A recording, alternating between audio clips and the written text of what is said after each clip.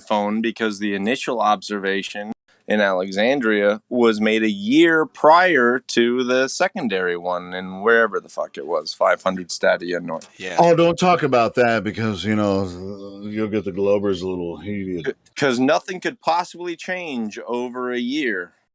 We're just assuming that everything is exactly the same year after year, which is in itself kind of disproving the globe model.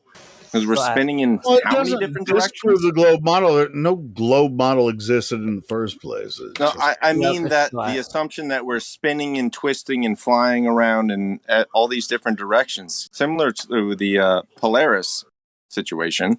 Why would you assume that a year after your first measurement, you can take your second measurement, calendar to the day, the same time, and have that be a valid comparison?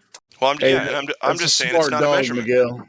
On top of that, it's not a measurement. It's just an assumption based on a measurement. It's 6 degrees of assumption. You can't do that. There's no way to do that. It's like me saying, I've never seen an apple, right? But just going around saying, an apple shaped like this and it tastes like this and all this. What, can you prove it? No, I actually can't until I take a bite of an apple. But I'll tell you what, there's a guy hundreds of years ago said he took a bite of an apple and he said it was good. So I'm going to go with what he said. And then a year later, he went to a different place far away and took another bite of an apple and said, ooh, this is good too. That means that means apples are good. No, that means that we've got heliocentrism and orbital mechanics and gravity. That's literally the argument. Eratosthenes did this back then, and so we don't need to do it now. Oh, that's accurate enough. Some guy saying he did some shit. Yeah. Hey, Glad, I got something for you. Professor Phil just messaged me. Me too. He messaged me too. I don't think did he say the same thing? Yes, no, I don't think we should give him attention. But what I want to point out is he said latitude and longitude was devolved. Devolved. This is the term he used. It was devolved by Hipparchus. Devolved. By Hipparchus. That's Professor Phil. Learn English. What the hell? Go ahead, guys. Helio, brother. I don't want to give that dude any more attention. He believes all of the nonsense, and he thinks that I'm faking being a flat earther too, which is I'm trying not to go against reality, Phil. Yeah, so he's not the only one I've heard saying that you're faking being a flat earther. But he accused me of that. Anyway, let's move on. Because I can't fake being a flat earther unless we stay on topic, right? Any house built after World War II, they're trying not to use up a lot of materials. So they were skimping out on house building. So they're splitting them in half. Are you hot micing or is that part of the conversation? Hey, DCO, are you in here? Or is that a hot mic? Shit, sorry about that. Oh, it's a hot mic for sure. All right, cool. No worries, brother. Just never fucking do it again. All right, so where's our French friend? If I baked a cake and sent half of it to you 500 miles away and we tasted it at the same time, same age, each half of the cake, and we both said it's delicious, does that mean anything about the shape or nature of the Earth? It doesn't even mean anything about the cakes, dude. It just, It's preposterous. No, here's what they're saying. That's what they're saying. It's kind of a black swan. They're saying, okay, since the cake tasted really good at the same time, 500 miles apart, that means at the very least, every cake that is at least 500 miles apart tastes similarly good. And that's the fact. And that becomes the objective reality, even though... Yeah, but that's the crux of it, is that they will imply that they taste the same because they came from a round cake. Right. Sure, right. Sean, because of your water and eggs that day, Professor Phil is sending me messages now about Eratosthenes. I'm sorry, dude. Him, I'm not going to talk to him. Everyone ignore him. I mean, he's a total piece of shit. Yeah, everyone ignore him. That might be over the top. No, he is a total piece of shit. Well, I mean, he's in my DMs too, but you got to start feeling sorry for these people. You can't be beating him up. He's not a piece of shit. He's lost. Yes, I feel very bad for him. Right. So think of it when people have to claim. Listen, hold on. When people have to tell you that you're not real. I've heard this for 10 years from atheists. This is what atheists do when they're at their limit. They can't take. Now you're not real. That's what they have to claim. Yes, sure. I said that earlier. It's crazy, dude. So, wait, what happens is GLAT has become what they've called a PO in 2012, 2013. This term became very prominent among atheists. The old PO scam. This guy's just pretending to be this way. So if you're anything other than what they watch on TV, you're not real. Thanks. Correct. Should I get on TV, guys? Should I start a local access program so that it, you're on TV now, 24/7 Flat Earth Discord live. Live. Live. Yeah, Professor Phil, man, if you can't figure this out, again. Don't do that. Talk you're kind of weird, bro. You're giving him attention. You're giving him love. We're gonna need let's go back to DCO's hot mic with the lady talking about hiding military weapons in the Antarctica. That's what I got out of it. So let's not do that either. Can we not do Antarctica or weapons? Can we just talk about the ground? That's a diversion. I can use it as a diversion to get away from Dr. Phil. Thanks. Yes, you can. Yes, you may. You're allowed. So either way, man, it's just like he's not welcome on. Stop talking about him, stop, Helio. Yes, stop. Stop. Watch this. Yes, he is. That's the point. He won't come here. Don't mention his name again. Yes, he is welcome. He won't show up. Thank you. You can't tell me what to do. I'm just plucking stuff. Continue. I insist.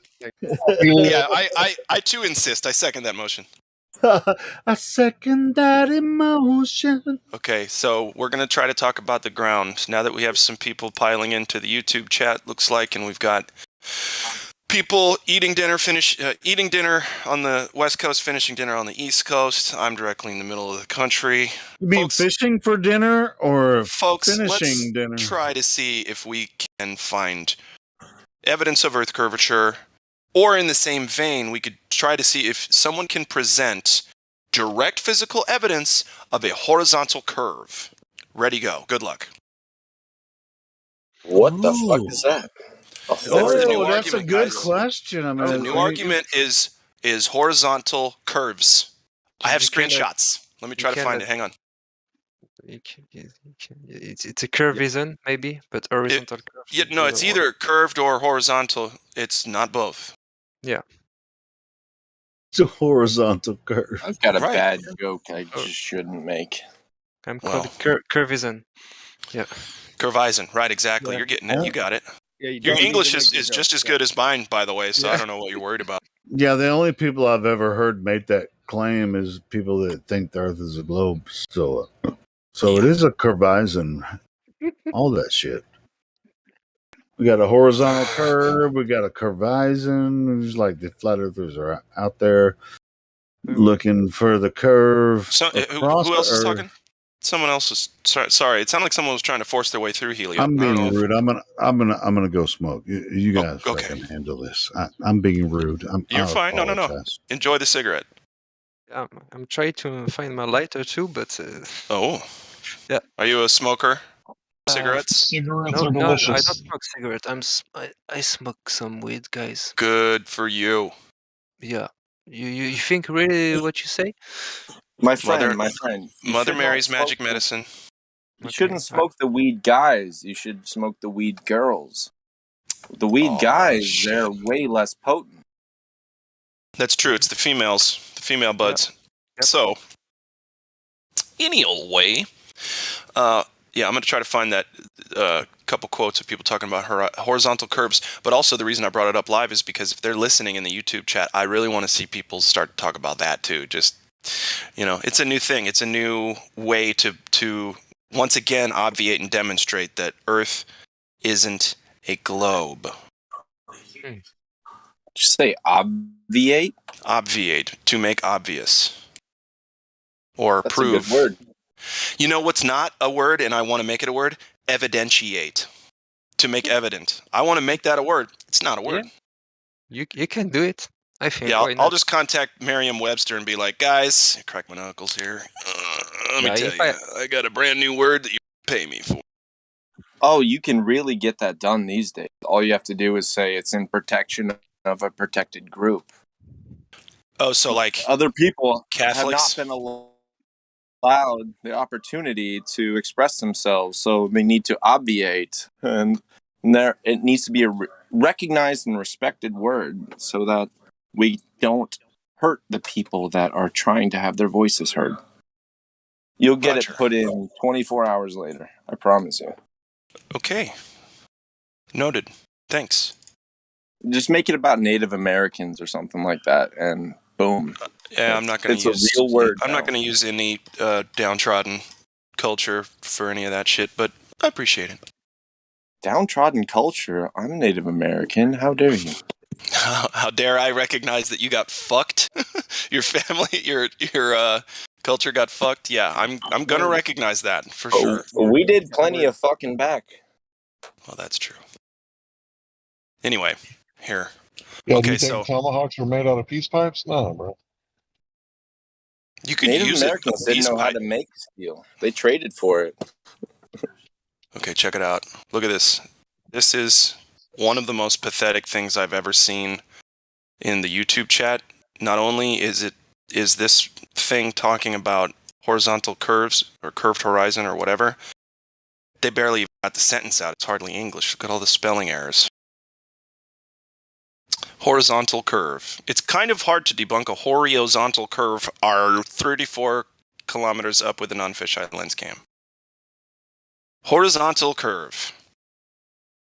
So there we go, guys. That's the new argument from the Globers. Horizons curve. And they're sticking with it. Well, if you were willing to bend level, then you wouldn't see it so crooked. Wait, what? Yeah. What did I just say? Exactly. Like trying to wrap your head around the globe, pun intended, is impossible. Maybe if I was a spider, I'd be able to see beyond the curve. A spider? I've got binary vision. I don't have. You should have fly eyes. They have like hundreds of eyes. Oh yeah, fractal vision, and a brain the size of a pin head in order to process it all. You're kind of cutting out there, Iron. Do that. It's crazy now.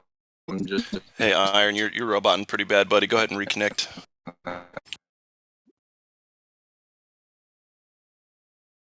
That said, we've got an Irish Leonard. Irish Leonard. Oh. Am I Mr. Roboto? Yes, you are Mr. Roboto. Irish Leonard. Still? Oh. Are you being serious or facetious? Top of the morning to you. Oh, now you sound good. I disconnected and reconnected, so if this isn't working, then it works. See, if you just do what I say, life is good.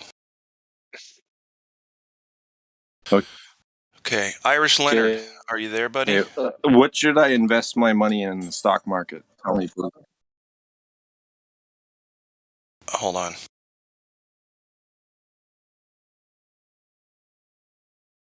What should you invest your money on?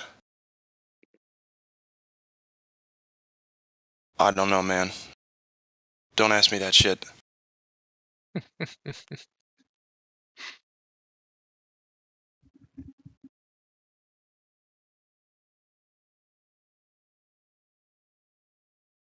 Oh, Leonard, that's fine. Yeah. No worries. Just listening. Get it.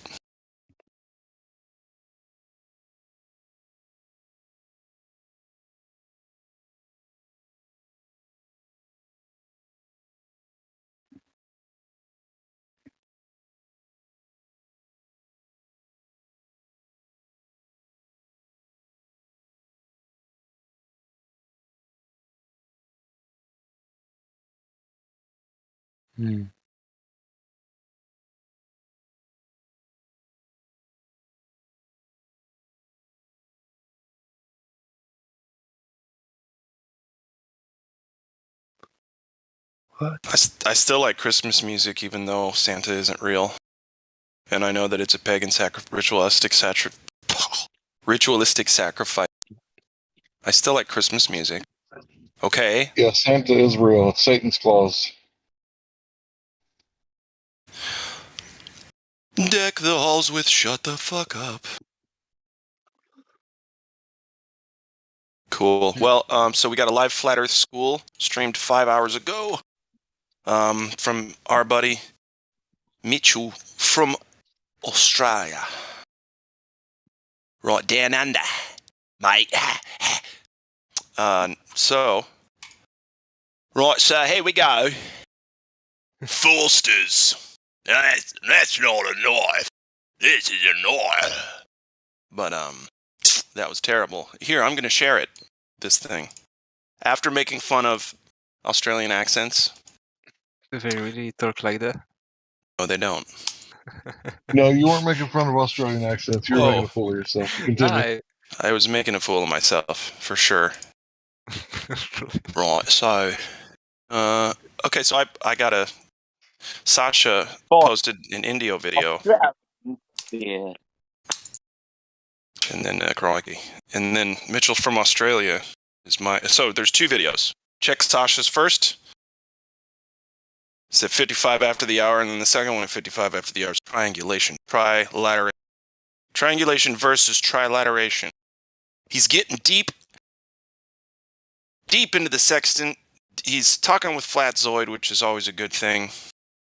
And triangulation versus trilateration. This is for the folks that already know a little bit about the sextant. But if you want to catch up, the last 3 or 4 episodes of the Flat Earth School by Mitchell from Australia, I think, have been on sextant, if not more. So just go to his channel and brush up. There's a lot of other channels. QE's got a bunch of information. QE, if you're here, can you just post a bunch of shit from your page? And I see him online, but I don't see him in here. We need a QE channel, like hashtag channel. Oh, in here. We need a robot. QE robot. Okay, yeah, QE link spamming. Oh, he just...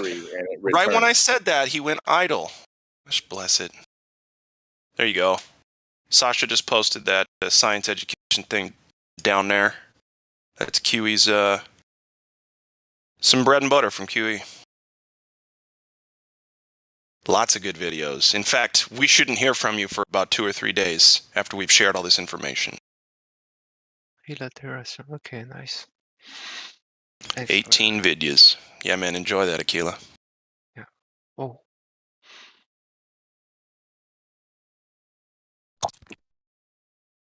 Enjoy that, everybody. It's quality material. Hey, since this is a little idle right now, it could be a good time to post one of QE's. I mean, play one of QE's videos, not post them, because we didn't post some of them. About the triangulation. I mean, it's one of his newer videos. Yeah. That's how something. Okay. Do we want to do... Well, hold on. I don't see it. About the triangulation versus triangulation or trilateration. But that's not QE. That's Yeah, I know that. I know that. If you get mad at me, I swear that there's going to be consequences. I'm not going to get mad at you because Mitchell's been posting good stuff too. So it's kind of like we're all on the same page on this, you know. And I should have got mad at you guys a long time ago because I was talking about this shit 2 years ago. You got mad at me last night because you were being ridiculous and a little bit drunk. Really? I don't remember that. Makes sense. Exactly. Wait, who did I get mad at? Iron. You were like, who are you? When did you get here? Because I was asking a simple question about, has anybody even attempted to formulate an experiment that would go below the water surface and use sound rather than light to confirmed distances from one depth and another depth to a distance. No, I gotta take up for Helio this time. Helio wasn't really that bad last night, in my opinion. Yeah, I mean, he did laugh at first, but so did I. But Helio wasn't really being a dick last night. I don't think so. That's my opinion. Who knows what it's worth? Maybe did I not say worth he it. was being a dick? Yeah, I mean, if you want to bring it up again, we can do it now. Holy shit! No, let's not. No, let's not. Yeah, but yeah. I mean, thank anyway. you. No, nothing about feelings. We're all sensitive babies. Yes, we're all very sensitive, and it's okay. I speak my mind. If you get offended by it, it's not my fault. Correct. I gotta take it back this time, Helio. You laughed at first because I thought it was a joke. I thought he was joking, and I don't know why you laughed, but I laughed because I thought he was joking around. Because it's like, okay, so the problem is that we're in a fluid medium, and he said, well, let's do some tests in a fluid medium to get away from that fluid medium problem. Yeah, it's coming back to me now, Hank. It's coming back to me. Is there any tests that we could do? I remember things pretty accurately. He said, is there any tests that we could do below the surface of the water? Which is a question. Every question is a good question as far as I'm concerned.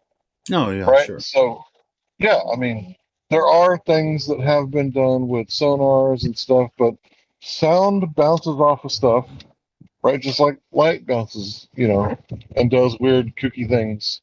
So it really wasn't a bad question. I just thought it was a joke. And then I don't think Helio he didn't really do anything, in my opinion, that was belligerent last night. Helio actually had a pretty good night last night. He questioned whether or not I was here legitimately or I'm just some troll coming in asking some crazy stuff. When really I've known you for a while, man. I wouldn't do that to you. I mean, you took offense where you. Yeah, I think that was me. Yeah, honestly, I thought you were a new guy, so I think that might have been me. You got confused with him because we're both Southerners and we sound the same. But that makes a lot of sense. I think it might have been me that asked, "Are you new?" That's why you asked that question. I didn't know that you'd been around for a while, so I apologize if you've been here longer than me. I apologized last night too. I think I said longer, that shorter. I don't remember names very well. Doesn't really matter though. Like that doesn't validate one person's opinion over the other. If I was here longer, that doesn't mean I'm right. No, sure. The argument itself is what we were addressing, so that's not. I mean, if somebody you took offense, said, that's on you, bro. 5 submarines, and somebody said something equally ridiculous. I'm not trying to. That was EXO. He was strawmanning you. That was EXO last night.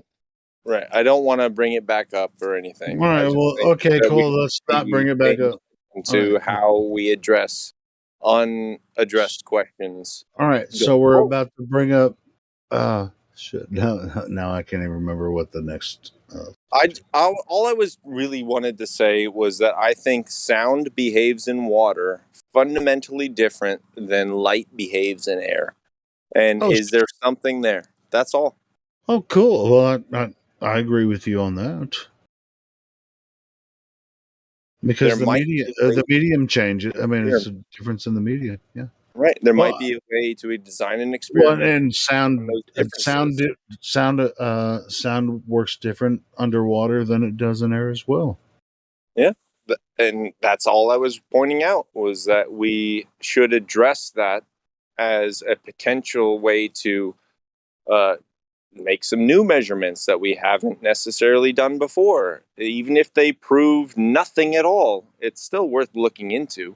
If we're doing our due diligence as a community, we should at least evaluate the possibility of an experiment being derived that could identify one single little difference within all of that. Do you know what I mean? Maybe it was because I don't think that would have anything to do with flat Earth itself. I don't. Maybe that's why if it was me that said something, I just really don't feel like any test involved with propagation of sound waves or light waves through atmosphere or water. I just don't really see how that could prove anything about flat Earth. versus globe. Maybe that's why I got upset or whatever. I wasn't saying that there was. I was saying that it's worth looking into.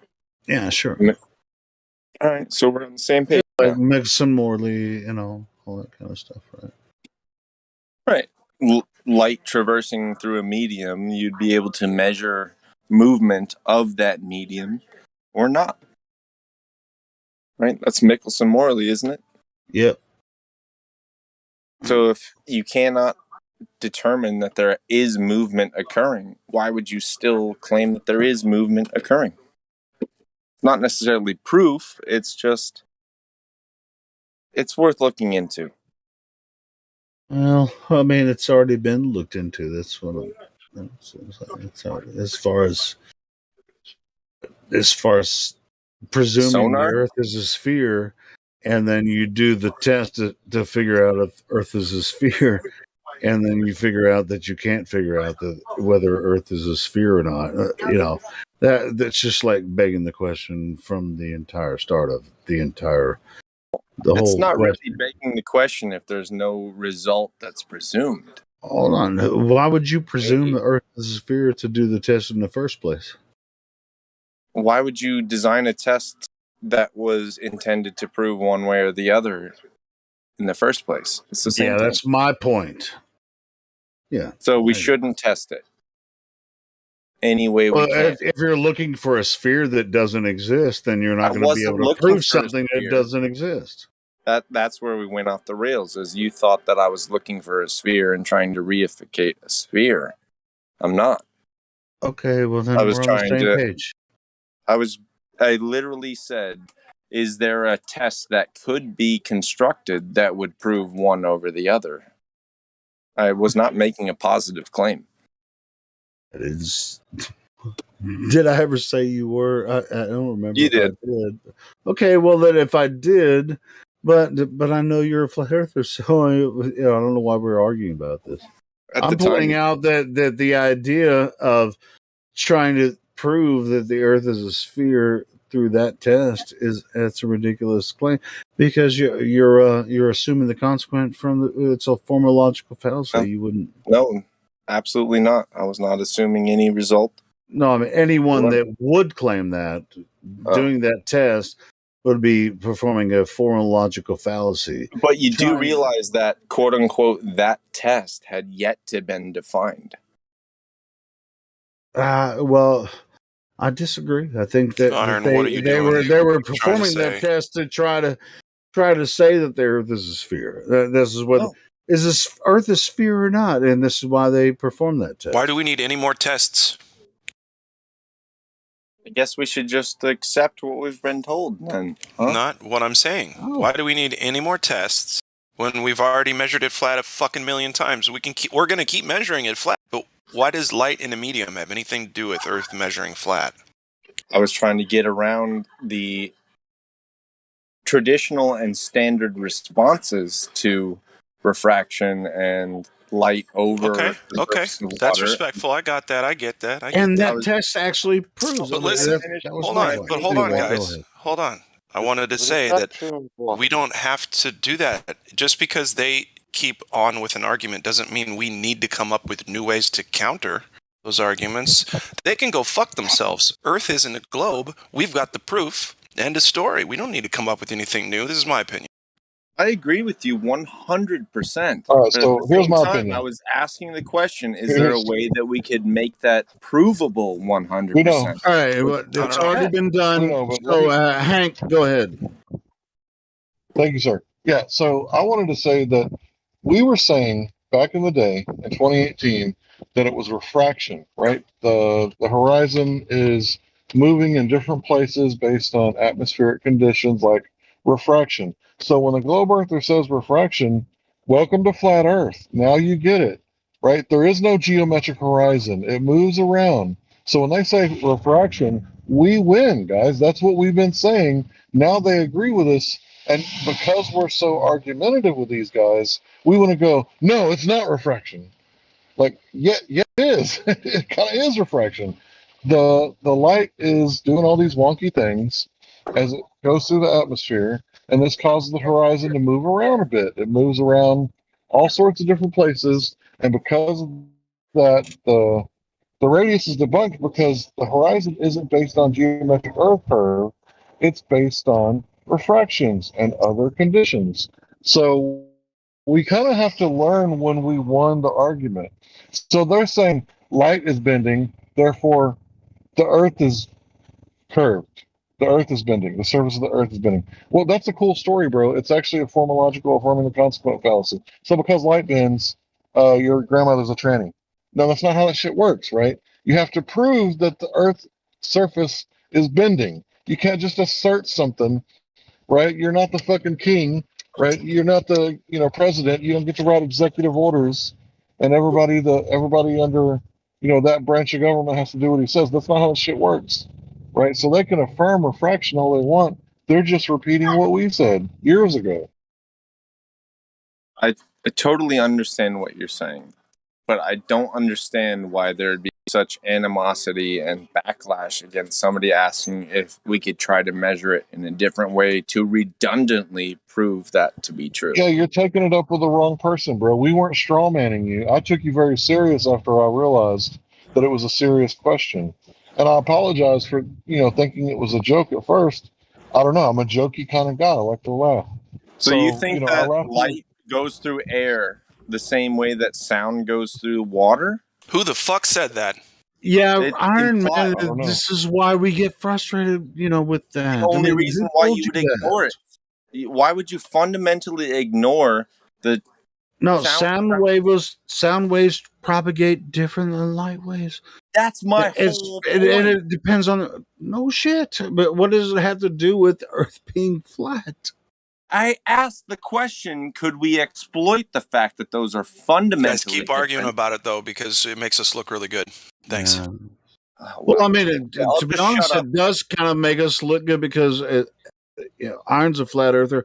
Yes, we do argue about different things, but to be honest, this is 2 days now. 2 days, though. That's the problem. Makes no sense, man, what you're saying. But anyway, we don't have to. We don't. Yeah, Iron, nobody in here was strawmanning you or laughing at you. At the point we knew. And if so, I apologize for the rest of everybody. Listen, apology. Just accept it. Can we move on? No. You're strawmanning me right now, saying that I claimed you strawmanned me. I never said that. Wow. I'm trying to get to the crux of the issue. Yesterday somebody All right, was guys, saying that group therapy. Fuck it. Fuck the flat Earth. Go ahead. Well, I'm ruining everything. I'll leave. I'm sorry. I just no. We don't want you to leave, Iron. Bro. Hey, check this out, man. Hey, you were trying to make a point, and we were also trying to make a counterpoint to your point.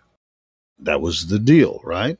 So you're gonna blame me for your response so viscerally and aggressively? No, you're the one that brought it up. Well, we weren't even talking about it. We're not being aggressive. We're asking for your forgiveness, Iron. We're officially. What's your point? Yeah, Iron. We're asking for your forgiveness. Iron, will you forgive us for the way that we handled? Forgiveness. You didn't do anything wrong. I know. Well, I know that, but I'm still trying to, bury the hatchet, as it were, if you'll let me.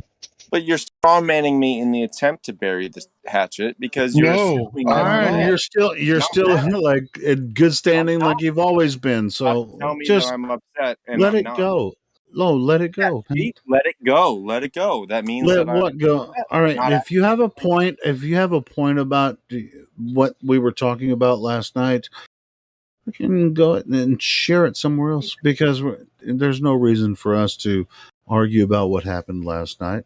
This whole thing started with me saying I don't want to dredge it back up, and I said one thing, and then other people responded, other people asked questions, other people made statements, and it became brought up. And you can blame me for bringing it back up. That's fine. No. I'm not blaming you.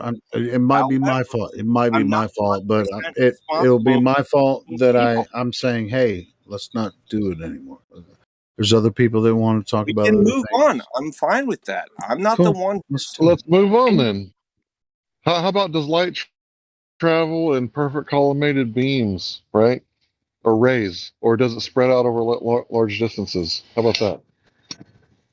Does light travel in collimated beams? Stop trying to project doesn't. onto me resistance against your objective. I'm not against you. I agree with you in 99.99% of everything. I'm not trying to start shit. I'm just simply proceeding along with the conversation as it is existing already.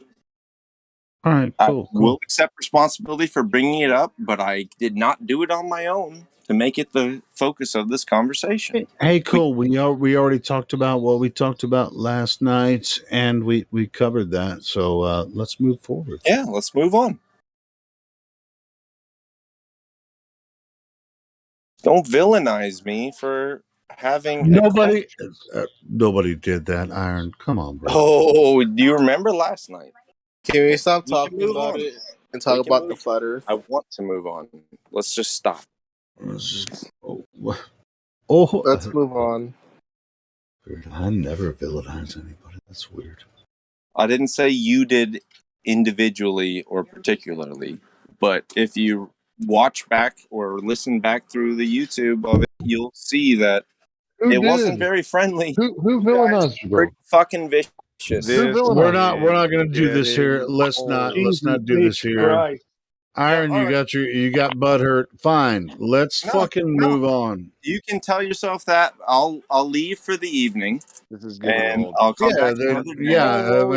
Oh my goodness. And you can evaluate that shit between yourselves until then. How about that? Okay, bye.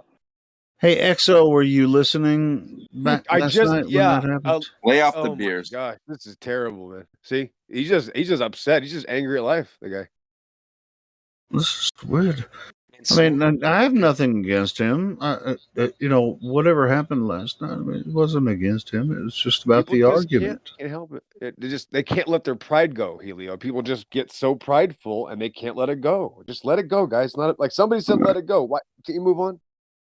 Yeah, well, we're going to do that now. We're not going to talk about him when he's not here. So anyway, let's talk about who else is new here. So light traveling over the surface of the Earth, right? It's not perfect collimated beams like ray tracing, like video games, right? Or over large distances, the beam diverges in all directions, right? Almost like a cone. And that how like light travels. Like it starts out at like a really small point when it distance and atmosphere that spreads out, right? Damn it, Hank, your mic is breaking up. Maybe it's rays. Your light rays are breaking up, Hank.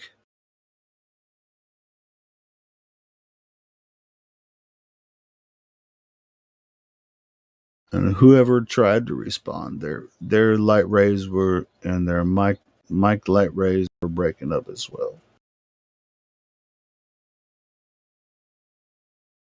Type of refraction which extending horizon. The bendy horizon. There you go, Sasha.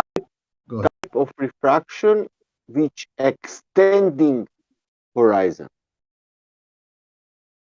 Extending the horizon. So the horizon actually appears closer than it is. Further. Like a line. Further. 10 times further. Why? I want to know what is name of that phenomenon. Hold on, Sasha. The horizon can appear closer or further based on what you think Earth is. I mean, you can make some magical idea about refraction that can make the Earth appear, the horizon appear closer or further, depending on what you think Earth is. I mean, the horizon, this horizon magic can happen if the Earth is a globe. It's just like globe. Yeah, that magic. I want to know what is the name of that, because that cannot be magic. That can be only phenomena, natural phenomena. That what is happening with the black swan example, it's natural phenomena for the glober. For us, it's only horizon, nothing else. It's a photo of horizon, nothing else with water behind the oil rigs. That's the photo of horizon behind oil rigs. That's it. 10 times for there, it's natural phenomena. I want to name of that natural phenomena. Written, studied, proved, whatever. No, I get you, bro. Man. Yeah, it's frustrating when people think the horizon is the curvature of the Earth. But then when you friggin' really test them on it, they're just like, nah, that's not the real horizon. It's the refracted horizon. But it's because the Earth is a globe because there's so much atmosphere. It's like, bitch, I was telling you that the whole time. Or for kids to be easier, with which kind of refraction we can see more? That will be easier question.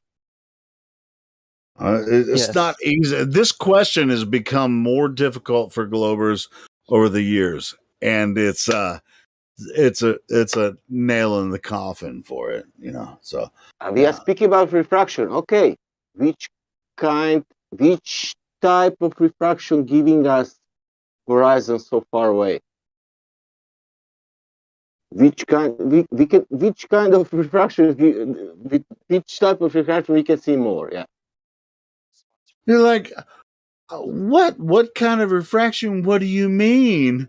It's like, bro, hey, you can Wikipedia that shit right now and tell me which kind of refraction you're talking about. I mean, there's like 5 different types of refraction. Cool air, cold air, humidity, fog, and we see more. Sasha, where is that written? Sasha, are elephant feathers gold or black? Yellow. No. Are elephant feathers gold or black? Feathers. What's feather? Yes, elephant feathers. Have you ever seen an elephant fly? No. Well, they do. They have feathers, but you can't see them.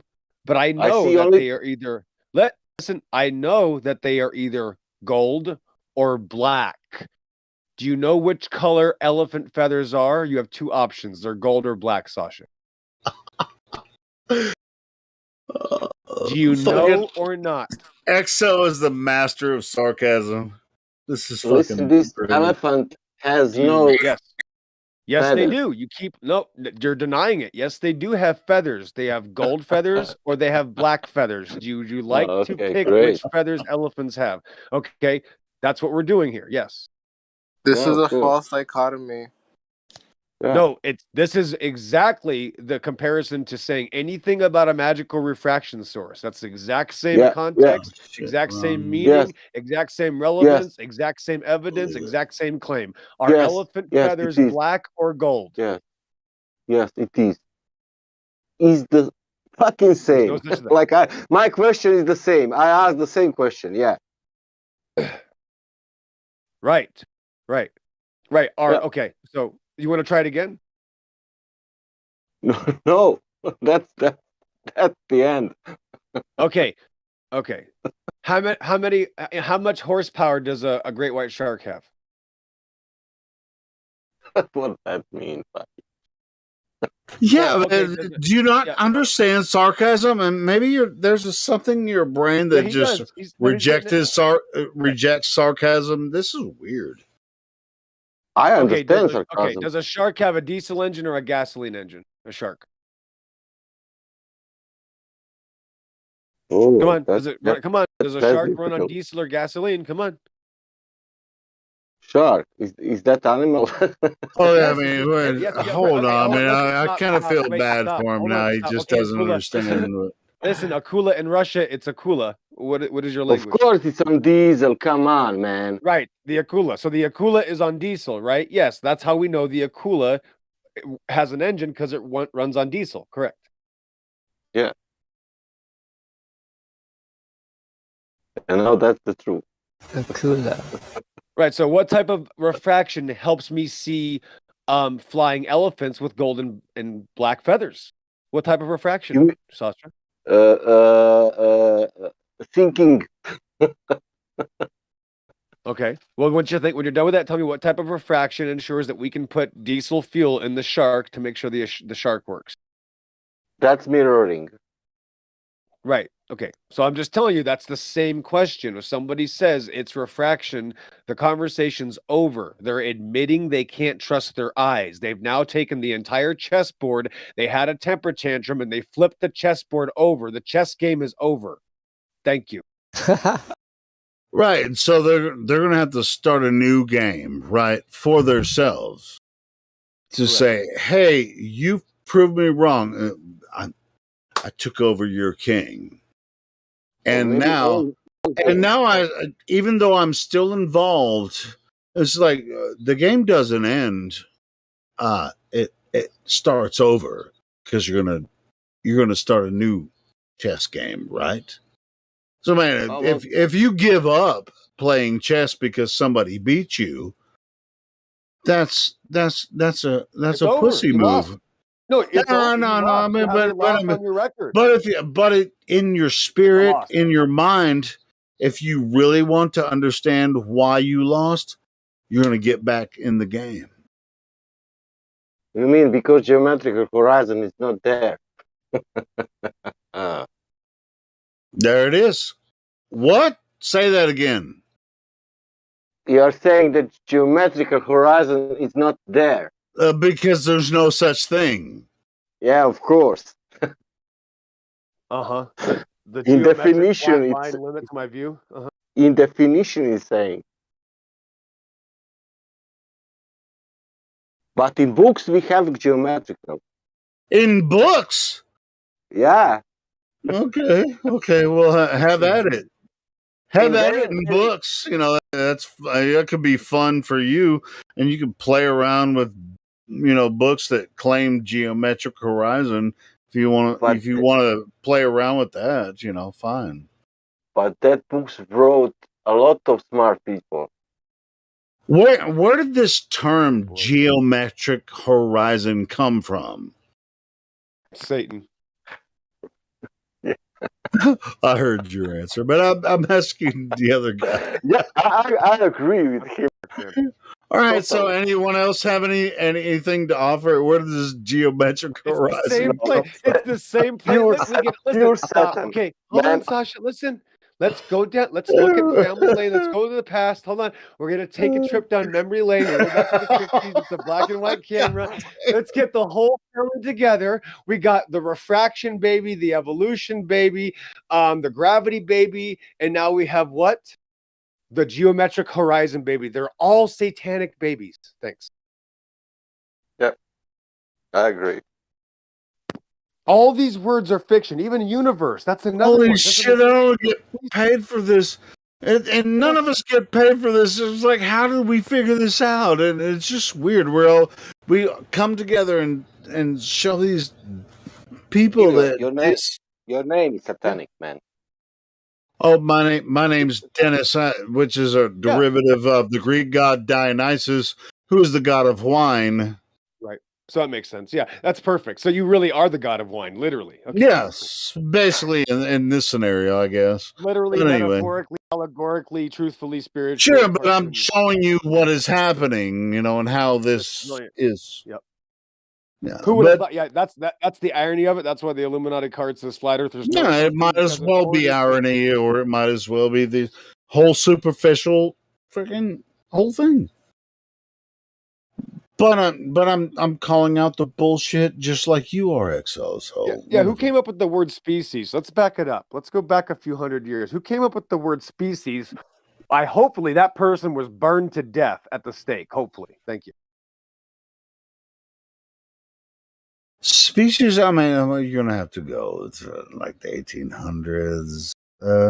Some crazy priest, he was probably, I don't want to talk about professions back. There's a bunch of weirdos. We're talking about mystical wizards came up with these words. That's the point. Yeah, but it probably predated that as well. There were pseudoscientists, with other pseudoscientists. We can only distinguish this by English language because we Do you speak any other language, like Latin languages, XO?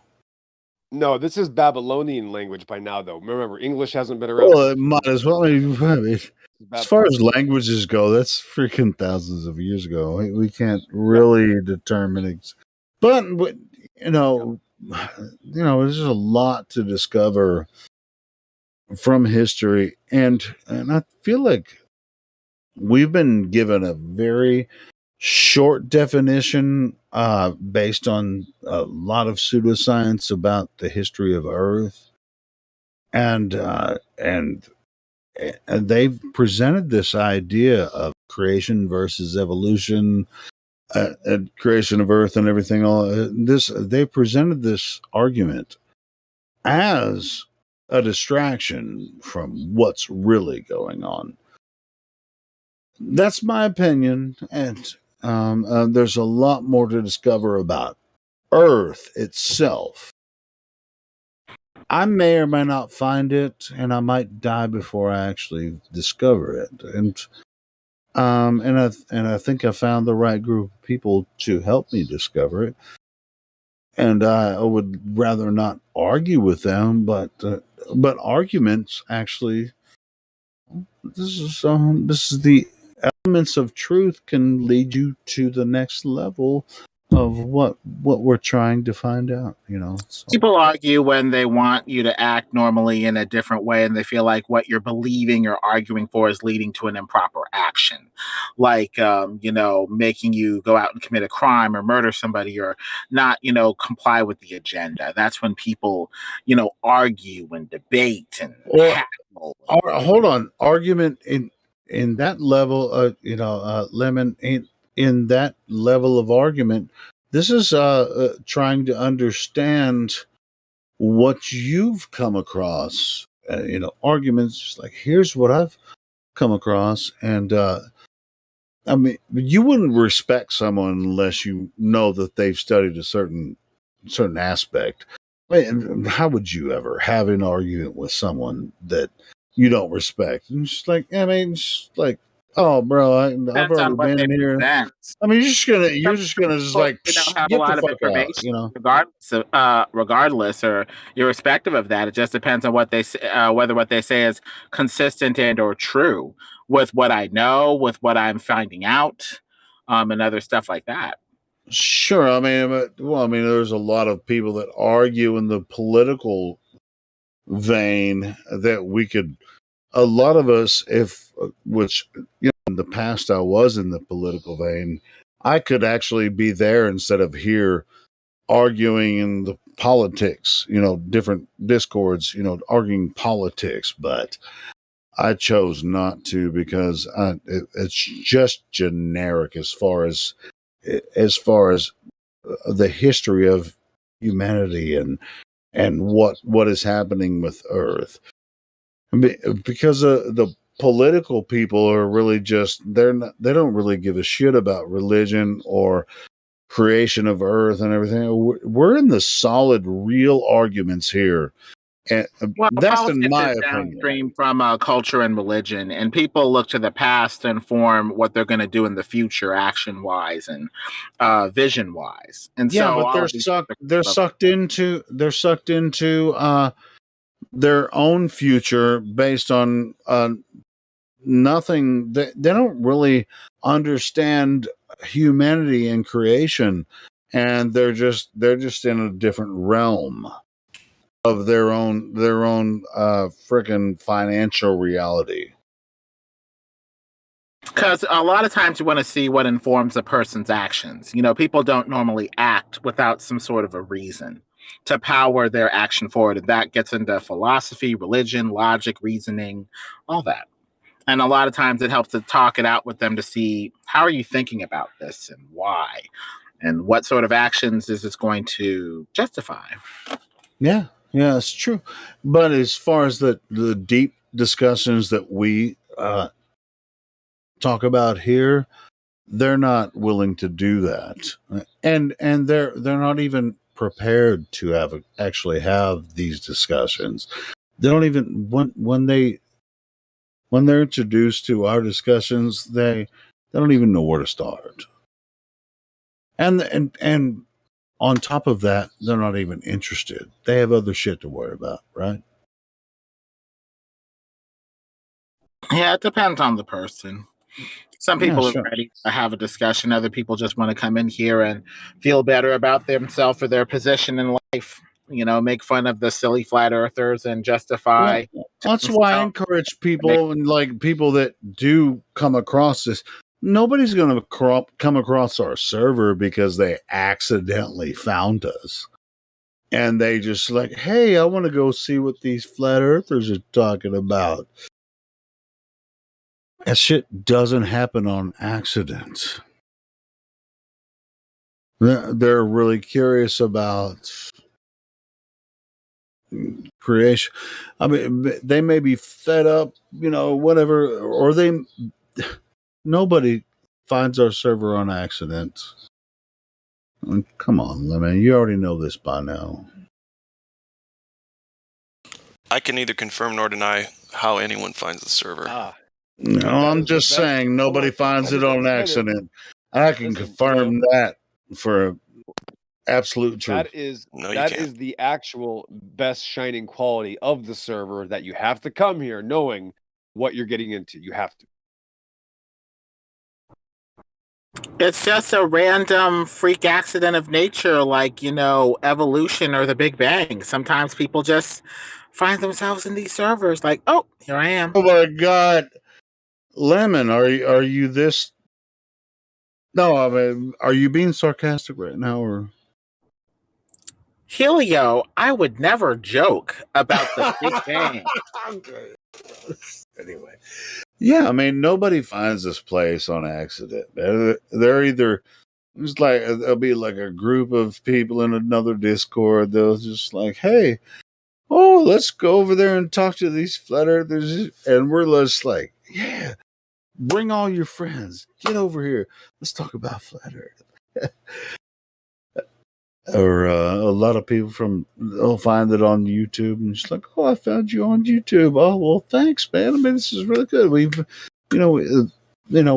do this for the purpose of introducing you to another perspective of how you can show or perceive how Earth really is.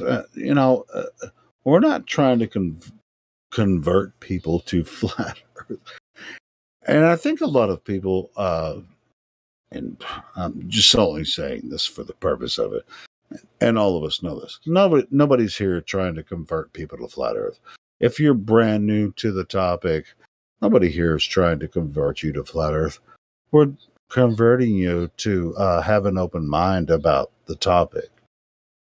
So. No conversion, just a realization of the truth.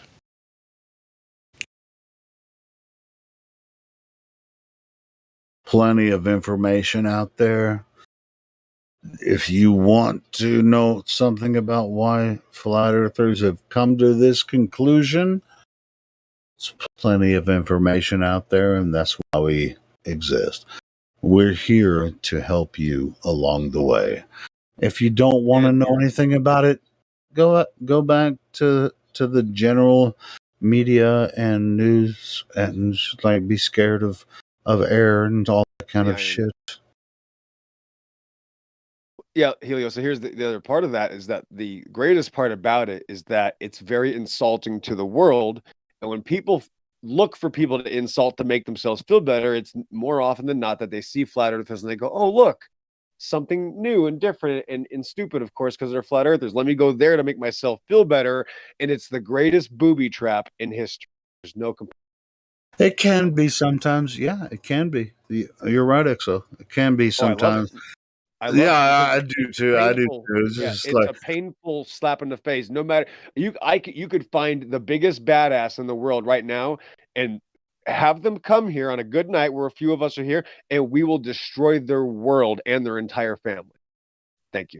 But I don't want to destroy. I mean, no, I do. That's me. I'm saying me. That's why I love the place, not your opinion. I'm a separate person here.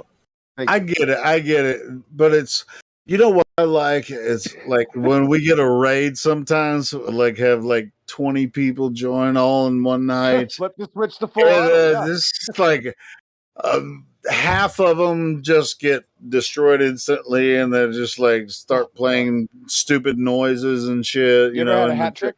You ever had a hat trick? A hat trick? You talking about magician? 3 nights ago, I had 2 hat tricks in 20 minutes. It was a whole group, and I think Denbach was there. Glatt wasn't there, but it was in the VC. It happens. It's not something that might happen. You'll get 10 people at a time, and you'll machine gun all of them at the same time. Holy shit! I've been there, man. It's the best thing ever. It is so. It's like it's so fun, man. It's so fun. I have yet to pop that cherry. It'll just happen. It's just like one of those days, you get to work on the right time. Everything was right. It just lines up. Boom. It's like you guys are just hanging out, just having a conversation, and all of a sudden, there's like somebody got a wild hair on another server and said, "Hey, let's go fucking talk to these flat earthers," and boom. And there'd be like 15, 20 people jump in, like, "Hey, VC check-in's filling up." And it's just like, "Hey, flat earthers, why do you think the earth is flat? This is so funny." I like it when we get college parties. Yeah. Oh, well, we had one of those the other night. Last night, dude. We had fucking we had the guy, honest, drunk college kids. It was great. Yeah, it's just like, I don't really want to interrupt the conversation, but I have bunch of people. I have a full room, and I want you guys to talk about flat Earth with my friend.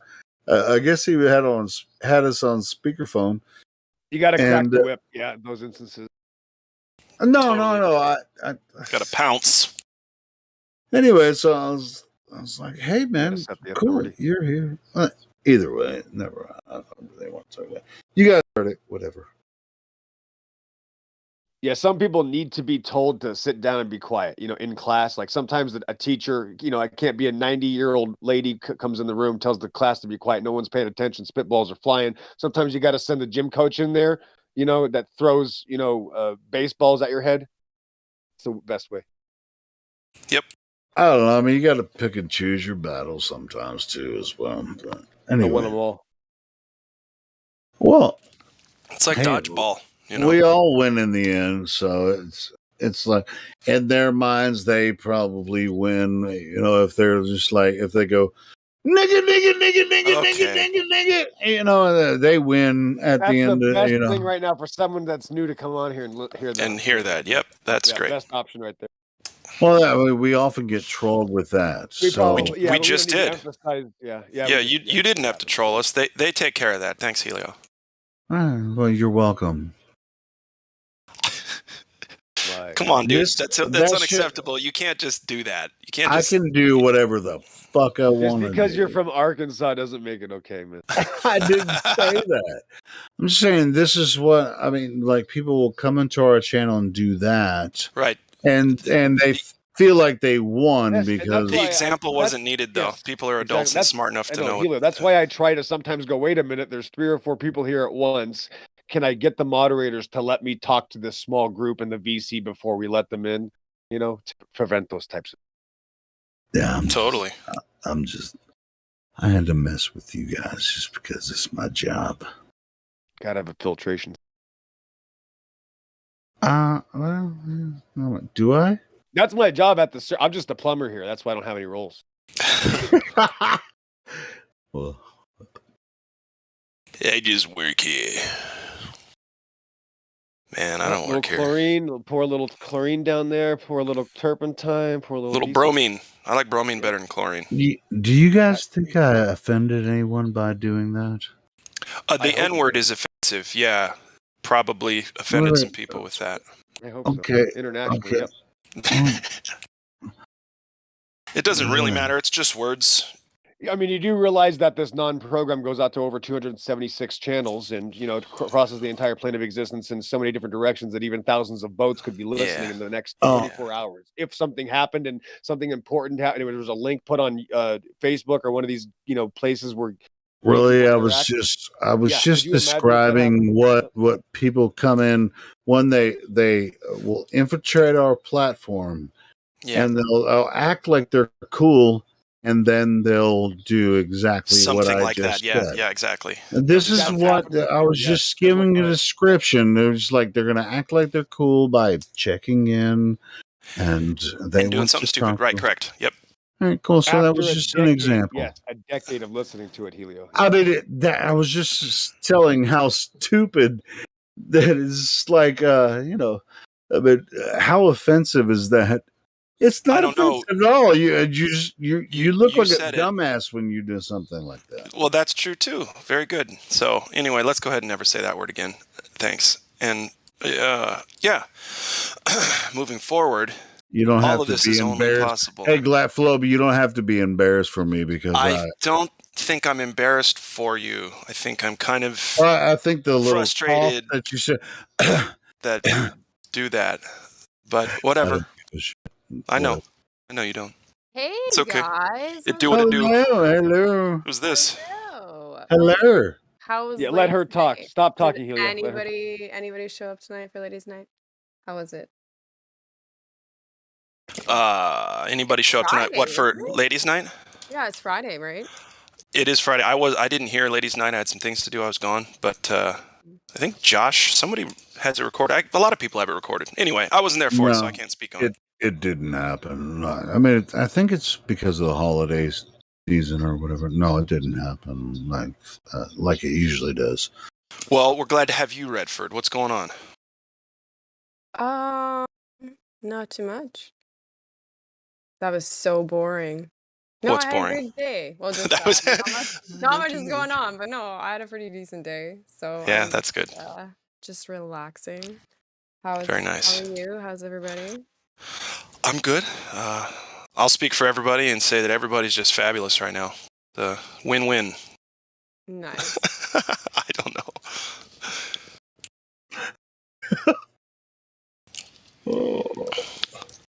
Yeah. I can't believe it's December 3rd. Yeah. It was 70-something degrees yesterday and today, and it's going to be tomorrow too. That is, man, I gotta learn to. But you're in Canada, Redford, right? Yes, where the weather is easier. Okay, I have to. Okay, what is it? 70 Fahrenheit? You said? Yeah. Okay, convert this. Fahrenheit. Wow, 21 degrees Celsius. Yeah, it was minus. Well, it says it's -4 right now. So let's see. That's 25. -20-something. Yeah. Fahrenheit? Oh, 25 degrees Fahrenheit. Yeah. That's normal for the Midwest about this time, but it's springtime in the Midwest right now. But the trees don't have leaves, which is, it sucks. It's like 70 degrees cool, but it looks just kind of drab. Anyway, I don't know why I'm complaining about that. It looks drab, and you want it to look pretty. I want it to look pretty.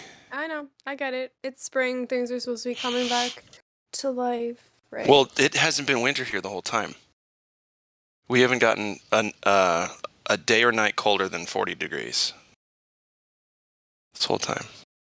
Wow. Usually we've had feet of snow by now. So you missed your whole winter? So far, yeah. I mean, we'll see what happens. It's supposed to snow on the 21st.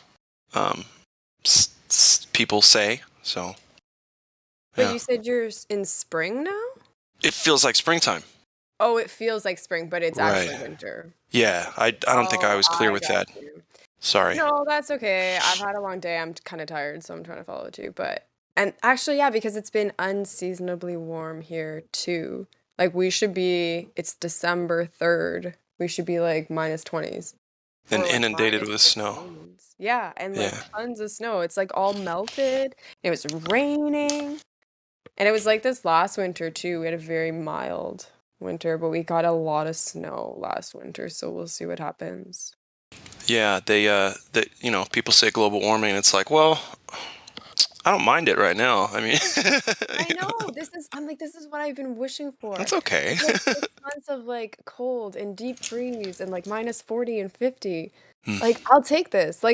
Yeah. This is so nice to have, like, if it stays like this for another month, I'll be happy. And then if it plummets to minus 40, go for it. And then, you know, that's only 3 months of that instead of like 6. 6, yeah. 5 at the least.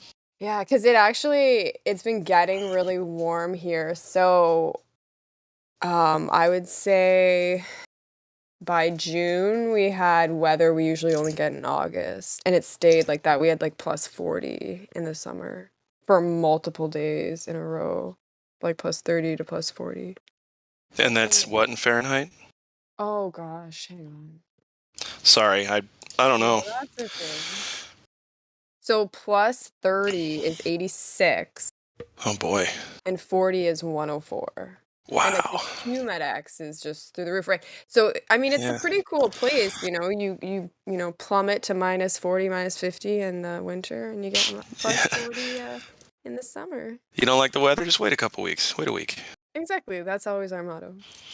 In the Midwest, it used to be, you don't like the weather, wait an hour, because it was just so inclement. All kinds of different weather patterns would come through, because it's the middle of the country and jet streams and mountain ranges and all that. Right. Yeah, at least that's what I was told. I'm not a meteorologist anymore. No. That's how I know it's flat. I did meteorology for 20 years. Yeah, but they don't even know. I'm just kidding. They admit I think they know. I think they know. They never get anything right. It's just an opinion of mine. Like I thought I saw a lot of Duper's Delight on the guy that's saying, what you're seeing here is a mirage. Like I just thought that I saw a lot of, like, he could barely hold it together because he knew he was lying. I don't know. Anyway. The agent. The what? This idea that people could be that fooled and be on TV, but you don't realize they're possessed. They don't know. They really don't know. There's people that work for NASA that know they're faking it, going, we're doing a greater cause. Like, they really believe it. Like, they're not lying to you that they believe it. They believe it because they are at that level where they literally cannot comprehend anything in reality. Now, the normie that comes in here, they're lying through their teeth. Most of these people working for the government are not. They are completely entranced. It's so weird. Yeah. Weirdness. You ever fallen in love, Glatt, and you'll do anything to be with the girl that you love? I mean, there's things that people do. Oh boy. When they're you got to be kidding me with that question. You know what? What kind of story? There you go. Holy shit. No, anyway, so there's no glory. Yes. It's story time, I guess. Yeah, story time. You've gone crazy before, so we need to hear how you've gone crazy. So tell us how you did. So why would Glatt go crazy? Yeah. I was on tour with my band at the time. We were in Texas. We were staying at a friend's house, and fell in love with a girl right there at the party. I was sober because I was DD for the tour, so it wasn't like a lust thing. Anyway, so we didn't really talk after I got home from tour for like 6 weeks. Then we started talking, long distance, just texts and phone calls and stuff. We ended up dating for about 2.5 years long distance. I drove down from where I'm at to Texas, which was about a 14-hour drive each time there and back. And I did it like 8 or 9 times before we decided to make it official.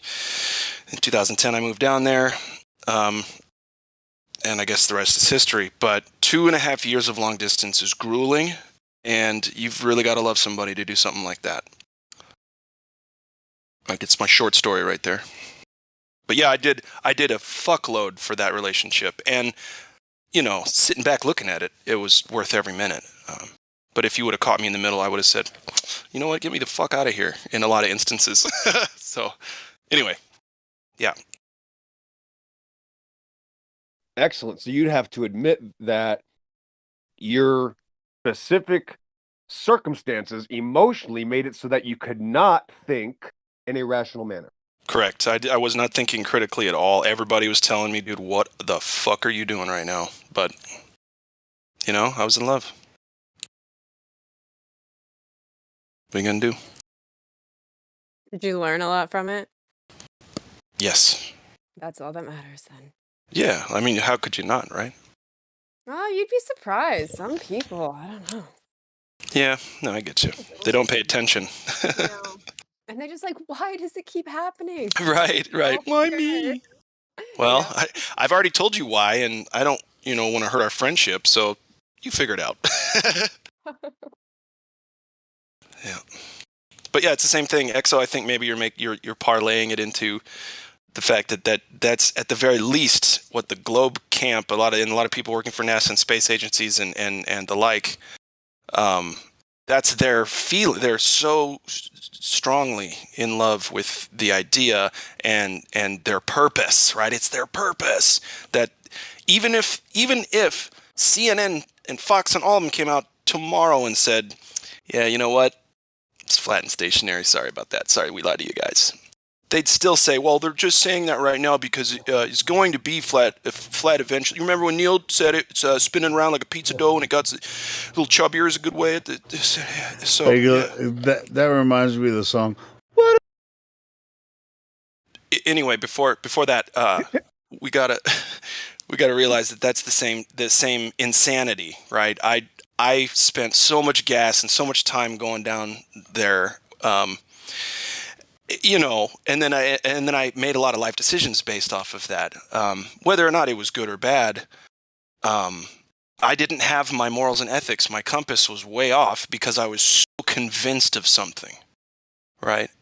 So convinced. And love, you can't manipulate love, right? It's just like gravity.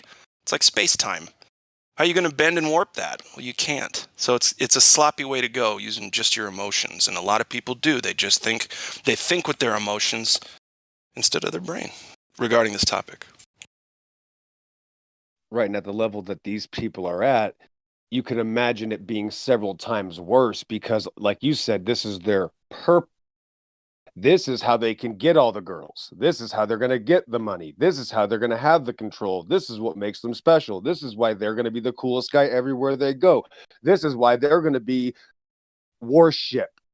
Yep. It's about self-worship. And they tell these people, this is for national security. You are the most important. You've passed our test. And we're really hoping that you could stick with us because of your abilities have obviously been so far and beyond most people. We really would like to consider staying with us in secrecy to protect millions of people. And you again are our only hope. Neil Armstrong, Buzz Aldrin, forward, whoever the next person is, that's how this works. You believe it and you're willing to do anything to go along with it because it's for the safety. It's for the children. Whatever it is. Oh, and by the way, you can also have these really cool parties and stuff and do all these really crazy things. We'll talk about that later. They make you feel important, right? Cool Kids Club. Yeah, like you're different or whatever. I don't know. It's just humans. Yep. Just like, oh, we're so interesting. the word intention, from what you guys are saying, the word intention comes to mind. Oh, yeah. And I we'll see the intentions can't be, the intention cannot be hidden. Self-worship. But intention can also be beneficial for everyone. It could be elephant feathers again. Yeah, it could be golden elephant. No, hold on. No. I'm talking about in reality. Are you saying no? Okay, we're talking about two different things. Helio, we're gonna have a problem here. If you want to take this point away, we have a problem. The intention is known. That's the point. There is no why would they lie. Yeah, as far as going backwards. The point is right. If you're saying why would they lie, you're the one already lying. Right. You're the one hiding from the truth, right? So we know their intent. They want to be worshipped. People do things for control and worship. Money is an illusion. The love of money is the root of all evil because you use money to protect all crime, right? So it's all tied in together, but it's the self-worship is the why. It's the anti-Christ, anti-God self, because if you're self-worshiping, who are you not worshiping? Thanks. Material girl in a material world.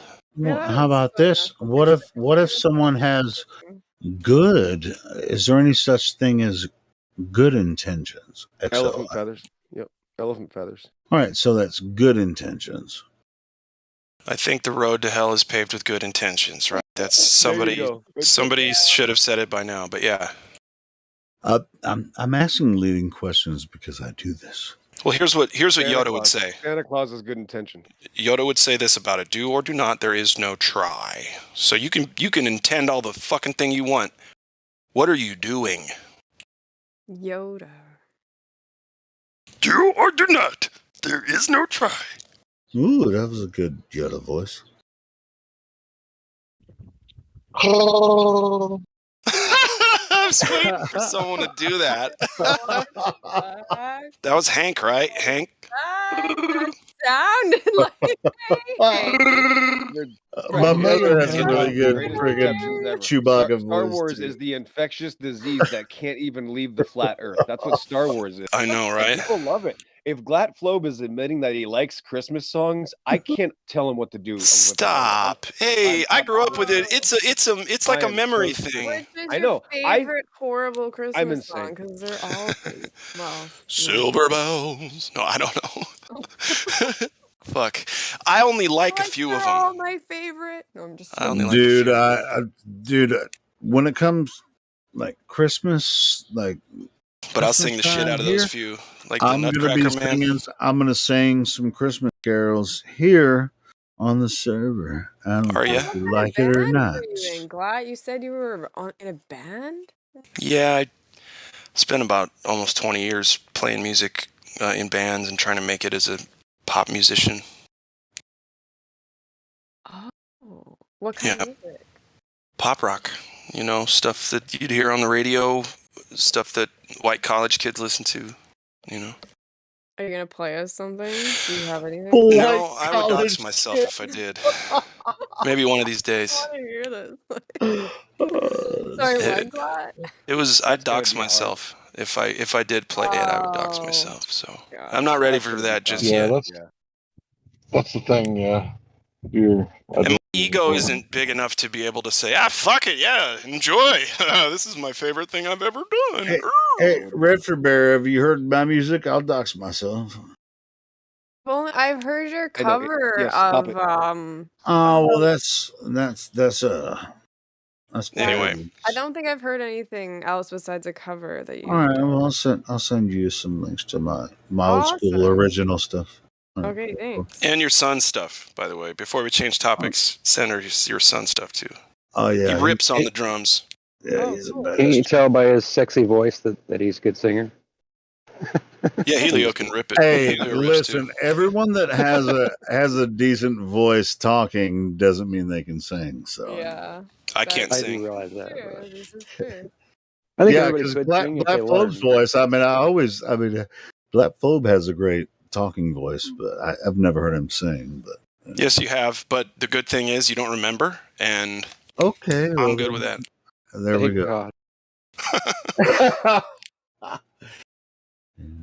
All right, so curved adjacents, otherwise known as curved horizontal lines, I guess, but the adjacent is a 90-degree angle. So we have a straight line and a horizontal line that connect. And we use this to plot navigation on our world. Never once is there a bent anything in those calculations, in those measurements, in that demonstration. How's it a globe? Thanks.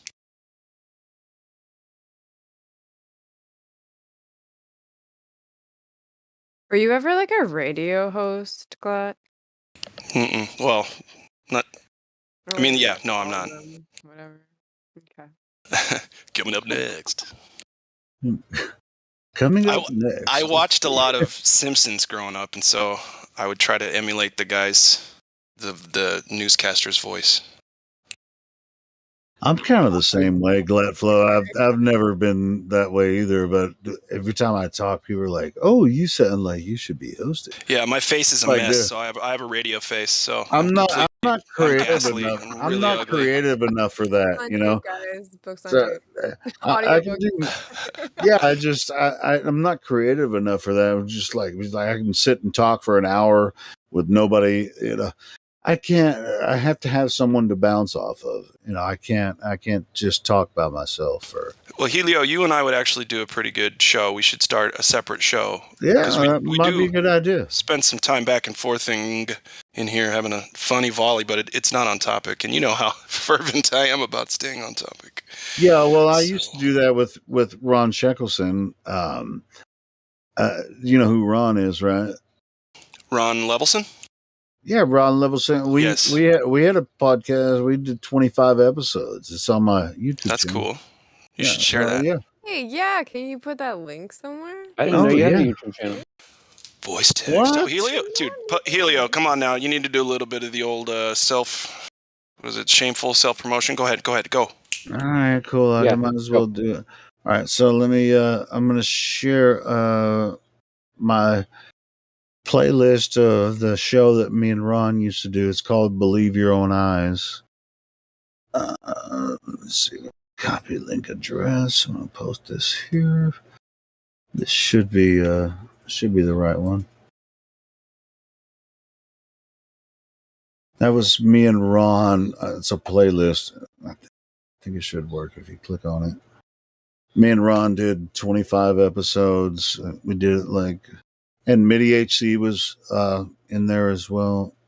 We had a lot of fun. Shout out to Mitty. We miss you, bro. Come back and see us. Get his ass in here from Brooklyn. Yeah, we miss you, bro. He was always like one of the top notch mods, man. Getting people in here, getting the rolls on them, and getting them ready for conversation. Mitty was the shit, bro. Yeah, he must have other shit going on. So he needs to get his ass back in there.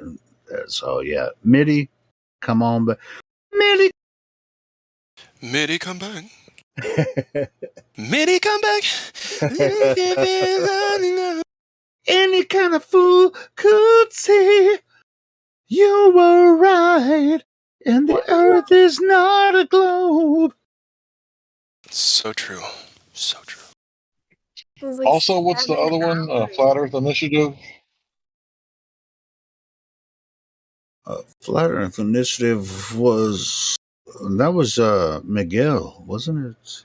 Yeah, it was Miguel. Miggy. Yeah, I feel bad. Was Miggy. Miggy. No, it was Miggy. Yeah, I mean, there was good stuff there too. Yeah. Why did someone say Mitty? Miggy come back? No, I mean Miggy and Mitty. I mean, it's just two different people. Yeah. Yeah. Got it. Yeah, I'm not old school. I'm still the new kid around these parts. I'm the only rookie on here that I know of. That depends on what you're talking about. Anyway, so that's the playlist. And the British guy runs podcast. Something to do with Star Wars Jedi. Was there a British guy named Jedi? Recently, we've had a guy named Jibby Jedi. No. Different guy. Oh, yeah, I think there was a different guy named Jedi. He was just named Jedi, right? He was. He was. I don't know what happened to that dude. Too much information. I mean, Jedi had some good info, but for personal reasons, he's not allowed back until further notice. But anyway. Well, I was unaware of that, but I just remember him being here and flat smacking. Yeah, he was good. He was good. He was really good at keeping the conversation in the lane and not deviating from it. Yeah, and Jedi was on top of stuff, but there were some things that happened that he's not. You can't forget about Jose, man. Jose used to be in here all the time. Jose's still around. All before even I came, and I've been here for about a year. So Jose's still here, man. He's just Sorry, go ahead. A handful of times. No, and I mean it's always good when.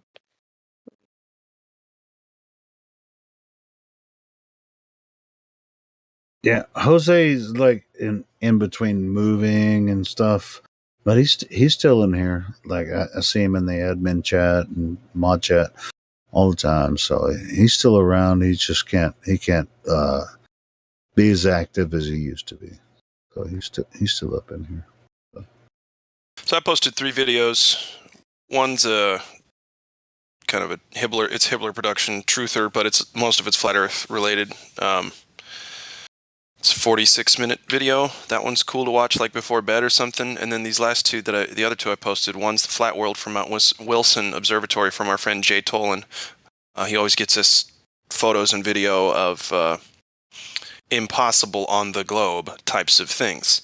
And then the last one is kind of like a science class for people who need to catch up on the fact that water and liquids find their own level. Yes, they do. Every fucking time. And so that's the Tutor Vista. So you get some tutoring on a little bit of physics there, Globers. So anyway, It thanks. looks like Continue. we got a guy named Cujo in here. He doesn't look like a cop. I was wondering if we could get him some VC verified. Yeah, dude. Get him, Hank. I'm sorry, bro. It's that mustache, bro. Mustache? Yeah, Cujo. Oh, Cujo. Yeah. Oh, look at this guy. He does look like a cop. Like, he does. He looks like a cop, but that's okay. I'll talk to fucking anybody at this point about the non-globe. Yeah, we need to get him some voice verification. Maybe he should go up to the room, the VC verified. I'll follow you up there, Cujo, and we'll get you I'll some go too. rolls, so. I'm going right now. See you up there, Cujo.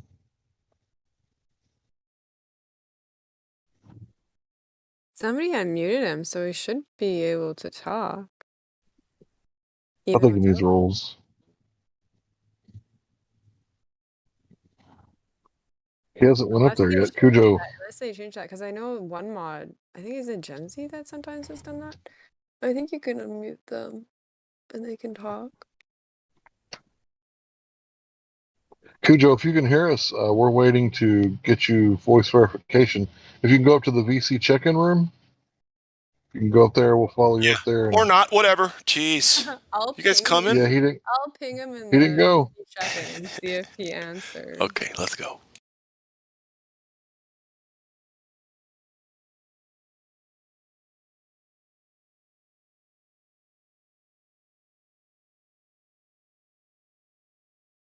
If we say MIDI HC 3 times, maybe he'll come back.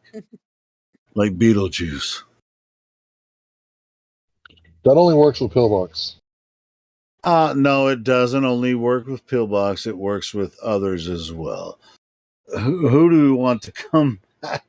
I've tested this before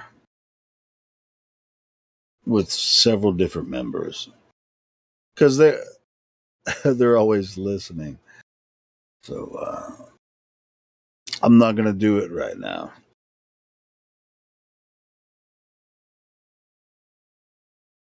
But I want Mitty to come back.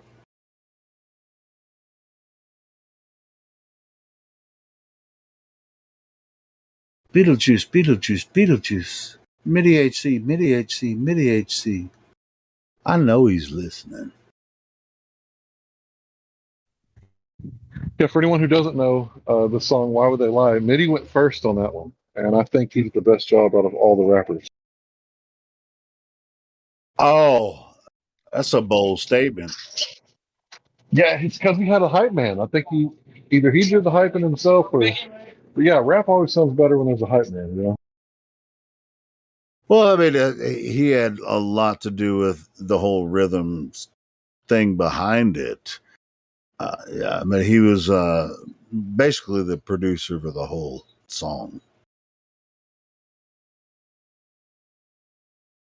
But it was shared around, and they all made their own different thing. I mean, it took them several months to actually put it together. But yeah, I think Mitty was, the basic producer. But I'm not sure about that. But I think that he came up with the original beat. But anyway. So yeah, Mitty's the shit.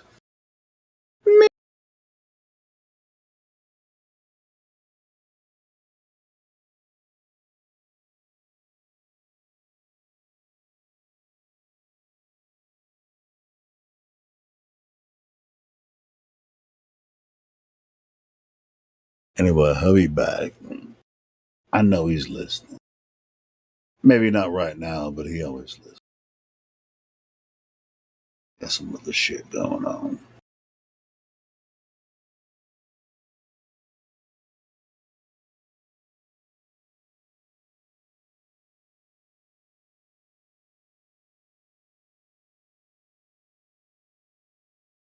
Well, I guess Cujo's not there. And I pinged him and he's not replying. Did you get my link, Retro Bear? Oh, let me check.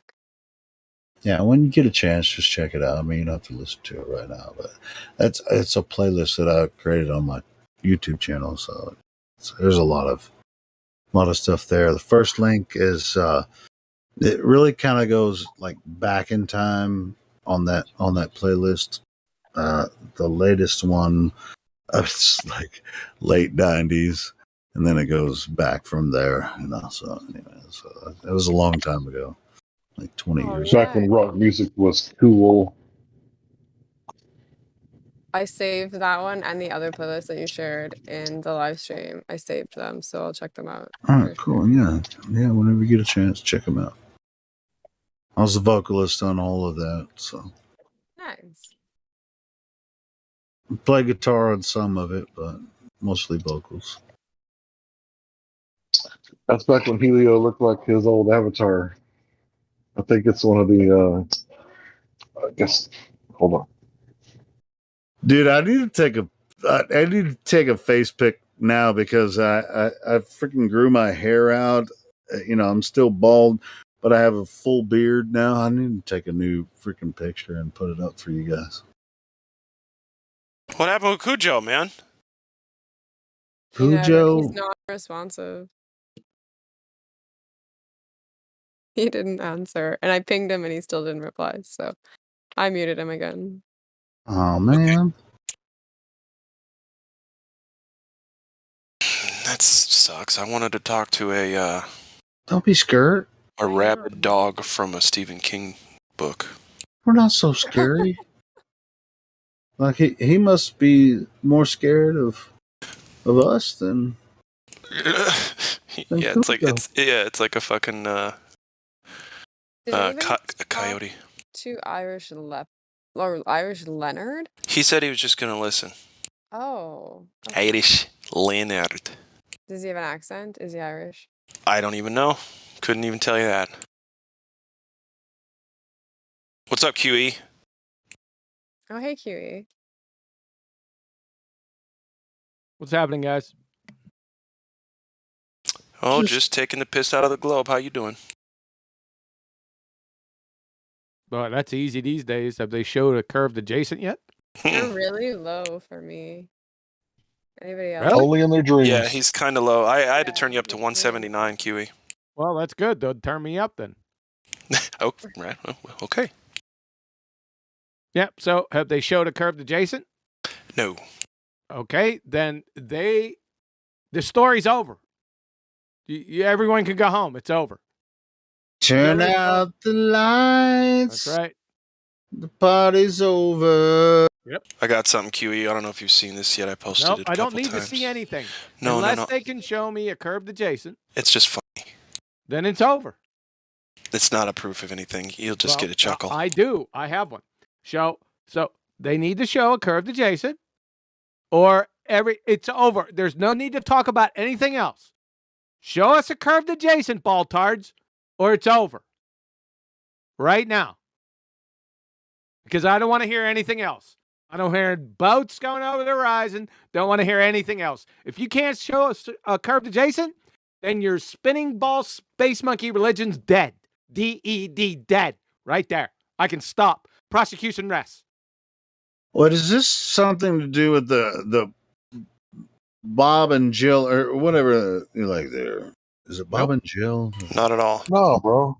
Oh, the curved adjacent. Curved adjacent. We're bringing the sextant back, bro. Married bachelor. We're bringing the sextant back.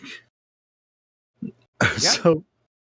So is this a term that they use in when they're using the sextant? They say the curved adjacent. Nope. This is a triangle.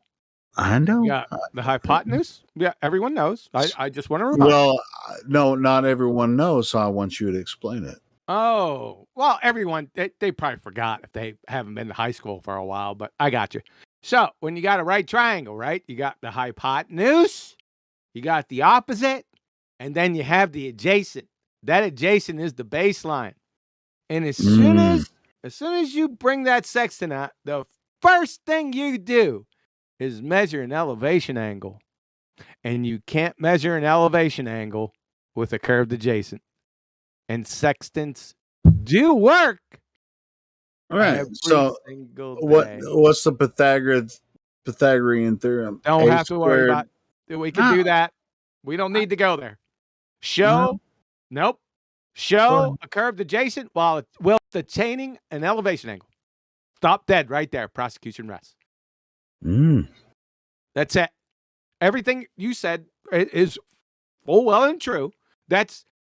I'm on point A. You're on F. Let's deal with A first before we get to F. So A, show us a curved adjacent whilst measuring an elevation angle. You can't do it. It's non sequitur. It's a contradiction. It's a paradox. And bye-bye, ball-tard spinning space monkey religion. Well, thanks. On that point, let me ask you this, QA. Where do they claim this? Where does who claim what? This adjacent, curved adjacent thing. You have to have a curved adjacent if you're going to have curvature. No, I'm just asking where the Globers claim the curved adjacent. You have to have a curved adjacent if you're going to have curvature. So therefore, ipso facto, they are claiming there are curved adjacents. They don't claim it, but they do. Must. All right, so where do they claim it? Show me. When they say there's Earth curvature, that's the claim. Right. Well, then let's talk about the ABC angle in the Pythagorean. QE, am I wrong about this? It's ridiculous. This is unnecessary. See, first of all, the sextant is used quite successfully for many hundreds of years to locate your position on the Earth. The entire mission, the first thing you do with the sextant, as soon as you pull it out and you're looking, and what you're doing is you're measuring an elevation angle. But you can't measure that elevation angle without the Earth first being flat as a motherfucking pancake. That is, flat adjacent. You can't get an elevation angle off of a curved adjacent, so the ball game's over. Good? I know. That's the reason I was asking the question. Yeah, no, you're right. Yeah. You're okay. I was just asking a leading question so that the point could be made more clear.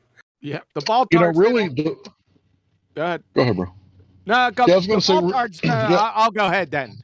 The ball tards don't claim anything because they don't know anything until we tell them. And then they make up their fairy tale stories, and everyone chases their fairy tale stories, right? But I stop them at point A because there's no way around this. As soon as you pull that sextant out, you're measuring an elevation angle.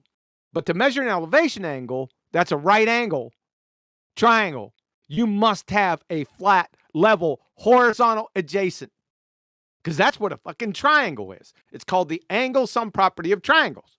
That means all the angles must add up to 180 degrees. Well, you can't do that. You can't get first of all, you can't get an elevation angle off the curved adjacent. And you can't have a triangle with more than 180 degrees. I'll be in the area all fucking week, right?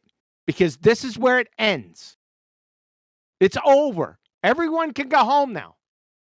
It's over. It's that simple. And if you talk about anything else, you're just listening to yourselves talk. That's all you're doing. If they try to red herring fallacy away from it with any number of numpty dipshitteries, and you let them without saying, show me a curved adjacent, well, you deserve what you get. Got it? Got it. And I posted the angle sum property of a triangle theorem and proof in the voice text. It's over. It's all over. Isn't that I love it when it's that simple. Triangles, man. If you don't understand triangles, we're done here. For sure. Go away. Yep. Yes, sir. There's no way out. Nope. Isn't it cool? It's beautiful. I love those simple things. You know, when a motherfucker's lying, there's lie on top of lie on top of lie on top of lie. See, you got to find the paradoxes. You'll find them. If somebody's lying, there's going to be paradoxes.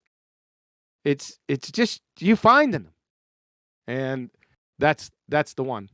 The Black Swan led to it. It's over. So I guess you could talk about soap operas or something. Right. It's that simple, guys. Turn out the light. Yeah. Anyway, that's good stuff. Yeah. I like your videos, bro. That's funny. Yeah. No need for them anymore, really. They say that all good things must end. Well, you never know, QE. They might need those just because, if they can't understand, maybe there's, something down the line that you've already done that will be easier to absorb than simple fucking triangles. Who knows?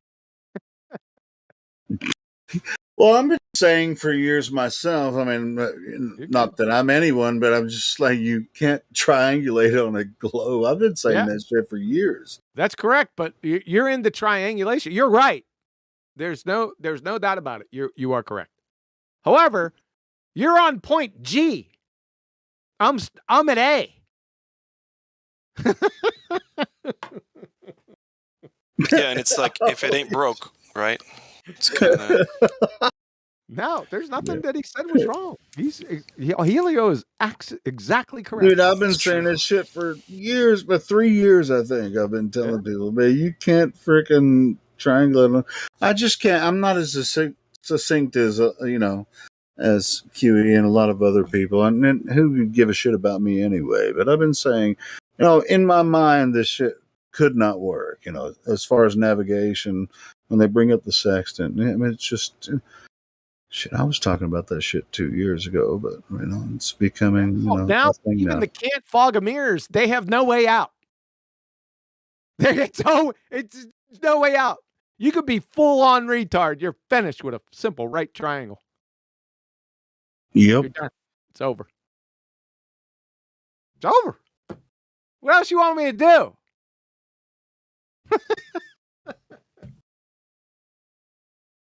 do? Just to let you know, the exact moment the Black Swan was conceived, the sextant was the next point. Just to let you know. When I brought up the Black Swan, the sextant was my next thought. Just so you know. You don't believe me? Ask 10th, Nathan, all those guys at Flat Earth Debate. I told them to shut the fuck up about it. Until the proper research was done, but I already knew the end game. Yeah, and 10th took that. He took it and he just killed it. Right? It's all over. Yeah, 10th man's doing some good work on that. It's good stuff. Yep.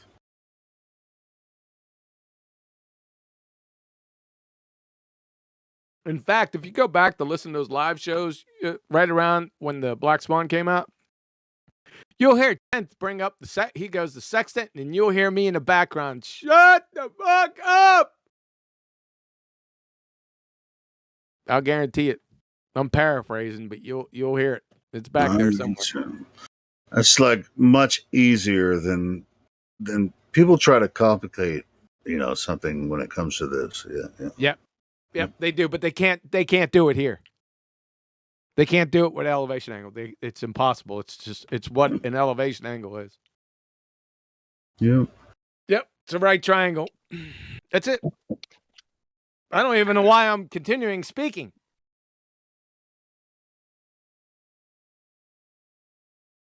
I guess I'm listening to myself talk. No, we're listening to you. I want to say, Helio, man, I really appreciate all the work that you've done, making these arguments so concise that it's just one shot, one hit a quitter, and it really does, bring clarity to everyone that maybe had doubts in the beginning in 2015, 2016. How does light work? Well, now we got to understand all these physics of light and properties of water. But the arguments that you've made, it's just, you're in their head like nonstop. If I even go to Jim Pandas, I don't even have to mention you or any of your arguments. They're already accusing me of quoting you. And I haven't even said anything yet. So you take up so much real estate in their mind, you should charge them rent. That's hilarious. That's right. Well, the rents come due. Show a curved adjacent. That's it. That's silence. Get ready. They could try to bob and weave and herk and jerk and circle jerk and do the evolution Texas two-step. Ain't gonna fucking help. Yeah, and prior to this, we were talking about the surveying. Yeah. Don't need to go there. Start yeah, point but A. at the same time, that's short points, right? And then this is surveying. when you go, I guess yeah, you can use it. Yeah, it's similar to surveying. It is. But yeah. So it's just like, where's the curve? Yeah, the sexton's just a sexy transit. Sexy transit. No pun intended. Yeah, it is, right? Oh, look at this. Somebody posted. Sexy transit. Gemsy posted. Thanks, Gemsy. Yeah, exactly. It's over. Yeah, it is over, man. It's been over. It's been over for years. Yeah, it's been. Yes, you're correct. It has been for a very long time. But this is for the can't fog a mirrors. This proof. Right? And for the veterans, they're finished. Don't go anywhere else. I'm telling you, it's a lot of fun to kill them quick. And then as soon as you make your point, shut up. Thought. And then when they try to divert, go right back. Show me a curved adjacent. Because they can't do it. It's all over. They red herring again? Bring them right back. Show me curved adjacent. If they even know what a fucking adjacent is. They probably don't. So there you go. You're welcome.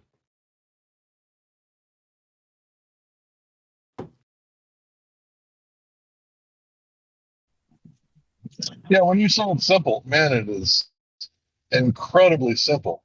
Anybody who knows what a triangle is, it's over. Yep.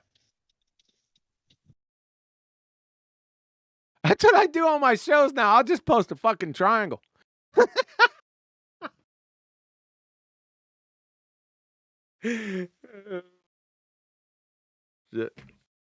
We'll finish up with science here on Ball Busters.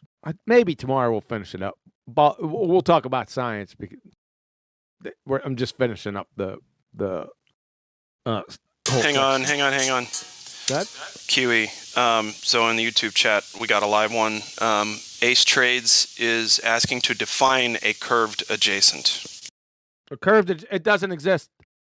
That's the point. Welcome to Flat Earth. Okay. Ace, I need you to know that you can't run from it. Like I said, your boss needs to stop paying you at this point. Yeah. That's what you must show, not me. Of course, it doesn't exist.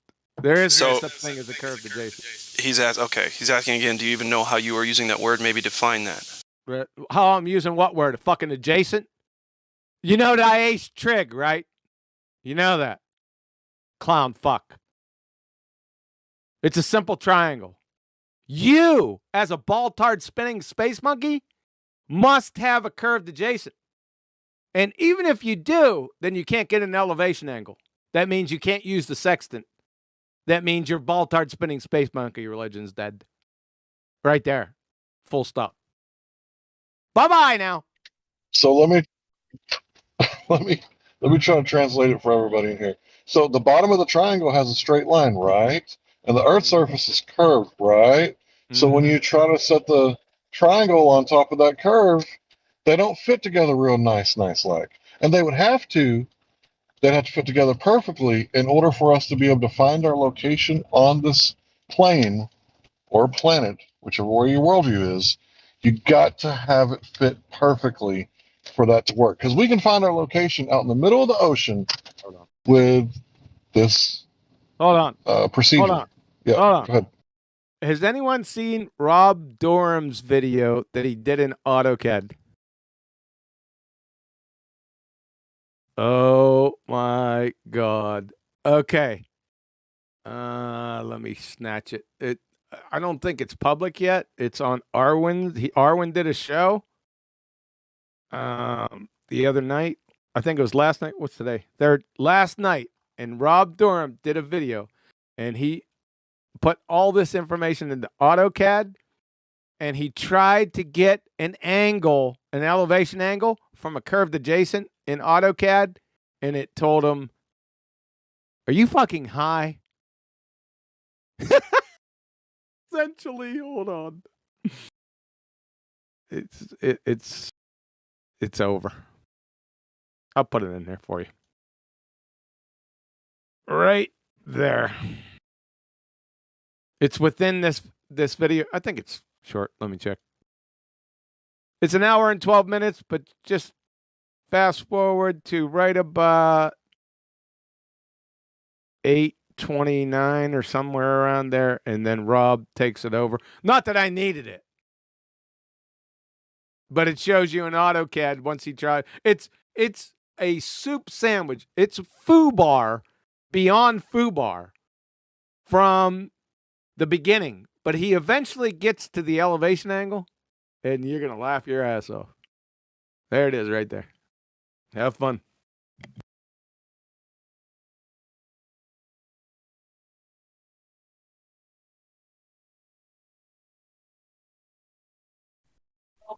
Armin looks so angry.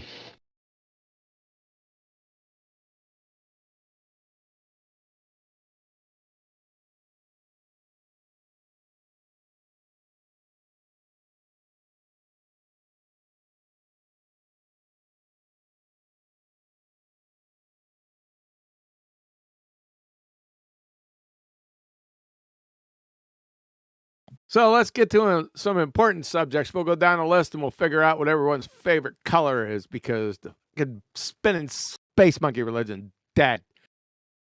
Level up, Andy. What's your favorite color?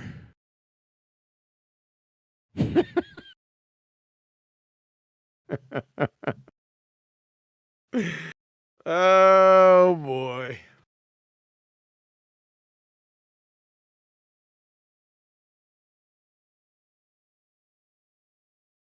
My favorite color is gravity. I figured. Yeah. Now, don't get me wrong. It's fun to swing them around by their short hairs with gravity and all that other stuff. Don't get me wrong. I really love doing it. But I really don't need to anymore. Right. Well, the ace in the hole is always going to be the curved adjacent, absolutely. But that is only assuming they know what the fuck it means. Yeah, well, if you don't know what a triangle is, then I don't. Right. That's not my fault.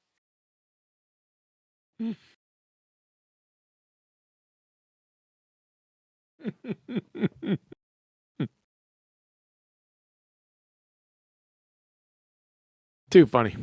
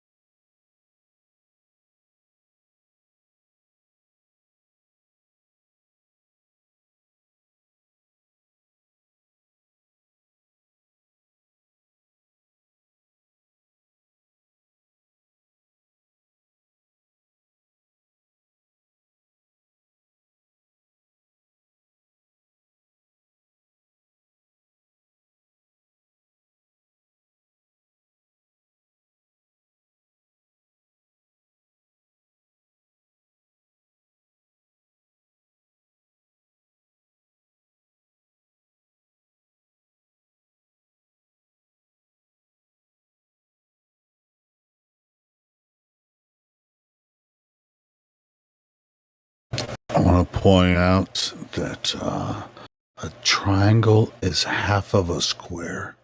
I just want to point that out.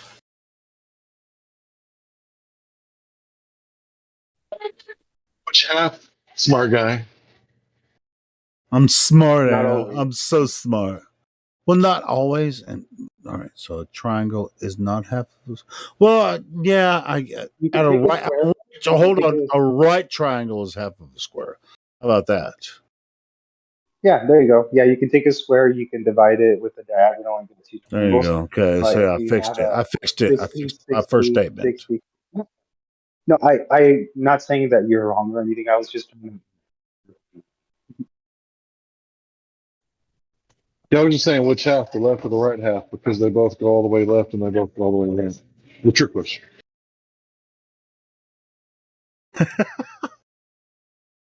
Dumbass flat earthers.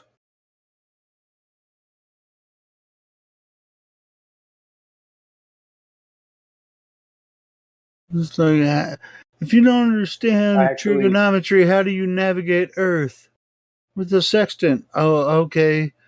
Which, by the way, in modern times, they don't use sextants to navigate Earth. But, the sextant was invented to navigate Earth on the surface in the past, and they didn't consider the Earth as a globe.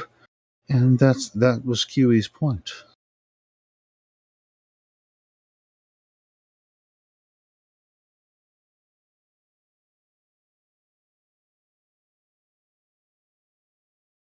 And as far as triangulation, you're just moving toward that star. When that star moves out of your view, you're pointing at another star. Then you're just like, "Hey, this is this. I'm heading east or west."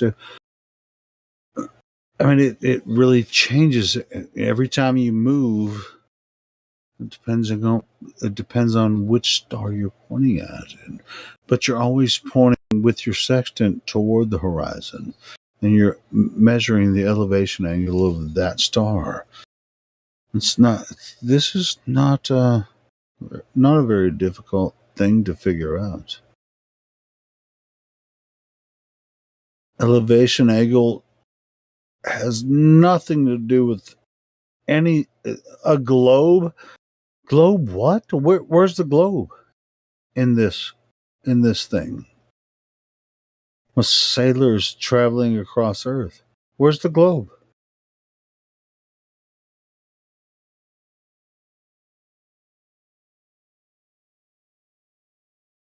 Purely study how in ancient times how people use the sextant to travel across Earth.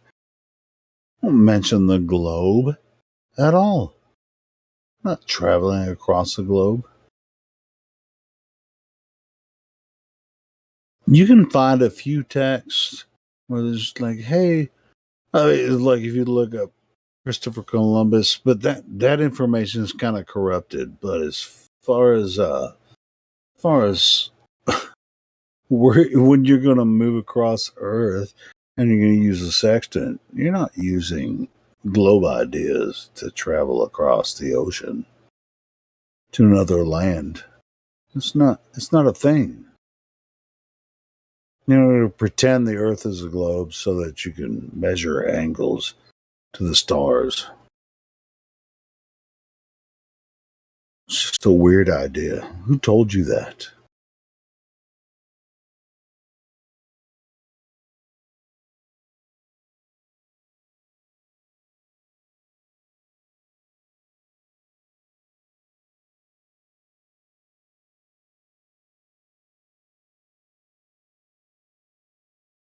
Sextant math is based on triangulation.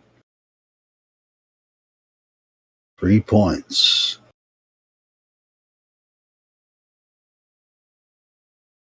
Three straight lines. Horizon. Angle of elevation. And distance. So the bottom line, which I think is B. So A, B, and C. I mean, in the calculation, as far as like movement toward that direction, you don't know where.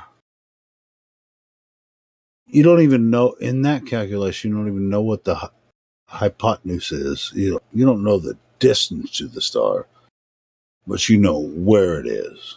You head toward it based on the elevation of the star and where you know.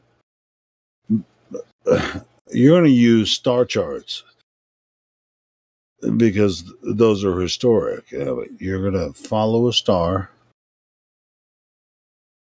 then move toward it. I'm heading this direction because I can do this with it. So because the triangle doesn't fit snugly on the top of a sphere, right? Because of that, the angle that you need to get in order to calculate correctly where the fuck you're at doesn't exist.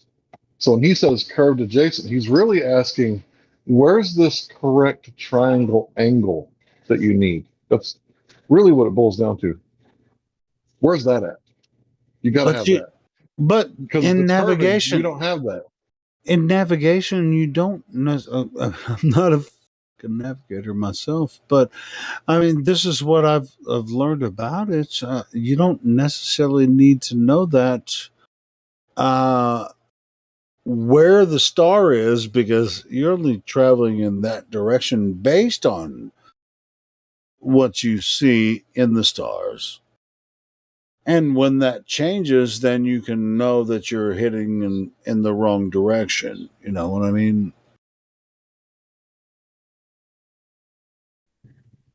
So when it comes to a curved adjacent, it doesn't exist. And because we have the straight adjacent, we have the correct angle at that triangle right there. And then that's when you cue Sonny, Bono, and Cher. I got you, babe. Yeah, so the curved adjacent has never existed. So I think that was QE's point. It's never existed. That's not the way people navigate across Earth.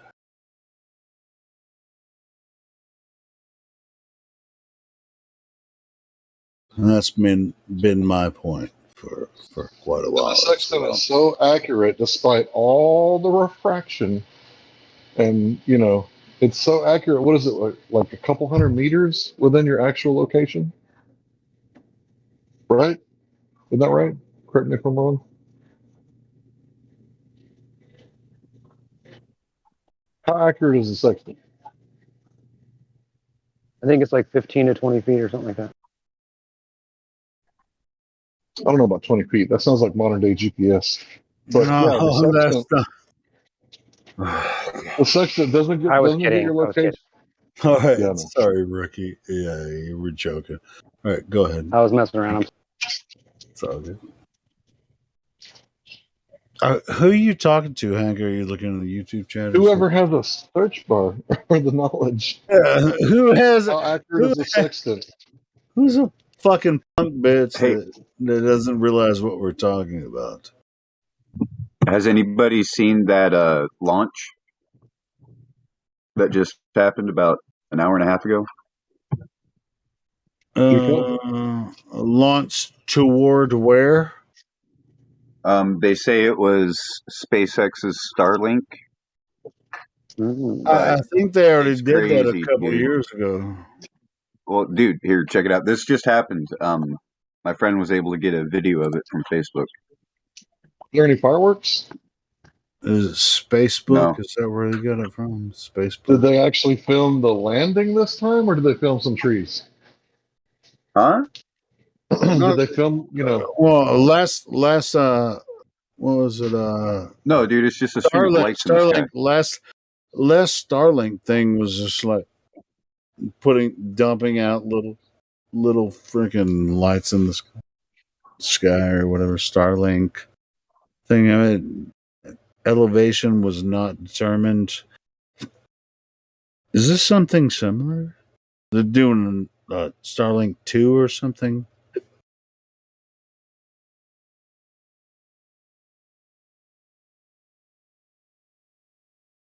What are you talking about? So SpaceX did another launch, and they're doing another Starlink. Which elevation are these little probes, satellites, quote unquote? What's going on with that one?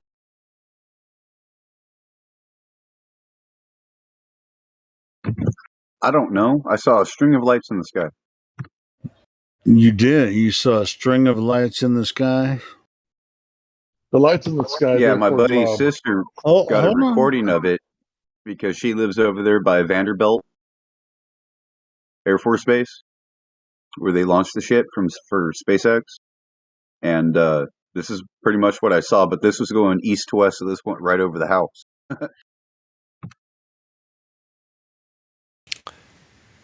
Aliens, bro.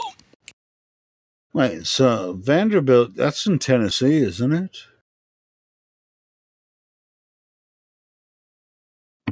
No, it's Southern California, near San Diego. Okay. What? Was in Tennessee. Helio, you know they don't ever launch in the middle of continents. Yeah, I know. That's what I was going to say. Yeah, they will never do that from land. All right, so they're launching an array of satellites from SpaceX, similar to the last one they did, right?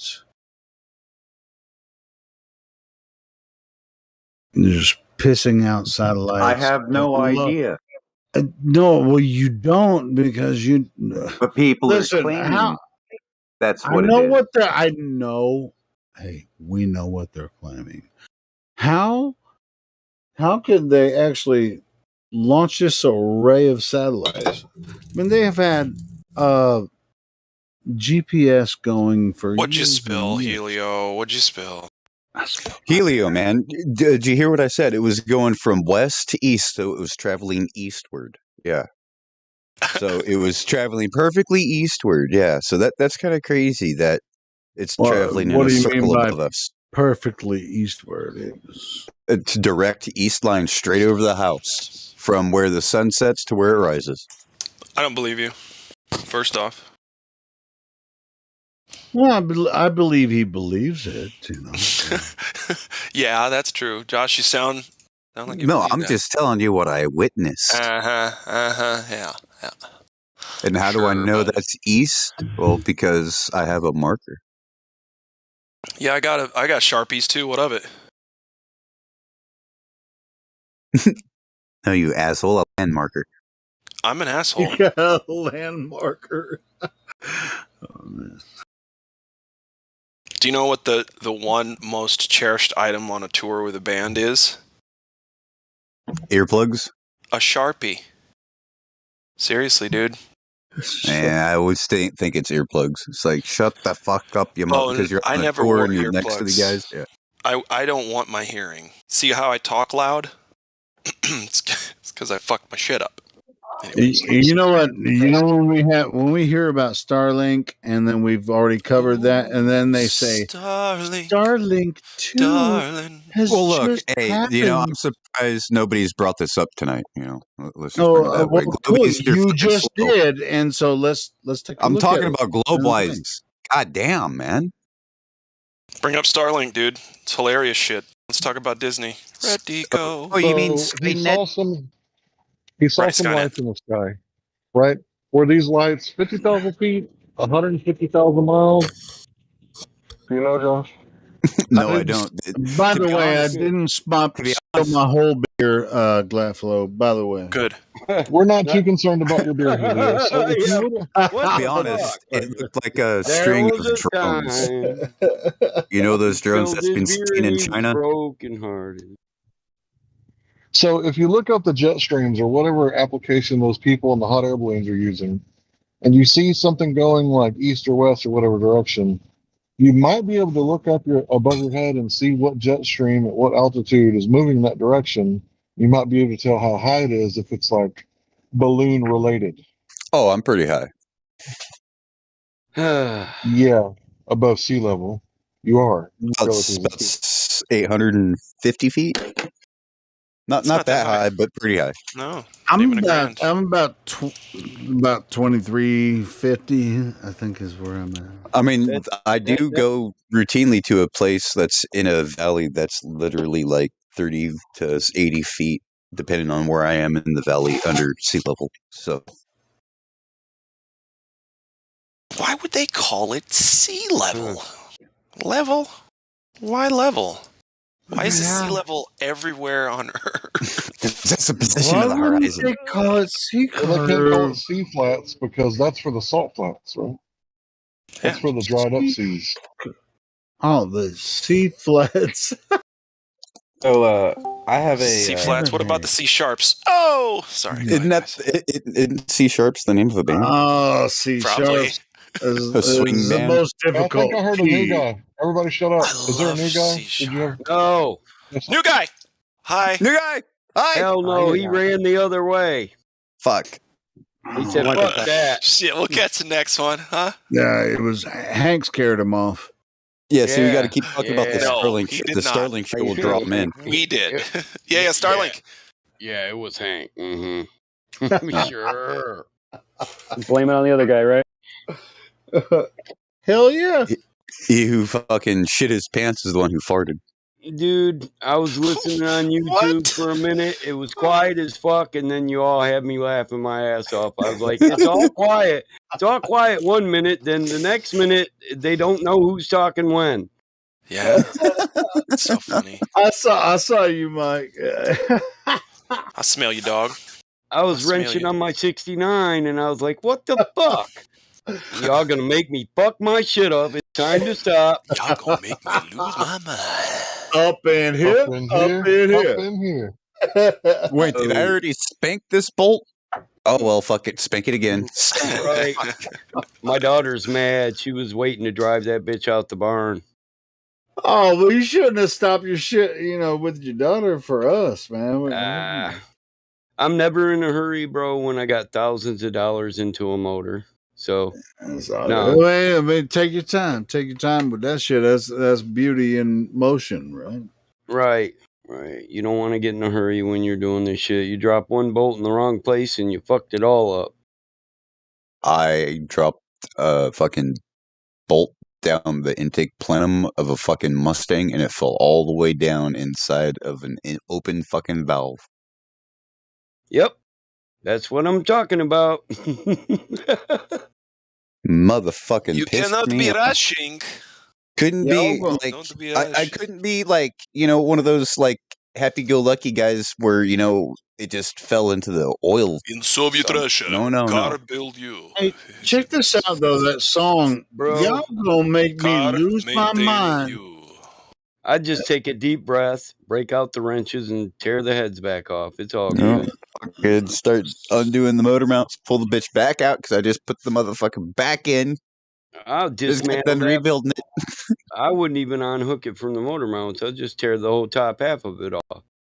Right there. Hell, I'd start the goddamn barn on fire. That's what the problem was. It was one of the fucking 97 to 2002 Mustangs.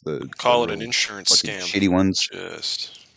Let's not do car talk here tonight, please. I mean, come on. Oh my god, dude! And it was a V6. What? How is it that much worse than drunk talk? No offense, y'all motherfuckers trying to curve straight lines up in here. See, up in here. That's the way. No, all right, cool. So, hey, Michael. To be honest, I really think you should. If you want to do some. No offense. To be honest, I think you really have some good talks about cars and stuff. I think you should open the Discord. Wait, the fuck, dude? You just said don't talk about cars, and now you're saying talk about cars. No, I'm just saying, Mike, because he knows his shit. I'm saying you guys. Of course, he knows his shit, dude. But you got to make up your mind. So I encountered a globe fallacy today from a coworker. All right, what's the globe fallacy? So. Love you, Helio. I live in Pensacola. I love all you guys. Anyway, go ahead. And there's a stretch of a bridge. It's the Pensacola Bay Bridge. And the stretch is probably 2 or 3 miles going over the bridge. Yep. And on the side, you have the Gulf of Mexico to your right on the bridge, and to the left, you have another stretch that probably eyesight wise goes for at least 5 miles, maybe more. I know I don't have an accurate measurement, but I'm just assuming. It's a long way though. Obviously way further than what they would say a curve would be. And I look over at my coworker, the water's flat as shit. There's a fog over the top layer of the water. And I look over at him. I said, "Hey, John," I said, curvature at? And his first response was, well, I'm not a geologist. And started to say, and I was like, hold on, let him finish the story before we react. So you're saying that because you study rocks, it has to do with the curvature of the earth. And I started to, speak that thought, but as I did, I was like, yeah, he's a fucking lost cause. Well, hold on. You're going to have to, he said, I study geology, which means. He said he's not a geologist, so he doesn't know where the curve is. And what his implication was, what's rocks got to do with the fucking curvature? Exactly. Rocks got to do with it. Hey, last time I drove over that bridge, my window, I had to turn on my windshield wipers because them love bugs or whatever were connected to each other and breeding and shit. They were all over the fucking place. Disgusting. It's absolutely offensive. Hold on, Battle Mod. So you are familiar with this bridge? Yeah. My sister lives in Florida.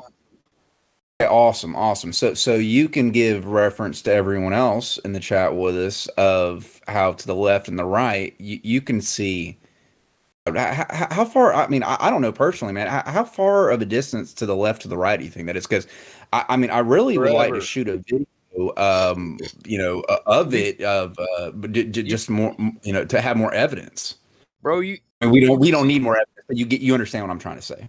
Yeah, you can see Mexico from one side. You can see across the Gulf. A lot of people mistake that. What the hell is that bay that goes out there? When they're on clear water, there's a strip of land out there. A lot of people mistake that for Mexico, but it's not. It's just an outcropping of land. The hell is that called? But not here, not on Pensacola Bridge. You can absolutely see Mexico. I mean, you're not getting picture perfect images, but you can see it. Right. I mean, the atmospheric deck of opacity more than likely will obscure your optical viewpoint of said, Mexico, but obviously the distances that you're able to see are completely contradictory to any heliocentric BS. Yeah, even on a foggy day, I would agree. Right. So in any situation, would you be able to see Mexico because of refraction? Well, that's, I don't know. You'd have to prove that to me, but when it's a clear day, no shit. When it's a clear day, and he said opacity, so that's the thickness of the atmosphere. But on a clear day, you can see the silhouette of it on the on the horizon. You can see the silhouette of Mexico. I've driven across Lake Pontchartrain. It's like 12 miles long. Have you been across that bridge? Have you been across that bridge, Michael? No. Oh, no. It's incredible, man. It's so freaking cool. I've been over the Pensacola Bridge quite a few times. Yeah, but I've been to Pensacola as well, and that's pretty badass. I'm not sure if that's the same bridge that you guys are talking about, but I've been across the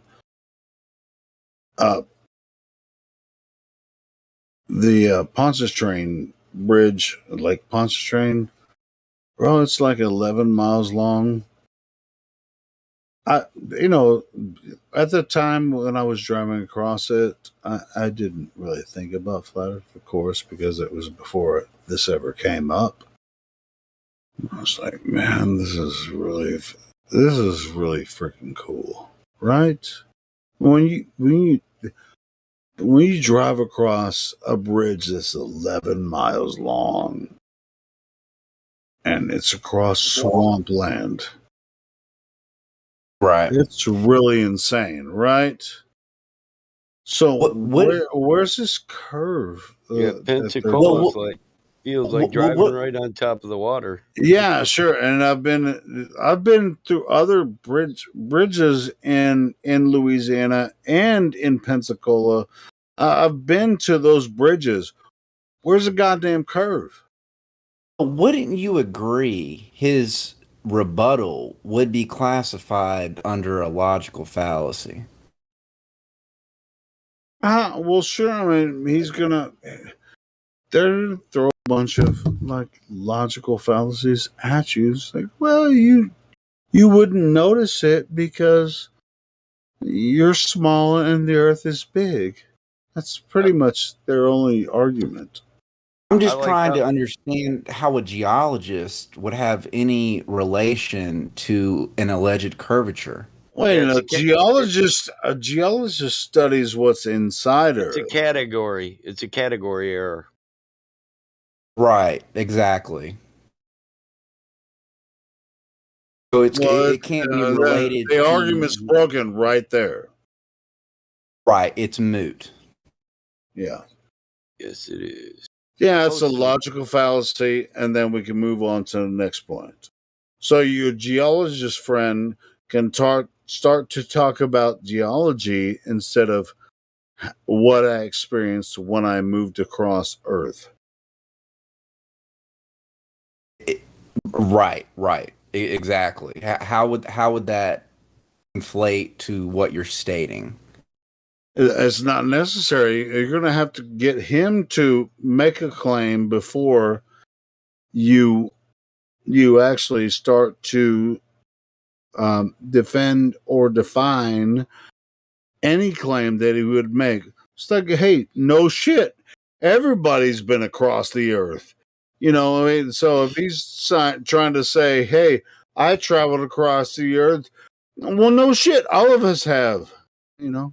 Anyway. It was also kind of a surreal moment in the aspect. It was very early in the morning, and the water was extremely flat. There was no disturbances or any kind of ripples going on, and it was just kind of like the evidence was quite evident, if you will, and he can't. It's like he wasn't even using his eyes, if you will. I mean, it comes down to presupposition about beliefs and everything. That's a different argument. It's not, and so when you're doing this, it's like, hey, I traveled across the Florida Bay. I've been across, southern Louisiana. I've traveled across these places. So what does this mean in your mind? I mean, it's like I've physically done this, but what does this mean in your mind as far as geology is concerned? So if you really want to talk to him about this, ask him about what that means. I mean, as far as like driving a car and just like, hey, I traveled across Earth. Well, no shit. People do that all the time. Hey, that link I posted, Redford Bears over there, looking for new members. If anybody wants to go over there, Redford had me share that link to the Flat Earth.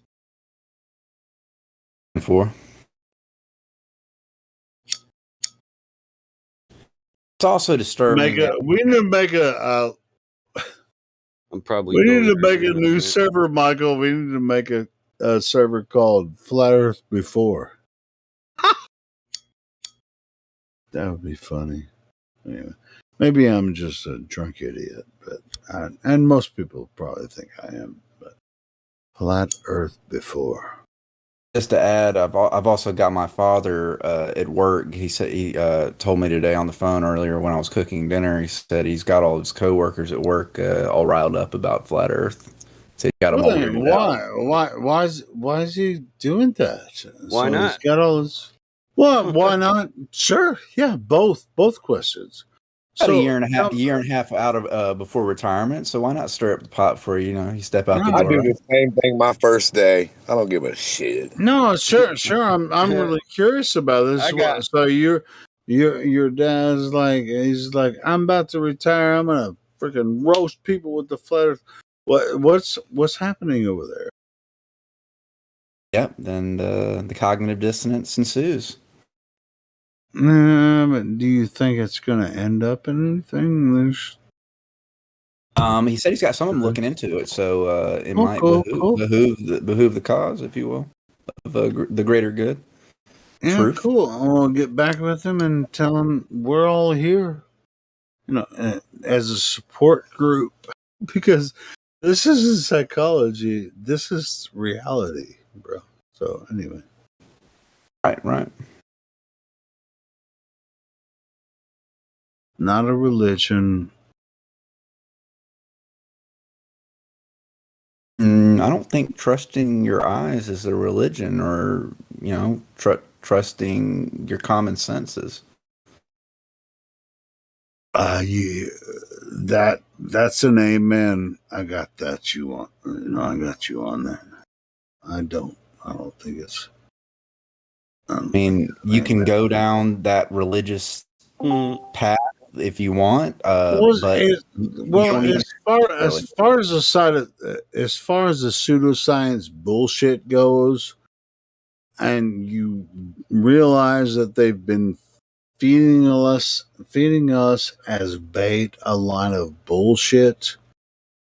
That's bait, and we're here showing us each other a path of difference. That's not pseudoscience in any way that they would prescribe it, but the earth cannot be a globe, and that's why we're here, helping people to discover that they cannot be living on this bullshit pseudoscience, flat earth globe nonsense. Okay. So from now on, when we see the Globers, Helio, you know what we're going to tell them?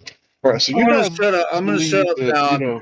That was the end of my bullshit. Go ahead. Or else I was ping pong. You said you ping pong, bro. I'm trying to play. You want to play? We ping pong. I'll ping pong. Cool.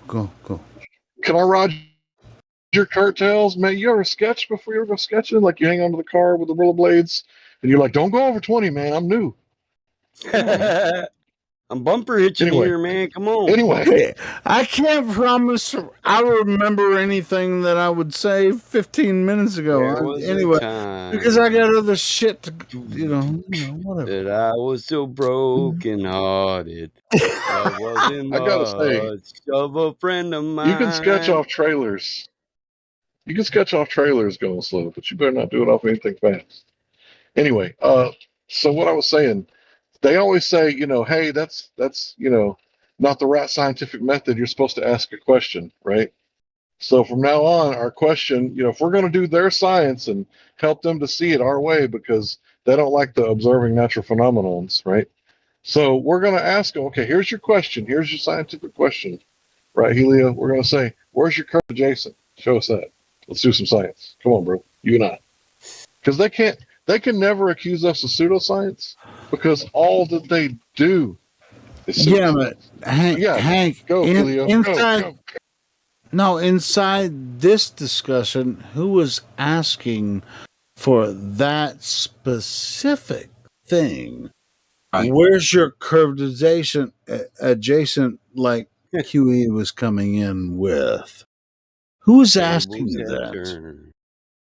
Well, QE is asking it because he's trying to play by their rules, because they think, the first step of the scientific method, ask a question.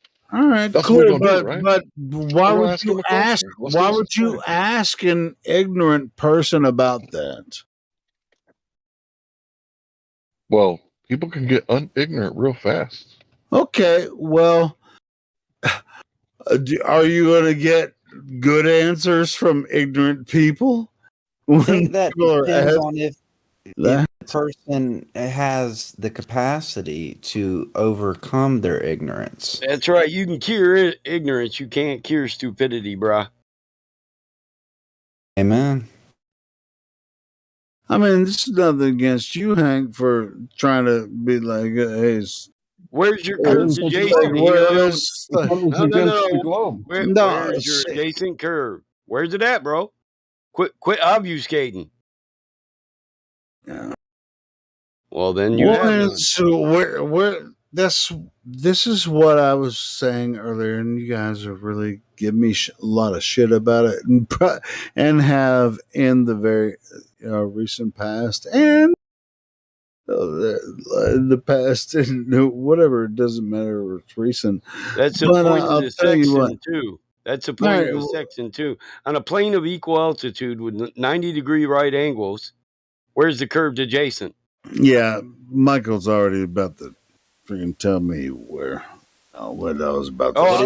I was listening. I told you I was listening earlier, bro. I know, bro. Man, Mike's always on my side. So, Battle mod with the curve adjacent. Should we take the piss out of people that don't understand this, or should we just waste our time and fucking just like make fun of people?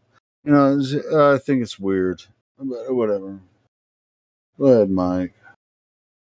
I was going to say to add what Battle mod was saying with the curved adjacent. Wouldn't that line right up with how they try to say the sextant, proves that their alleged curve, but it really just proves what we're saying even more? But they won't even use the tools that prove that the Earth can be what it obviously is, and that's what Michael is trying to say, and me and Mike have been on the same page for several years now. So what? I mean, what the fuck are you guys talking about? Yeah, where's the adjacent curved on a plane of equal altitude? Without a plane of equal altitude, you can't use a sextant or a right triangle. It doesn't work. It doesn't. So it's not hard. It's not hard if you understand basic freaking triangles, man. It's this is weird. This is really weird to me, man. You could parody that crying song as a Globe song. There was a time the Globe had me so broken hearted. Love wasn't much of a friend of mine. It's like, hey, Michael, when I see the sun set, is it because I'm falling backwards? I don't know. Can you define how you use that word set? You make it sound like the sun goes and sits in a rocking chair. Is it tired or has it got legs? It's got to rest its legs. The damn sun is so tired.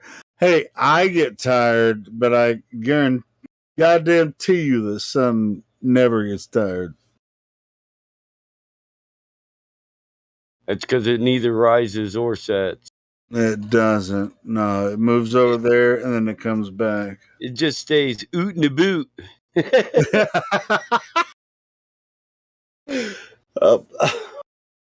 doing the runaround. It's doing in a circuit. Yeah. Oh shit! Oh my goodness! I got that. Ironic that a lot of things in modern reality are based on that circuit. Yeah. Well, the sun and the moon on the globe or on flats, it works. It works as far as calendars go, right? Now, the appropriate calendars are functional, right? Can you deny it? I don't know. Ask the leap year. Well, I mean, it depends on who's in control. It depends on who's in control, Mike. Mike. To daylight savings time. Yeah, I know. That's what I was just saying. Depends on who's in control. But I think we're all familiar with the term, or the phrase "make it up as you go." Fake it till you make it. Exactly. All right. It's based on what Michael said. I mean, with what we've experienced in the Western culture with daylight savings time, and the functional aspect of what we experience in the world, and our calendars, it appears fairly functional. We have every 4 years we have what we call a leap year, right? And everybody's like, "Oh, it's leap year," and that's that we have an extra day in February, right? Yep. All right, cool. So is that a functional thing of the cycle of the heavens? The answer is yes. The answer is yes. But there's our functionality and accuracy synonymous. No, synonymous with what? You will eventually see contradictions. Inevitable. Oh well, yeah. I mean, because that's a short system. Anyway, go ahead, Mike. Well, I was comparing functionality to accuracy, and are they synonymous? And no, we can see a functional thing be not very accurate at all. Yeah, and it's very easy to convince a culture of a culture, with a cyclical system of calendars that is not accurate at all, and then build a whole society or system based on that calendar. And it's really, to me, from what I've understood, and y'all motherfuckers don't know what I want to know what I understand about this, how they've built this crazy ass system in this very short cyclical system around the cycle of the sun, and how they've manipulated everyone. It's disgusting, in my opinion. But if you want to believe this Roman, well, we'll call it the Roman calendar, but it just doesn't work that way. It's just like the extra day. No, it don't work that way. Julio, I have to agree with what you're saying with a quote from Terrence McKenna that goes, "Culture is not your friend." Yeah, I mean, I haven't figured it all out yet, but it's just like, hey, I mean, it's like you're a conspirator because you're a flat earther. It's just like, and then you're a flat earther, but you don't believe in the dome and the 12 months and everything. No, I don't buy into that shit either. There's much more to this earth and this creation than I will ever be able to touch. Yeah, are you done, Helio? I don't want to interrupt you. No, I'm definitely done. Sorry, guys. Yeah, I wanted to make sure that I wouldn't step on your toes. So I disagree with Terrence McKenna, right? The thing that he misunderstands is that someone else's culture, right, is not right? So none of us wanted to be like heliocentric. I mean, I don't know about your guys' family, but my family is pretty much Bible thinking, or back as I could tell, as far back as I could tell. You're muffling a little bit. Is this better? Yes. So I hear why Mike was a little muffled. Go ahead, bro. I do apologize. I would like to say that, this wasn't my culture. We never signed up for this shit. They just started doing public school. When they took the Bible out, they stuck the devil in, right? And that's basically not our culture, right? It wasn't our culture to be heliocentrist, or at least not mine. I can't speak for everybody in here. But yeah, someone else's culture, Terrence McKenna, sure, but our culture was good, right? As far as I could tell, because if everybody's doing the Ten Commandments, everybody can do business, right? So if nobody's trying to steal your wife or your horse or your cart or your life, right, then we can do business. And isn't business the opposite of war every time, every day, all day long? Right. And I'll agree with you in the sense that, McKenna was not right on every aspect of his theology, of his perspective. And to be honest, through the books that I have read in his seminars that he had created, he seemed to be correct on a lot of things, but that statement in and of itself, based on especially the topic of this specific server, it does have validity.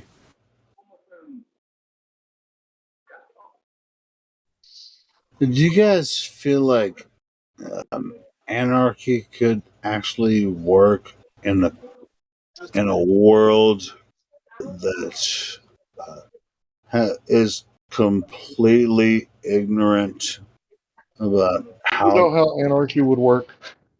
Anarchy would work like this, okay? You're going to have the farmers, right? They're making the food and everything, right? And then you're going to have Those the people aren't that are like, anarchists. Those aren't anarchists. farmers aren't anarchists? Excuse me? What? That's the path to anarchy, is producing No. your own food, Well, hold water, and on. everything you But need to hold live. on. I'm talking about in their mind, Hank. In their mind.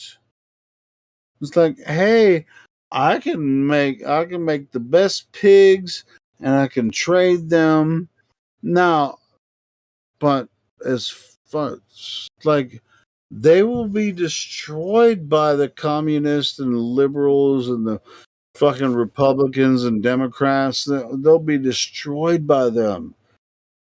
Even if they're ignorant about why they can't fucking make their own pigs and fucking trade in individual, they have to fucking understand what our Helio is.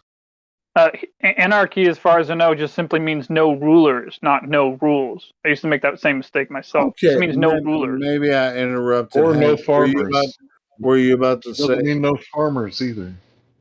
Yeah, I was just trying to Well, tell. I would disagree with that. I mean, you can be a farmer in anarchy. I mean, what the hell are you talking about? The term You don't need a ruler to be a farmer. The term anarchy has been hijacked, more or less, in the modern era. The way I grew up with the term anarchist, it was anti-establishment from the regular viewpoint, but us as true earthers, as I like to say, I don't try to use the term flat earther as much as I possibly can. It really has been hijacked because anything that goes against the established. I think the term free trade has been hijacked as well. Right. It's been subverted. Subverted. Yeah, of course. Yeah. So Helio, earlier you said that farmers aren't anarchists, and I was trying to figure out what you were talking about. Could you go ahead and elaborate on that? I did not say that. Why would Okay, I misunderstood then. Yeah, I misunderstood. I'm talking about anarchists, people that are in the anarchist mind that are farmers, that they're in the free trade environment. I would never say any farmer is an anarchist. I mean, is that what you're saying that I said? I don't think I said that. They might watch the news and be deluded. I mean, a lot of farmers watch the news and believe news things, and they're going to vote for people, and they're just going to protect their things. And they're going to be like, "Hey, here's my representative from this district, and vote for these guys to protect my." Come on, Hank, man, you know me better than that.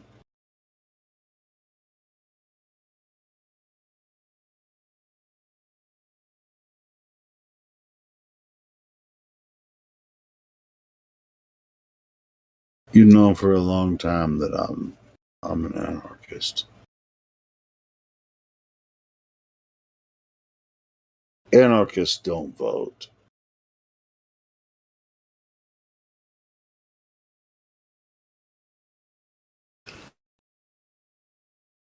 Anarchists today would be considered truthers, truthfully. I don't know what I said to offend Hank, but if just let me know. Just DM me, Hank, if I said something to offend you. But yeah, I've never. Well, I was a voter at a certain time, but that was a long time ago. I don't vote anymore. What's the point? I was just talking about anarchy, but a lot of people will say anarchy just means like no rulers. Hey man, communities can, establish, communities. It's like, sure, you can, have a community of leaders. Just like, hey, here's how we can, whatever. Everyone knows how to do it. It's the easiest fucking thing to do amongst like small communities. I mean, here's elders. I mean, they used to do that with tribes and stuff. And Indians and shit like that. I mean, it's not hard to establish communities. It's like, hey, I don't want to be involved. I just want to be my own. Well, it's like, well, good fucking luck. I mean, who are you going to trade with? Anyway, go ahead. Well, it's funny, a lot of people will be like, well, you don't vote, so, your opinion doesn't matter. But, the contradiction in that statement is that it doesn't do anything either way, because the said leaders that you're voting upon are already selected into positions of said power. So it doesn't have any correlation. And every single leader, if you participate in the voting system, they're already every single person that you might or might not vote for, they're already affluent. Whereas we are not. We're not affluent. And so what they're doing is saying, I'm an affluent person. I'm going to try to help you. And a lot of the people that are voted into those situations, sometimes they're not. They're only affluent because they were born into the family. But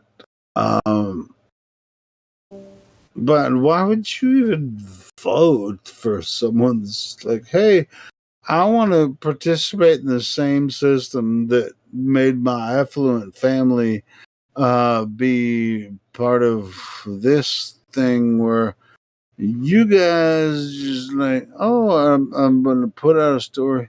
I mean, the whole freaking thing just falls down.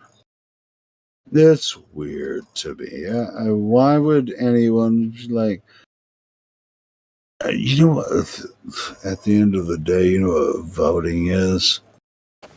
If you knew, you would never cast a vote for anyone ever. Leo, don't take this offensively, but you're much more well spoken when you're not drunk. No, I'm not taking it bad, but I'm right about that, though. Yes, you are, but I'm just saying. No, I appreciate you, and I'll go ahead and hang up, and I'll talk to you guys tomorrow.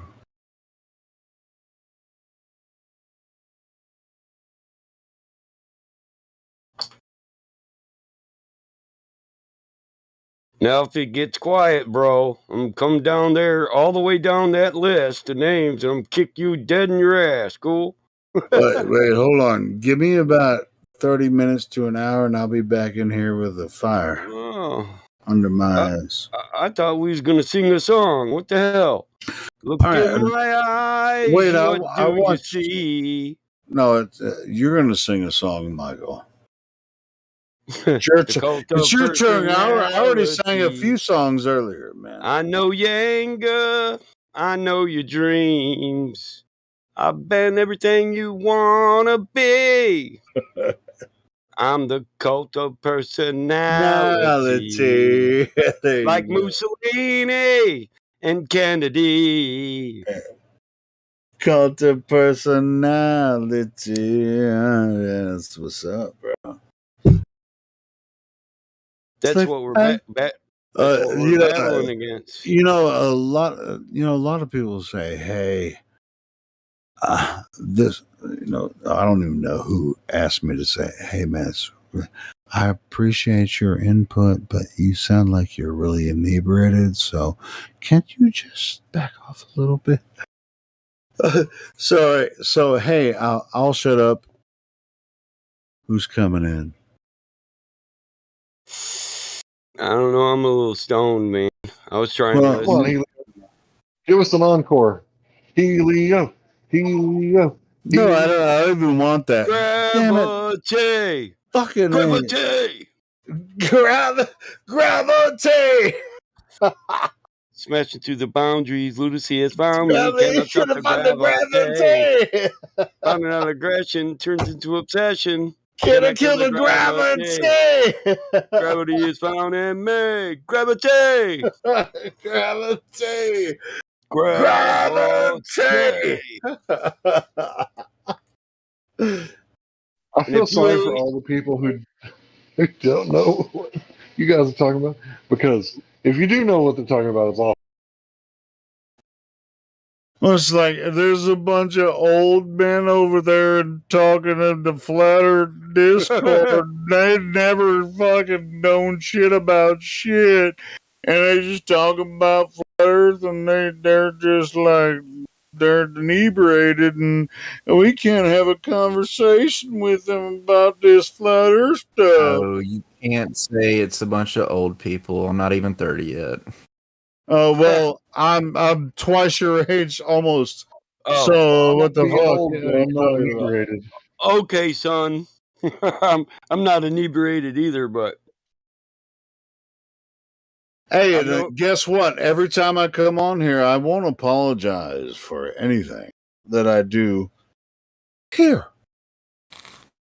Lashing out the action, returning the reaction, weak from torn away. Hypnotizing power. Crushing all the cower. Battery is here to stay. Crushing all the boundaries. Lunacy has found me. Can I stop the battery? On an aggression turns to obsession. Can I kill a bad array? Can I kill a family? Battery is found in me. We are a bad combination, Michael. We are a bad array. Elio, how old were you when you did come to Flat Earth? So if you're not aware of what battery is, usually assault comes before it. Flat Earth was an addendum to my understanding of truth. If that's addendum shit, he's trying to lose you guys. No, that's cool. So if he's asking me genuinely how I came across Flat Earth, I can give you the whole story, but Flat Earth, it's more of a spiritual, higher understanding of what the meaning of our reality is. Yes, I came across Flat Earth and I rejected it. What you got? What? Hey, bro, I think he was looking for like a year that you stumbled across or something. Oh, he wanted me to tell you. He didn't want your life fucking story. Your life story. He didn't want that. Okay. Well, well, I guess he was asking someone else. Was he asking someone else? 3 days after the storm. I'm sorry. Go ahead. Continue the conversation. My mama named me Michael, and I first learned to walk when I was about 1.5. Oh God! Every time me and Mike get on, it's fucking crazy. But it's sure. I mean, I can give you my story, but I mean, is that what you're really asking, or what? Why? I like to hear people's different perspectives. I mean, I'm 29, and it took me until I was 29 to get. I'm almost 30. You know, I'll be 30 in April, but I mean, you know, almost made it to 30. To be honest, I mean, we've been flat earthers for a long time. How about you tell us your story about it? I mean, I've told you my story several times, Helio. My wife told me about 4 or 5 months ago. When's your birthday in April, man? It's still one of my favorite stories. Mine's the 16th. So are you talking about my story, Vlad, or are you talking about Helio's? Yours. When's your birthday? Are you April talking what? about how she approached me in the living room? Yes, I am talking about how she approached you. I would love to have been a fly on the wall in that room. You could have heard it. I was 32 when I figured it out. Mm-hmm. Mm-hmm. When Tommy stopped to lock that door. Could have heard a pin drop. Yeah, you could have heard a pin drop. Let's just say I didn't sleep that night. Yep. Yeah, when Flat Earth hit me, I don't think I slept much for a while after that. You know, the first thing I actually thought, guys, the very first thing, I go, oh my God, my mom's such a fucking dumbass. Oh, your poor mother. Dude, I resonate. She didn't think about that either, though. It's just like no, because listen, like I always looked up to my mom, right, to be the most logical, rational, down to earth woman, right? She's just down. You know, she's the reason I played music. She played in a band for 20 years. She had a career as a singer in a band anyway. So I thought she was just the bee's knees about everything. And then like I tried to tell her about our reality, that it's flat and stationary, and we still argue about it. And you know what I mean? Like, so yeah, I'm in the same boat with Courtney Love. No, bottled up inside him. Yeah, me and my mom will never see on that. We'll never, yeah. And it's weird. It's just super weird. Like, that was the first thing I thought. I go, my parents are fucking retarded. I wouldn't say they're retarded, but anyway. He said this one's for Becky. You know what I mean? That was kind of half for entertainment value just then, but also true. I mean, it's what I thought. I thought I was like, oh damn it, everyone's really stupid. Different generations. Oh no, different. Oh no, that was my thought. That was my emotional reaction. Was, oh no, everyone's really, really stupid. Oh no, that's not good. Oh, these poor people. Shit. That's kind of. It's like watching an older woman, a really old woman, try to cross the street. Well, it's I want to like help you. You were used to be babysitted, but now you're the babysitter. You know, as far as knowledge goes. Yeah. Mine was about 3 months of this can't be true, searching for the thing that proved it. Yeah, I never found it. And then one day I was like, "Fuck, this is all we got." Yeah. It took me about 3 months before I was like, yeah, it's flat as a chocolate chip cookie. Well, it's like I've talked to my mom and my brother, my sister. I mean, I've talked to my family, about this for a long time, and it's just like you're not seeing the same thing that I am, so you're just not seeing it. So there's no reason for me to fucking vomit this shit on you all day. Right. I have other places to do this. Well, yeah, like you I said, do I your look up own to my thing. mom. I'll retain my loving relationship with my family, and I'll try not to vomit my bullshit on you all day. So anyway, I wouldn't say bullshit, but no, it's not bullshit. But anyway, but you know what?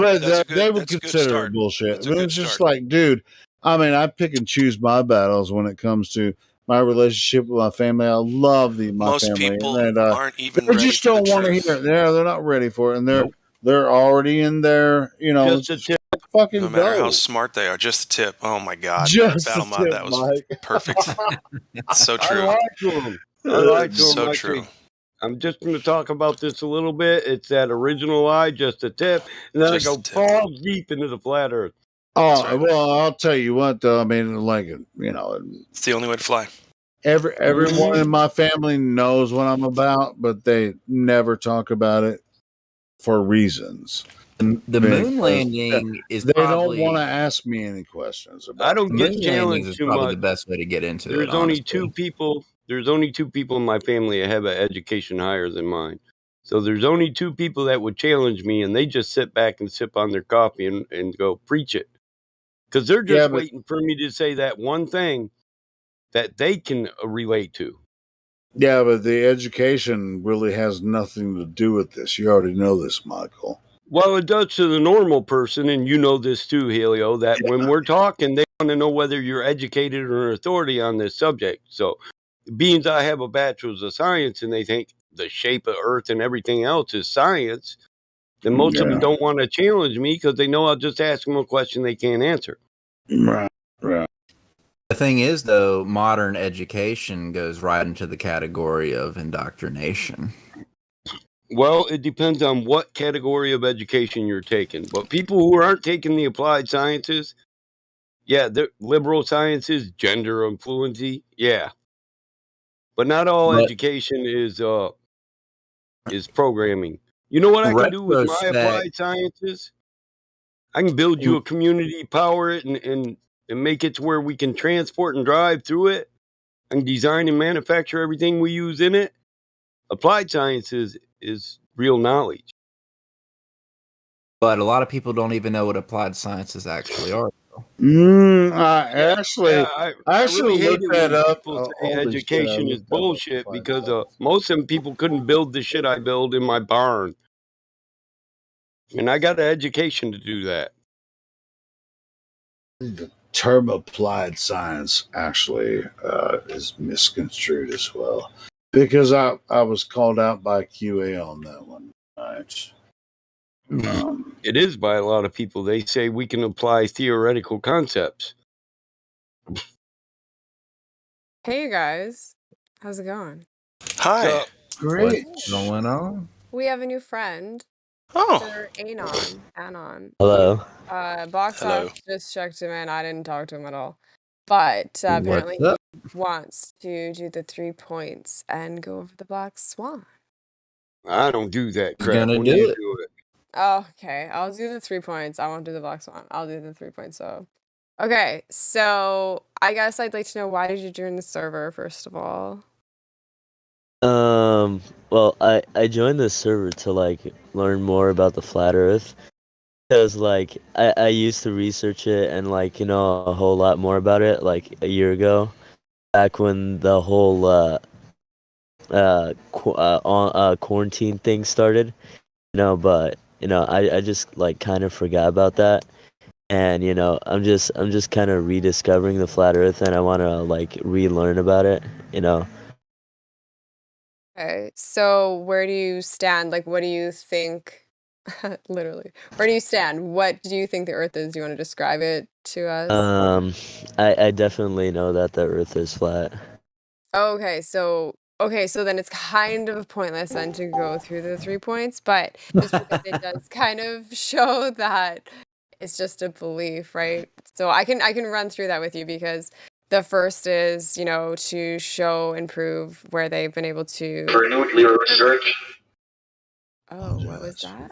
That was What? me. Sorry, guys. Go ahead. Oh, that's okay. So the first point is basically how they measured curvature, right? And they haven't been able to. And then axial rotation, there's been no evidence of that. And the last one is, how can we exist as a pressurized system beside a near perfect vacuum? So basically, how can you have a pressurized system without containment? So those are just 3 positive claims made by the globe model. And yeah. So those were the 3 points that we're gonna go through. Yeah, but I mean, you Oh. know that the Earth is flat. Yeah. So do you want to explain to us what your proofs are? Why do you know that the Earth is flat? I mean, I would say my biggest proofs are like my observation, like what I see with my eyes. I live over here in Chicago, and like whenever I go down to Lake Michigan, like I observe it, and all I see is flat. I see absolutely zero curvature. And there's also things like the I think it's called the parallax, and also observations with hot air balloons. The dog cam. I think something else called heat spot, and yeah, there's more, but can't think of it off the top of my head. Welcome to Flat Earth, brother. So yeah, man, that was great. Yeah, I'm just curious. Like you said, you started looking into it a year ago. So how did you kind of come across that? The whole topic. I don't know. I think I just stumbled across it because of like quarantine and stuff. I was just surfing the internet. I don't exactly remember how, but like I think it was on BitChute or something, like YouTube.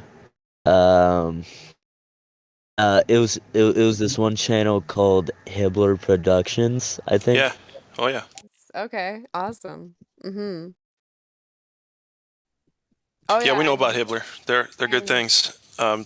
We've been promoting a 46-minute video of theirs recently. It's one of their best, called "The Truth Does Not Fear Investigation." But anyway, go ahead, Redford. Oh yeah, I watched that one before. Cool. Yeah, Battlema was just putting in the chat that if you stick around for a bit and just be active, you can always interview later for the Flat Earth role, but that's not given out right away. So, can I ask a question real quick? To me? So, was last year your first inclination of stepping towards the truth, or was there any time in the past that you mulled over this? Yeah, I would say it was like the first step. Like I'd never really thought about it before I like stumbled across the flat Earth stuff. And So you was know the catalyst? once I like Go ahead, my bad.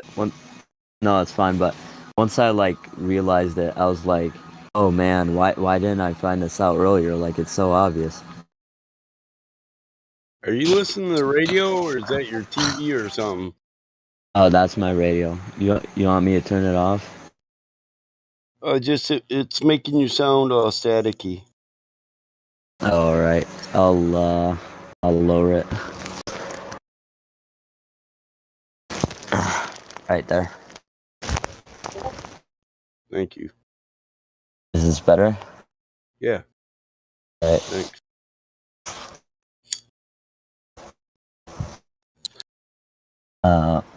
Who's the guy asking me a question? Oh, it was me. Oh, right. I think you had another question. If not, I do. I just wanted to ask, in general, if you had any other inclinations, like, like I said in the past, that maybe you had went over it before and you're like, this is stupid. I mean, me personally, I had a moment about 7 or 8 years ago where, I had looked into it slightly and I was like, yeah, this is stupid. And I, didn't look into it.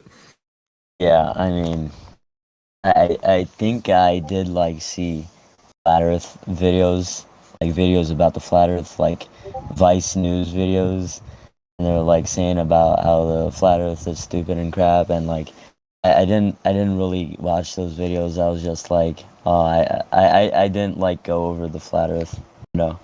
I just kind of ignored it. I didn't think it was that important. Right. You didn't give it any actual critical thought or objective thinking. Yeah. Right.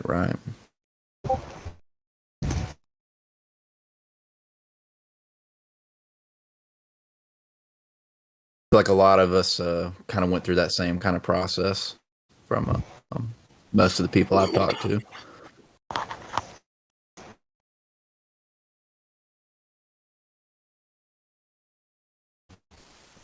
Glad you're here, though, man. Yeah, thanks.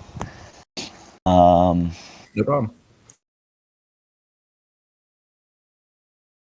There's also the Black Swan. I'll be honest, I forgot what that's all about.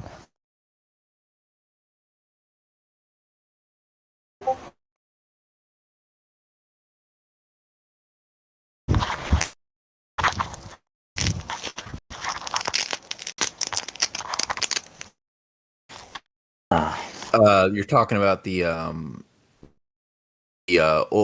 oil rig picture, Yeah, correct? the oil rigs. Yeah.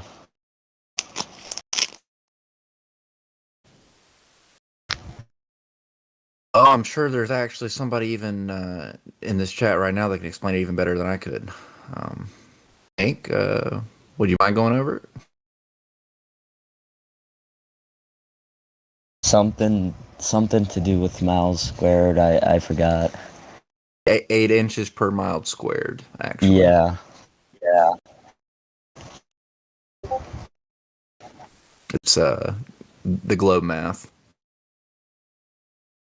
That was a big one for me as well, man.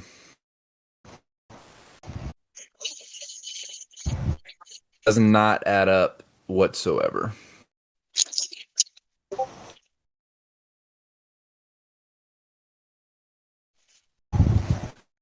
And as time progresses, you'll notice a lot of other inconsistencies.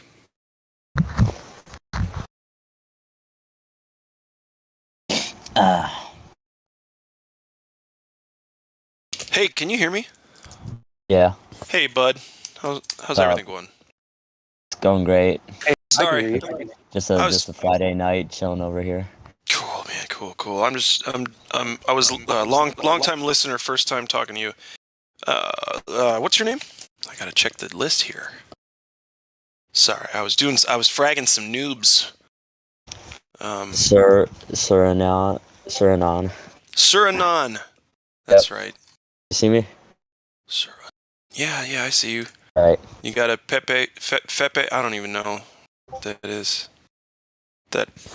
Okay, so British. That's cute. How are you doing? Oh, colonial. That's a colonial Fepe, right? Uh-huh. Super duper. I'm doing fine. I'm doing just fine. Well, you sound like you've got a wide array of specific knowledge regarding the topic. Yeah. I mean, I know a thing or two, but... And you're in Chicago? Mm-hmm. That's a good place to make observations. Not as much as I used to know, but no, that's why I'm here. Not as much as you used to know. I got it. So, are you saving stuff on hard drives now yet, or saving stuff on hard drives? I'm just fucking with you. Well, yeah. Downloading videos, stuff like this, ebooks, PDFs, documents. That was kind of just tongue in cheek. I mean, I got this one really good folder. It has a lot of different stuff about it. I didn't make it, but I don't look at it as much as I should be. I mean, now that I'm in the server, there you go. I probably should be. Yeah, because if I can bark you around a little bit, give you some orders, you should check the scroll down on the left under all the servers and names and stuff. You get down to additional information, A through M, and then M through Z. There's two huge sections of information that'll help get you caught up as to where the arguments are on our side and where the non-arguments remain at 0 for the globe camp. I don't know if you've seen those sections of the server or not, but I did want to alert you to those. Oh, yeah. I see it now. Yeah, almost towards the way bottom. And then under that, too, there's FE tools. Got some things. So anyway, just, explore that bottom third of all that, of the server, and that'll get you caught up for sure. All right.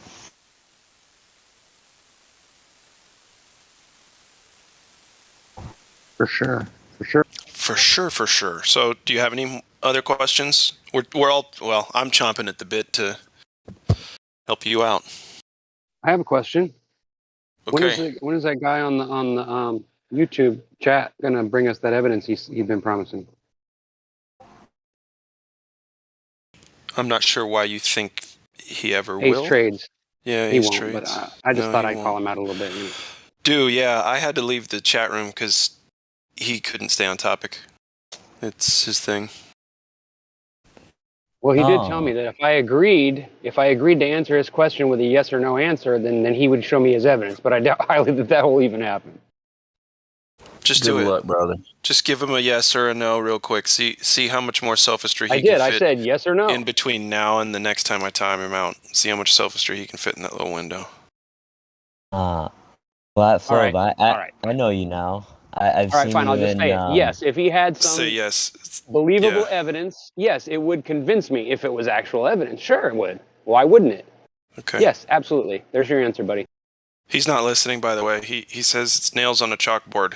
He doesn't like the truth. I know. I heard him say that. Yeah. He doesn't like the yeah, truth he at does all. say that too. When you try to agree and you try to answer his question, then he changes it over to something different, right? Right. Yeah. Sir like, Anon, what did you same say? Salad, same salad, same salad. Same salad, different dressing. Sir Anon. Hi. So what did you say?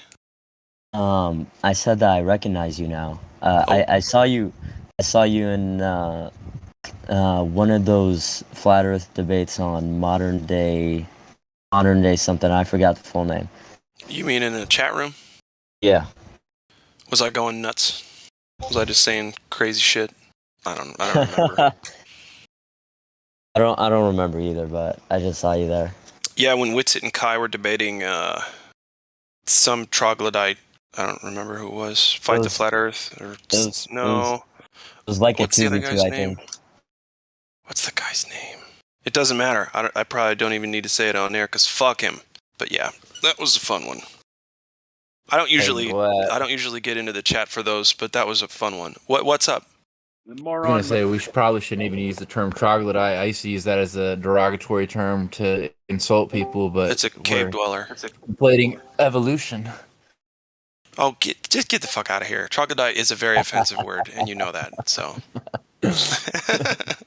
don't you split hairs with me. Like, what does that mean?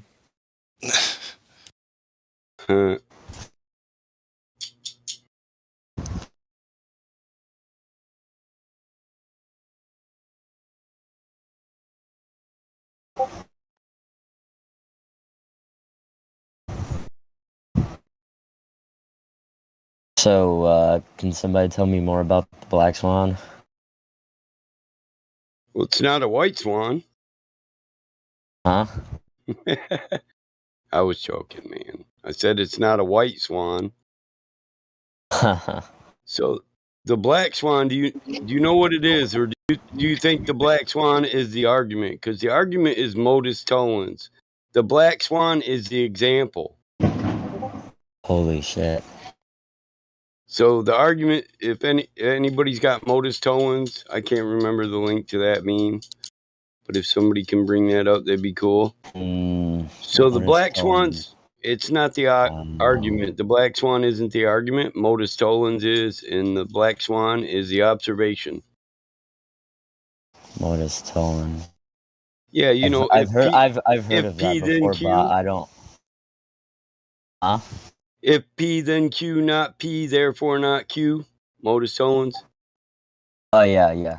I know what you're talking about now. Can I give the example? Just think about a woman who's pregnant 9 months with triplets. If she could see her toenails, she's not 9 months pregnant with triplets, right? So it's one or the other. It's a true dichotomy, right? Okay. Is or it isn't. Right. It's either this way like they said it is, and if it is, it's going to show this. And if it doesn't show this, then it's not this way like they said it is.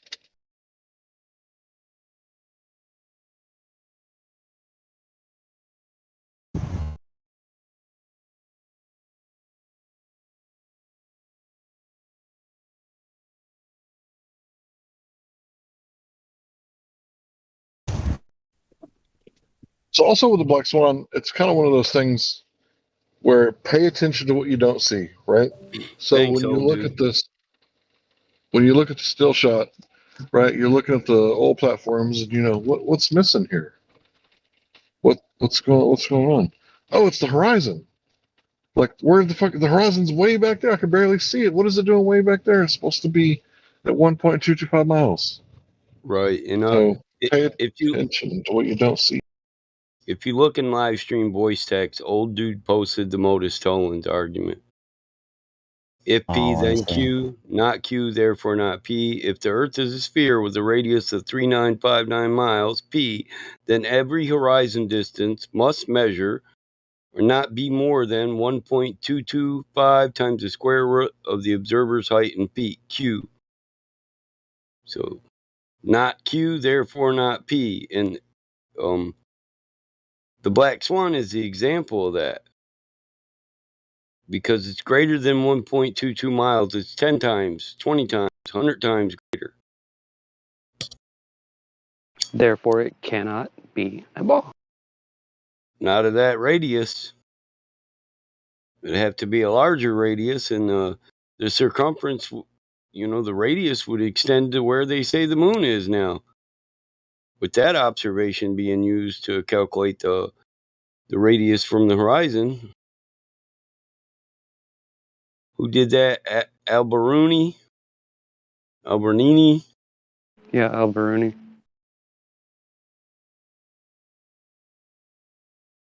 It's a small ball after all. It's a small ball. Notice they're kind of hairy, if you ask me. They say world, not globe. It's a small world.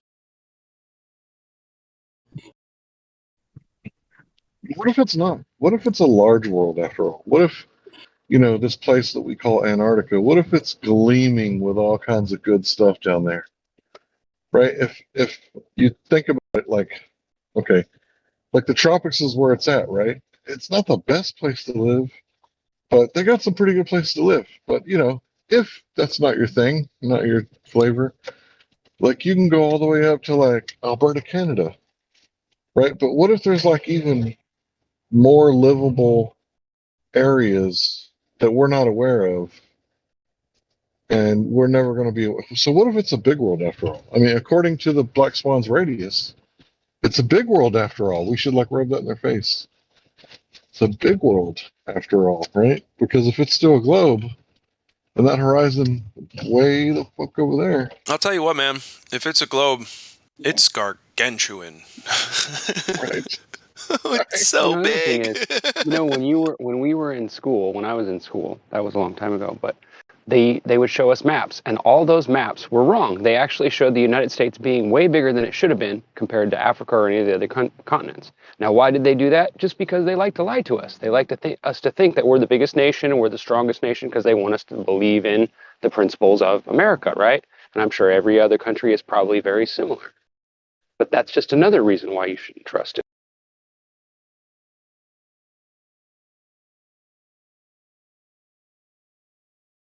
They always lie. And they will continue to always lie. That will never change. Just like death and taxes never change. You don't always have to pay taxes, bro. So if you grow a tomato and you eat the tomato, just saying, you got to pay taxes on that tomato.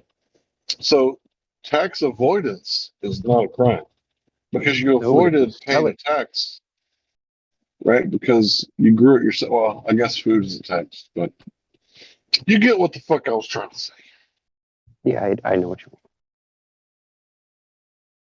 I mean, listen, it's okay to evade the mafia. Thanks. So tax evasion is well, a crime. Considering taxes are actually unlawful, so then paying them, it would actually be a crime. Well, come on, guys. Local taxes aren't that bad, right? And I'm a libertarian, right? But if you want to send a letter to the police station, right, and the fire department, say, look, if my house catches on fire, or if we're getting robbed, like we're not going to call you, so I'm not. Maybe that should be something you guys can do, right? But if you don't put the fire out, you catch your neighbor's house on fire. Guess what? I'm really just talking about the income tax, but yes. Some taxes are legit, I think. Unless you want to be up at 3 o'clock in the morning chasing armed burglars. And here's the thing, man. I still, even if it's local as fuck, I don't know that my money's going to where they're saying it's going. And that's just a part of acceptance in being an adult in this fucking society. You just have to accept that.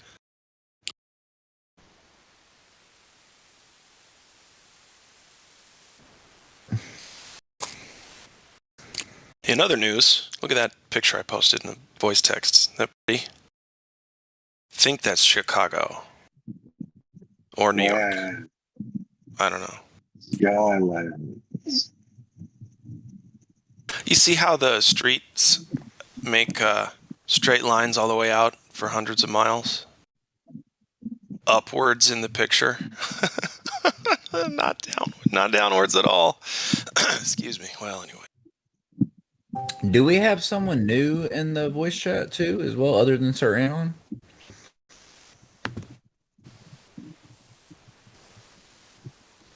I don't think so. Almost like Bailey. No, Bailey's not new. Okay, I just saw VC verify. That's why I was asking. Yeah, Bailey's been here for a minute. Okay, might be my mistake. I'm wondering, is it Beetle Bailey? Bite me, Bailey. That's Beetle Bailey, damn it. That fit photo you posted is absolutely incredible. Yeah, isn't it good? I forget who posted it originally. Wow. I think that's Chicago, and that's the Sears Tower. Keeps on going. I've been to the top of that before. Cool. I want to go back though and look out again. Because I think that's Wrigley Field. I don't know, man.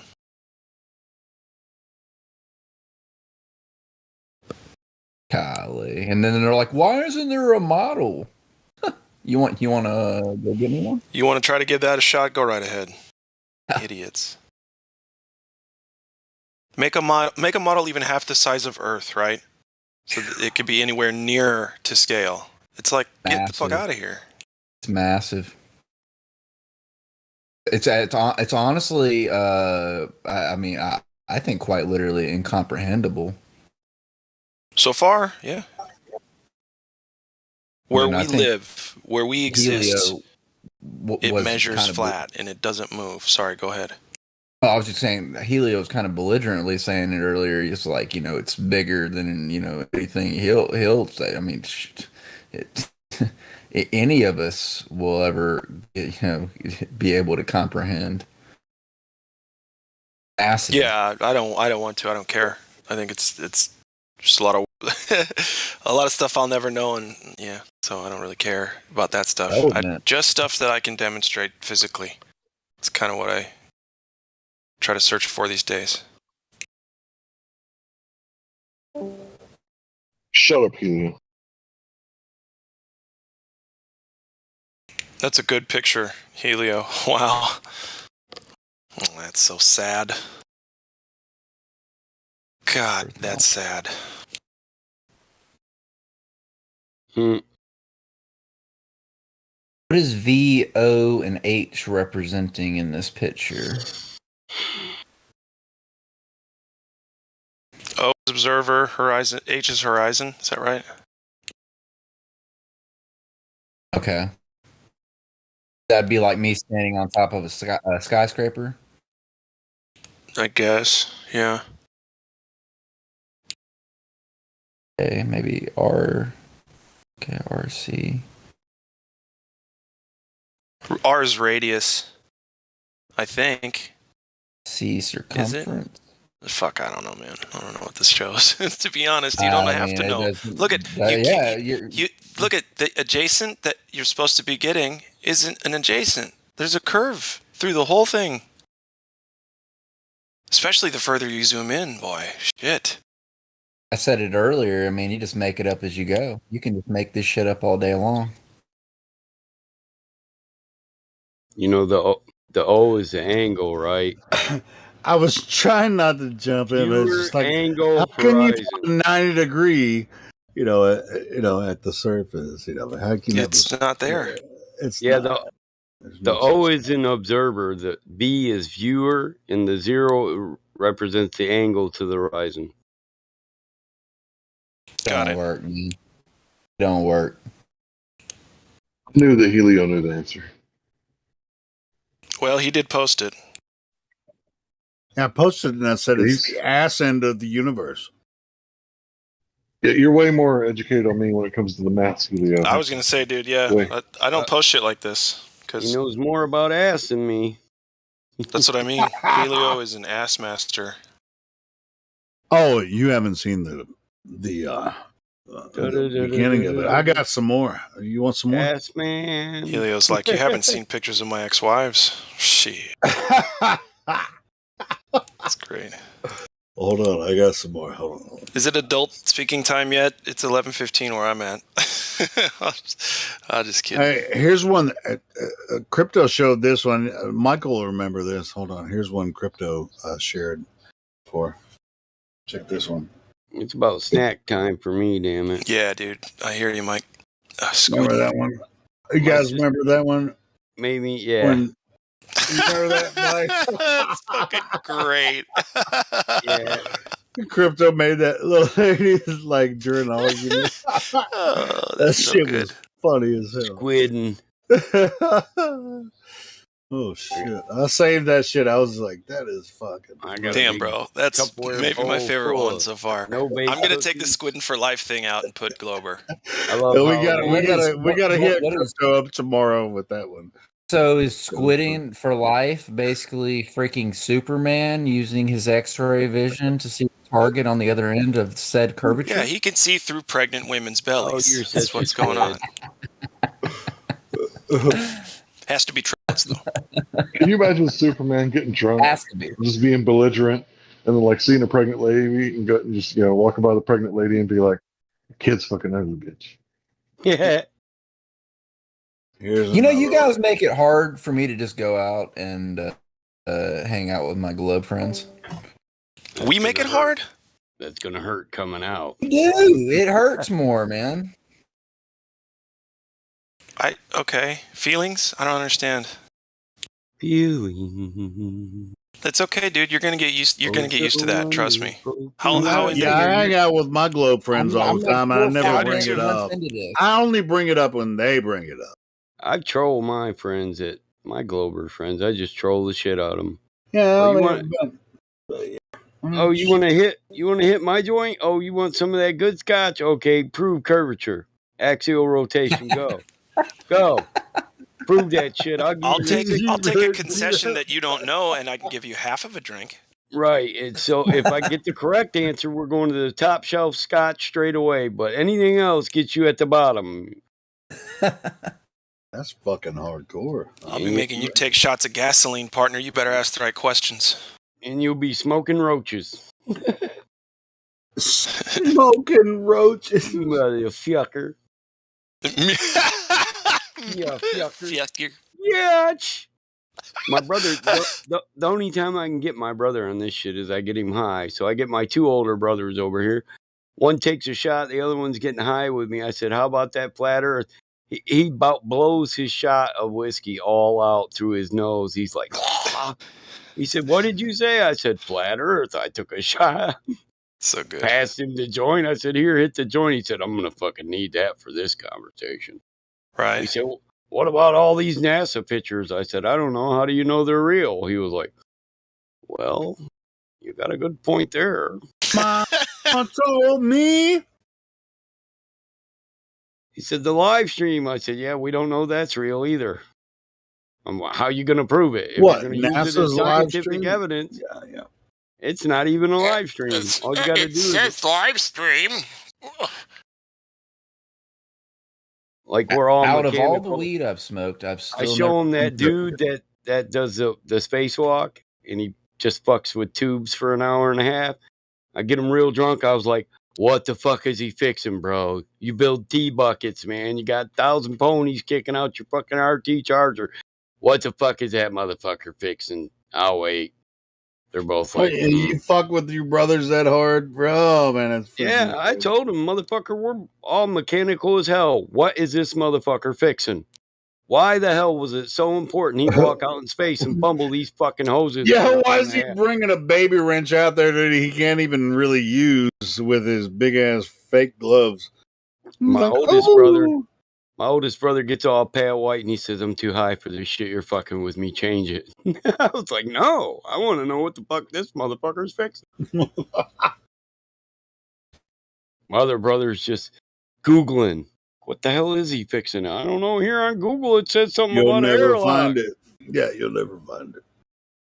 You'll never find them fixing anything. He wouldn't. That's almost as bad as my coworker bringing up freaking Russian satellites the other day. He was playing. What's like here's the special. Here's the special though. The special is that they're going out for a spacewalk. It's like, ooh, and then they'll announce it on the news. Oh, NASA's doing a spacewalk today. And you can watch it live on YouTube. Boom, they're going out for a spacewalk. And they're just like floating around. Cook, cook, cook, cook, cook, cook. And then it's like, which tools are they using? What's the spacewalk for again? Special as in special ed. I know, that's exactly. I mean, but they don't. The whole time people are watching this spacewalk, they don't do a goddamn thing during the spacewalk. Go ahead, Hank. Now can I you call imagine, my brother right? up. Go ahead, Hank. Yeah, just real quick. Can you imagine, if like we keep dogging on NASA and NASA's like, fuck you guys, we'll move to Mexico. And then, the Mexicans start doing like all the NASA stuff, right? And they're not doing spacewalks, they're doing walk on the space, man. Walk on the space. Walk. How they walk into space? I mean, ole. Hey, now I just called my brother about this time. He's probably drinking. I should call him right now and just ask him, what was he fixing, bro? He hates that shit. I'll call him 1 a.m. Bro, what was he fixing? Man, fucking quit. How about that new spacewalk, bro? Yeah, that motherfucker was making no-bake cookies on the moon, bitch. He wasn't Almost fixing every shit, time though. they're fixing something on the space station, it's a multiplexer. Don't forget. I've been at late nights with my brother, and I'll just go on rampage, rants like I do on here sometimes, and he'd just be looking at me and he's like, okay, I see what you're saying. I mean, he doesn't say anything, but I can see in his eyes. He's like, I see what you're saying. And did you say rampage? Rampage? No, I don't go to rampage with my brother. I meant a rant. I meant to rant. But anyway, I've done that with my brother alone, and he doesn't respond, but he responds in some ways. He'll ask some questions and stuff, but he doesn't ask the same kind of questions that we get in here a lot. But he knows where I'm coming from. He knows I'm not crazy, so. But he's doing his own thing, with his family, stuff. It's like it only happens for him when it's just me and him, And then he just gets back into. The same thing with my brother. Last time I talked to him, I was like, they're lying about everything, and they're definitely lying about where we're standing. He's like, you know what? You're probably right, but that's as far as he'll go. He won't look into it. Yeah, that's the way my brother is. It's like, yeah, you're probably right about this, but I got other shit to do. I think it's a defense mechanism. It's just that fear kicking in. Fear of the unknown.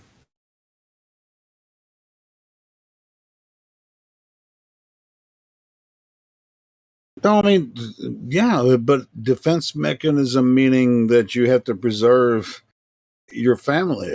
I mean, if you just like, what are you going to do? I'm going to do this, and I'm going to, I'm not, without divulging a lot of what's going on with my brother's life. I mean, he's actually fairly comfortable.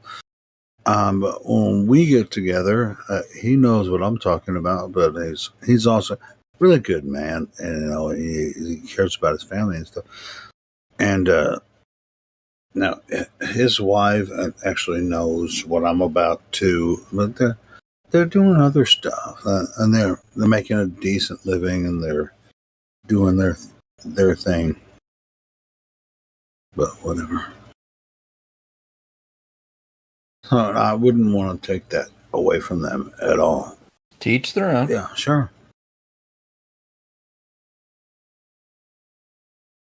But it's still good. It's still good to be aware. It's still good to be aware that there's something out there that is, at least a certain point. I don't know. You wouldn't want to take away their psychosis? Well, should I? Not if they love it. Let them have it.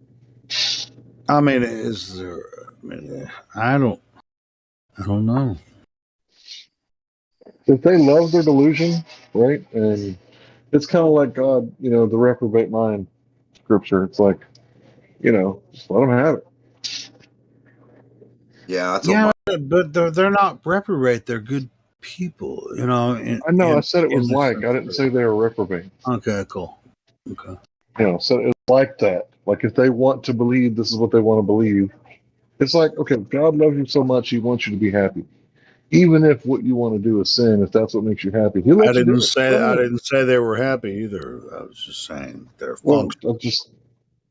That's what they want to believe, right? See, my thing is I don't like to force things on people because I remember when my grandmother forced me to go to church, there's this bias that people have, and I forget what it's called, but it's like you tell an 18-year-old you can't drink beer. What's he going to want to do, right? And then when I turn 18, guess what I stopped doing? Drinking beer. It's like, you ever heard the saying, it doesn't matter how much you shove the Bible down somebody's throat, it doesn't mean they're going to eat it. That's not how, Yeshua told us to do it anyway. He said, plant some seed and walk on home, boy. Wipe the dust off your sandals. Good home, boy. That's what a Dallas dude would say. Walk on home, boy. I mean, that was because when you walk home in Dallas, you're gonna be walking. Walk on home. I never thought some Phil Anselmo stuff. I don't know what Hank. I never thought I would be, if you had asked me 2 years ago, I'd be on a server talking to the real Hank Hill about flat Earth, man. Oh. Hey, Hank Hill, he has connections. I mean, he knows Mike Judge. Dude, I need that. He knows Mike Judge personally, man. Mike Judge is in Hank Hill's back pocket. To the future, peeped me out, and they went back into the 90s and created Hank Hill. or maybe his recognition of reality was so fucking clear. Oh my gosh, dude. No, it's actually true. I mean, there's a lot about Mike Judge that we don't know. Yeah, there's a lot of stuff. Well, think about Idiocracy. Obviously, the motherfucker has been to the future, right? Yeah. Yeah, there's too many correlations that that's Exhibit A. Yeah. How about Costco 20 miles wide? Yeah, Costco. Welcome to Costco. We love you. Starbucks, the whorehouse. Fucking A, man. I love that movie, man. It's awesome. It's one of my favorites. I mean, the Starbucks thing, no offense against anybody who works at Starbucks, right? But those bitches are bored when they get off work. They're ready to have some fun. Like, what do you do for a living? I'm a barista. Oh, what? I'm a barista. It does sound kind of whorish, doesn't it? I used to date a barista. Guess what? She was a hoe. So maybe she was whoring for Starbucks. Mike Judge got that supervision. He got some glasses on. He can see.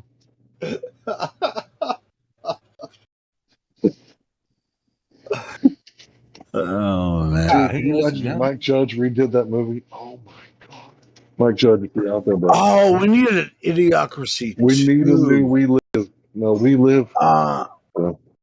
Oh, we need to get They Live. Who did They Live? What was the director on They Live? What the fuck is his name? That's such a good movie. What was his name? I can't fucking remember the director's name. I have to Google it.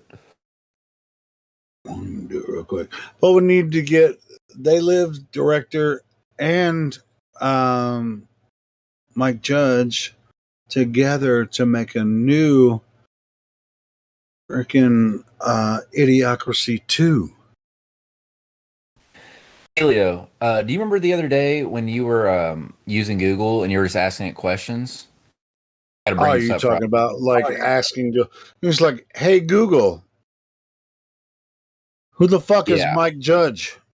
Right. So you were doing that. So randomly, 2 days ago, me and my wife were watching a movie, and it literally just says her name out loud and says, "What did you say?" And I don't know, it just kind of freaked me out a little bit, man. Because I'm like, how does it know her name? How does it not freak you out already? I mean, it does, but that really freaked me out because, I mean, it was random and in the middle of the movie, and we didn't say anything. Hey, Google, who is Helioskeptic?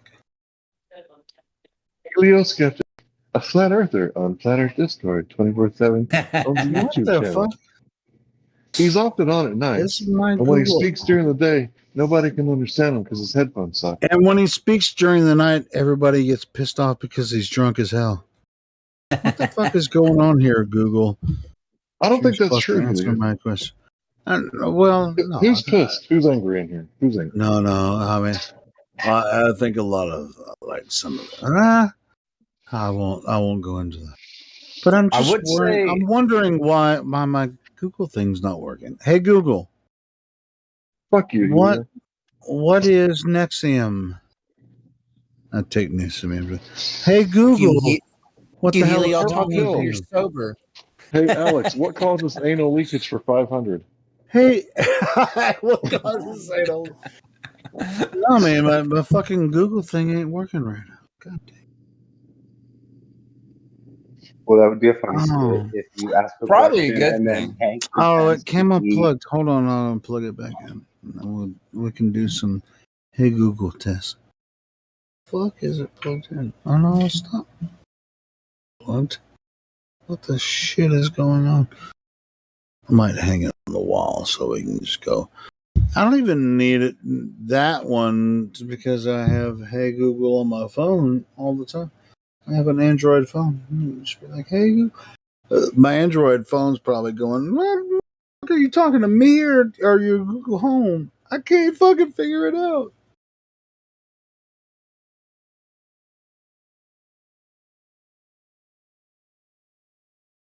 I mean, a lot of you guys have Android, right? So if you say, hey, Google,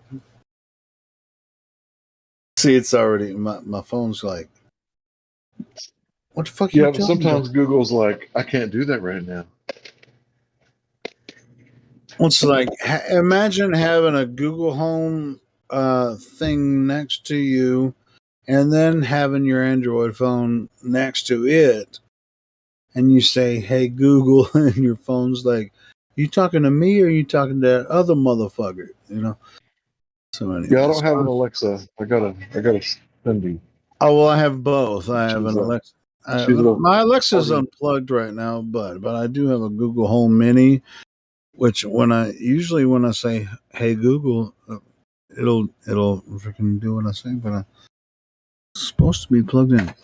This is really gonna fucking piss me off right now because it's not working. I'm a bitch. Trace the cord back. Anyway, so what were we talking about? We're talking about the Rugrats. Remember the little doll, Cindy? Anyway, moving on. Oh, the Rugrats. Oh, we went to Idiocracy and all that kind of shit. You know, which all that kind of shit. I think Idiocracy is the best movie ever made. But anyway, yeah. Continue. When I heard you guys mention that, I decided to jump in, but I guess I'm a little behind where I was listening from. But I put this when I mentioned Idiocracy last time to somebody. They told me there's a new movie out that's supposed to be like Idiocracy, and I couldn't remember it, but I found it. It's called Don't Look Up. And it's where Leonardo DiCaprio is, I don't know if it's them in the future, but they're trying to convince the president and everybody that there's a meteor coming, right? And the president with an assistant, Jonah Hill, is just like, it's cool, don't worry about it, you know? No, I don't know if it's, I've never heard of one called Don't Look Up, but those same characters are in a movie. Something about hell. Oh, God. Same actors, you mean? Yeah, Jonah Hill. Jonah Hill and Leonardo DiCaprio were in Moneyball together. Hold on, let me think. You said Don't Look Up. Hold on, let me look at. I put the preview in the side chat in the live stream. But okay, there's something interesting. When I was watching that preview, I'm like, wait a minute. Okay, let me just ask. Oh, Jennifer Lawrence. Is it brand new? Like just came out? Helio, tell me this: is Tyler Perry alive or dead? Well, how the fuck should I know? I thought that he was dead, but I mean, I guess it was a hoax. But I thought there was like real news. No, as far as I know, he's alive. He's been making fucking Big Mama films forever. Yeah, I know. That's why I thought it was a big deal when he died. I'm like, wow, that dude died. He must have done a pretty good job. Who told you he died? I'd never heard that. There was a death hoax, like report that he died, but I guess it wasn't real. I thought it was Tyler real. Perry ain't dead. No, as Anyway, far as I he's know. in that movie too. No, he's not. You know what I think the death hoaxes are? I think they want to see how far the fake news can go. Like not that long ago, somebody had made a report, and then like it went all the way to like I think it was in Germany or overseas. People were reporting that the Kyle Wittenhouse thing, whatever his name was, that it was a racial shooting. So they reported, like, I think it was Germany, that it was he killed some black people. Like they reported it wrong here, and then they picked it up in Germany. Yeah, and they got protesters after the trial talking about how he was racist. Shit, I'm about to have to watch this movie. So when white people kill white people, they're racist? Damn. No matter what we do, guys, we're racist, so we might as well embrace the racism. But the whole thing was fake, probably. The whole thing was fake. All of it. From start to finish is probably fake. That guy looks just like one of the what's his name? Rittenhouse looks just like one of the kids from Sandy Hook. Just stay on topic. I've seen that too. But anyway, yes. I mean, what are we supposed to believe about? Yeah, you can't. You can't. That's why they want us to give up on reality, so we'll enter the metaverse. I get that, but let's be patient and see where this is going to go, because they're trying to punch it down our throats. You know, whether you are buying into the whole nonsense or whether you're a conspiratard. Let's just sit back and wait and see what their plan is. Let's be patient. Just like hold back. Just like if you're total conspirator, see, this is the Hegelian dialectic. World domination, bro. No, exactly. Of course that's the plan. Of course that's the plan, but yeah, I mean, it's just like what part of that do we play, Michael? You know, at the end of the day, if we hold back and just say, that's "Hey, an easy one." Oh, such a good question. Compliance. That's a good question. They told us approach. Yeah, that's it. Yeah, so it's basically this. They're telling us what you're going to do. So at this point, the government said, "Hey, I'm taking your truck mudding," right? Nope. And it's up to us to go. Wait a minute. No, this isn't the house of give everything away for free, right? You're supposed to represent us, and you're not there to govern us. You're there to represent us, or it's going to be hell to pay. At my house, that is the right answer. Don't die trying. You taking my mud truck? Oh, don't die trying. Shit. It does seem like they're giving us the truth on purpose so that they know that what we're doing is because they told us to do it, not because it's a good idea. So any type of a resistance is impossible. Is that? No. They've written the resistance into their plan. Well, I know at a certain point. I mean, that's part of it. Yeah, no, but that's part of the Hegelian dialectic. But when the hammer comes down, where's the resistance there? You know, the resistance will be just like a little, just like they put their thumb. Hopefully, it'll be scattered and thinned from fighting against each other. So, I want to say something real quick. I just read across this in regards to Globers talking about the sky in relation to the actuality of the earth. I'm reading the Book of Enoch here, and this will be short, but I just want to read it real quick. It says, "And that which thus rises is the great luminary, and is so named according to its appearance, according as the Lord commanded. As he rises, so he sets, and decreases not, and rests not, but runs day and night, and his light is sevenfold brighter than that of the moon. But as regards size, they are both equal. So, what does that say about anything they say when they're conflating a heliocentric model? I think it says. Sounds pretty void of anything they're saying. I think what you just read says a lot. As far as heliocentric model, I don't think it says anything. But as far No. I'm saying it's the complete opposite of what they're saying with the heliocentric model. Saying the sun and the moon are quite literally the same size. Yep. You are quite literally seeing exactly what you are seeing with your own eyes. Just one gives more light than the other. Exactly. Sevenfold. You can get into the details, all you want. You know what else it said? What you read? That means the sun is the sun. What about the portal to heaven, bro? What do you get from that? Me personally? Yeah. Based on what I've been reading, there's several portals. But what is the definition of a portal? Me and my wife were talking about this the other day. What is it? Is it it's a gate, an opening. So when you're giving birth, right, if you're a woman, your portal opens up and the child slides through, right? So you could say open sesame, right, or open portal, right, or let me in, the gate is closed. Open the gate, open the portal. So there's portals that are open at all times in regards to the sun and the moon, and they're passing. This kind of goes back. This kind of changed my perspective the other day when I read that excerpt. Actually, because it kind of goes back into them saying, "Where's your model at?" Well, saying to me when I'm reading that, there's several portals that the moon and the sun are going through. It's not even necessarily going around us. How do we know that? We're saying they're moving around us, but are they really, or are they, like Hank was saying, are they going through a portal?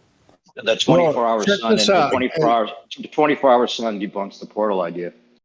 Well, as fabulous as the sun is moving through the patterns that we observe, 24-hour light or 24-hour sun? In the Arctic, not the Antarctic, in the Arctic. Yeah, that's what I'm asking. 24 hours of light or 24 hours of you can see the sun? Exactly, that's true. Well, you can see the sun, supposedly, right? There's videos of that, right? No. But is it, or is it? You don't see the sun for the entirety of the 24-hour light period. No. That's what I'm saying. Right. Is it really being seen for that amount of time, or is towards it the North Pole? And I haven't seen I haven't seen any real proof that it is light for 24 hours. All the videos I've seen. We don't have any evidence of anyone following it. I thought we did. All the videos they show have evidence of editing. And hold on, Mike. Who would or could follow the sun? Who could or would follow the sun? Who could do that? How? How could you? So let's talk about portal. Okay, so porthole, right?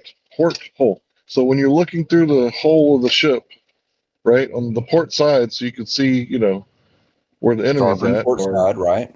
Right. Porthole, right? So does it have to be made of something you can't see through? Can it be like a point of area that it goes through? Like, what if it's glass? You'd be able to you'd be able to see the sun pass through a glass porthole, right? But if it's glass, then you wouldn't even It's be an able to tell the entrance. difference.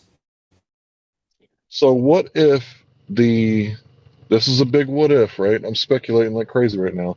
What if the molten looking glass has portals that open and shut and we can't see it, but it's happening up there? What if the clock has here's the all this thing. miraculous...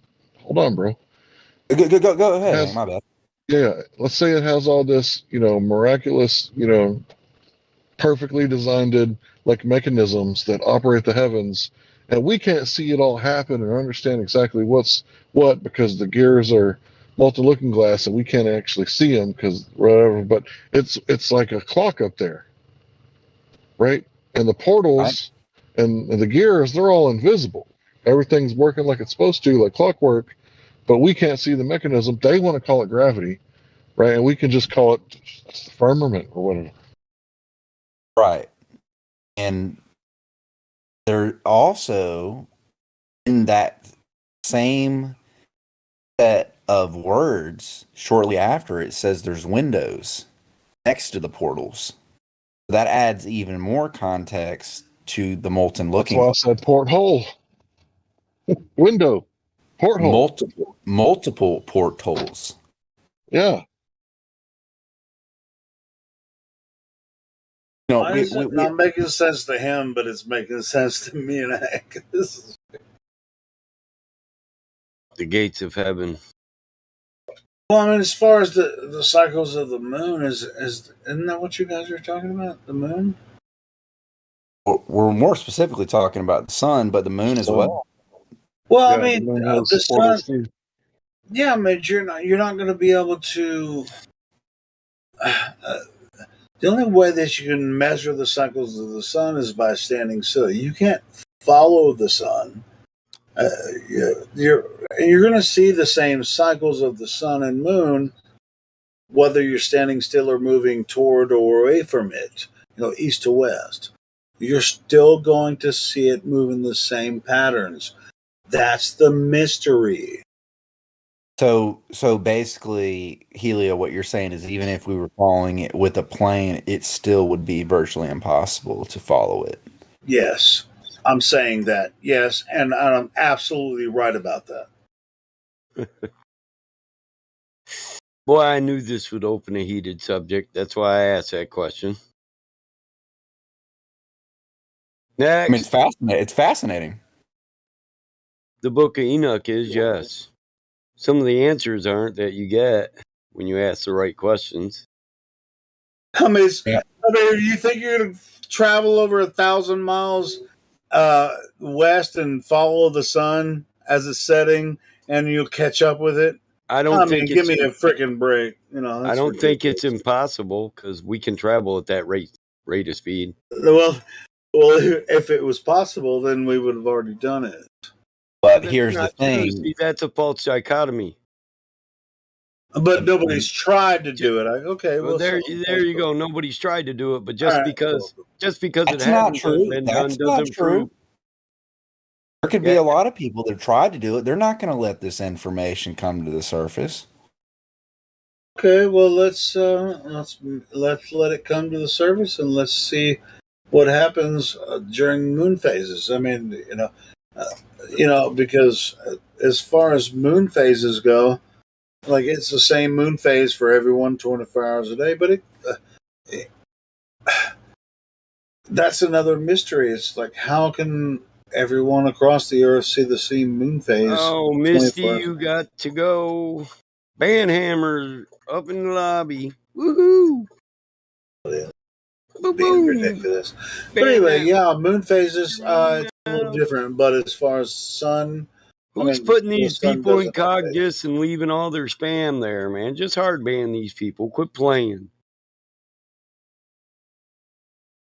Anyway, that's the way I think about it. It's like, hey, I mean, we have airplanes that can travel the same speed as they claim the sun is traveling across the sky. Yeah.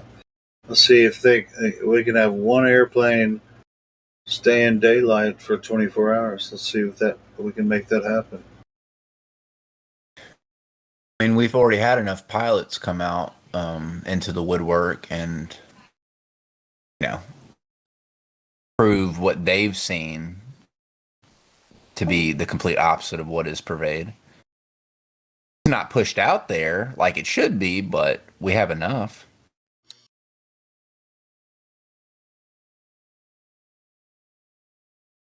Sure.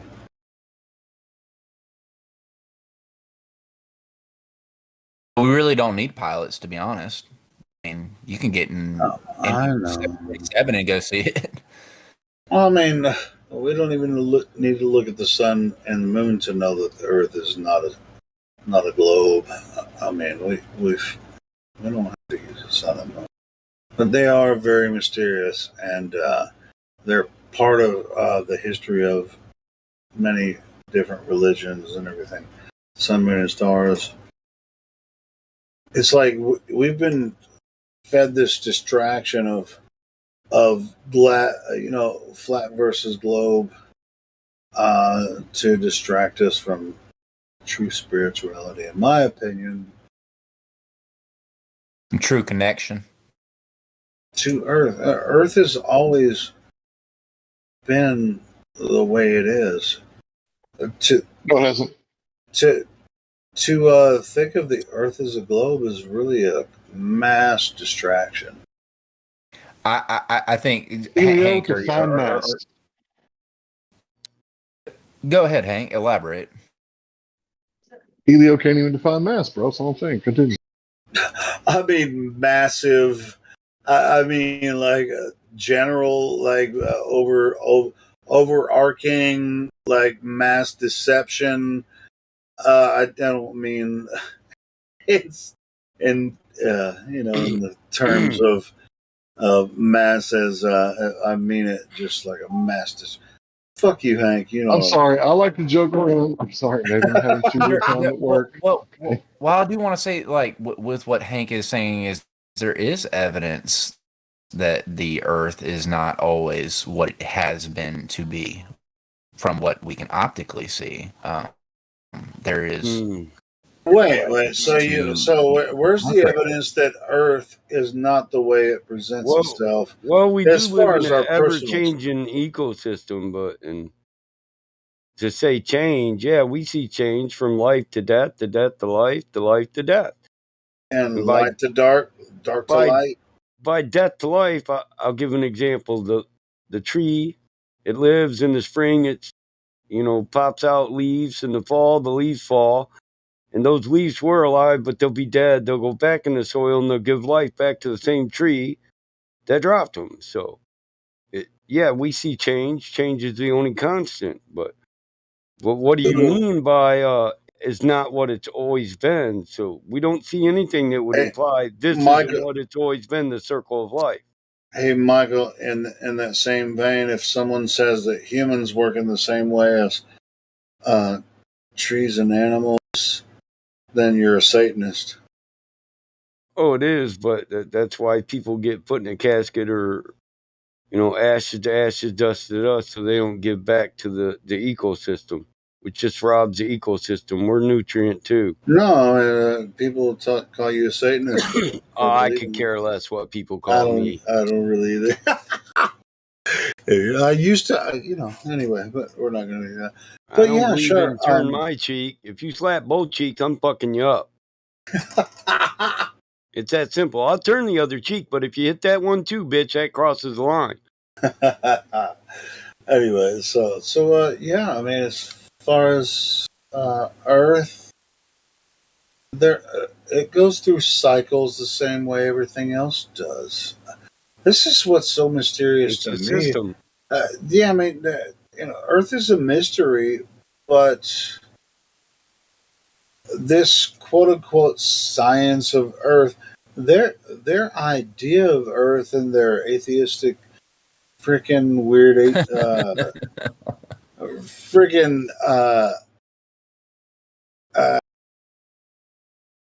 what's it called? The where the man comes from dirt. Agnostic? No, agnostic is. I'm trying to. I'm speaking out of my head right now. evolution. That's what I mean. Like this evolution of man coming from fish and shit out of the water after over 4.5 billion years and all that kind of stuff. There's no physical evidence for that. That's a belief. When you look through history of man through many different cultures, you'll find out that the only people that buy into that concept are the Westerners. The rest of the world actually just like, why do you say that in its entirety, though, Helio? Can you define how you use that word That's a preconceived Westerner? notion. We'll say Westerners by like northern. Well, I would say Westerners in the, I guess, a Western liberal understanding of or whatever. I mean, it's only been an idea for a couple of 100 years. Right, it's definitely pushed into the mainstream to the light. west of us is east. If you're with me, Sure. I mean, east and west. I mean, it's a direction or whatever. I'm talking about. Everybody's west to everybody. It just depends on what way you know, look at it. I'm just talking about a social dynamic. I'm talking about a social dynamic. But anyway, here's the thing, though, Helio. That is also really innately a heliocentric concept to say the west to the east in the way that you're saying. I'm not saying that in an offensive way because I'm guilty as well. But I'm not talking it about definitely is. I'm talking about the Northern Europeans and the the West just turned into the North. Yeah, sure. I mean, you guys can get all nitpicky about it, but you know what I'm saying. Yeah, where the evolution theory came from, it actually came from. But it didn't come from the West. Well, no, it didn't come from the West or the East. It came from Northern Europe. Primordial Adam. Right, and that was. But anyway, so can't stem from the same place. But it's promulgated. It's promulgated from there. That's all I'm saying. And most of the world doesn't necessarily buy into that. They'll exploit the greed and everything that comes from the atheistic ideology. They being the other parts of the world, and just like, hey, you dumbass Westerners, hey, well, is this racist the way I'm presenting it? It might as well be racist because they're racist against us that don't believe any of that shit. We didn't come from freaking primordial soup. I'm racist against primordial supers. Oh, that would be most Globers there. Okay, well, fuck them.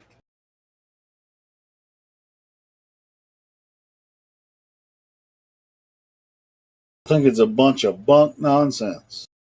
We're related to monkeys. You know, the thing I always like to ask them is, so what? I thought it was chimpanzees. In area in your family did the transition happen? And then most of the time they get really mad at that point. Yeah, which one of your grandparents was a chimp? Exactly. Objectively ask them that. They'll get very, very upset. They'll say, "Hey, you're strawmanning." Well, they're going to say, "You're strawmanning me." So you're not saying that you came from this, and that. So it's like, well, no, that's not what I'm not saying. But it's like, all right, well, where does the strawman come in? Tell me where my strawman starts and your strawman begins. I mean, come on, help me out here. So who in your family was into bestiality, damn it? Tell me. The irony in it is when I was a heliocentrist, I always said that, you know, I'd always go to that point, and I think it was the beginning of me coming to the truth, actually, but without me even really realizing it. No, sure. I mean, that's the point. You're not supposed to know that you believe something. You know it because it's like scientifically proven, quote unquote. It's like, hey, we were men. We're men because we came from fish that drew legs millions of years ago. Here it is. We got the missing link. It was Darwin's great great grandfather. He was half chimp, half human. Darwin's great grandfather. Oh, yeah. Yes. I was about to say something that I shouldn't say. I think it rhymes with chew, but I'm not going to say anything about that. They were very chewy people. They chewed on stuff. I have a Freemasonic Bible I stumbled upon the other day. I forgot I had it. It was 1925. I read the beginning of Genesis the other day, and it actually states the firmament in the first page of that Bible at least 7 times. Well, you can see that in Genesis anyway, right? I mean, but certain copies, it does not state it in that way whatsoever. This Bible is almost 100 years old. Pages are literally falling apart in it. I had a very old friend give it to me as a gift a long time ago, and I really realized the profoundness of it. Truly, it has a lot of old pictures of Solomon's temple in it, and a lot of other very, very interesting things.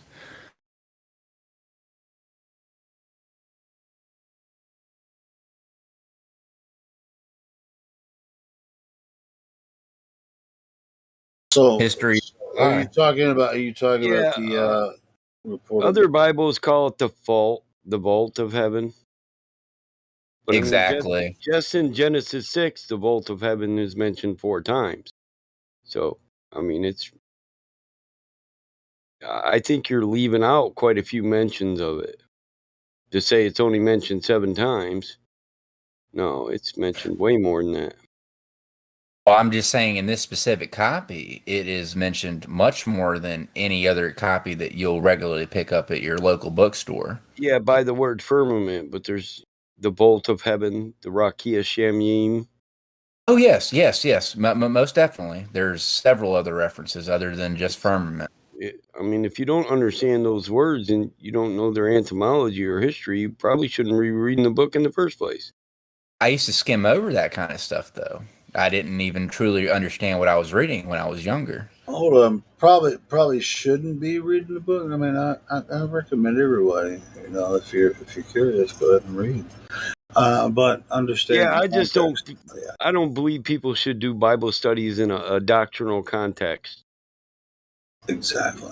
I think they should just read it, look into the history of it, try to translate words from the original words, and come to their own. Yeah, a lot of times people will just like pick and choose. I mean, yeah, it says you'll be given a guide. Who needs another man's doctrine when you have the Holy Spirit? A battle mod. You're just saying you just need to objectively go with it. No. Holy shit! Did he just? Shit. I don't think that's what he said. No, I'm saying you don't need to follow a doctrine. A doctrine is what somebody else took from the book, and you're just following their belief. You need to go with what you're reading, how you understand it. You need to study it. That's what I said. The origins to the new day. 90% of what is in there now has been translated so many times to keep up with an evolving English language that most people don't get from it what they would get if they read a 1816 KJV. Everything I would say go even farther than that. The Apocrypha, the Bishop's Bible, the Vulgate. Every text you read, it will speak to your heart, and you will find your own path. I agree. You don't have to follow a doctrine, just like Michael was saying. You will find it. For people to spend hours and hours arguing about doctrine, it will never lead anywhere except for more arguments, and it will never lead to truth. Right. When people talk about their doctrine, like, I don't know if they realize it. I do. I certainly realize. But when people are talking about their doctrine, they kind of sound like, Waterboy talking about his mama said, the alligator is ornery. The alligator's ornery because his tooth. It's like, well, the scientist, the professor, he says the medulla oblongata. Yeah, Like, who knows why the alligator is angry? Hey, and I'm Right? speaking. I'm speaking about this from experience, I don't do it much anymore, but I have done it for years, and so yeah, I speak about that through experience. I'm not just talking out of my ass when it comes to that. You need to let it speak to you, and don't let anybody else's opinion get in the way of what it is speaking to you.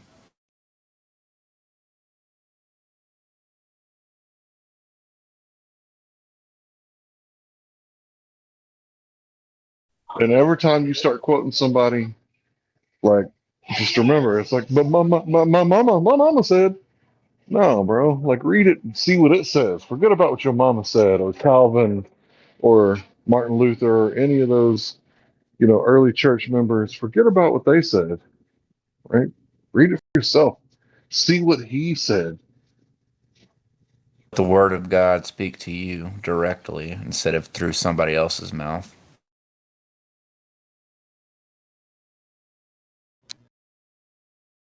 I'd agree.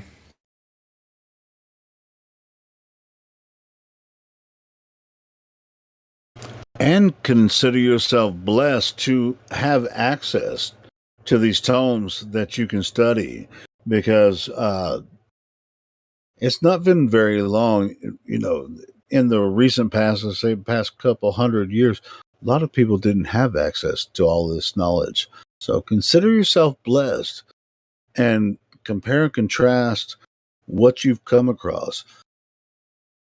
And search your heart, when it comes to all that stuff. A lot of us, or a lot of our ancestors, didn't have access to this knowledge. So I do consider myself blessed. I do too. I actually think I have the only copy of the. Obviously that's an assumption, but I would assume. The book I have is from 1925, and like I said, the pages itself are like literally falling apart. The cover of it, I don't even know what it's like, a leather bound kind of book style, but it's much different than a typical script that you would find modern day anyway. And of course you can go back to the Dead Sea Scrolls and other sacred texts for more validity of whatever spiritual path you're on specifically, but I don't think it's random. Yeah, I'm not too sure that the biblical scripture goes back to the Dead Sea Scrolls, but the Apocryphal, the Vulgate, those are definite. King James took his from the Bishop's Bible in Latin. Oh, and then there's, King James, from what I've been researching recently. He was a very adept demonologist, which struck me. That's his Bible. It's not God's word. It's copyrighted by King James. They own it. That's his word. Exactly. So when God said he'll keep his word true, he was talking about the Holy Scriptures, which the King James Bible isn't. Exactly. It's not a question of if he could keep his word true. He did keep his word true, but other people translated it and copyrighted it. When you own the copyright, when you own something, you lord over it. You're the creator. You do what you want with it. You make the rules. You own it. In the same sentence, the word of God can not be manipulated, if that makes any kind of sense. It can. Certain things can be. So, well, it says it in the end, in Revelation, nothing should be or given or away from said book. When it made that reference of this word shall never pass, it was in the Old Testament about the Old Testament scrolls. The Bible didn't even exist at that time. I was talking about more so in the end of Revelation. In the very, very end. It's not specifically saying that it can't happen. It's just saying you shouldn't. Yeah, there's many verses that say you shouldn't add to or take away from. But that's not what we're talking about right now. From it. We're talking about his scriptures from his prophets versus translations of those scriptures owned by other people. Right. And then pushed as fact in and of themselves. Yeah, I mean his son preached against doctrines of demons, did he not? Yes. Yeah, my thing is, I first started looking for like these false doctrines when I started reading the book as a young man, probably like 13, 14, 15 years old, started reading it. It's like, talking about these false doctrines, and it's like, well, what are these false doctrines? What is he talking about? Right? And you read the red letters, right, which I was, instructed to do.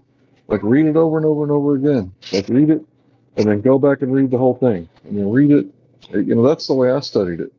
So to like memorize it and get it in my heart and get the understanding of it. And it's like when you realize that Yeshua, right, he was in a lot of ways, completely misrepresented to what he actually was, right? Like a lot of people might see Jesus as like, some hippie dude with long hair, but he was actually kind of a,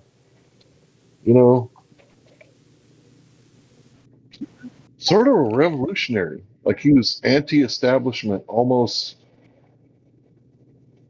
I don't know.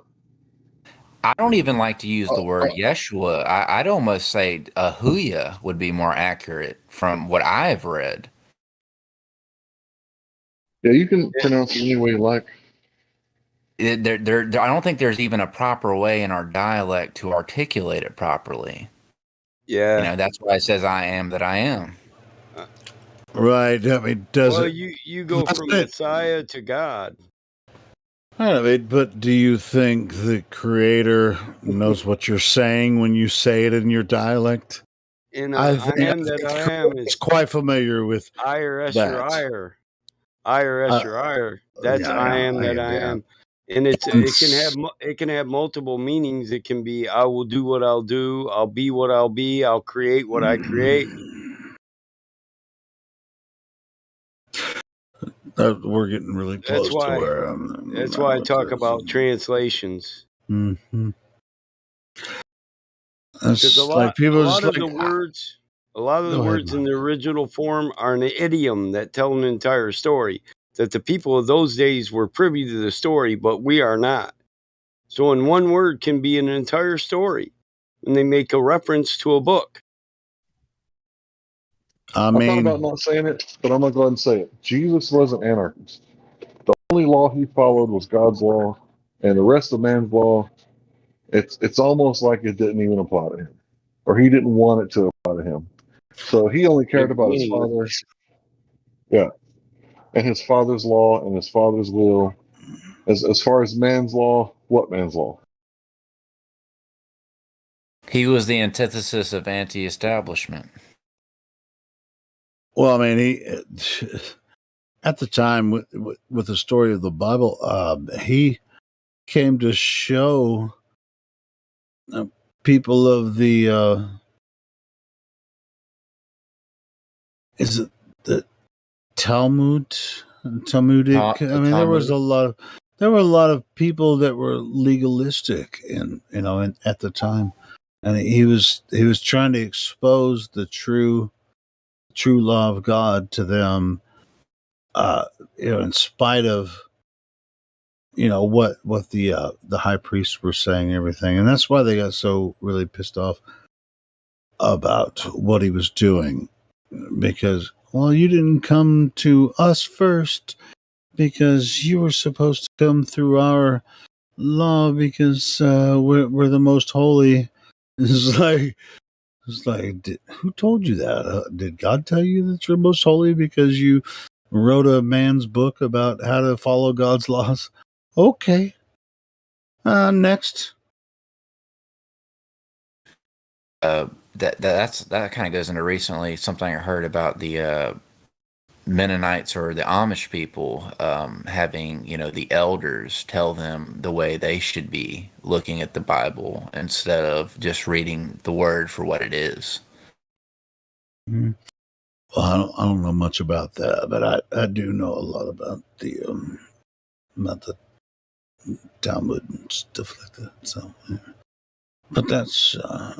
I don't know why you call out just the Mennonites and the Amish, because that's what everybody does, right? So have you noticed, like, okay, I don't know if anybody's. It might as well be if it's the same thing. The reason I bring it up is I just watched a documentary recently on it, and it just made a lot of sense to me. A lot of people defect from that, and the Pharisees were going by the Talmud. They had the Sadducees and Pharisees, and they were both had different aspects of the Talmud. Yeah, I mean, so they were fighting over different aspects of their own man's laws about what God said about the laws, but they couldn't see exactly what they couldn't see through it, and that's what that's when they got really pissed. Both of them, they came together to condemn Jesus when he came in and said, "Hey, your laws." It's not even the same law that God told you. You've made your own laws. Right, kind of like that kind of goes into denominations, Helio, in the modern day. Okay, well, sure. Yeah, that's what I was going to say. I don't know why you want to blame the. Yeah, just go read Matthew chapter 5, and you'll find out what Jesus was saying about it. Well, I'm not blaming the Amish specifically, as people individually. It's just that from what, like I said in that documentary. Every time I try to finish a sentence, I get cut off.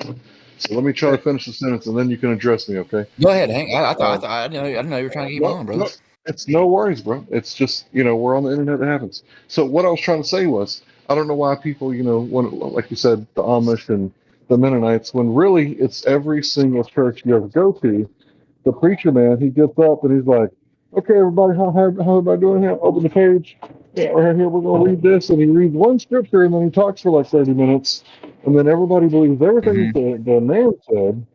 And then what did God say? Like, does that mean that everything like the preacher said after that is like automatically true? So now you can address it. Right. That's right, man. Yeah, I mean, it's. I guess that kind of goes into another reason why I just don't like. I don't like to go to church. It's because I just feel like it like you just said, Hank. It's they say one thing and then just go off of that, and they're just listening to what the preacher says instead of interpreting the word for themselves. Oh no, I went to church for a very long time, and I don't like to go to church anymore, but I did meet a lot of really good people at church. Like really, really good people. So, well, you notice how they do it. Like everybody's been working all week, right? Stand up for the reading of the word, right? And everybody's like, "Oh, okay, I'll stand up. I'm tired," That's during the ceremony. That's the ceremony, though.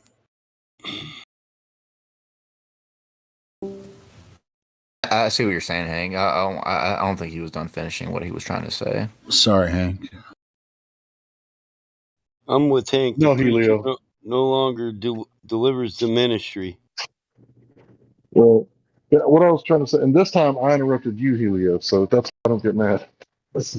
No, it's all good. We interrupted. So, but yeah, I mean, I think we're pretty much getting, we're talking about the same thing, and we're frustrated with it. That's why we get, that's why we get excited about it, But,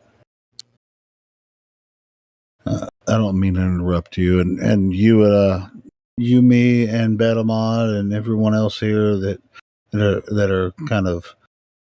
We've all experienced different aspects of this type of thing, so we get passionate, and so we don't necessarily mean to interrupt each other. So I want everyone to get their point across when it comes to this, but and it's not we're only expressing this in our. Can you imagine?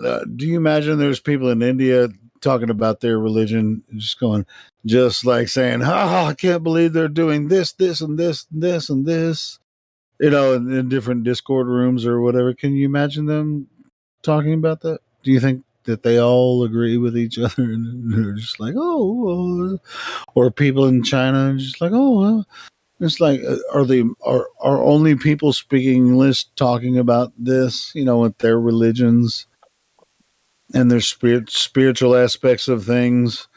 Is Christianity the only thing that matters in this world? I went to a Hindu temple in Dallas. I was doing Uber and Lyft, and took a couple of guys to church, right?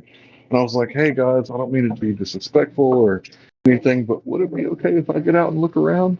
And they were like, oh yeah, sure, get out, look around, no big deal.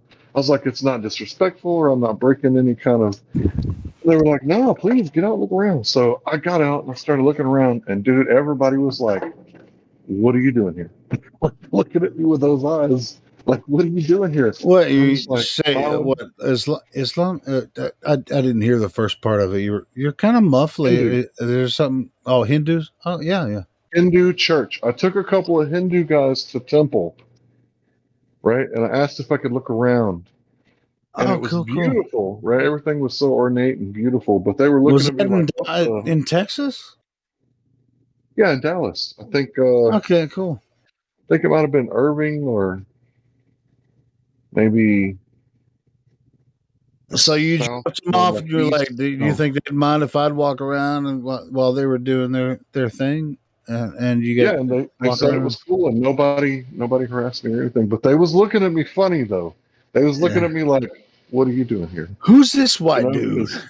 Yeah, that's what it was. They were like, "Did you guys invite Whitey?" Yeah, he's my Uber driver, man. He's cool.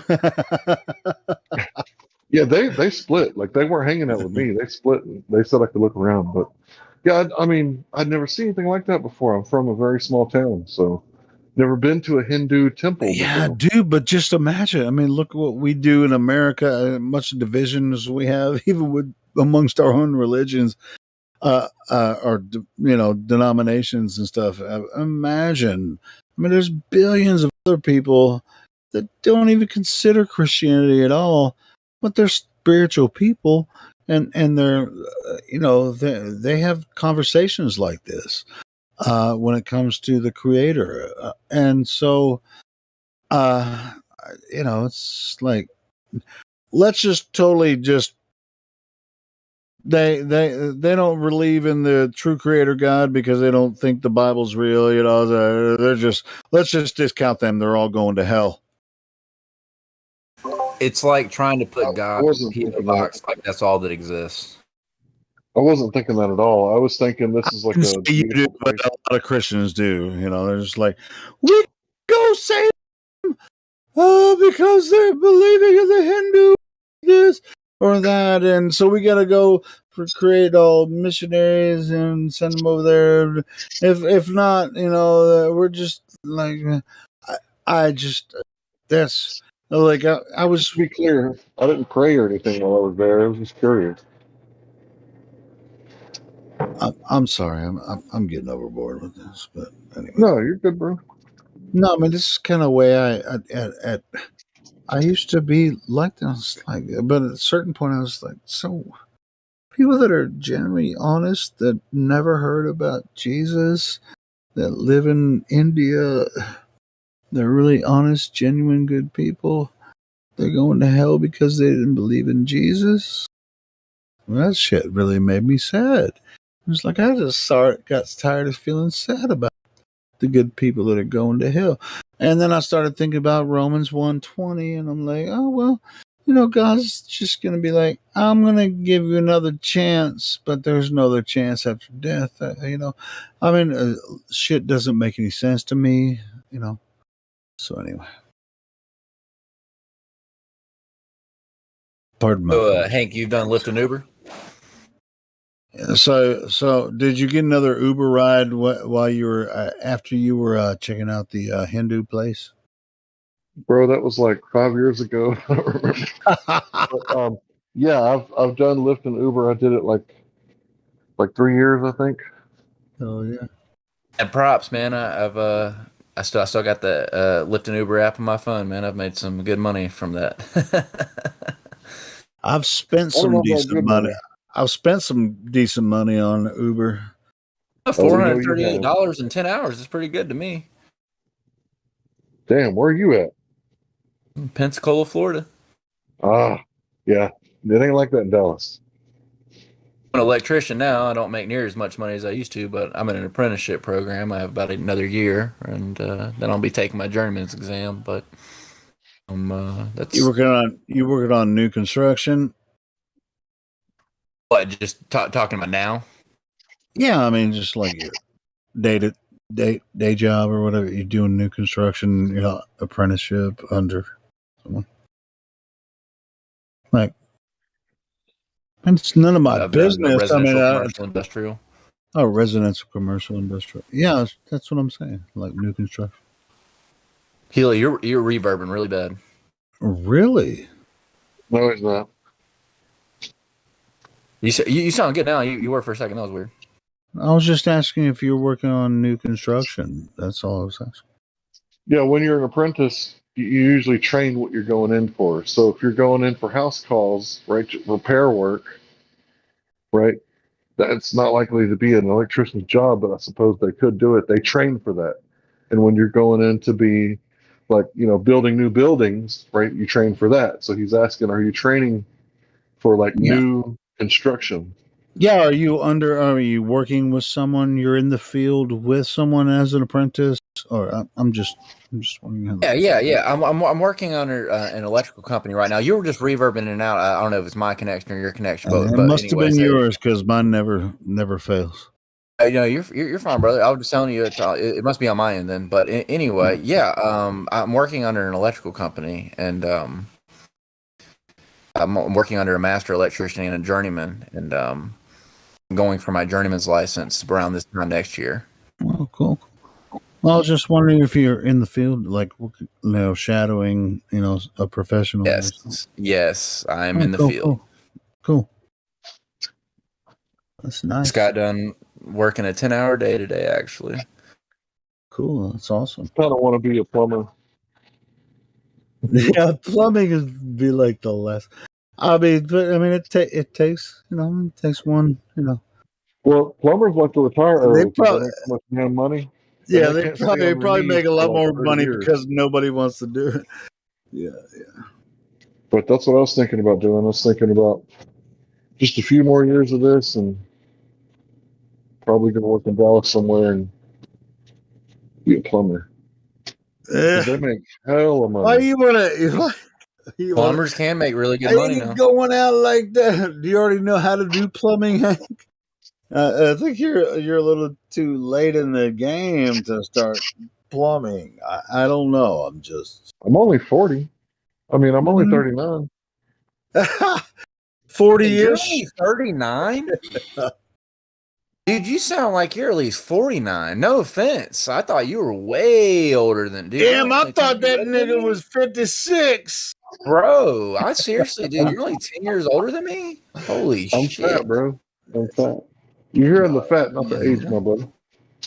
Dude, you can easily go into the plumbing field, man. Go make that money.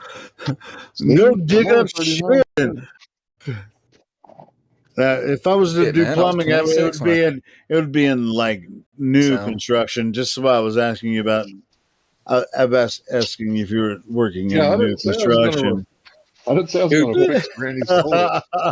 I'm gonna go and dig up Granny's old sewer system and fix this. I was saying, see, I already knew about this shit because I already looked into it. So if I'm going to be a plumber, I'm going to be building new shit. Hell yeah. That's why I was asking Homeboy if he's getting new construction because that's where it's at, bro. That's nobody's touched that shit before. You're going off of field engineering designs, and it's just like boom, boom, boom, boom, boom, boom, boom, boom, slickety slack, boom, boom, connect, and just like pay me. I I have done new construction. More recently, I've been working on a military base, actually. Cool. Actually, a couple of military bases over the past year. I've been working at Eglin Air Force Base, where they have the F-22 Raptors and I think the Lightning as well. But yeah, man, it's a great field to get into. Yeah, it is. Yeah.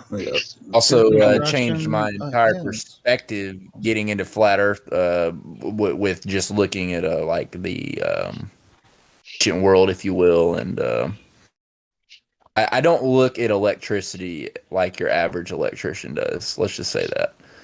Everything with electricity is a kaleidoscope. It's lateral. It's all lateral, man. Well, not like that. I look at it more. It's fields, lateral fields. Yes, more magnetic and not from an anatomical electron level. Let's just say that more fractal. Okay, define fields. Talking about from the electron to the fractal field? No, you said you look at it like fields. And then I said define fields. Oh, no, I was saying more like magnetic fields, like toroidal fields. How things manifest themselves from themselves. So the field is like a point in a lot of ways. It's like a concept. Like there is no real field, theory, like a concept, but there is something there, and it is measurable. If you're talking about magnetic fields, right? But what is a field? And I'm not trying to be philosophical. I'm trying to be literal. What is a field? Yeah, what is a field in magnetic field? Like a plane, I guess. It's like a bubble. Yeah. Like in this bubble that goes on forever is what you call field. Because I've spent a lot of time thinking about magnetic fields. I think some of you might remember not that long ago I changed my name to Magnetic Fields because I was thinking about it so much. But what is a field? A magnetic field?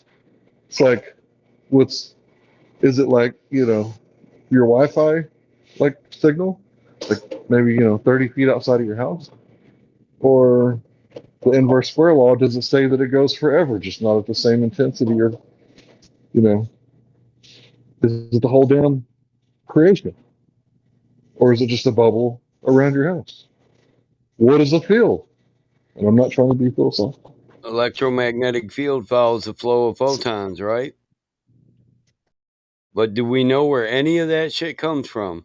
Nope. So is my cell phone right now shooting out photons? Yeah. As we communicate? No, photons are moving through it, and an electromagnetic field is protruding from it. And your absorption rate of that electromagnetic field is called a SARS rate. Specific absorption rate. Hey man, do you get? Why are you guys? EMF field. It's electromagnetic radiation. I think you guys are really getting hard on this guy. I think he's probably more of a wire puller. He's probably more of a wire puller in the field than I could be wrong. A wire puller. Yeah, hey, get on the end of this tube, and I'm going to push all these wires, and you pull them on through. He said he probably doesn't view electricity like all the other electrical engineers, and so I was testing that acumen. That's it. No, that's what I'm saying. I can tell. So I mean, well, I was just asking him because I want to know how he thinks. I'm just saying. As an electronic engineer, you should know wherever photons are moving, an electromagnetic field is going to be present, right? But QE says they're not electronic or magnetic. So that's how he thinks about it. I think you guys ran. He said it's not electric or magnetic. So he thinks about it differently than Michael does, which is fine. I just want to know all the different ways you guys are thinking about fields. Oh, That's been a lot of time. we picture it pretty much in the same way. It's I use the normal words to describe certain thoughts of it. Hold on, can I answer Hank's question? I had to turn off my computer and get on my phone. So I feel like it's more like it's coming from itself. It's coming from within itself is what creates a field. So a field is coming from within a field, or electricity creates an electromagnetic field, the flow of electric. Right. It's like it comes from the center and then it goes up and then around and then back into itself. No, I mean, does electricity have to flow for this field to be present? You know the first science I don't believe so. So can you create a magnet without wrapping the flow of a positive around a dielectric metal? Or a ferrous metal, which means it can be magnetized. So there's a reason you coil the wire around a nut to make it a magnet with a battery. It's so that the photon oscillates around it and the field encases the nut. The electromagnetic field from the flow from positive to negative. But here's the thing: we're implying that a photon is actually a real thing with that statement. No, I'm not. I'm using the photon as a way to describe the electricity in its root form moving through a circuit. You're just using the word to try to describe what you're telling me. Well, this is what words are for, yeah. So it's a description of what's going on. I'm not trying to be an asshole when I say that. I'm being serious. I'm with you. So words are specific to their use, yes, and we use this to describe the flow of electricity. If you want to call it a photon, cool. I could argue whether or not we know a photon is true. Right. But electricity is moving, or there would be no electromagnetic field. It's the current. It's an effect of the current. Yes, I would agree. So if you just have a positively charged thing just sitting there, it's not true that it's going to have an electromagnetic field. Until that starts to flow, then it'll create a field. And we can actually measure this. This is one of the applied sciences. By applied, I mean things we apply to our technology. So when I was a child, my grandpa would always tell me, get back away from that TV, right? He would always say, don't sit so close to all the wires, right? He would always be telling me because he knew about the fields, right? He knew that I shouldn't be that close to the radiation, and we'd always try to put our beds like away from the hookups, right? So our head isn't right beside, especially the wire that comes in from the outside, the electrical wires, that little hub right there, like you want that away from your head while you're trying to sleep. Like, because we knew, like even back then, like we were real serious about guarding our head from electromagnetic fields and also like microwaves and stuff like that. So basically, he was telling you to keep your head away from the current carrying conductors. Yeah, but don't put your head in the bed, beside the outlet, especially where it comes into the house at. So, like when we designed our house, we had the electricity come through the garage, and then it spread out and went through the house. Right. When we had a house built, but that was part of the stuff that we had to have for sure done, in no other way. Because exposure, like he was like that with the water too. Like he knew, not to be drinking tap water. He sounds like a really based man. He didn't graduate the 3rd grade, could barely read or write. But he could that fix doesn't mean he wasn't based. He could fix anything, bro. He was a roughneck in the earlier part of his life, and as he got older, he became a surveyor, and he made a bunch of these lakes, or surveyed a bunch of these lakes before they were being made. Because in Texas, a lot of our lakes are man-made. But yeah, he knew a lot of shit. He was building radios like when he was a child, like really young. Like still in school, he was building radios. But that's the kind of shit people did back then. Sounds very intellectual. Yeah, he retired as a a maintenance man in a plant. So he'd be on call like 24/7 sometimes. Like anything at the plant broke, they'd call him. He'd go fix it. Got you.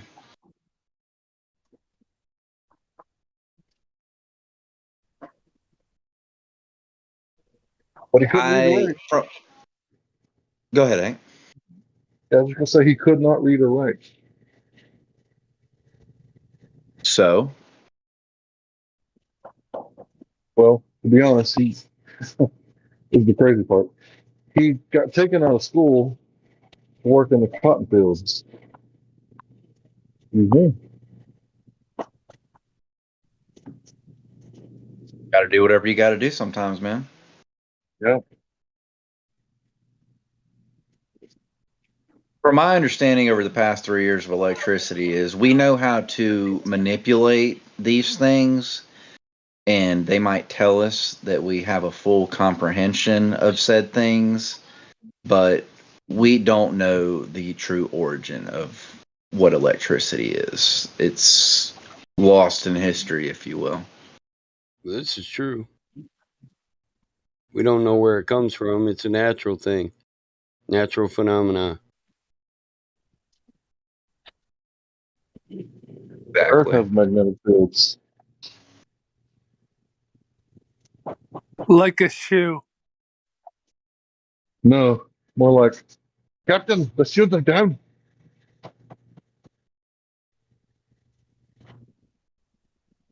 Yeah, and they try to push that stuff into that heliocentric model with that. You know, they try to push the possibility of electricity pushing us to the reaches of said quote unquote space, but that's a fallacy of how it actually operates. I mean, I deal with electricity on a daily basis, and these things are not conflated to the way they're pervaded in the mass consciousness. These things are quite misunderstood, if you will. The field aspect of it emanating in from itself goes back to, you know, like Battlemon was saying, we don't understand this stuff like we should. I mean, I'm not saying that the knowledge isn't there, but we're probably not even contextualizing this the proper way. And like I said, I've been going over this for over 3 years, and I still will honestly say I don't fully comprehend it. I really don't.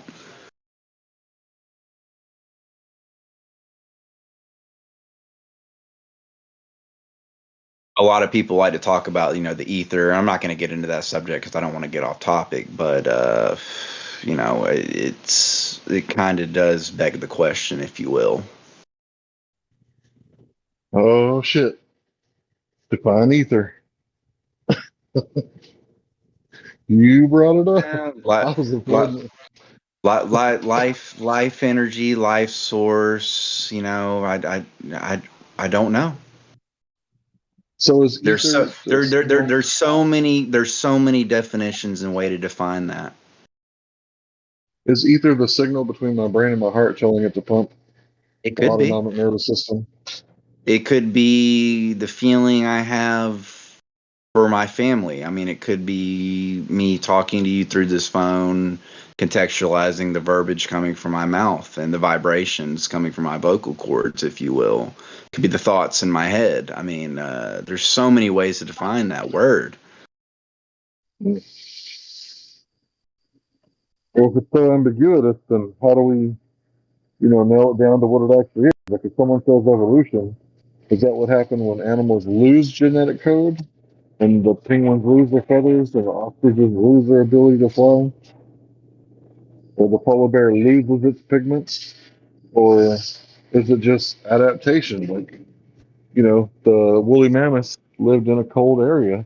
The African elephants, they're like, check out my ears. These are my radiators. Watch me cool down. Flap, flap, flap. Right. You're saying like from an evolutionary standpoint? You can't define evolution. It's so squirmy. You can't define it to what it actually is. And every time someone brings up evolution, I'm like, obviously you have no idea about epigenetics. If you understood genetic expression, you would understand that it's devolution and genetic expression. It's never evolution and gaining a function. You notice how they said gain of function is something that has to be done in the lab, right? Because in order for an organism to gain a function, its genetic sequence has to be messed with by an outside source.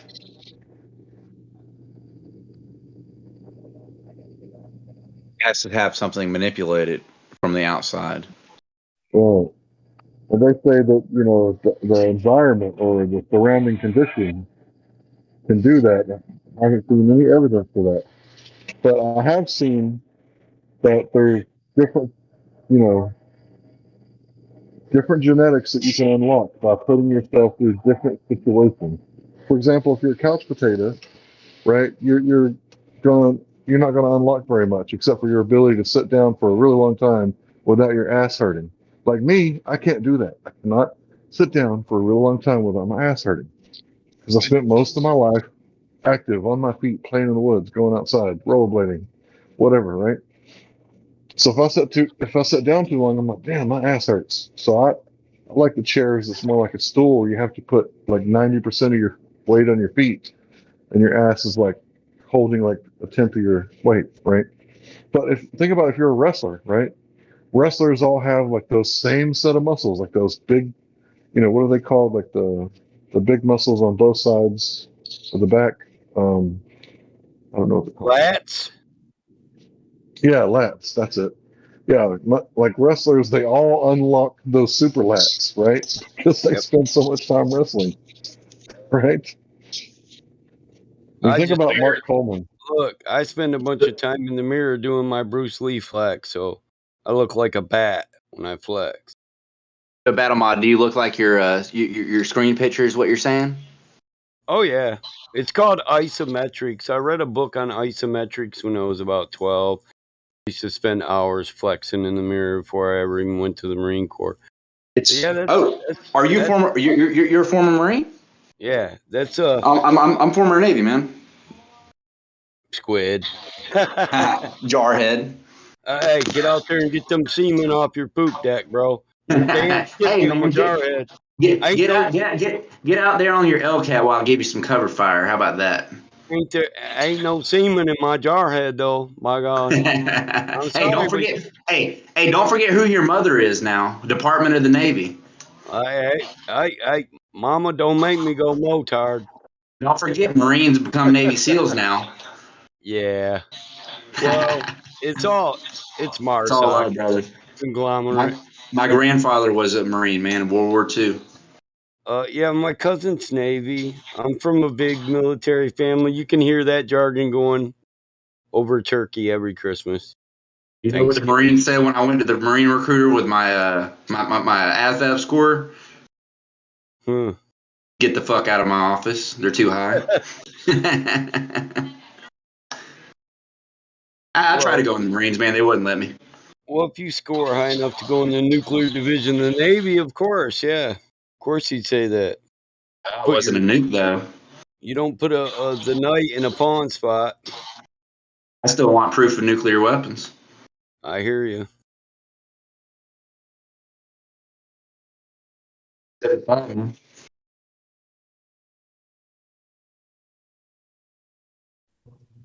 back to your point. I didn't mean to get off topic. Oh, I just work hard. I live on a third-generation farm and I run an asphalt company, heavy equipment repair service, classic car restoration. I work a lot, man. I don't really work out. Got a bad back from the jackhammer and asphalt.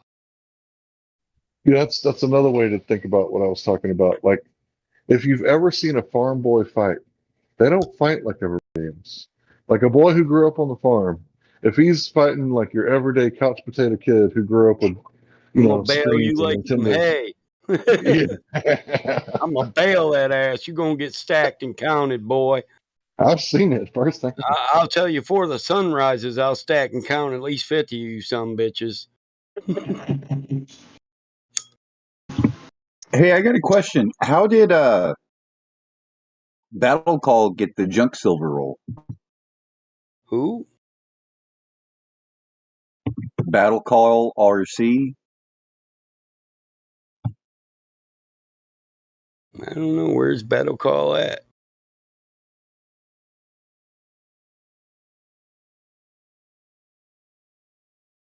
So a Glober got silver that's not FE silver?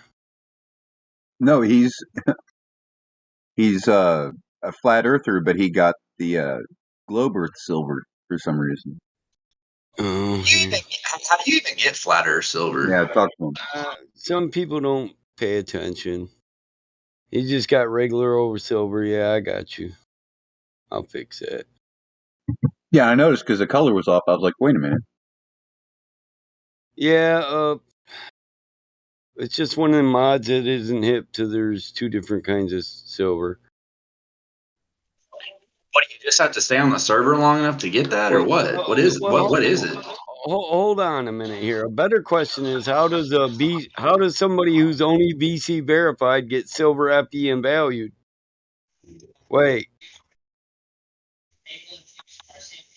You can't get roll. You're not supposed to get roll advancements while you're sitting at VC verified. Is he a flat earther?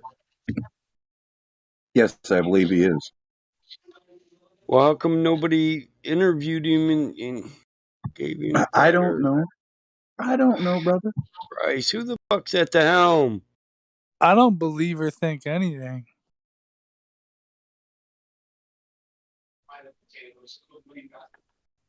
That was probably the most Buddhist thing I've heard all night. You need to know that this dude is a flat earther or not. Like, who is this guy? Well, yeah, I'm way ahead of you. I just put it back where it was, and we'll get back to him when he answers my ping. Good eye, dude. Keep up the great work. Well, I gave him silver FE, and I'm like, what the fuck, man? This dude's only got VC verified, and there's people here that bitch, right? They bitch about not following the rules, but when you follow the rules, they bitch at you because they don't know the fucking rules, and you're like, I followed all the rules when I unbanned that guy. That's how I get fired from jobs, dude. I always well, was that a thing I just heard? Someone had a silver roll that was should have had silver FE, but when I looked at him, it's a VC verified guy that's got valued and just plain old silver. So I don't know whether he's just a plain old Globey that doesn't have the Glober roll or what. Okay, so cool. Yeah, good catch. Hey, thanks for letting us know. Good stuff. I mean, he said, Josh, where's the? Sorry, bro. Pretty sure he's a flat earther. I mean, one of them might be, but he's not here. You know, I take Josh's word for it. Yeah. Here, let's just look at the dude's comment history. Fuck it. One of the mods did something weird. That's all. Hey man, we earn our pay here, man. I mean, we make like $15 an hour to do this shit. Really don't. So you mean one of the mods that shouldn't be mod? All that shit. Okay, first one I see was, so if I was on the moon, how big would the Earth look? I'll tell you what. Here's something that I've considered as far as that goes. When they do the moon landings, right? They went to the moon. Every place they claim to have landed on the moon, the Earth would be directly above their head, and it would fill the entire sky if they looked straight up. I know you're saying this hypothetically, but I can't even help but be triggered by that statement. Hold on, yeah, I'm triggered as LP. It wouldn't be the entire sky. So if the Earth is 4 times larger than the moon, then you have to understand that the atmosphere must be magnifying the size of the moon a little bit. So take that into consideration, and then the moon's atmosphere? No, the Earth's atmosphere. The Earth's atmosphere. What the fuck? There's no atmosphere on the moon. I'm talking about the people standing on the moon if they look directly above their head. Well, you didn't let me finish. That's why you don't understand what I'm talking about. Okay, I'll shut up. Okay, so after you've taken that into consideration, that there's atmospheric lensing causing the moon to look bigger at certain times, when you look at the moon straight overhead, right, at that point, that's going to be the least amount of refraction happening. Almost zero, probably zero.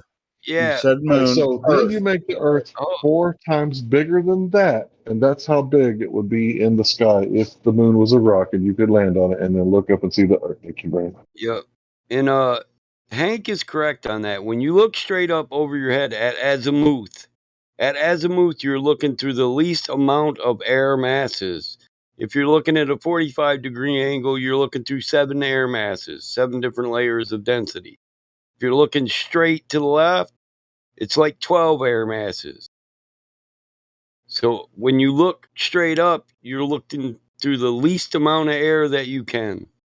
The only place that the Earth would be where they claim to have landed on the moon would be directly above your head, because the Earth is the moon is tidally locked to Earth. What? It's What? directly above somebody's head. The entirety of it's elliptic. Well, shit. I mean, let's make up all kinds of shit then. Where they said they landed on the moon, that means I don't know how that applies to the view of it when it is at azimuth or directly above the viewer here on Earth. I'm talking about if you were on the moon. How many air masses are you looking through? If you were one of the people that landed on the moon, where would the moon be? Where would the Earth be if you were standing on the moon from one of the wherever they claim to have landed on the moon? All of the points where they claim to have landed on the moon, where would the Earth be relative to you? Directly above your head. That's the only answer. I know the answer. I was just waiting for you to blurt it out. God damn it. I was talking about a guy on the moon, Mike. I'm with you. I'm with you now. I'm with you. But NASA did say that the moon is in our atmosphere. So. Oh, well, that's not even the point of what I was saying. And I know. There is no azimuth of Earth from the moon. You're not going to see Earthrise on the moon, unless you're like orbiting around the moon, which they say that they captured that one Earthrise picture from the lunar orbiter before they picked them up. I know the story. But the other things, every time that they claim to have landed on the moon, the Earth would only be directly above their heads. So why didn't they take their camera and point it directly above their head at Earth, and it would be huge in the sky? And just like Hank was saying, 4 times, right? I mean, we have 6 times gravity on Earth and 4 times the size. Is that what the claim is? I know we have there's 4 and 6. We get those mixed up sometimes, but it doesn't really matter, because every instance of their moon landing, wherever they were standing on the moon, they could see the Earth. It would be directly above their head, because every point that they landed on the moon, since the moon is tidally locked, the Earth would be directly above their head. All they had to do was take their camera and just go, holy shit, look at this Earth from the moon. Hold the phone. I got a question. Why do they keep fantasizing about outer space when every time we go to invade a fucking foreign country, we're always talking about airspace superiority? Huh? Airspace. So it's not airplane, it's air sphere, atmosphere. It's atmospace, right? Airspace. Oh, he's like Space Force. Space Force. I mean, that in the last administration, Trump initiated the Space Force. It's like we have the Air Force, we have the Army, we have the Marines, we have the National Guard, all that shit. And now we have the Space Force. And they had a ceremony. You remember that?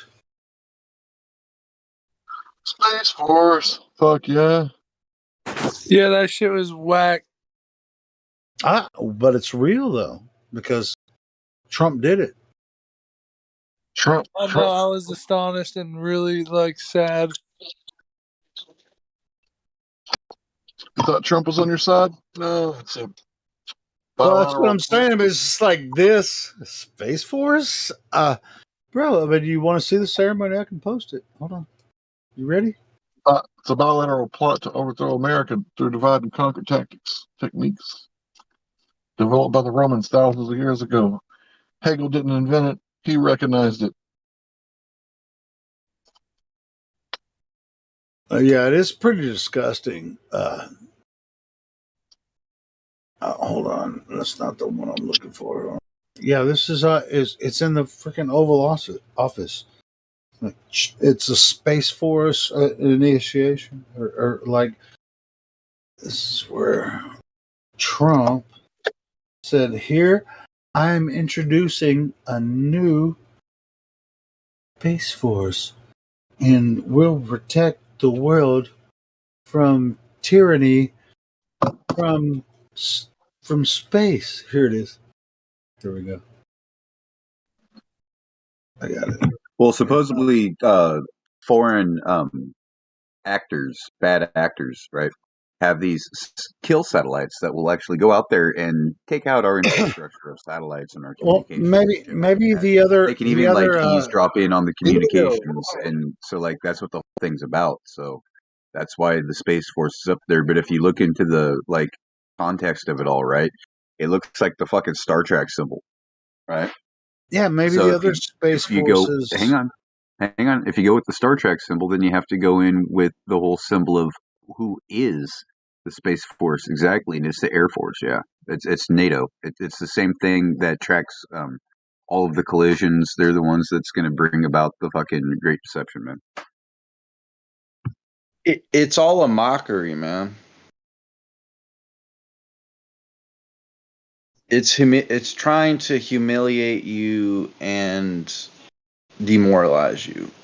Well, in this video I just posted, it's obvious that Trump doesn't buy that bullshit either. He's just like, oh, here we go. Actually, Bush was the one that was started the gears on it. Yeah, no doubt.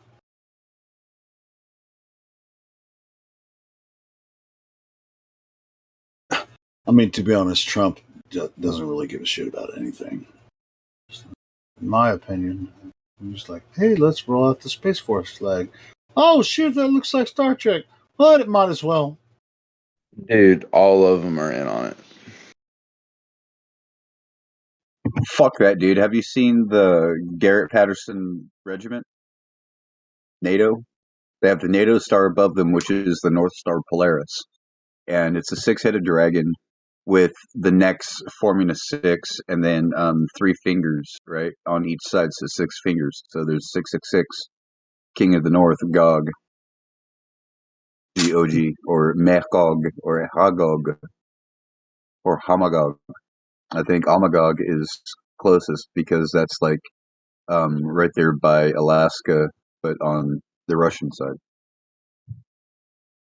the former USSR. Oh, but yeah, you look up North Thule Air Force Base, Thule Air Force Base, Thule.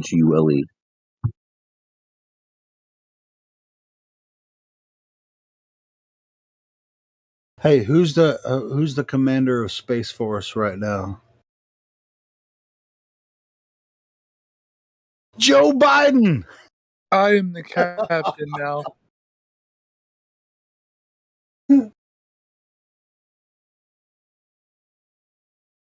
I don't even know what movie that's from. I hate movies. What did you say?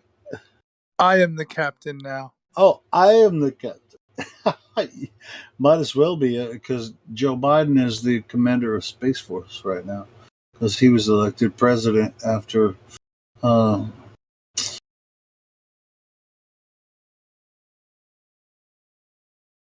Trump lost. It's been all that's a farce anyway. But anyway, it do what it do.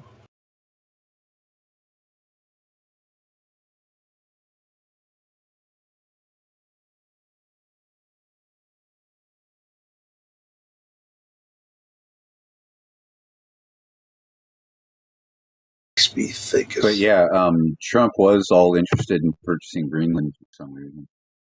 But yeah, the Peterson Space Force, that's the Dragon, man. Well, didn't they have the Dragon capsule coming from Elon's shit? Yeah. Right? Yeah. So Danish cargo ships. I'm skimming through this. Wait, look at it. Okay, if I go to, I'm going to go to Wikipedia just to get additional information on this.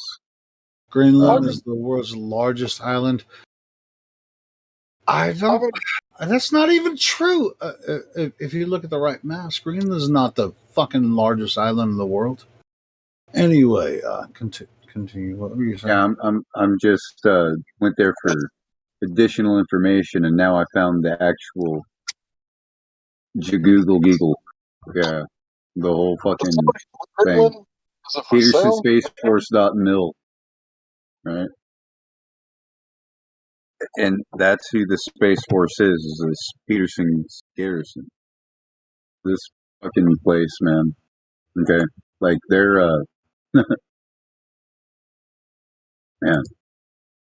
Hey guys, did you hear they were trying to drill a hole into a volcano? Check this shit out. In Iceland.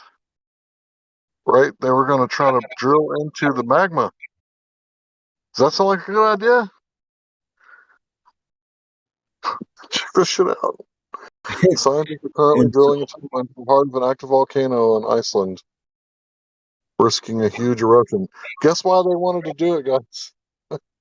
They wanted to have like a magma museum where you could see like, the flow. Do you think they know about pressure and inverse football? I think we should get Drace and Karma involved in this because they live there. So, yeah. Well, I've shown this to Drace. He hasn't responded back. He hasn't been on in a few days, as far as I know. He was on earlier today, but we'll see. Oh, okay. All right, here you go. Here's some information that I found. This is aviator gear, so squadron gear, basically to get patches and stuff like that. Yeah, Drace is probably. There's the reference. So U.S. Air Force Space Delta 7, Space Delta 2, Space Delta or Delta 2, and then Peterson Scraver Garrison PVC patch, and then Space Operations Command Star Delta,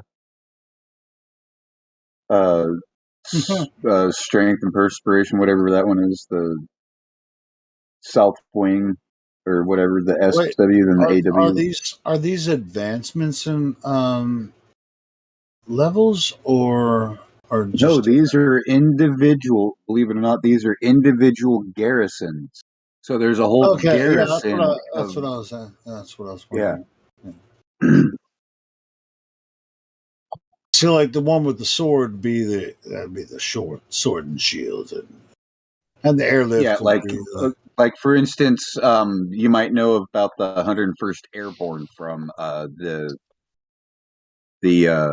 what do you call it? Army. Yeah. So that'd be that's a garrison. Bottom right. So they would have their own individual pack. The Screaming Eagles or whatever they are. Right, and how's my voice now? Is it better? Yeah, it sounds good. Yeah. The other tags, with the Star Trek looking things, those would be the officers, that are commanding the other ones, right? Up to the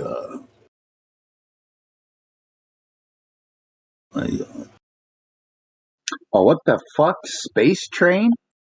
Yeah, you finally read that? What? No, look at this shit, dude. It's a space train. Bollocks. Oh, bollocks. Oh, shit. Hockey puck's here. Oh, yeah, bro. And it's called 72 Iris. Holy shit. It's the puck. Puck's showing up. Yep. Top shelf. I'm on. Pucking on. I don't give a puck. I'd like to see And then chemtrail and you have hockey a puck take serpent over the that says show. driving human performance. What the fuck? What the puck is going on here? What's going on? You know what I want to see? I want to see chemtrail and hockey puck take over the show. Because when chemtrail, when he gets into it, man, he gets passionate as fuck, bro. You do. I mean, you got good ambitions for the puck. Then I don't know. Fuck up. No fucking way, dude. What the Fuck fuck? you. Cross check it. I'll cross check it. I might be dirty. There'll be some cross checking. There'll be, taking people over at the line, blue line. Pass it up. I'm just waiting. you got the blue line, the red line, the yellow line, everywhere. You gotta fill the Here we go. pocket, man. And there's the pocket. Dude, There it is. what's I up wanna with see this right here? Puck looks Do for you the see pocket. their emblem?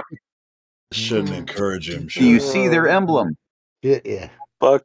Yeah. Fuck me. I drop these Pandemic response. Line a prodigy like me is hard to find. I'm well versed in that art of rhyme. And this is linked in there with Space Ops. That's a motherfucking bumblebee. Yeah. Pandemic response. Actually, it's not a bee, because what bee do you know has 4 wings?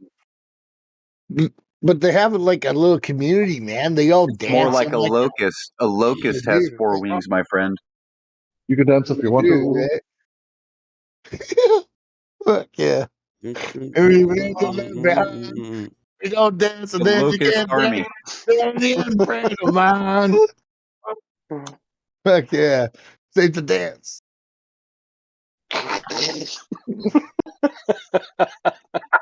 Out of rotor, eh? He went there, man. He went there. I just picked up on it, man. The puck is ootin' the boot tonight. It's in the boot. What do you boot? What do you boot? Top shelf. I'm boot. All the was all about. What's he on the boot? What are you on about, Michael? What are you? I'm all about whatever the situation is, man. He's ootin' the boot, but he didn't bring no fucking moose. No, there's some church. The moose is all over my hoose. The boot, and the beast, the boot, the beat, the boot. Good down on that. Your dookie ass back to Timmy's and give me a new bar, bro, and bring me a loony back. Yeah, you know, He's running from the fuzz, we need a but searching toonie. for the It's rug. so good. It's gonna be a toonie. You're gonna fucking see I me. asked for a candy bar and I got a fucking moose rump roast. What the fuck? What? Man, that's candy. That's called candy, man. That's like sugar candy, man. The moose in my hoose. It's candy of the prairies, man. Pressed duck gravy with it. Well, why not? Oh, hey. What do you expect? Anything better? At least a helping of mashed potatoes, eh? We're not in Charlie's Chocolate Factory. This is what it is, man. Charlie's a penis and the chocolate factory is your booty. Hey, let's calm down. Hey, let's kick off this Moose in the Hoose night and all the what you a boot with the Space Force tonight. If we're not on the Hershey Highway, we'll be all good. Yeah, they're like the. Oh, here you go. Here we go. Who's playing music is this? Damn, boys. Right there. Space Force, yeah. Oh, fuck yeah. Space Force. That's why I showed up. Holy fuck. Oh, my word. You're out of here. Space is war fighting. You guys don't like that one. I think not. I think not. Yeah. What the fuck? Some people like the part from the rough road. That's the jam. That's the jam. That's the opposite. He's off of in the jam. the woods, man. We need to be putting from the green, bro. Yeah, I know. Stop these people putting from the rough, bro. You know what I mean? Yeah, fucker over Hey, here what in are the you sand about? trap. What are you about? What are you boot? A boot. How A the boot, fuck man. you? Say it properly, I can't even do the Damn Canadian thing newfies. right. Damn newfie What are you can't. boot? Is he ootin' a boot? He's a boot 5'9". He ain't working You anymore, got a dude. loony and a toonie, and you go ootin' the boot looking for some pruny. I remember. Can I just quickly say something? I remember the first time, like, because I thought, like, the Canadians had like almost exactly the accent like the Americans. Till I heard proper Canadian, and then when I heard them say a few words, I was in tears because a few words There's no that proper they said. Canadian. There's so many different Yeah. dialects, man. We got East Coast, we got Plain, we got West Coast, man. Oh, No, there's you no got proper North Coast Canadian. and South Coast, eh? Then you got me. Then you got Huggy Well, Buck. I'm like, you gotta go to Argentina to get to that South Coast. yeah, From the river to the bay.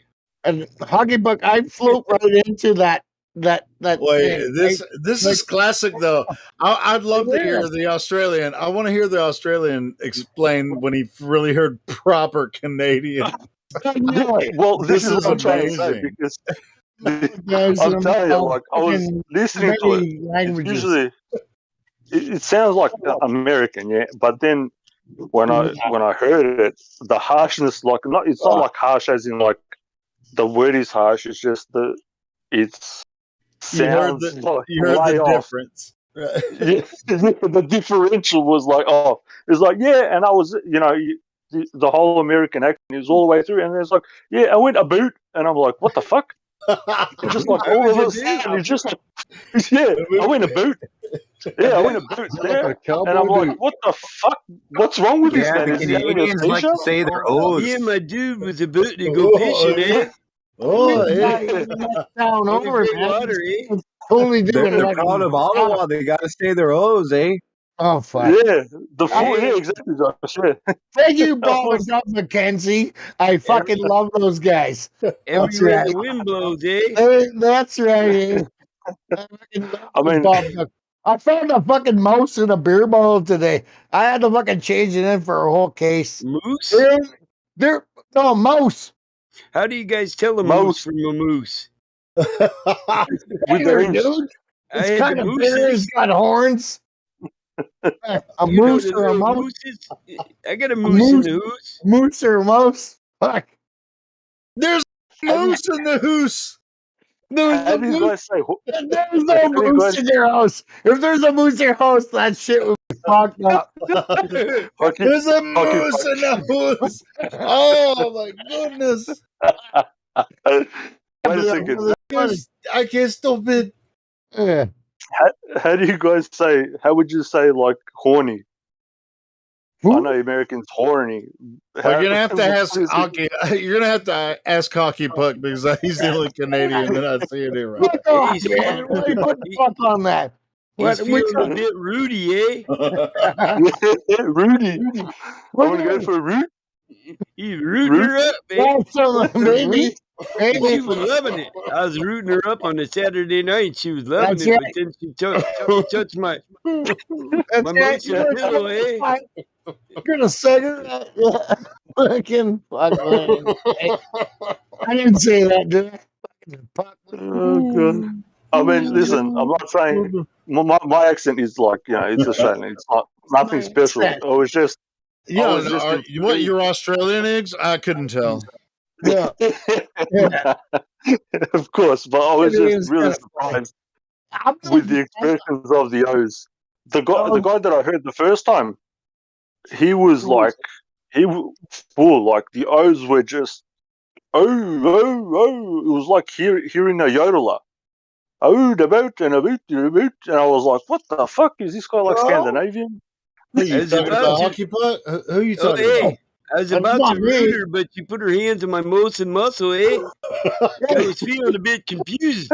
I was like, do you want to root or do you want to boot? You make up accents every week. It's hilarious. Like, Man, I mean, I was just trying to get some beaver tail, eh?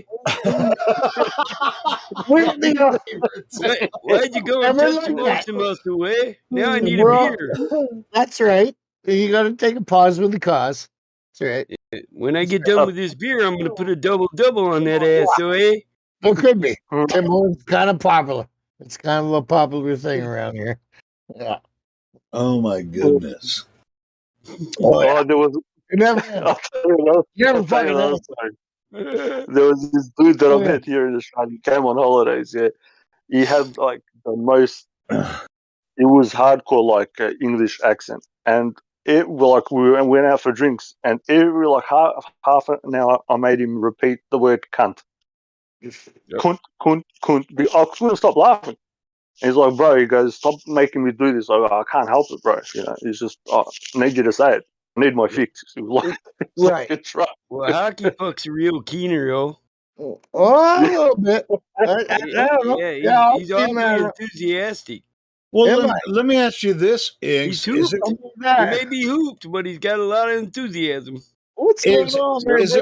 Is it weird that I know that the Australians and the British use the word cunt or cunt a lot, but Americans rarely use it. We're way too apologetic to use a word like Give that. me a minute and I'll finger it out. We're way too apologetic to use a word like cut. There's no way we'd ever use that. But I'll tell you what we do use a lot is motherfucker. We say motherfucker all the time. You know? And that's awesome. Right about that. Yeah.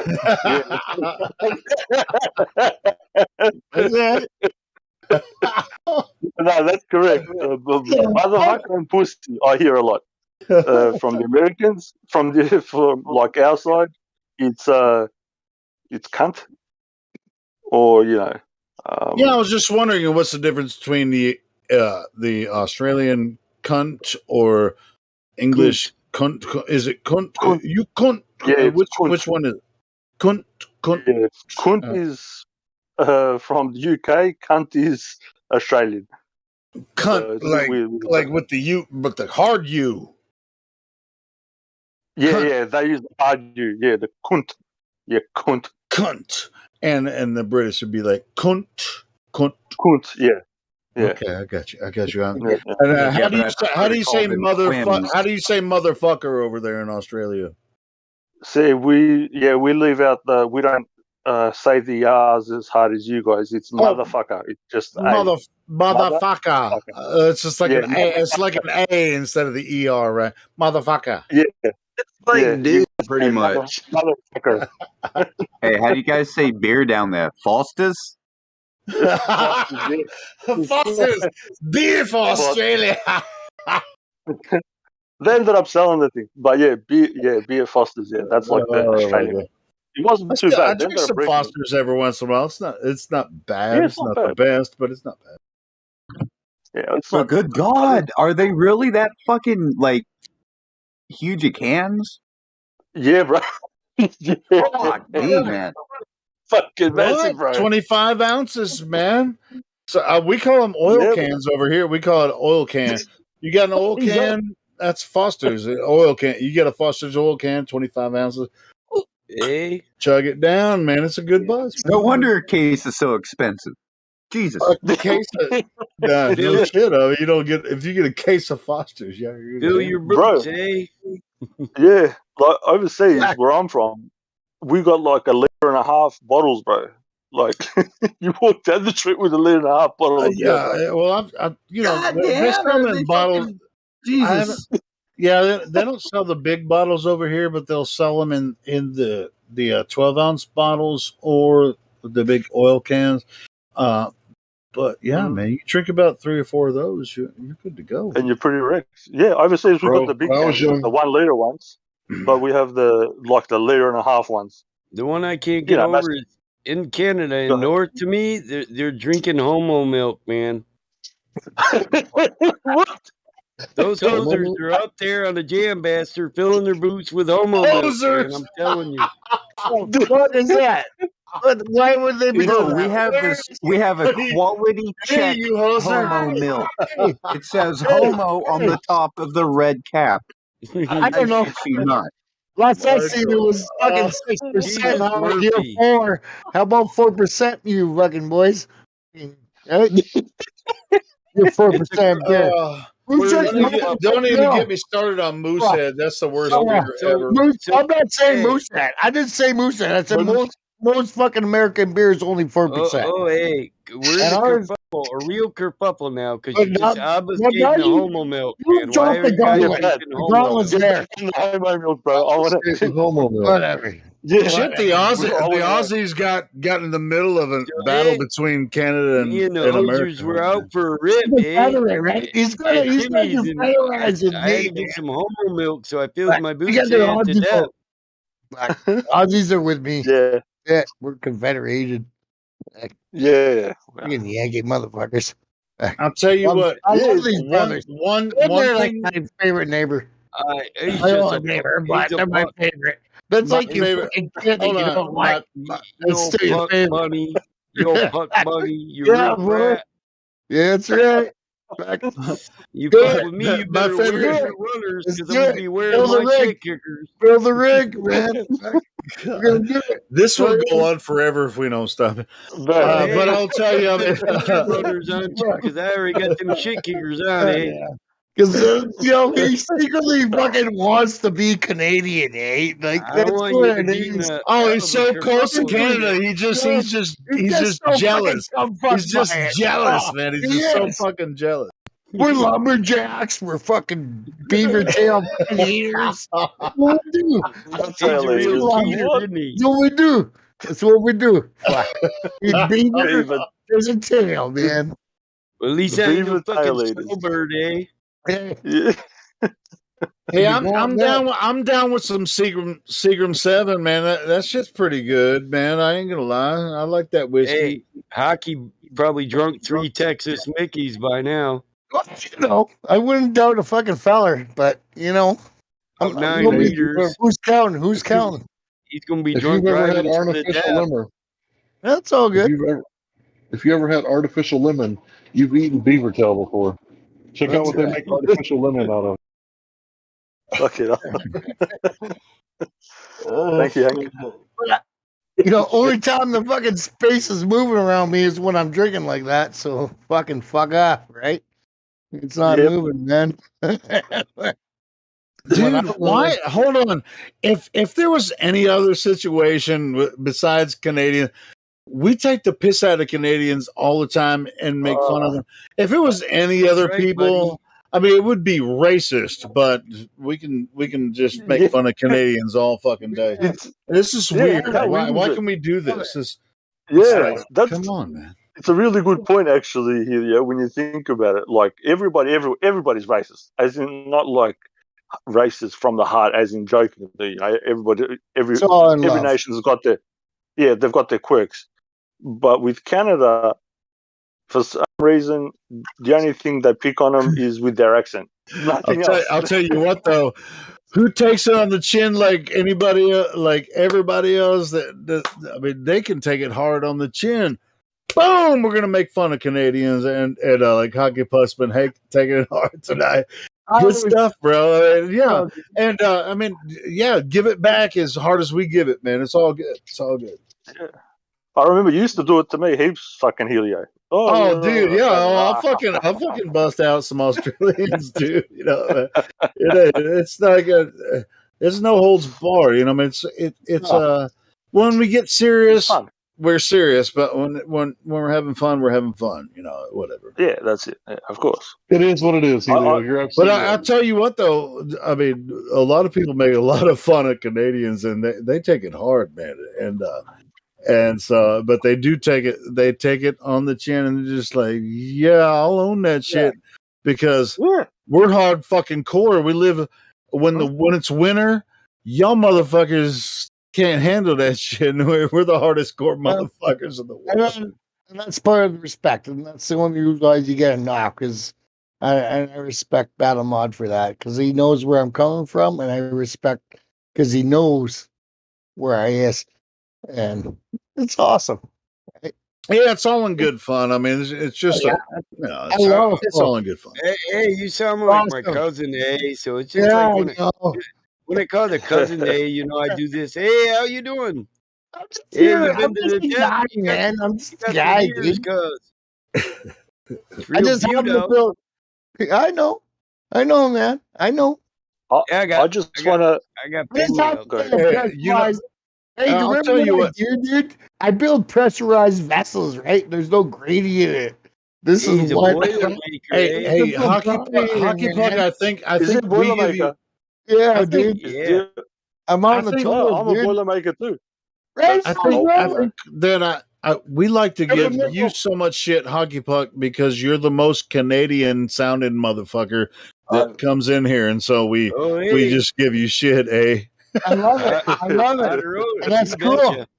And that's part of the fucking lick, man. We'll take the stick, man. Fucking, let's go. It's all good. We can drive to No, the I net. mean, We can drive to the net. what? I mean, I've seen you in battle too, or not battle, but like in deep conversations. You know what you're talking about. You get passionate about the discussion that we talk about in here. Yeah. And when you get serious, you're serious, just like the rest of us. But when we're joking, we're fucking just busting each other's balls. I wonder where Earl is. That's the best part. Speaking Absolutely. of Canadians, I wonder where Earl is. Watch out for them armed forces. They'll be coming out to Professor snowbank. Earl, bro. Shout out to Professor Earl. Also, what happened to Davy Numbs? Shout out to that guy. I don't know who you guys are talking about, but shout out to him anyway. I want to still bring back the topic what Battlemod just said before, what Mike said. I want to know about this homo milk, because is somebody milking the bulls or what? Is somebody milking bulls over there? You ain't got Santa, man. Come on, dude. Like, making that shit up, like, man, dude. What? So it's not homogenized, it's homo, I got it from the dead. It's not utterly impossible, eh? You got that from Get the your rock. genes line up. Oh, man. It's fucking 6 Somebody better bring this shit. They're raping me with the homo milk nowadays, I'm telling you. We need a what? Is this ladies' night? I thought it was ladies' night. I thought there must be a woman that can come in here and bring this into order. It's 2:30 in the morning. Shit, man. Fuck. It's My going on. man. That's Oh what's shit, going that was a on. long time ago. My bad, but any women can, any woman, Georgia this any fool. sensible person Yeah, doesn't have to be a Georgia. woman. Can you bring this into order, like some form of order? Oh, no. Absolutely not. Oh, no, absolutely not. They will be not. Bring me the sandwich. Friday night and I need a fight. My motorcycle and a switchblade knife. Hand full of grease and my head feels right. But what I need to make me a time is a flighter. That's right. Oh yeah. I still never got an answer for the homo milk. I'm still thinking, somebody's milking bulls. There's no answer. It's a fucking goddamn mythical fucking piece of bullshit of fucking whatever the fuck he brought up, man. There's no fucking anything to it. So there's no group of people. There's no group of people milking bulls. Nah. Fuck, man. No, I don't know. There could be. Could be anywhere, man. Like, fuck. Could be milking the moose. Moose milk. No, we don't want the milk moose. No.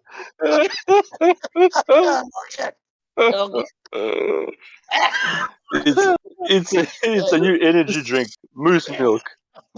Yeah. Moose yolk. Sorry, boys. Just oh my goodness eggs. Oh God, help me. Moose don't lay eggs. You just moved from what? Moose to fucking what? To eggs. You said moose yolk. Moose don't. No, I said moose milk, like milking the moose. Giving it a tug. Have you seen a moose? They're like huge. It's like I bet the moose loves being milked, though. He's like, yeah, it's my milking time. So let me ask you something. Is a moose and I think that I think the Canadian I think the hockey puck can answer this best. Well, fuck Is a moose is a moose? Would you call them? I mean, of course they're both moose, but in male female terms, how would you? What is there another derivation from that? And Michael could probably answer too. So you have a moose. Yeah, what's the female? Oh, it's a doe. So it's like deer. It's like a doe and a buck. I'm not Like- part of it. Oh no. So a female moose is a doe, a cow. a doe. I don't know. Or a cow. No, How about the male? Male is a buck. A buck, like a deer. Okay, A bull. Yeah. Or a bull. A bull. Yeah. Yeah, it's a bull. Yeah, it's not a buck. It's a bull. Okay, so I was correct. Bull milk. Milk the bull. All right. Yeah. Yeah, you don't. That's why I was fucking. That's why I was fucked up about it. So I was all right. See. This is where I was like, holy shit. Let's not milk the bull. Woo. Oh my goodness gracious. No. Now I feel like I need a cigarette. This is it. Oh, Are you done being a dick for tonight? Yeah. Helio, you done being an asshole? Do you want me to be? I can. Oh no. Oh no. Hockey puck said I've been beat up enough. Dude, you know what? I used to want to play hockey when I was a child, man. When I seen people like beat the shit out of each other on the ice, I was like, I want to play that game. Yeah, it's a good game. Yeah, no shit. Just shoot at your fucking friends and smile about it after. Yeah. It was I really wanted to play. I ain't gonna lie. Yeah. I wanted to do wrestling too, but we didn't have that here. Yeah, I grew up on hockey. Wait, you grew up on arguing? Hockey rig. Hockey rig. Oh, hockey rig, where you were like goalie with no pads. I was that kid in the goalie position where adults would take slap shots. I'm fucking safe. Wait, so you were primed for being a goalie? What? No, you were hell trained no. to be as a goalie? Oh no. Oh no. Playing Goalies are catcher, hey. Just playing hockey, man. Just taking. Okay, well, I've never experienced that, so I'm never. When somebody says there's a position to take, and that's the position you take, and it's goalie, that's what you take. That's how it is. It's like you're gonna take that shit in the face, in the mouth, wherever you're gonna take it. Block that shit. That's right. If you don't have equipment, don't even cry. That's right. Don't cry. That's what it was. Yeah. All right. So when you trained as a hockey player, where were you taking it? My whole life training as a hockey player. Giving it. I haven't stopped. Oh, so you were giving it. So were you the giver or the taker? Giving it. Did you play defense or offense? I'm just wondering. Both. All right, cool. So you enjoyed playing hockey growing up? Yeah, bro. Yeah. Cool. And so what was your favorite position in hockey? Well, you don't have to sound like that. I mean, No, I don't mean it sexually. I was just making a joke before, but I'm serious because I've never played hockey or any sport like that. No, I'm just laughing. I'm a huge fan. I'm a huge fan of sportsmanship. I'm just like, hey, no, I'm just calm down. Even though I was making a joke, I'm really kind of curious. So you played hockey when you're growing up? Yeah, of course I did. Cool. So what was your favorite position when you were playing? Were you better offensive or defensive player? I used to like Joe Sakic and and Thorsburg. I grew up in Edmonton, right? So we had like 5 fucking Stanley Cups. So I had Mark Messier and Wayne Gretzky and Yari Curry. And so I really liked the position of Mark Messier, and he was an offensive fucking defense guy. And Paul Coffey. Yeah, hockey's a lot like soccer, right? Yeah, kind of, but on ice with blades. Yeah, sure, of course. Yeah, but it's a lot more. It's a lot more. Every fucking goddamn bullshit. Yeah, I know. But so yeah. Well, anyway, so anyways, yeah, that's what But happened. If you hit somebody with your stick, you're gonna have to fight after that. Well, there's, a lot of parents spend a lot of money. How many teeth did you lose in a hockey game? How many what? How many teeth? Did you ever lose a tooth in a hockey game? You don't have to, I got black eye. I got black eye. You got a black eye. Cool. Uncle Johnny, with an elbow or a hockey stick? No, Uncle Johnny did a slap shot and hit me right in the eyeball. I wasn't wearing a hat. Oh, you were trying to defend. Yeah, I was like 12 years old. Like 12 years old. Yeah, that's what I'm talking about. It was against the rules. He wasn't supposed to do that on an open rink. But he did it anyway. Yeah, he gave me a big black eye. Uncle Johnny. Oh, yeah. It's an old memory. Thank you for bringing that up. Hell yeah. I mean, hey, anyone that plays in a game, an ice hockey game, nobody here is taking the piss out of either. If it's fucking tough rink, man. Nobody here would tell you it's fucking. I mean, yeah, you get your ass kicked in that rink. You experienced it. You got a fucking black eye, and I was just wondering how many tooth you lost.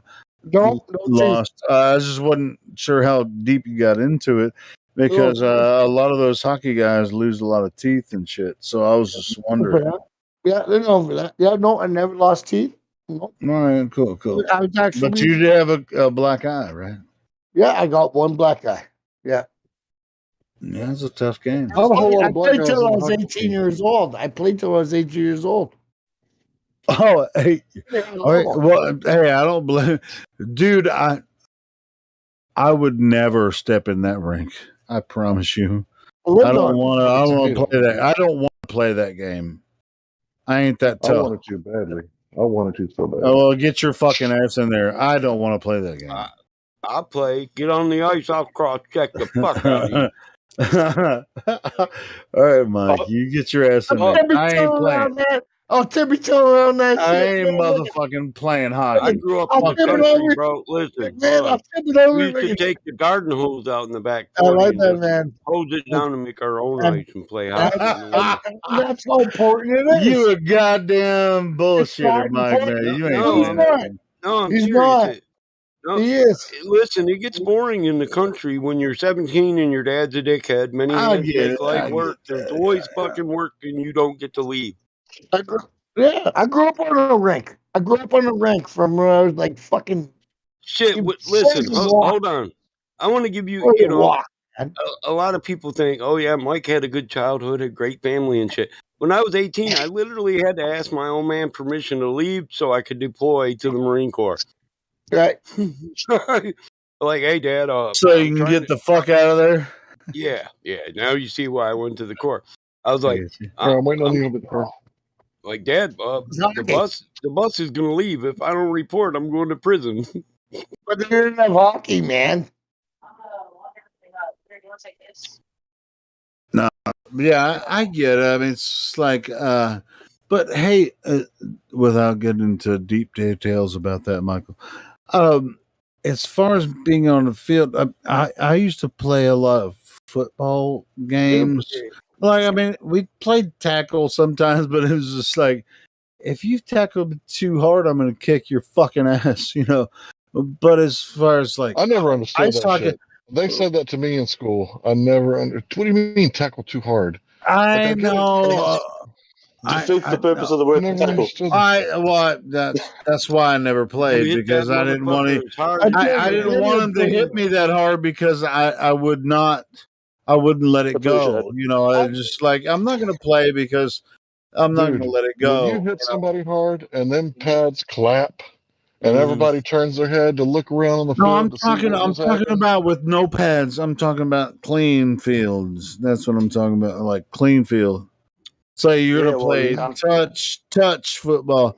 I'm talking, but if but I was at a school where they would let you play clean tackle, you know, with no pads, like at lunchtime and shit, and they'd rush you down, and I'm just like, I don't want to do that.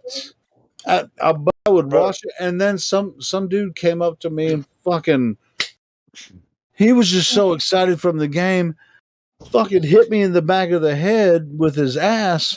He's like what's called a booty bump. He just jumped up in the air and hit my ass in the back of the head, and I was like, motherfucker. And then we got in a fight, and then I got in trouble because I wanted to kick his ass back. You want to play Pee Wee Leagues flag football. Well, I mean, it's just like, it was like, why would you let people play this kind of football at recess? I mean, this is Arkansas, bro. In the 1980s, man. I mean, it's just like they would let us do it. It was fucking Like crazy. when we played football, we were fully suited up in pads. And I felt like I No, was this indestructible. was lunchtime I hit football. people as hard as I fucking could, man. No, but this wasn't I ain't gonna lie. scheduled. This was like lunchtime. It's just like, hey, let's just get an exercise out here. Yeah, let's give these little kids some footballs and see what the fuck's going on with no pads. Sounds And like see a who wants to be a dick. And Thursday everybody's fucking being a dick, area. and they start tackling each other and make you know, and then they're gonna freaking call their parents. Oh, this asshole got in a fight because some asshole fucking came off the side of the field and smeared this motherfucker. And I'm like, what the fuck is going on? I was just watching these dickheads fucking play on a football field with no pads. That's I mean, that's Arkansas for you, I guess. You know. Yeah, that's nothing, bro. You come, that's different here. You come over here and you play Aussie rules football. So you have the ball, you kick it. All that and then some Aussie football shit is crazy, bro. Then some motherfucker at full bolt after you release the ball just pounds right into you, and you are literally buried into the fucking ground. Dude, I've seen that Aussie football, man. Shit is so fucking crazy, bro. Yeah, it is pretty much smear the queer. Yes. The queer with the ball gets fucked up first by everybody. Dude, that Aussie football is crazy as fuck. It's like they've sort of put down the rules a bit, but back in the days, I'm telling you, it was brutal. Like, you had the ball, even after releasing it, there was like a 2 or 3 second rule where you could literally run over somebody running like. That's like they blow the whistle and they could freaking tackle you before you even kick the football, or like they try to tackle you. Isn't that why we had sports, though? Isn't that why we had sports who could dominate? That's why. Hold on, kickoff is the introduction to the game. I mean, nobody can attack the original kickoff. I mean, nobody should be able to attack the initial kickoff. Well, why? Why is it not fucking offended against the last fucking? Of course, that's the whole. Why what? What do you mean why? Hold on, you're getting excited. You're getting excited. As a battle fucking Hold on, you're getting excited. This isn't. Listen, have you ever played pinball? I don't care what's wrong. Is the ball in play before? Hold on. Is the ball in play on a pinball game before you pull the plunger? Hey man, pinball, man. Okay, so why should you be able to knock down the fucking kicker before he even kicks the fucking ball? It's his fault for still having the ball. It's only fair, man. They could all get rocked. It's only fair. It's only fair. Motherfucker. Why should he get to keep the ball on the ground? You got good streaks. Yeah, that's not correct. fair. You Yeah. got fucking done. There's a That's your rule, problem. yeah. So Okay? if the guy's got the No, ball, it's not a every rule in every single football game is nobody attacks the kicker while he's kicking the fucking ball. Too But bad the it's so sad. object is to kill the motherfucker who Yeah, possesses that's right. the ball. yeah. No, what the fuck? Oh, he's You're not Yeah, gonna how it kill is the here, bro. kicker. I You can want to cream block the his punter. attack. His No, attack is free. Bro, I can sack the punter. What are you talking Wait, about? wait. So you can attack the plunger on a pinball game? Yeah. The punter. Yeah. The punter. All right, so what are you gonna do to the fucking plunger on a pinball game? Well, a pinball game is a man against a machine. It's not men against men. That's what football is. No. It starts with an initial kick. It's the initial kick. No. That's when the game starts from the And the kick. only reason nobody attacks the guy kicking the You ball motherfuckers are totally because wrong the about rule- this.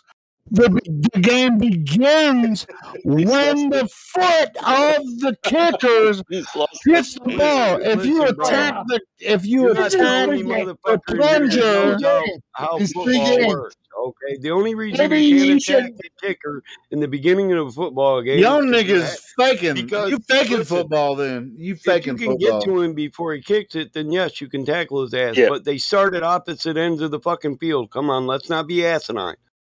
Yeah. Any motherfucker handling the ball during gameplay in No. football is eligible to Hold get on. tackled. If you touch that kicker while he's in the process of kicking, You have to you start have a from your penalty. end zone. No, you have to start from your end zone. How the fuck No, could you no, ever no, no, touch him? mother. Fuck, Mike, are you fucking How serious? can you ever touch him when you have to start from the other end of the fucking field? Dude, hold What on. is wrong In with the your goddamn process brain, of dude? whether it's a punt, Listen or to me. especially during a Yes, a kickoff. punt, you're not getting a penalty for sacking the punter. Well, it depends. He's just like the quarterback, dude. That's what You can tackle his ass. The only reason you can't tackle the motherfucker that's kicking the ball off is because you have Michael. the rules. Excuse Are me. Don't we talking interrupt me, about? Are dude. we Let talking me about fucking finish. NFL? It's American football. dude. American football. The rules say you have to start from opposite ends of the field, so there's no possible way for anybody to We're tackle not the talking about the motherfucking kicker. same thing. We are talking about the same No, fucking we're thing, not. dude. So I played when football. I got a varsity letter. Did you? well, It's football. I motherfucker. don't, but I What? certainly understand. There's no American rule that football. says somebody can't tackle the. Listen, there's no rule that says somebody can't tackle the kicker. But the rules do say you have to start from opposite ends of the field, so there's no possibility of it. Duh. Okay. What the fuck are you on about? There's no possibility you can tackle the Michael, motherfucker. you know what's really funny is has nothing remotely to do with what I said. Yeah, the kicker of the ball. And the punter, yes, you can cream his ass if you can get in there. All right. So why do they have a rule, a penalty called roughing the kicker? Because he's kicking. Excessive. That's excessive roughness. All right. So what's it? Why would hold on, So you Michael? don't- Since you're so sure about this, everyone else shut up. Why do they have this rule? I just said why. You can't hear? No, I didn't hear what you said. Roughing. Excessive roughing. It's excessive. You can get roughing the fucking ball. Why? So hold on. When does someone get penalized by roughing the kicker in American football? When is that penalty enacted? No. You can do Hold on. I want Michael to answer this. No one else. I ain't hear what you were saying because everybody talked over you. Okay, I want now. Nobody you else do the is same talking. thing, so it's no big deal. fucking answer the goddamn question I asked you. Hey, bitch, When don't is cuss at me, roughing the motherfucker. kicker? When is the roughing Don't the cuss me kicker out, penalty? motherfucker. Don't walk around that. When is the You roughing need to the cool your jets. kicker? All right. Well, I was trying to make a point, and you stepped all over me, so I'm stepping my ass back all over you. If you tackle the punter in the You don't process, tackle the punter. this is why I Roughing the won't kicker. fucking. That's not how the roughing the kicker. Why I won't entertain your fucking question, because you never shut your drunk ass up to let people answer. All right, so No, fuck whatever. it. Okay, well, I mean, you don't want to answer the question because you know you're wrong. What grown man do you think doesn't know? It's not about wrong. It's about you never shut the fuck up, dude. It's every fucking weekend. Fuck. So roughing the kicker penalty is because that's a real penalty. You're supposed to, as a defensive player, let the punter kick his ball without touching him. You just want to block the ball. But if you touch the kicker, then you're gonna get a roughing the kicker penalty. You're absolutely correct, sir. Absolutely. On that. Yeah. Even NFL or CFL rules. Well, I was speaking about Aussie rules. So over here, the rule is the rules. My kicker's game, right? Yeah. So if you're just say I've got the ball, yeah. Even after I release it, you can still like barrage me. But if I'm holding the ball and I don't release it and you tackle me, it's called holding the ball, and there's a penalty against you. So that's why there's a shitload of motherfuckers trying to fucking pound you into the ground, because then you get a penalty against the other guy because he was holding but he didn't release. Every time you have to release the ball. So if you're a fucking hog or a greedy motherfucker, you're going to get pounded. Yeah, you have to blast the ball. Like it's part of the rule. Right? Yeah. So if they grab you and you don't, watched some Aussie ball, man. That's some pretty intense shit, bro. Insane. Yeah. Yeah, I like played, it. Appreciate it. I played for the school here. We won state championship, but it's a pretty rough sport. So you have to pass. The answer to the question is you can't tackle the motherfucker before he kicks the ball. Yeah, but the kicker never has. The only time the kicker has the ball is when his foot touches it. You can block him. You can block him. Once he kicks the ball, he's a regular player. And there are plays where you raise. That's an instance. Now he's talking about special plays. When a kicker does a flea flicker, does a special play. Now he is part of the game. You can tackle his You're ass. right. Listen, You're right. you can block his shot, but you can't touch him before he's kicked it. If he's in mid kick and you rough him, then that's roughing the kicker. Yeah. But there is You're just acting like they can't be tackled, and they can under certain circumstances. And they will use that to their advantage, right? And they'll pull a play called the flea flicker, right? Yeah, that's why the flea flicker works. That's what it is. Okay, well, that's what I was talking about. But anyway, it says if he's going to kick it, you can't touch him until he does launch the fucking ball, or you make the motion and move. Well, I mean, you can fake flicker. What? Wait, hold on. Here's why the are we talking about flicker. football? Hold on. Listen, American football. With the strategy. Hold on. It's like if you're going to do a field goal or a punt, you can do what's called a flea flicker. You just instead of doing a kick for a field goal, punt. You fake it. Yeah, it's a fake punt. You fake it, and then you quarterback. The linebacker will freaking. The minute you put that ball in Not play, linebacker, the offensive lineman will just hike the ball back to the punter, which is not the quarterback, but he might be a good thrower, and that'll be like, hey, here we go. We're going to do an offensive play. We're faking a punt, right?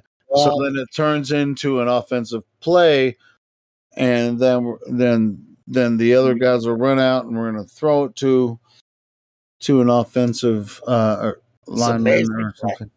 Yeah, it's a fake play. MJ caught one of those one time in his career, eh? A flea flicker. Somebody fucking impressive did. Yeah, he can still stop. Oh, if it he works. doesn't cross It the works. line. It works sometimes really good. It He works. doesn't have to flick it either. He can still punt it as long as he hasn't crossed the line of scrimmage. Yeah, if you're really in need. If you're really in need. You can fake a flea flicker. Yeah. But listen, but the minute he man. puts that ball into play and it's in his hands, he's tackleable. So if he goes to punt it while he started a flea flicker, if he decides to punt it, then you can tackle his ass. They only because he put the ball. Yeah, in play. once the play goes in motion, the punter is the active player. Mm-hmm. The ball is there. I mean, the center is holding the ball, but the active player is in motion, who is the punter. Mm-hmm. And so he has to. If you're doing a what's it called? The false play or whatever. Damn it, I can't. Flea flicker? The flea flicker or whatever. Different play. I mean, once the punter says hike, whatever, the play's in motion. The punter is essentially the quarterback, right? So that's where the ball's in play, and then it can be in action in any motion. And hopefully, in your offensive motion is what you're trying to perpetuate in that kind of move. You're doing a Hail Mary by the time you're doing that. It's any type of right? Any type of any type of situation like that. It's like God bless us. There's no good outcome. It's like where it lands is where it lands. Oh yeah. Is there offside in American football or not? Oh yeah. Offside. Yeah, we're talking about American football. Yeah. Here, watch this. They only score the goal because the earth's moving. Flea flicker's gone wrong. That's right. Oh, okay. Thanks, Mike. So what's this? Yeah, fucking football and football and European. It's all share good. a link, Mike. We about all the flea flicker. Yeah, we all play on a flat plane, right? We all play on the same playing field. Football really is a smear the queer, though. It just kill the guy with the ball. God damn it, dog! What's your dog doing? Oh, shit. Just knocked the whole fucking thing over. Just almost knocked the fucking bong over, man. Hey, Mike, I clicked on that and it says, "Oh my dude, go away." Mike, I clicked on that and it says video unavailable. You're cold? I don't know what's the deal with Your that video, fucking dumbass came outside. Deal with it. Oh wait, man, never mind. It's playing. You got fur. No, I got it. Never mind. You. I don't think you can play a lot of videos in Discord anymore. Yeah, I got it. You go to flea the flickers, man. Yeah. Look, it's cold out, right? I got 3 cats, and the mice still come in my house. All right. Cold. So my dog's sleeping here, right? This motherfucker got ninja hearing. About 20 minutes ago, he jumped up off the bed. He's like, he's fat as hell. Dog hovers up in the air and just brings his feet under and runs over to the food dish and then walks away chewing. And I'm like, what the fuck are you chewing on? The motherfucker heard a mouse eating his fucking dog food, and he went over there and got that sumbitch, chewed him till he was dead and spit him on the floor. I was like, motherfucker. Well, he just smiled at me. Good job. Because the bastard I did my job, Papa. Motherfucker ate my kibbles and That's left me good. bits. I'm gonna fucking smash that shit right now. Right now. Speak it up. Well, it's just all quiet in here, dude, and all of a sudden the dog's like, pew! What the fuck? He's big too, dude. He knocks over everything on his way. I just realized, Michael, what I was talking about with the punt thing, that's not a flea flicker at all. What? What do you mean it's not a flea flicker? No, it's not a flea flicker. This is a special move, dude. Probably I know it's a flea flicker. I know what the flea flicker is. What But do you mean, what I man? was talking about is not the flea flicker. The free frigger? All of those flea the free frigger. Special teams. Special teams, man. It's special ops. That's like the rough. I don't know what they're called trick plays. Trick plays. So, it's one of those. Original. It's a trick play. Flea It's a flicker real is thing, a trick play. It's a real thing, dude. Hold on. You know what the flea flicker is? All right, so fuck you, man. All right, check this out. Since you guys I don't know like what football. I don't watch football, so I'm right, kind of illiterate to the whole thing. Michael, what is a flea flicker? I What can't is hear that? shit. It's a trick play. I know it's a trick play, but what is it? What is the trick play? It's kind of like Australian I remember football it now. rules, and Well, they it fucking can be lateral run. moved the ball over and said, "Fuck you, man." The flea That's what they flicker did. can be ran with the quarterback or with the punter. It's a weird No, chess move, dude. that's not the flea flicker. No, It's what it is. Yeah. no, it's not. It totally is, dude. No, it's not. Yeah, I'm gonna flick you out, man. I'm gonna fucking I flick thought you that's out. what my dog did when he scratched his ears. The old flea flicker. The old flea flicker. The special fucking ops move, man. Like you don't see it every day. It's not I'm every willing to bet game. I'm willing to bet at least 2 people in this room now have a flea bridge. Just a lateral pass, It's probably man. it could be. That's Yeah, all it the is. flea flicker A is. lot The of flea pop. flicker can have 2 or 3 lateral passes in there. It It can be can. done with the quarterback. It can be done Amazing. with the fucking punter. Doesn't matter. But it has nothing to do with a punt. That's all. It does. He instead of Absolutely does. listen, instead of punting the fucking ball, he does a lateral fucking pass. That's a flea flicker. Yeah. No. It's a Then trick. they do Yeah. another lateral pass and they change the direction so the defense. Oh, You're wrong. You're wrong. You're both wrong about They this. did it. Has They nothing did it. to do with the It's all punt. the rules. You're all Even if I'm watching your video that you posted, Michael. Show me where they did this during a punt. The ladder. I No, told but that's you. the trick. Listen. Everybody else quit. The flea Michael, you posted a video. Look, let's Show not go me through during that. this Shut the video fuck where up they and ever let me did it answer with the a fucking punt. question again. Let's not go through that. Shut the fuck up when you want to answer thing again. I literally hate trying to yell over you just because you want to assert that you're right and somebody else is wrong and do it by just running over and shitting on the whole lobby. So it's a lateral pass. It doesn't have to specifically involve the punter. A flea flicker can also be done with the quarterback. You can do a lateral pass to the left. The runner on the left does the lateral pass to the right, and the ball comes back around to the left. It's just a lateral pass play. It's a trick play with lateral passes. You know what a lateral pass is, right? All right, so you can do it with the quarterback or you can do it with the punter.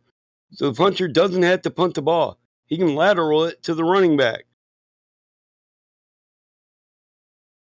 Because it's a quarterback who flicks it.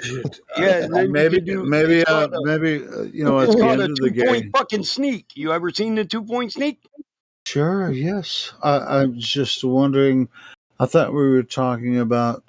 That's a on flea flicker. Yeah, on a fourth down.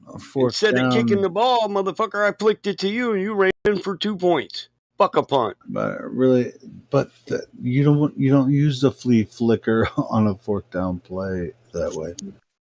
For the most part. Well, now you're into coaching and what's ethical and what's smart. Who cares? Okay. Possible. It's possible. It's used for a 2-point conversion when you're faking a punt. Yeah, I guess it could be if you're short yardage. But anyway. How many times you seen them run the ball instead of punt it when they set up to punt? You've never seen that. It's a clutch move, dude. It's a clutch move. Classic. Almost It's every classic. week. What it is. Sure. I mean, Exactly. That's the flea flicker. He did a lateral pass instead of punting it. That's not the flea flicker. You don't want to put the ball in the running back's hands The only thing it has freaking. to do to be a flea flicker is involve one lateral pass. There's many variations of the flea flicker.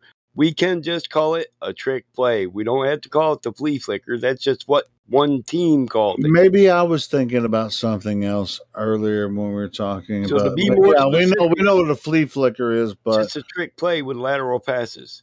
That's it. The Yeah, flea it's flicker it's like a involves rugby move. two lateral passes.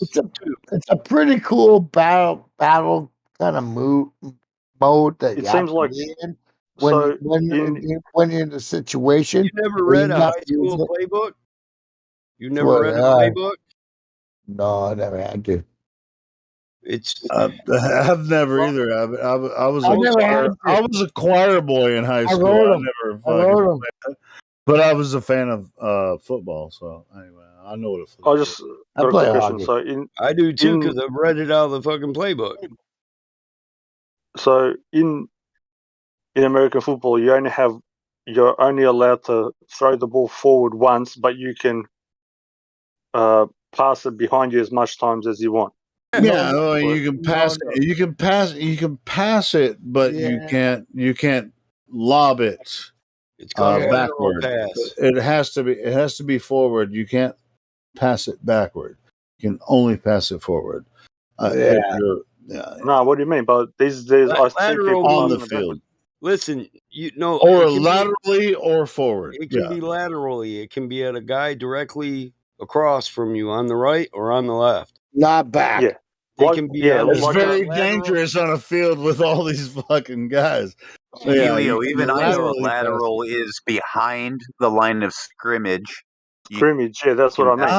To Well, whoever you actually, want. past the line Or of as you're scrimmage, you moving can forward, still as you're you moving can forward. only pass it. Hold on, you can only pass it laterally to where the ball is, so it cannot gain any yardage.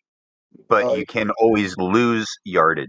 That's how safeties are done. That's what I mean. No. So it's like a rugby pass. That's what I was equivocating it to. Am I wrong? Oh or not? yeah. Am I- So if you pass it by losing yardage, you can pass it backward to. So the quarterback can actually sit there and off and run the ball, and if he's about to be freaking sacked, he can pass it laterally behind him to a running back, and a running back can take it and run off with it. Now you're with But it. once you pass the line of scrimmage, though, it always has to Can't move throw a pass. forward.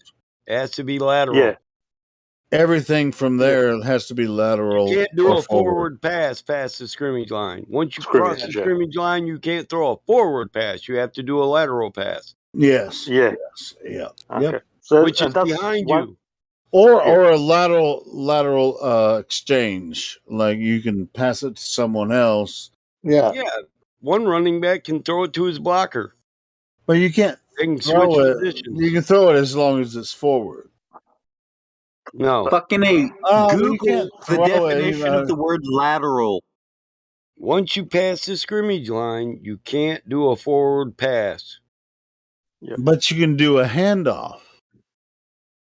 You can lateral do pass, it. hands You can off, do a whatever you want to call handoff, it. but you can also do a lateral pass. And Yeah, but whenever but you you do a can't do lateral pass, that's basically a Well, flea flicker. Yeah, that's what it is. That's weird. That's weird, man. That's weird. It's That's why I wanted the to. Australian moon. That's what it is. It's a lateral pass.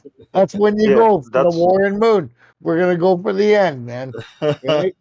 Fuck. Yeah, that's Up why top. I was trying to bring it down to rugby because it The looks old like a quarterback pass on what. sneak. But you can still throw it in American football and Canadian, right? Like Pump fake, you pump pass fake, that sweep, you right pass it over pass. to a pump fake and you fucking pump it out to the end zone. That's the flea Yeah, flick. yeah. That's the whole No, point. I get that. Yeah, Right? no, I get that. Yeah. I was just trying to You establish flick out that. everybody. Yeah, you It's can different pass it as rules much from as you you guys. want. Well, forward, right? Like fuck, man, you can back it up, just bounce it. Well, Right? that's like, check this out. Say you're an American football team and you're like running toward the somewhere, and you have someone that's one of your teammates that's running alongside you, but you already know you're going to get tackled, and you're holding the ball and he's behind you.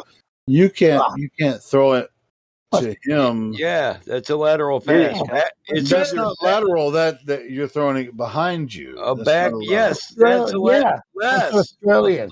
A lateral pass is defined as backward pass or Backwards. onside pass. So a Yeah, guy right so next can't to go me, past. I can lateral it to him. A guy behind me, I can reach around and toss it backwards to him. That's a lateral pass. So if there's someone coming towards you in American football, and You you can see rugby him pass it. coming toward, and there's another guy, you're just like, hey bud, hey, you can just Yep, throw you the can. football to him. Yeah, And they'll actually shout lateral, lateral. well, it's not lateral because So you're then throwing you it know, behind hey, there's a you. teammate that's open. There's no Listen, coverage. I got you're 4 guys confusing above me lateral and with 2 in front of longitudinal. me. Listen, If you you're do it, confusing lateral with longitudinal. That you don't have to be on the same line, the same yard line. You Okay. pass backwards is a lateral pass, and it's legal. And so Okay. is right next to you. So in that But case, what you're you like can't do, 5 what you can't yards, do, but you listen, know you're gonna this get is the busted. rule. Once you cross the scrimmage line, you can't throw the ball forward. I can't just pass it to a guy 50 yards in front of me, but I No, can of course pass it not. to the guy directly beside me or behind me. Once it's That's a in lateral. play. Once it's in play. While once it crosses the scrimmage line. Which means it's in play. Yeah, well, it could be in play behind the scrimmage line where I can do 2 lateral passes, then a forward fucking pass. Forward. Yep. It's all about Yeah. position on the field. Any ballers in the room up there. I only played varsity. Any JV footballers in the room? I played junior varsity. How many times you played football I on know a what a ball? lateral pass is. Hey, I had to measure across those 800 yards. And what's As long as what's the the ball's fucking? behind the line of scrimmage, anyone wanna can throw a forward pass. Now Anyone. I'm really questioning things. Sure, man. that's what I'm just The like. goddamn Was it linebacker. the curve on that wait, great I guy mean, played, man? oh, hold on. With Oh, boy. that question, Michael, just I won't entertain it much further. So when the ball starts to move forward, I know at certain circumstances it can move backward past the line of scrimmage, and it can move beyond the line of scrimmage. Yeah, but once it crosses the line of scrimmage, no forward pass can be made, even if you lateral pass back behind the line of scrimmage, because you've already crossed the precipice. That sounds like a lot like the gradient. How about check this? Let me ask you this question. Like the gradient Hold on. Here's another question I have. Here's another question I have, because I might have a different question about hockey puck. But anyway, I got a good one, dude. On a hockey I got a thing. good one, dude. You may or may not know much about. You may or may not know much about American football. Anyway, so if the quarterback throws a completion to you gave up this shit about quarterbacks, but okay, to a a wide receiver, and then he feels stuck and he can lateral tosses. pass. He can't toss it forward, but he can toss it laterally or backward, which is sideways or backward. That's why you call him a tosser. Hold the phone. I know you guys are getting excited. I'm trying to ask The lateral how this pass would is work. always an option once you cross the scrimmage line. Hockey puck. You obviously don't know shit about this. Shut the fuck up. Hey, no, I know about tossers. I'm both about my Australian friends, but what a tosser is. That's who I'm talking to. Wanker. Fucking tosser.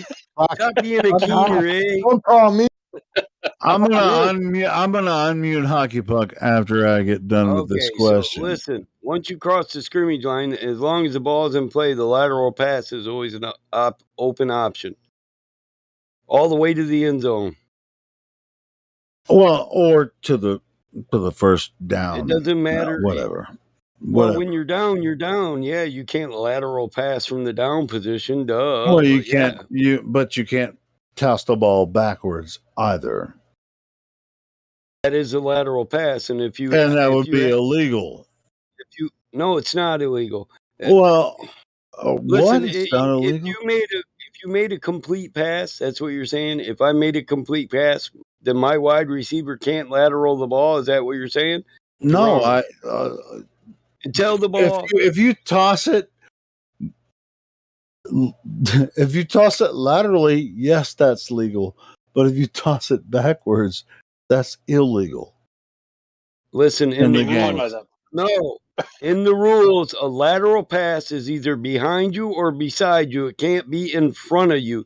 The only thing off the table on passes when you cross the scrimmage line is a forward pass. Everything else is a lateral. To the guy right next to you, lateral. The guy behind you, lateral. They're all lateral passes. So I guess this is where I was confused. I guess So it can't go ahead of you. Can't go ahead of you, but it can go behind you. You only get one chance to pass the ball at the line of scrimmage. Once you cross it, no forward passes can be made.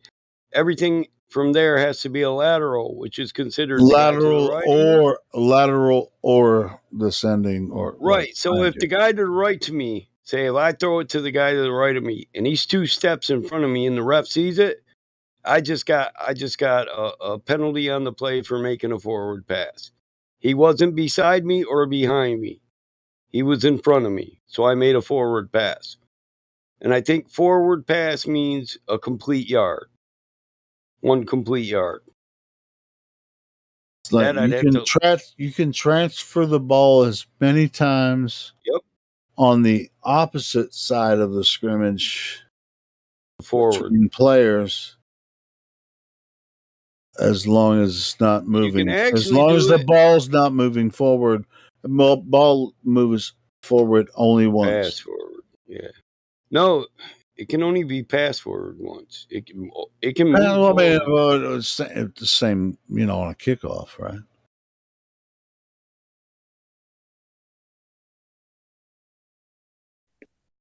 Because on a kickoff, they can capture the ball and they can transfer it the same way, on defense. It's like back, but you can't make a forward pass on a kickoff return, though. No, there's no such thing as that. Anyways, I mean, the forward pass is the kickoff in that circumstance. No, I mean, when you catch a returned kick, you can't become the quarterback and then throw a forward pass. No, of course. That's what I'm saying. But as a receiver, you can transfer the ball laterally or, behind where you caught Behind is lateral. Yeah. Okay, I get it now. I get what you're saying. Anything that isn't a forward pass is considered a lateral pass. Right. Cool. I totally understand it now. Thank you, Michael. I'm gonna unmute the hockey puck because he was being. I used to watch it with my old man back in the days, and us being wogs, and we used to watch Aussie rules football and whatever. So obviously soccer. That shit is ruthless. Oh, bro, yeah. And when we used to watch the American football, my dad used to go, he goes, "Why aren't these motherfuckers passing it like laterally, And at the time, I wasn't sure. I'm like, I don't know. I go, it's easy, obviously, to pass forward. But he goes, but then I had to look at the rules. And when I read the rules, you could do as much lateral passes as you want. And I told him, he goes, why are they doing it more? My dad's asking me. I go, I don't know, Dad. I'm not the fucking. When I came home from the corner, my dad was sick. We had like 15 ESPNs, and my dad clicked this shit up. He said, "You ever seen this Aussie shit?" I'm like, "No, Dad. I've been kicking ass and taking names for 12 years, man, He's like, check this shit out. You saw the Aussie football? Yeah. It's freaking crazy as hell, man. I think it was like ESPN 7. And in the first 2 minutes, I seen a motherfucker get broke. I mean, they just straight broke the motherfucker. He got kicked off the field on a stretcher and shit. I was like, well, shit, Dad, let me go get some scotch if we're going to watch this shit. And I sat there, and my dad was bedridden, and he God bless him. enjoyed scotch and a cigar with me. While he introduced me to this shit, I was like, man, this shit is fucking vicious. He's like, I yeah. don't know. It was one of you crazy Aussies introduced me to some Aussie football on here one night. I was like, Yeah, that shit God is damn, this fucking hardcore, bro. Bro, that's what I'm saying. Like when you play that shit, like fuck it's you. it's a bit less ruthless now. But before, even after you release the ball, there was like I think it's like up to 2 seconds after you release the ball. If the guy's running towards you, he has the right to knock you the fuck out. So you've released the ball, and if he's near you within, I think it was like a meter or something, or 2 meters, and he's already running, you better No fucking foul. pray. You better pray. Or as Michael said, you get knocked the fuck out. Yeah. I remember when I used to play, bro, like I'd get tackled, and some of the motherfuckers like that were big. That would fucking swing you around, like they'd twirl you around and then sack you, bro. Yeah. It's pretty ruthless. Yeah, The when you go funniest thing semi-pro, yeah, it'll hurt, is, man. there's one guy, can't remember what his name, and we used to crack jokes here. I don't think you guys heard of him in America. A rugby player. We used to call it, be careful, or the guy will do a hapuaru on you. So this guy, he came out as being gay after, and he was a big guy. I mean, like the guy was like almost 2 meters, and a good like 120 kilos.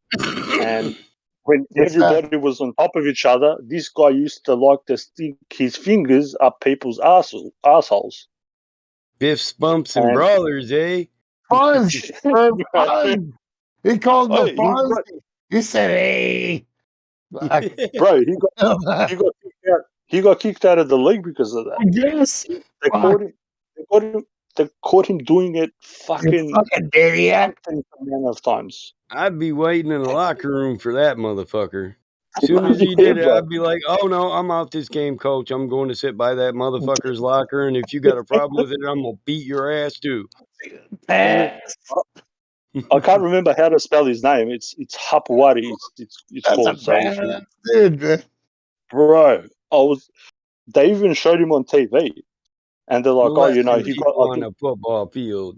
Beat the fuck out of that motherfucker. I'm like, yeah, that's bad. You're playing like a game, yeah. You're playing a sport, and you got some dude shoving his fucking fingers up your fucking rectum. Colonoscopy. But that's kind of what happens every day, though, right? In our whole spectrum of life, we're kind of getting people's fucking fingers up our asses. That's what's happening. If you don't know that fucking, you know what? You better check your head, man. Big fact. We're getting fucked. Just in sports. Those fucking goddamn super elite motherfucker. Oh, did I get fucking muted yet? Nope. I'm still alive. Damn. You guys are good. You know what I Let mean? me see if I can find the dude. You know what I mean? You'll have a laugh. Don't mean not mean anything off your good hard knock, man. But we're all getting fucking nailed. Damn it. Ain't no purple names out there. Mm.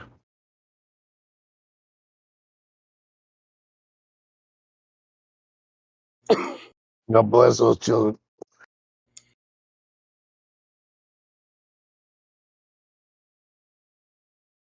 What is that? John Fogerty, center field. That's a good song. I like that song. I think I might have found it.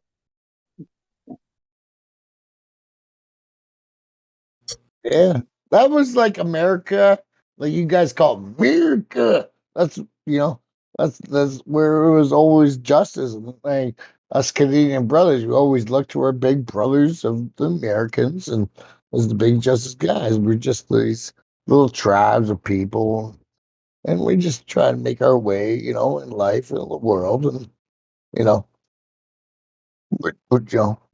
we stood the same lines. We fought the same wars my fathers did. We did, obviously, but but It's still part of us, right? Like in my mind, I still in my mind, I think I fought that castle country back in Scotland. Dude, you know what I mean? Even though you didn't fight that war, you're still there, man. Oh, all right. I'm gonna share this You're with you. always addressed with that. You're always addressed with whatever precursor of Hey, life. that's a good fucking song. Well, I beat the drum and hold the phone. The sun came out today. We're born again. There's new grass on the field. Isn't there? Yeah, it's Around and home. Headed for home. It's a brown-eyed, handsome man. Anyone can understand the way I feel. If they Oh, could. put me in, coach. I'm Put me ready to play today. You guys don't know center field? Put me Oh, I in, know coach. that. I'm I'm ready ready to play to play today. Look at Center me. field. I can be That's center right. field. That's right. Do you know what I typed in Google? Hop white finger in butt. It came up. I just put it in the live stream. Bro? He goes hard.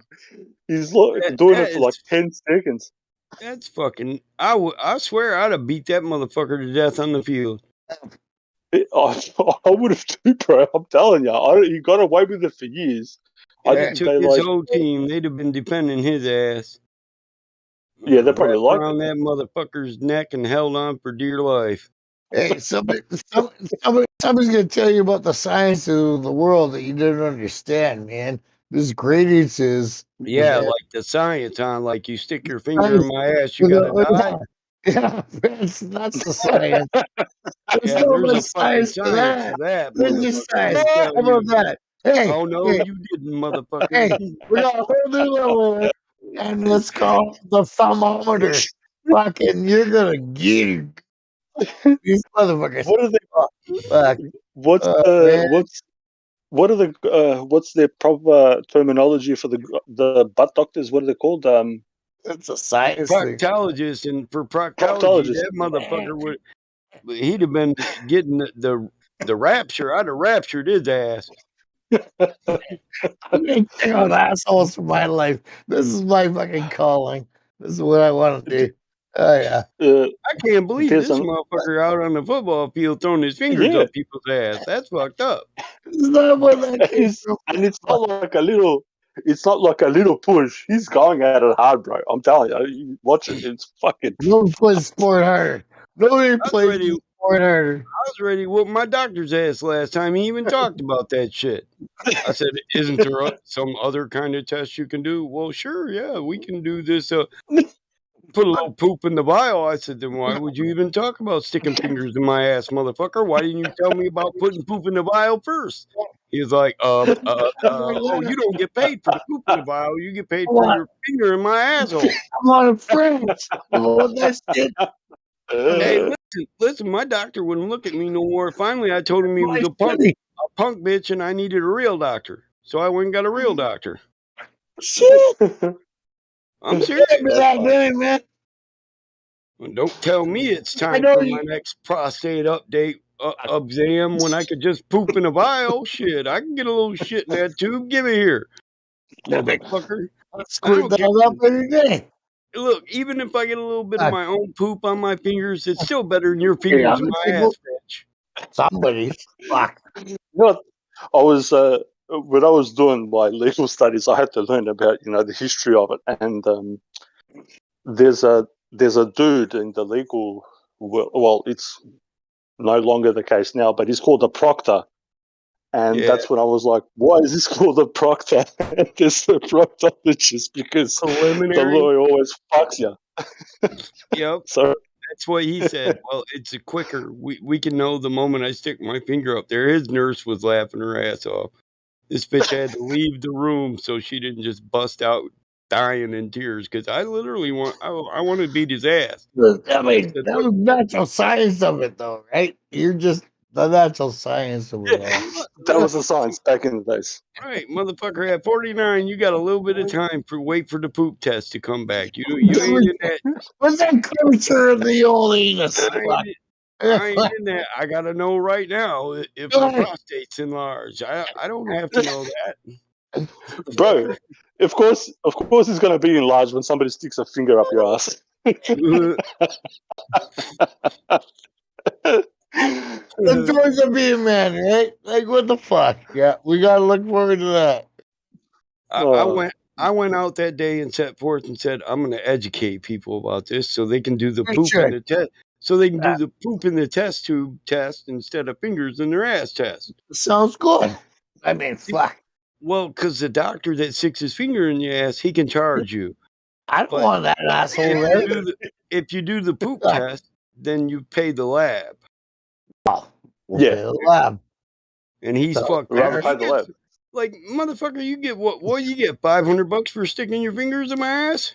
I'm fucking offended. It's all about money, huh? I don't even pay that much on a Saturday night, man. Fuck, come on, I hire No Teeth Susan. Fuck, I'm not hiring you to do that. Fuck, you top fucking dollar. You're top dollar. Fuck. No Teeth Susan. No Teeth Susan. Fuck. I could never understand that shit. Like to check for something,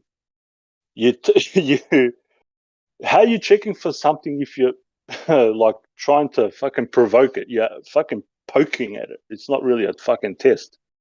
I never understood it. Here, let's just juggle this around here. Oh, there it goes. It's enlarged now. More money.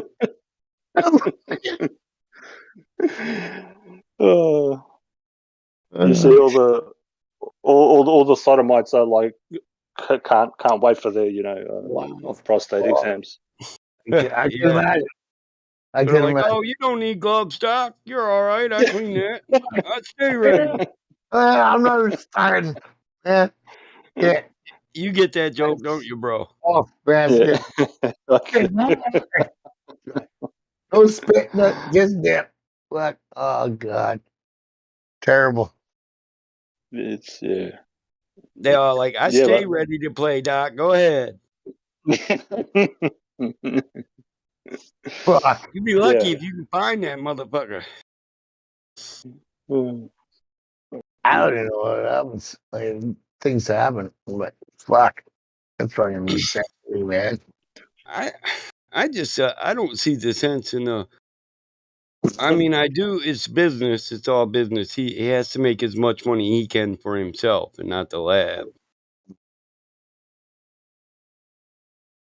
Who's at the lab, dude?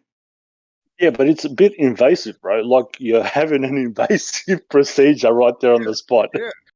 My first you know what I mean? My first thought was, am I the first pissed off guy that asked, was there another test? And if not, how come that motherfucker didn't tell the world? Yeah, exactly. I'm questioning that now. He's like, ha, them dumb motherfuckers gonna get some fingers stuck in their ass. I'm smarter than them. Holy shit, dude. And here, most of the kids nowadays say, why would they lie? Hell, maybe they wanted 2 fingers stuck up your ass, but they didn't get them stuck up theirs. Hey, who knows?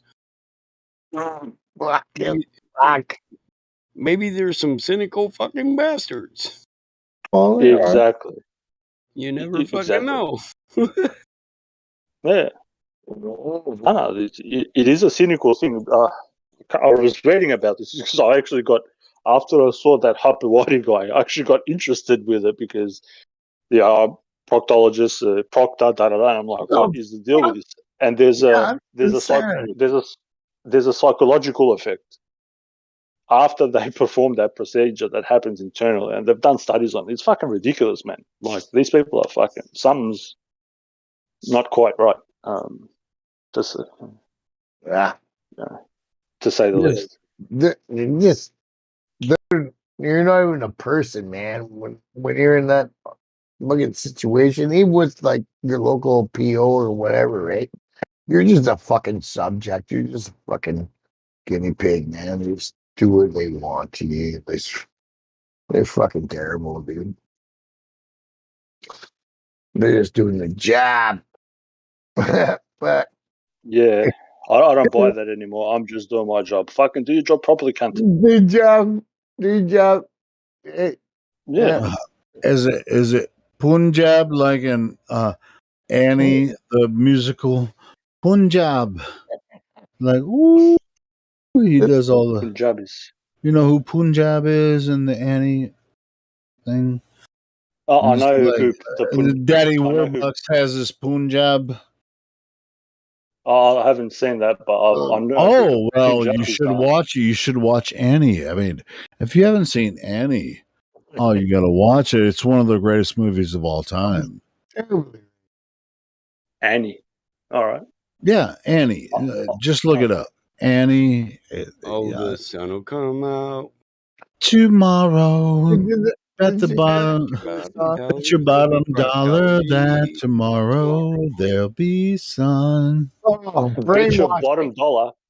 Of course, it's going to come out. Yeah, 'cause yeah, your that's what I'm bottom is the saying. dollar. Punjab, you'll find out in that movie that Punjab works for Daddy Warbucks. And No, I'm just saying. so, Your bottom you got to dollar. watch the movie. I mean, the symbolism is incredible in that movie. It's freaking Yeah, awesome. I It's get one of you. the best I'm movies ever made. That will telling you, brother. show you exactly what's going It's on. like Alice in the Rabbit Hole. Yep. Yeah, it's Alice. It's pretty much that movie is Alice in Wonderland on another level, but Please, sir. yeah. May I have another? May I have another. Exactly. Please. But I mean, as far as the Annie movie, I mean, it's just like that's where what's her name has the bathtub gin. What's the actress's name? What he's gonna say it. Carol Burnett. Carol Burnett. Yeah, and she's got the bathtub gin. She runs the fucking orphanage and shit, and she's like got this bathtub gin, and they make a plot with they move to exploit Daddy Warbucks, for Annie. This shit came out in the 80s, man. It's a badass it's a badass flick, man. If you haven't seen the original Annie movie, it's freaking badass. She got her rich man. That's Daddy the moral of that Warbucks. story. Yeah, if you want to be happy, get adopted by Daddy Warbucks. There you go. I like his last name, Warbucks, because with war you get dollars. Fucking hell. Yeah, I mean, and he's Don't based make dollars. the character in the Don't movie make is based the case the case story or the guy that in the movie is based on. It's dual. It's a dual meaning. If it doesn't make dollars, it doesn't make sense. Yeah, exactly. I mean, the character in the movie is based on the Rothschilds. So anyway, I mean, if you haven't seen this movie, oh, you got to watch it. It's freaking, oh man. I mean, I saw it when I was a little kid. And I watched it over and over and over again because it's so fucking awesome. It's a musical, but it's about the Warbucks family, which is the Rothschilds. I didn't realize it was the Rothschilds at the time, but now I know. It's the history of Earth throughout the first part of the 20th century. I mean, you gotta watch it. It's so freaking brilliant.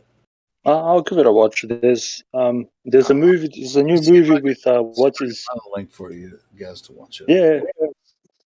I'll check it out. What's it called? There's a new movie with what's his name?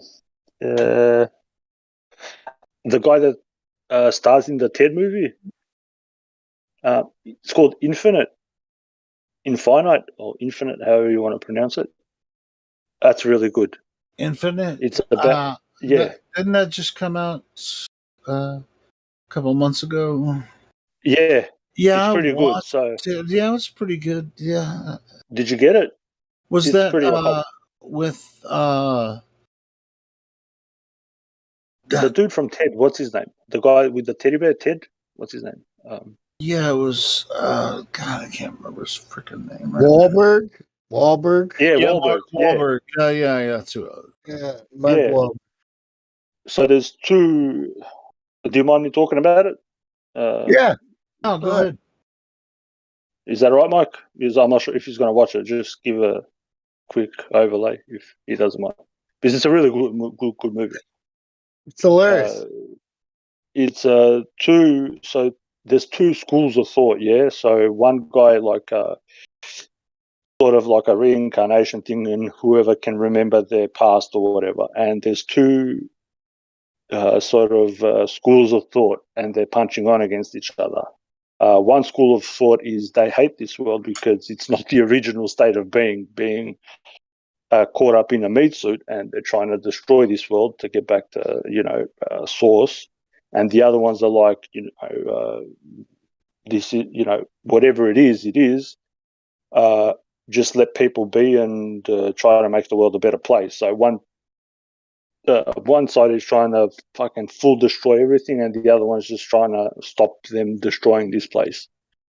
But there's more to it. I'm just giving like a quick overview, so I don't want to. Sure. Yeah, I mean, don't spoiler.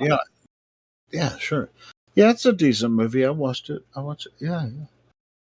No, it don't make dollars. It don't make sense. So don't kill the game. Let the pimping come in. Anyway, I mean, that link I showed there.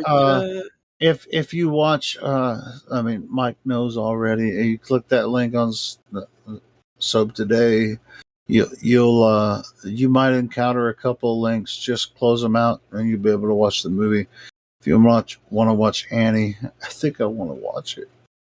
If it don't make dollars, it don't make sense because you got to give it up to the crown prince. Yep. To Crown Prince. Yeah, the prince who is the one who's got the crown. So there's 3 crowns. So do dollars make sense to the Prince of Peace? Not on the Silk Road. No, exactly. I was going to say that. Nope. That motherfucker, there ain't no peace on the Silk Road. That's what I'm talking about. There's only like sense. It's where the product grow and the hydro grow. Wait. Do dollars make sense and sensibility? Yeah, that's the other meaning behind it. You know what? You guys should watch. And shit, that's Jane Austen. I'm sorry, I was talking about Sense and Sensibility. My bad. You've got there's this other. It's a series. I just saw it fucking not even a couple of weeks ago. And everything I've been talking about and YouTube Battle Mod is in this fucking series. You know, Leviathan. I sent you a few things, and we've been talking about Leviathan. That's corresponds to the Leviticans. They're the keepers of the law. So, have you seen the series? It's called The Secret Symbol. The Lost Symbol, sorry. Brother, watch it. I'm telling you, I freaked out. Because is that a new series from the guy that made... I can't remember who made it. It was the guy I was just looking through series and I saw it on Soap today. It's called The Lost Symbol. And when I babble about, you two, Mike, about Leviathan, Creature of the Deep, and who's the caller of the law, and this occult stuff, and Asians, and da. This guy, they're like spill the beans, bro, on this shit. Is it Dan I something? was like, what the fuck? What's the fuck is the guy's name that made that other esoteric films? It's Dan something. Okay. You know what I'm talking about? It was the Lost Symbol. Yeah, that's a new series, but he's made some other ones. Has he? Yeah, he has. I can't remember the name. I'll find it really quick. And if he's good, I'll watch it. The Lost Symbol. Is that? Yeah, it's a new series that he came out with, but he made some other series before, written some books. It's Peacock? really it's Masonic. Dan Brown. No, Dan Brown. Yes, Yeah, that's who it is. Dan As Brown. soon as you said Masonic, yeah, Dan Brown does all this symbolism bullshit. Yeah, he has a new series out on Amazon. Yes, Dan Brown. It's called The Lost Symbol. I haven't I watched a part of. I haven't watched his other Finally stuff. came But, up, yeah. but Bro, I think you'll enjoy it. Barrett, I think you will especially yeah, enjoy it. I started watching the first episode, but Well, dig I got this. distracted from other So stuff. let's go across the first season. The 10th episode is Resonance. The first one is As Above, So Below. The second is The ARF. No secret. Permutation. Yep. La Infant Orientation. You talk about just the names of the episodes. Yeah. Yep. Melancholy. Yeah. Diaphanite Sudium. As if we don't already know. No Genesis. Cascade. In order of 8. And then Resonance. These are all Hermetic principles. Yep. Exactly. Bro, you will love it. It's a diaphanite. How am I saying that? Diaphanite? Sodium? Well, yeah, in English it's a diaphanite. Otherwise, it's diphonita. But yeah, English. Yeah, but wouldn't that mean? be? That means Diaphanita Sodium. that's the Queen Diana, which is the, or is, that's what I would perceive it as, I guess. Gaia. No. If it starts with a D, that would more lean toward Mother Earth. Diphene, or which is Diana. But anyway, well, I wouldn't be an expert. What's the spelling of it again? Just to refresh my memory. Diophantine.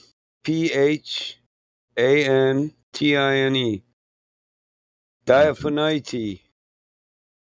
Diphonita. Yeah, I mean it's like Aphrodite and anyway. Prove me wrong. Whatever. Yeah, it's it's Aphrodite and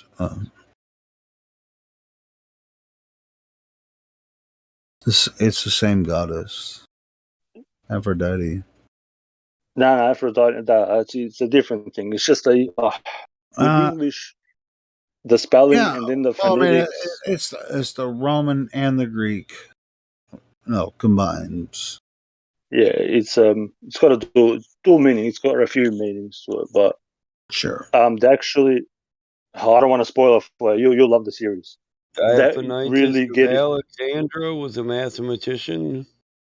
Yeah, that's what I'm saying. It's different than Arithmetic. Diana. Yeah. So you also have the Diaphanite equation. Yeah, that's resonance. Yeah, exactly. Yep.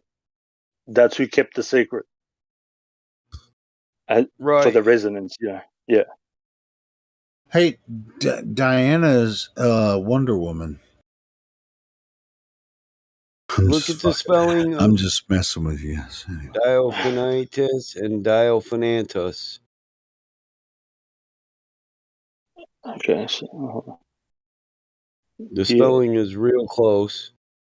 Yeah. So it's Diofanti. Yep. Alexandrini. And sorry, I need to enlarge it. Arithmeticorum Librisec. Yeah, that's one. Yeah, I'll definitely check it out. I've been putting in on the reserve to watch. I've been putting on the reserve to watch list. I've been watching some other stuff, but I'll definitely watch that series. Litatia Perenturum Symphonium Sebasticium Spitismo Climetosk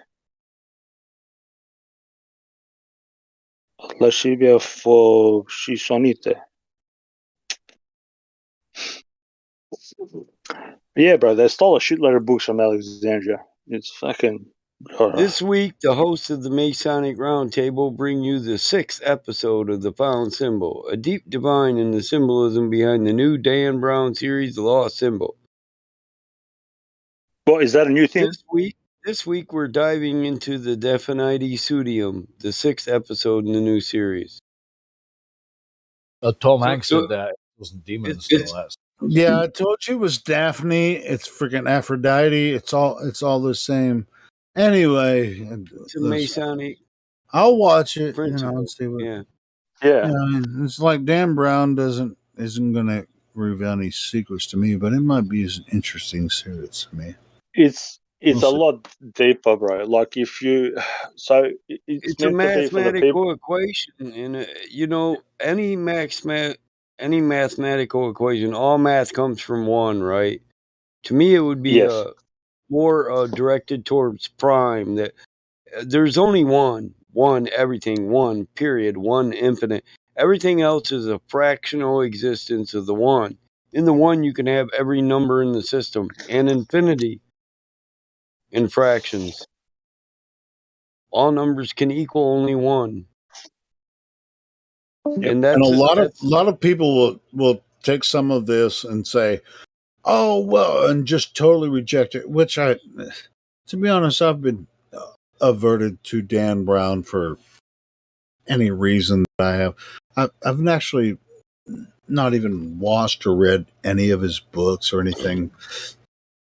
But I guess I'll go ahead and watch this series and see what comes of it. But and I have a feeling at the end of the day, I'm gonna be like, "That's why I didn't watch this bullshit." Dan Brown is No, you like it. Literary world. You'll like it, bro. I'm telling you. No, I think I'll like it. I'll like it because it will tell me why. He's. I don't know. I don't know Dan Brown, but I already know what I'm going to find at the end of it. So if you look at a diaphanite equation, it's an attempt to find the unknown variables through the known. It's an equation of this is what we know. So what by this can we say about the unknown? Yes, that's why I was talking last time about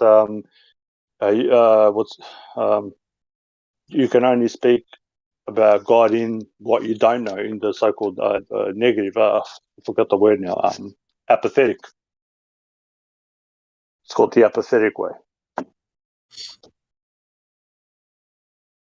Yeah. So this is the math that tries to look at the fourth and fifth dimension. Math is reality. Cubes, the tetragrammatron. It is. I'm reading the whole thing on the diaphonetic equation right now. Math is the only language that everybody uses. That's why it's considered so highly. But that's not the only language we use. If you talk to us, no. But the word, even though we understand it, we don't use that language. We understand it, but we don't use it. Directly related to this equation, and this equation is about finding the unknown through the known.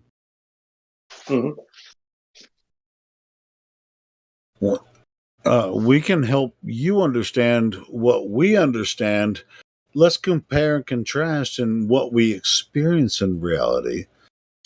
Like, dude, I knew this. I knew this shit about Dan Brown fucking a long time ago. I never even watched any of his movies. My mom used to read any of his books. Yeah, I know. I got a lot of his books in my library. It's like as soon as I saw the titles, I saw like the influence. I was like, oh, I see what he's getting at. I was studying Christianity, how everything comes together, and I'm not saying Dan Brown's evil. He just it's another perspective, but at the same time he might be connected to some He's evil a learned gentleman. Yeah, he's an erudite. In other words, exactly. Well, what is evil anyway? But anyway, so let's look at what. Can you send me the book, please? Better one, so like a link. The nogenic, that's another Masonic principle. Mind, all is mind. Yeah, that's for this realm. If you can, go ahead. Sorry. Nogenic comes from the neurosis, which means Greek Yes. word for mind. Mind. Gnosis. And all things are mind. All things are mental. That is that's a Masonic principle. Or a Hermetic principle. Either way you want to say it, would be true. Well, them bastards know half the secrets to the universe, so half of them must out to the verse. So That's why it's called. Wait, That's why but it's called do you thought. Yeah, do you think there's something that is hidden from you that you can't figure out for yourself? Once you understand, No, I think there's more than one way to understand things, and they take an understanding from a certain perspective. By trying to perceive the unknown by saying, this is what we know. So we can't really say what God is. We can say what we know God isn't. Correct. Oh, yes. well, that's pretty shallow. If someone says they know what God isn't, Yeah, because God is in when you're flesh and making a blood. claim, bro. How is it Yeah, shallow? you can't. God is in water. God is in earth. God is in trees. Yep. Is God that is that's not a shallow? name. Yeah. I've talked to the trees. They don't tell me sun. They don't Wait. call me sun. Well, let me ask you this, Michael. They give me shade in the sunlight. Hold on. Do the Theosophists actually claim that they know what God isn't? How many religions? Yes, you know how many religions there are on earth that try to tell me what the name is of God? Are you fucking serious that the flesh can tell me the name of the spirit? You know how idiotic that is. I love tricking you guys. It's so fun. And I'll just take that point because that's a good point. How many people are going to tell me the path is narrow, the gate is narrow, the path is straight? But the name of God. Yeah. And only they know the path and they know the name. You can't know shit from the position you sit in about the fourth, fifth, and sixth dimension. We're three-dimensional beings. We exist within the creation. We can't possibly fathom what's outside this creation. It takes a hell of a lot of pride to say you know the way. Yeah. Oh, it certainly does, doesn't it, Mike? Yeah, it does. Oh. And the only thing I could say is that if we're like children unto him, then our Father would just want us to try our hardest to live the best we can live. Amen. Yeah, exactly. Amen.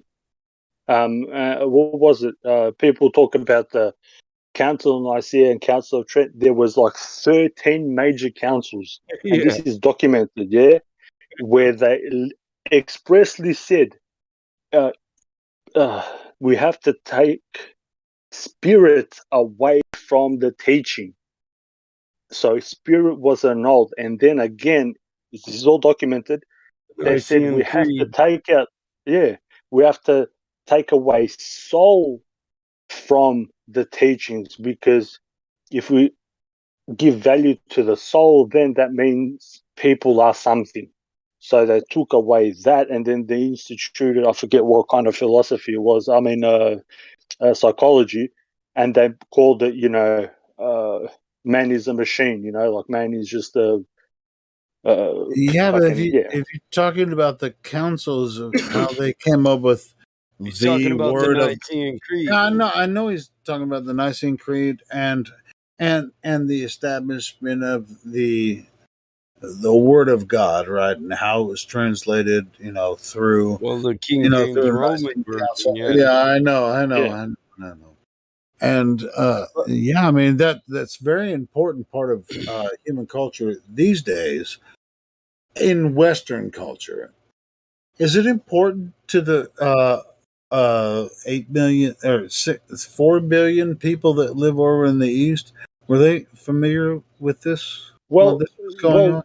Yeah, I'll tell you something. The Eastern Orthodox Church has always punched on with the degenerates from Rome, from Protestantism, because they take away the spirit. Hold on. I'm talking about the Let me Eastern. finish. Let me finish. So this is you're in Australia and you're part of that. Yeah. But this is what I have to put up with. I'm baptized in it's called Eastern Orthodox, which is the closest to the proper Aryan. I was mostly talking about the Asians. Did they know this was going on when it was happening? The Asians, did they know Everybody on the this was European continent. happening when the Council of Nicaea was happening? Did the Asians know? Were they involved? At that time, it wasn't Eurasia, bro. So, I mean, are you talking specifically about Japanese, Okinawan, Chinese? Does it matter? I mean, were they? At Did the time of they the know that? Nicene Did they Creed, know Asia that is Christ what it was is today. risen and all that? Did they know about all that whole story and everything? And did they reject it, or were they? You know, I mean, what part did they have in all of this? You know, the Bible. What part of the West, The the East? Bible is of Rome, bro. Yeah, it's got nothing to do with the proper thing. This is why I sort of. Orthodox. I mean, I love the Bible. I'm just talking It's about the Roman same. Orthodox, man, dude. Well, no shit. We're in the You're West, taking it out of talking context. about So, the East. did they, Rome take over Asia and make Asia follow by their one accepted religion? That'd be the question. oh, okay. Well, that only happened in the No, they didn't. West. So, okay. Well, the So, West wasn't alive then. We're just talking about as it was then during the okay. Nicene Yeah. Creed. There was So, Rome and there was fucking Europe. okay. So the Asiatic people weren't ruled by Rome. So they weren't under Rome's one religion. So why would they teach them about the new Christ God? Yeah, and that's why. That's why you had. So they're not subject to the same Christ. Exactly.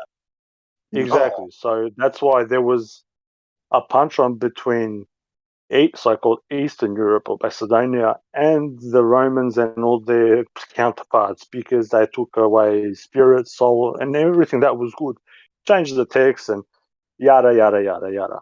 And this is why this is happening. You have people arguing about they know God, they know true ways. There's a dichotomy, though, because there's Middle Of course Eastern there is. that have a similar idea about the Christ God that don't Middle Easterns? necessarily. I know. What Middle Easterns? The ones that follow the Abrahamic religions? They don't have a similar belief. They have the same belief. I know. And You so, gotta keep it so in the chronological Easterners, but order. hey, shh, don't tell anybody.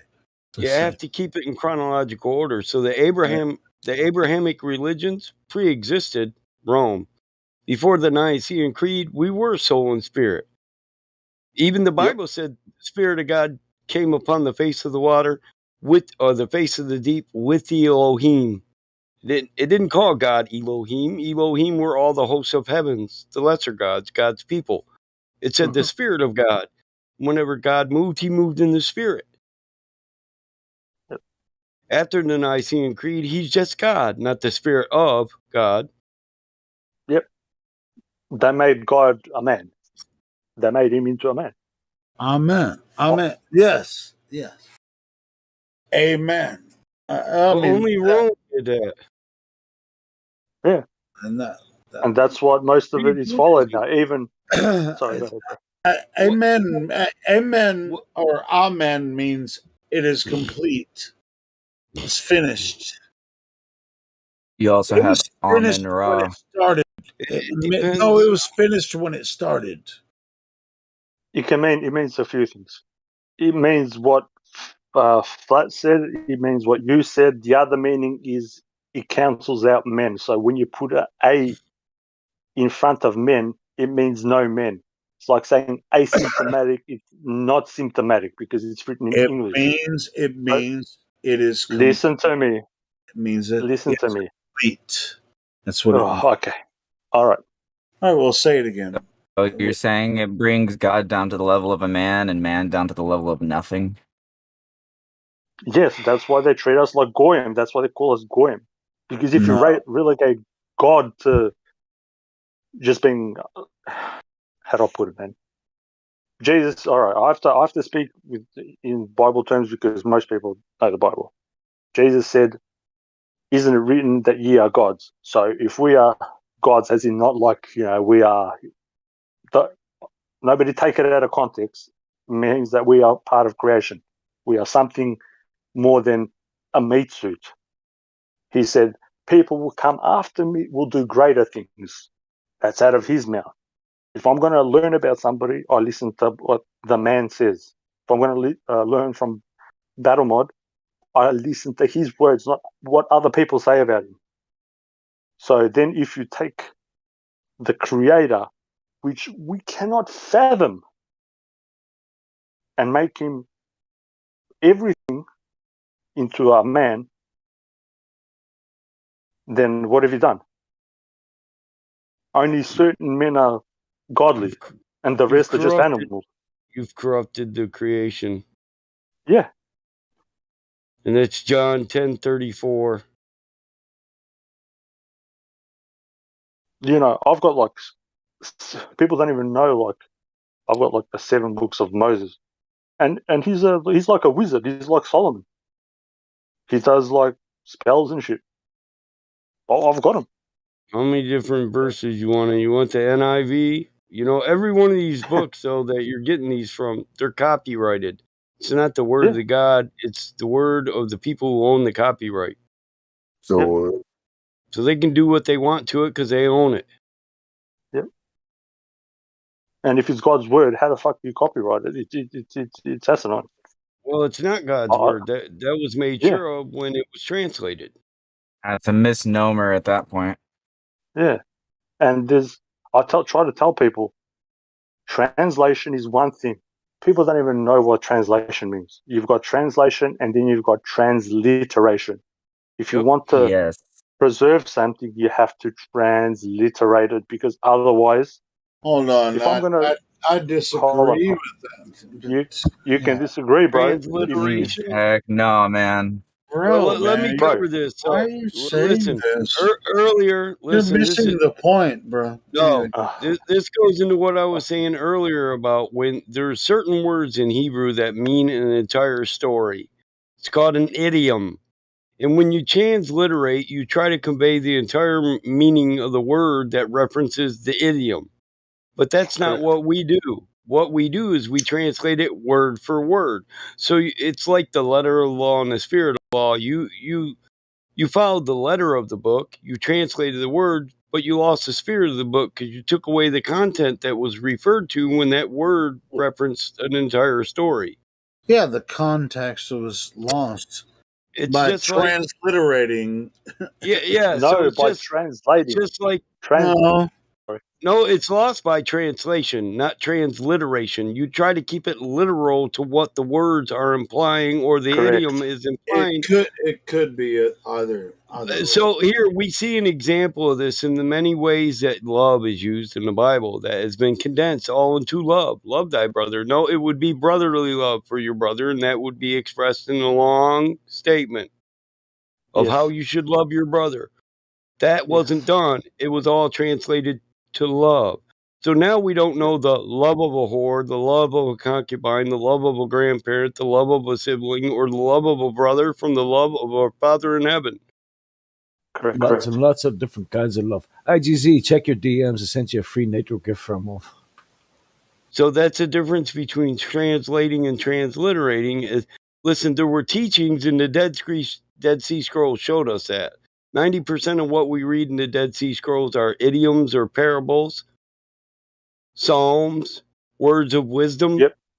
And there are certain words in Hebrew that are used, 1 or 2 words reference an idiom, which is a reference to a story, where we use stories to teach our kids morals. Well, when you don't relay the meaning behind that entire story and you just translate it for what that word literally meant, you obliterated it. You translated it. You wrecked it. You didn't transliterate it. You didn't stay true to the spirit of the teaching, because you left out that entire underlining background story or principle.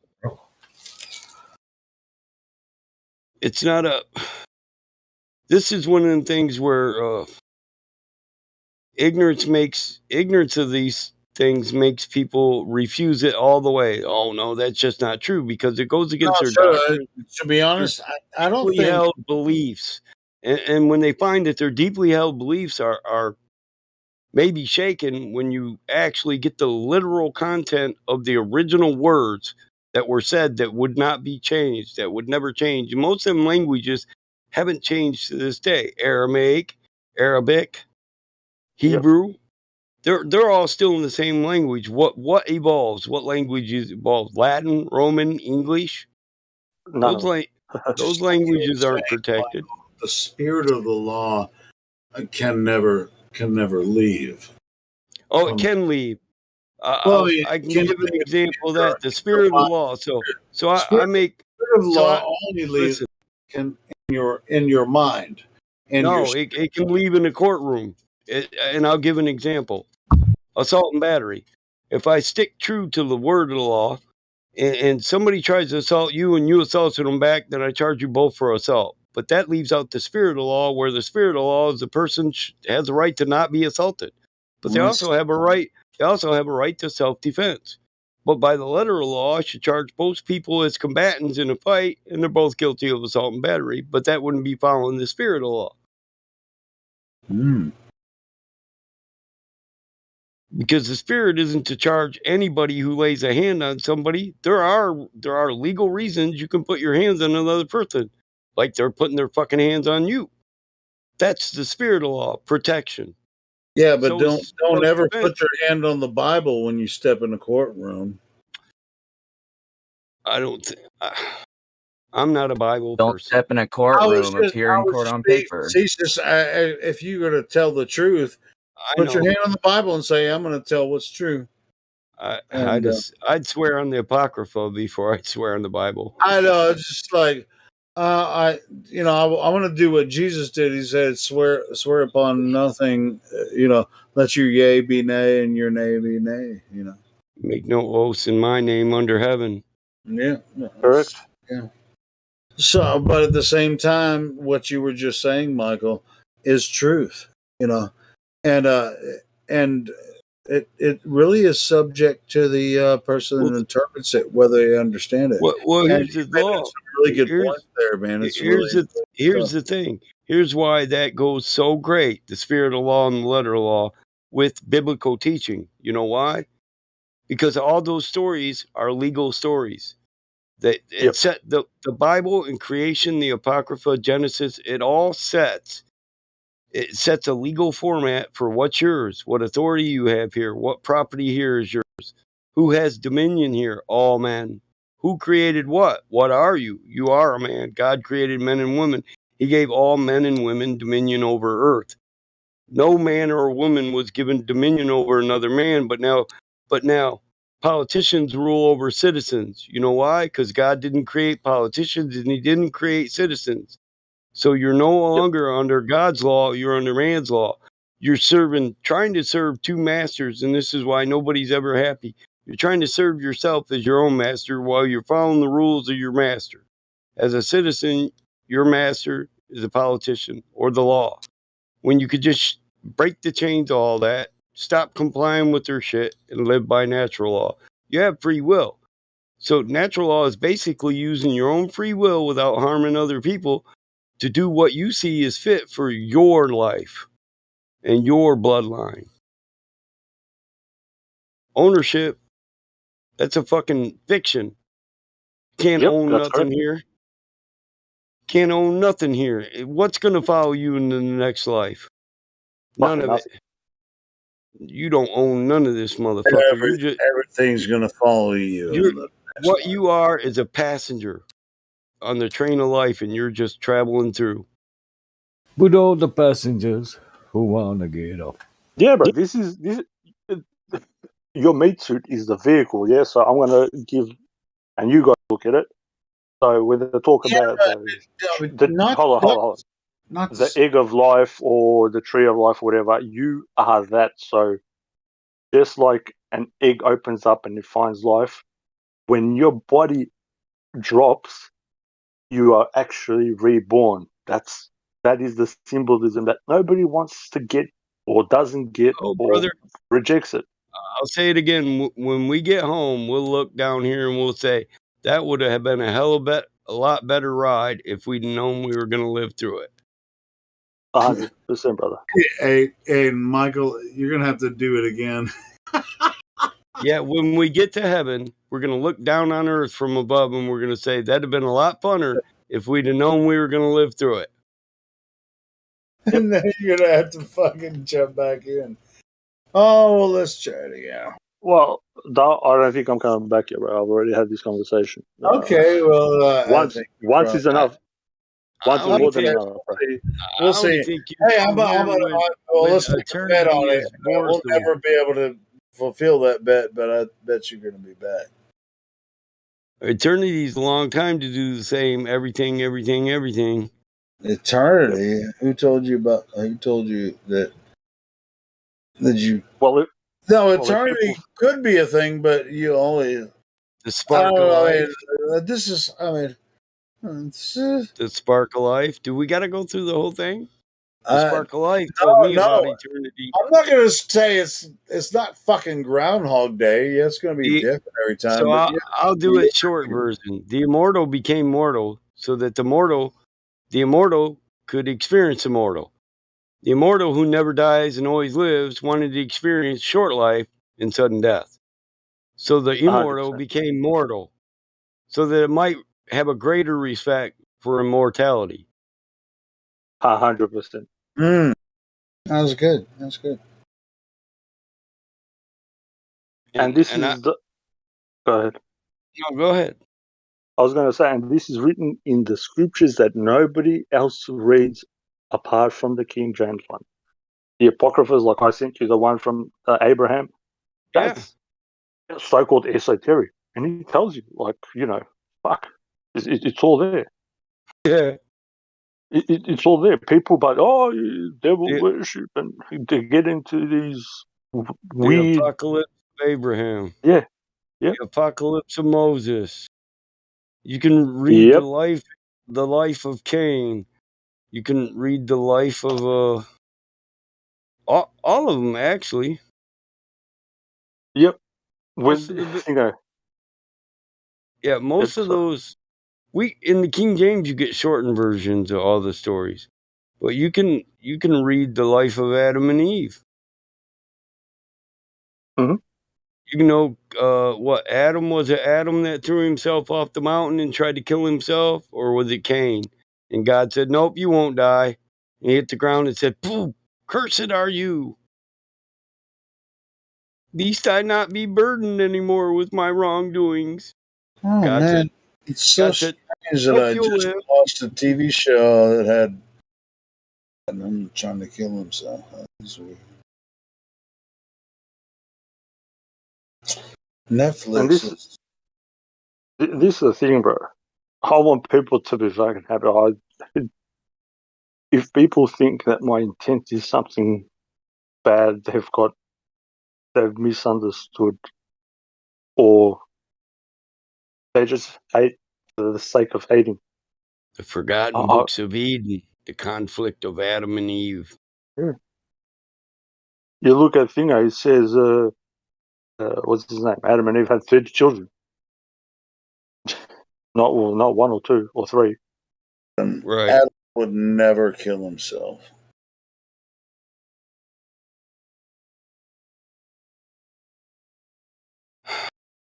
But in these modern TV shows, every time Adam kills himself. Well, if you look at Adam, if you take again, because this is how they do it. Like in the 1500s, this is recorded. They syntax every single language, so people get confused. This is a fact. This is not an opinion or something. When you look at the word Adam, and A negates the fact. You look at the word damn, it means somebody who is, It just means the man. Accursed. Man. No. It means somebody who's been accursed or somebody who's been put down to experience something. When you take away that, when you put A in front of something. Oh, well, I mean that's in Greek and East European tradition. When you put A in front of something, it means anti. But Adam. Yeah, but what? That's not. When we say Adam, that's not what the name of a man is. I mean, it's just what we use in Western tradition. I mean, if you're trying to say that's a negative. Well, there are some that would argue it would be Adamu, and it's just a reference for the first man, not a name of an actual man. No, yeah, agreed. And that first man would never kill himself. But listen, what you're saying, what you've essentially said is that a language that this was translated into a foreign language in no way is related to the original language that it was written in and translated from. That's what you've effectively said.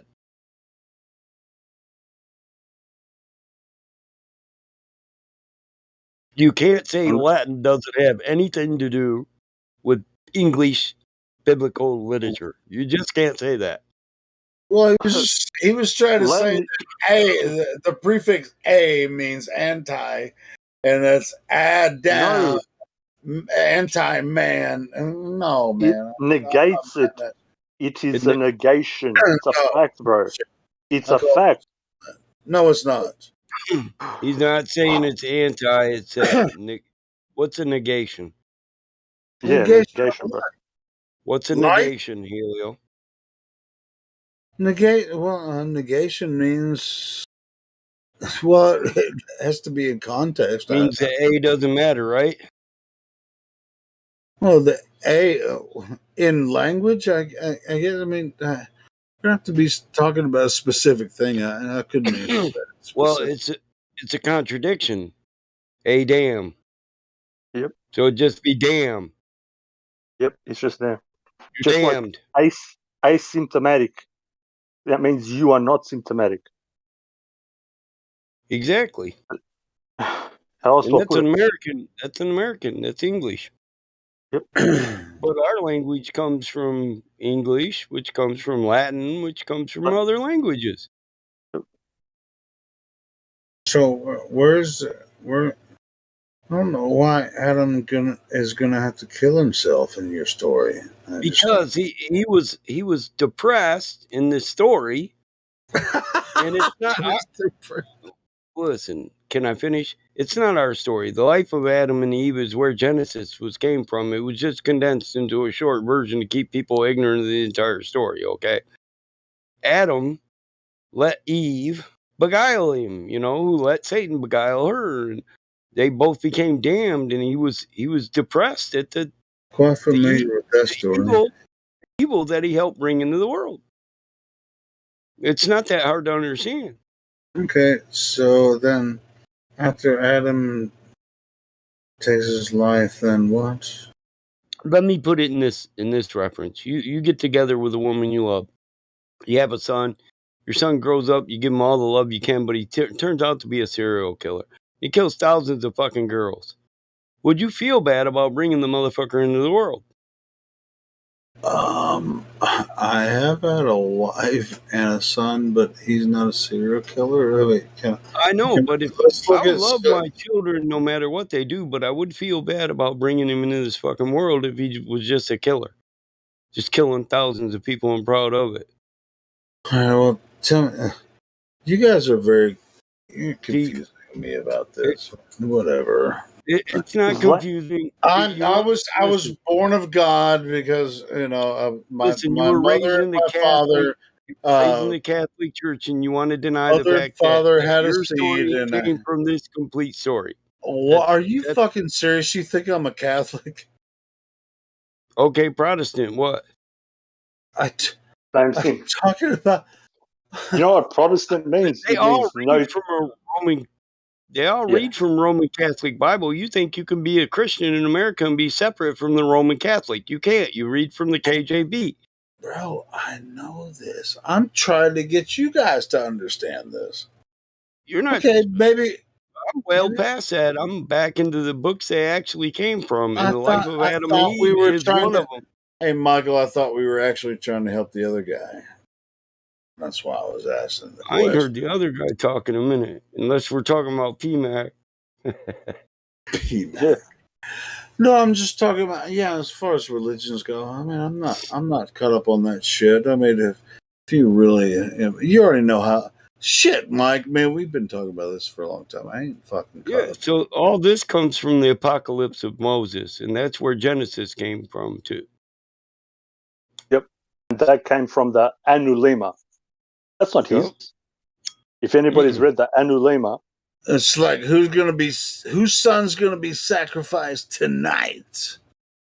You know, this is weird. I mean, it's just like that's where I thought you were trying to lead me to. And it's like, what the fuck? What God usually asks you to sacrifice your son? Now we're off into a different field. Would that be Baal? No, I get that. No, yeah, sure.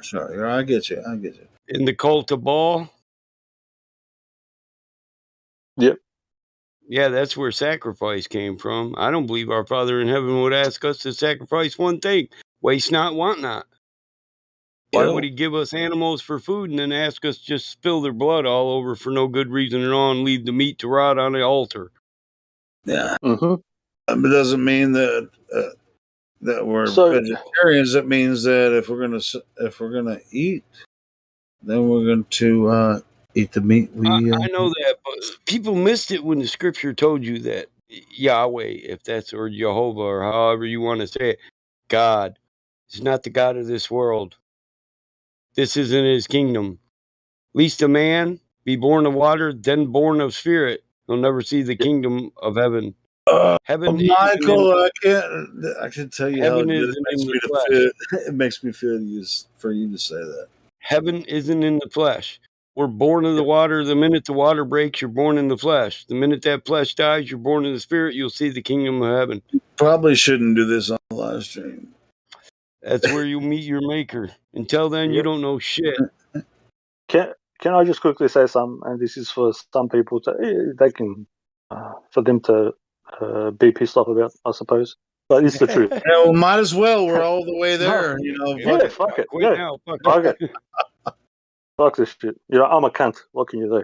As long as you don't go you're Mormon cancer. You're a cancer. I'm a cancer, man. As long as you don't go Mormon with 5 wives and one of them got to be underage. One of them got herpes and shit. No. So I'm going to. The meaning behind so-called Jesus on the cross, he dies, but then he gets prodded in the side. There's no reason he's dead. There's no reason for him to be prodded on the side. When they prod him on the side, what happens?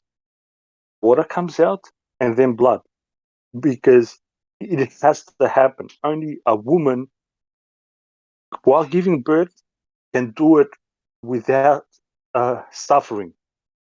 Water and blood, period, and water. Before that, it was women, because it's a natural thing.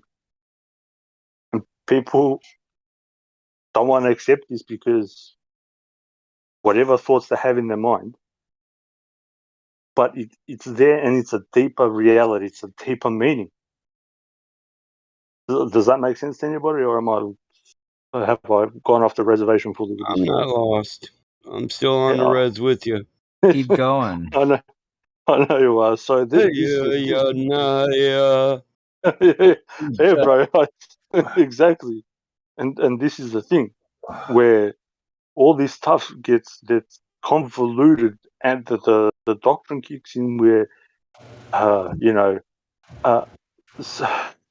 where there's talk about sacrifice, so-called, somebody said about Levitican law, like you take the lamb and that takes away the sins. How does listen to this? You be a bad person and sacrifice, taking another life doing takes more away evil. your sins. Yeah, doing more evil makes everything better. Two wrongs make a right. Yeah, that's bro.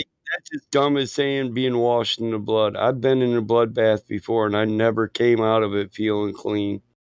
How about these? I don't know why I would bring this up, but generational curses. Is that a thing? Well, that's the law of multiplication. Whatever we give our children. If I teach my children to be good kids, then 5 generations from now, they'll show me 100 times more kindness. If I teach them to be evil, then there'll be 100 times more evil in 5 How about generations. this? It's just If your parents tell you, hey, well, they just have negativity all the time, just telling you, this is they're going to negative. multiply.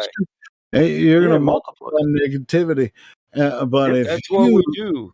That's what we if do as you humans. employ We positivity multiply. into your positive world, then that shit it's going to work out for you, children. Don't let your kids. And even in them Don't feed generational your kids curses. your junk. You know, Yeah. I mean, yeah. Listen, bro, even in them generational curses, though, there's anomalies. 1 out of 10 will see it the exact opposite. They'll be like, fuck these. And they'll change their ways. Yeah. Yeah. But this is the thing. They're trying to explain to you the natural state of the human because they can. How do I put it? That's the only thing they can do with preciseness. You can't precisely dissect the spirit or tell what No, but spirit we is. can precisely explain what we experience in the flesh. If I teach you to fish, and me and you are both living off fish, one day you're gonna come back and show me shit I didn't know, and that's just how it is. Yeah. I mean, I grew up pretty rough, and there's a lot of my cousins and family members now that are doing very I got an example pretty of that well, too. I want and to put out there. I have stories from my cousins, but they're doing pretty good now, as far as their social media goes, how that Hey, was. But then they're doing pretty well, and I wouldn't expect the way I grew up, for my cousins and stuff to actually be where they are, and they're doing pretty good. So thank God for that. Yeah, I got a fish story for an example that I taught my son to fish, right? And my son says, I like catching them big catfish, Dad. You popcorn the shit out of them. I'm going to find an easier way to do that. And I was like, okay, whatever. You just catch them and I'll popcorn them. So he's up at the house one day and I was like, hey, what are you doing? It's your day off. It's raining. He said, I'm catching catfish. I said, but you're at the house. What do you got? Poles in the river and you're just leaving them sit there? He's, no, I'm smarter than you. I'm like, yeah, whatever then. Oh, so he said, shit. He It's says, a challenge right there. Yeah, I took these 8-inch PVC pipes and I stuck them in the river at an angle against the current. And I put chicken liver that's in. cheating. Yeah, I put chicken liver in there, Dad. So they'll swim in to get the rotten chicken liver and they won't be able to back the fuck out. And I was like, oh, man, fuck you. So we went down there and he had two big ass cats too. I was like, well, looks like I said I'd popcorn. I got to stay true to the original arrangement, So let's go popcorn them, He's like, yeah, I'm lazy fisherman, Dad. I was like, hey. Oh, hell. Who wouldn't do that, though, if you can catch a couple of big cats, man, Hey, by in putting the a end of fucking the world, PVC? listen, in the end of the world situation, you got 13 kids and 4 families to feed, right? When you want to Fuck be yeah. catching catfish while you're trying to go out and get a variety, we got some nuts, some squirrels, a few rabbits, and 15 catfish. And if you got a good stream of cat, man, I mean, and if you have a little trap, a trap is, I mean, it's fun to fish with a pole, but if you have a good trap, man, it's even better because you don't even have to fucking babysit it. No, just and you fucking don't. set it up. You can and you can it's- just set the chicken liver on a 3-prong hook with sinkers, throw it out in the river, and tie a Sure, fish yeah, string yeah. to the tree if you want to be lazy too. Yeah, that's another trap. Yeah, sure. We used to in Boy Scouts and Cub Scouts. I learned to make snare traps, catch small game. That's a good way too. You can be hunting rabbit and catching fish. I And don't never know leave the why. house. Why is it? This is like we can have fish be trapped for hours, suffering with a hook in their mouth, going but when a rabbit's trapped it's like I feel bad for the rabbit, I don't. That's awesome. I know. I mean, it's that's me. I guess Look, it's me. It's like they're mammals. It's like fish. I don't feel bad for my some only reason. I question feel is, bad who for mammals. passed the pepper? Will you please pass the salt and pepper? And who's getting the first Jackrabbit Coke? Okay, I'm gonna have to get over that shit eventually. Shit, Hoss and pepper's good. It only take one time of eating my rabbit stew, and you'd be like, hell yeah, let them son. Fucking kill another one, Mike. You got homemade. I got the next one. Give me a 22.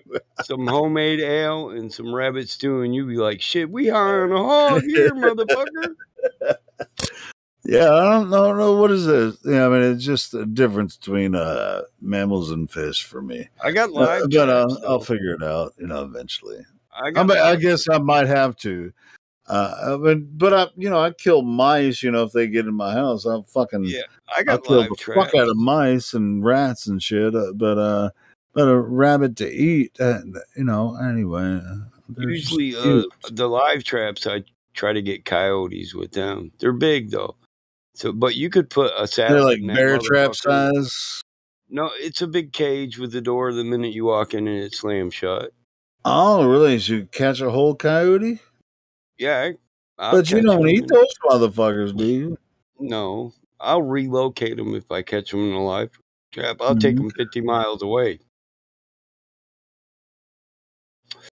I've caught a few when I was getting ready to go up north and go deer hunting, and I just took the bastards all the if way you'd up have north. said, hell yeah, I eat coyotes. I've had to relocate raccoons and I don't even know cats what and that would stuff. do with you, Mike. I don't relocate well, fuck coons. yeah, I eat that I'll coyote. feed the coons till they stay the fuck out of my attic. The bastards tear the roof up. Wait, so you don't kill the coons? Hell no, coons are cool. I got some that are about 3 years old out there. So that, you kill the I found rabbit. What do you kill? You kill the I don't eat rabbits? raccoon. Raccoons. You kill the possums? Listen, in a survival situation, all is meat for man except for man. In my book, I'll eat a spider crawling on a tree. I won't even clean him or cook him. I'll just eat his ass. But when in this day and age, I like raccoons, so I don't. If I had to, though, that motherfucker'd be dinner. Stuff his ass full of radishes and carrots. It'd taste good in the motherfucker. And you'd have a hat. Hold on. If you keep That's right. Daniel Boone, that motherfucker. Hold on. If you keep the coons around, there ain't gonna be no possums around. Yeah. Old possum. That's a good thing about coons. They run the possums off like, nah, bitch, this is our area. Raise up, bitch. Yeah, you throw the dog food out or something.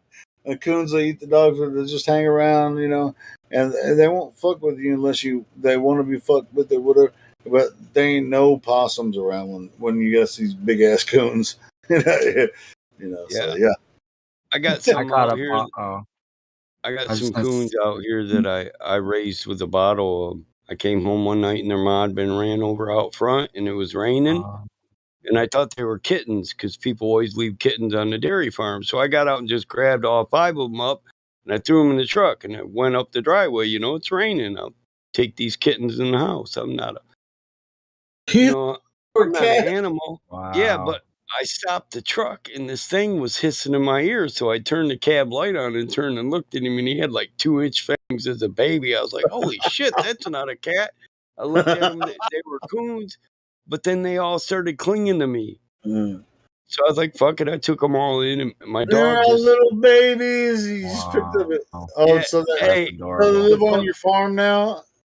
Yeah, I had to kick them out. Oh shit! They keep all the rodents away, don't they? They tore my cupboards up. Dude, when I first took them in there, my dog was like, what the fuck is that? He I'm was gonna just kill all him. trying to get up in their nose, and they kept slapping him.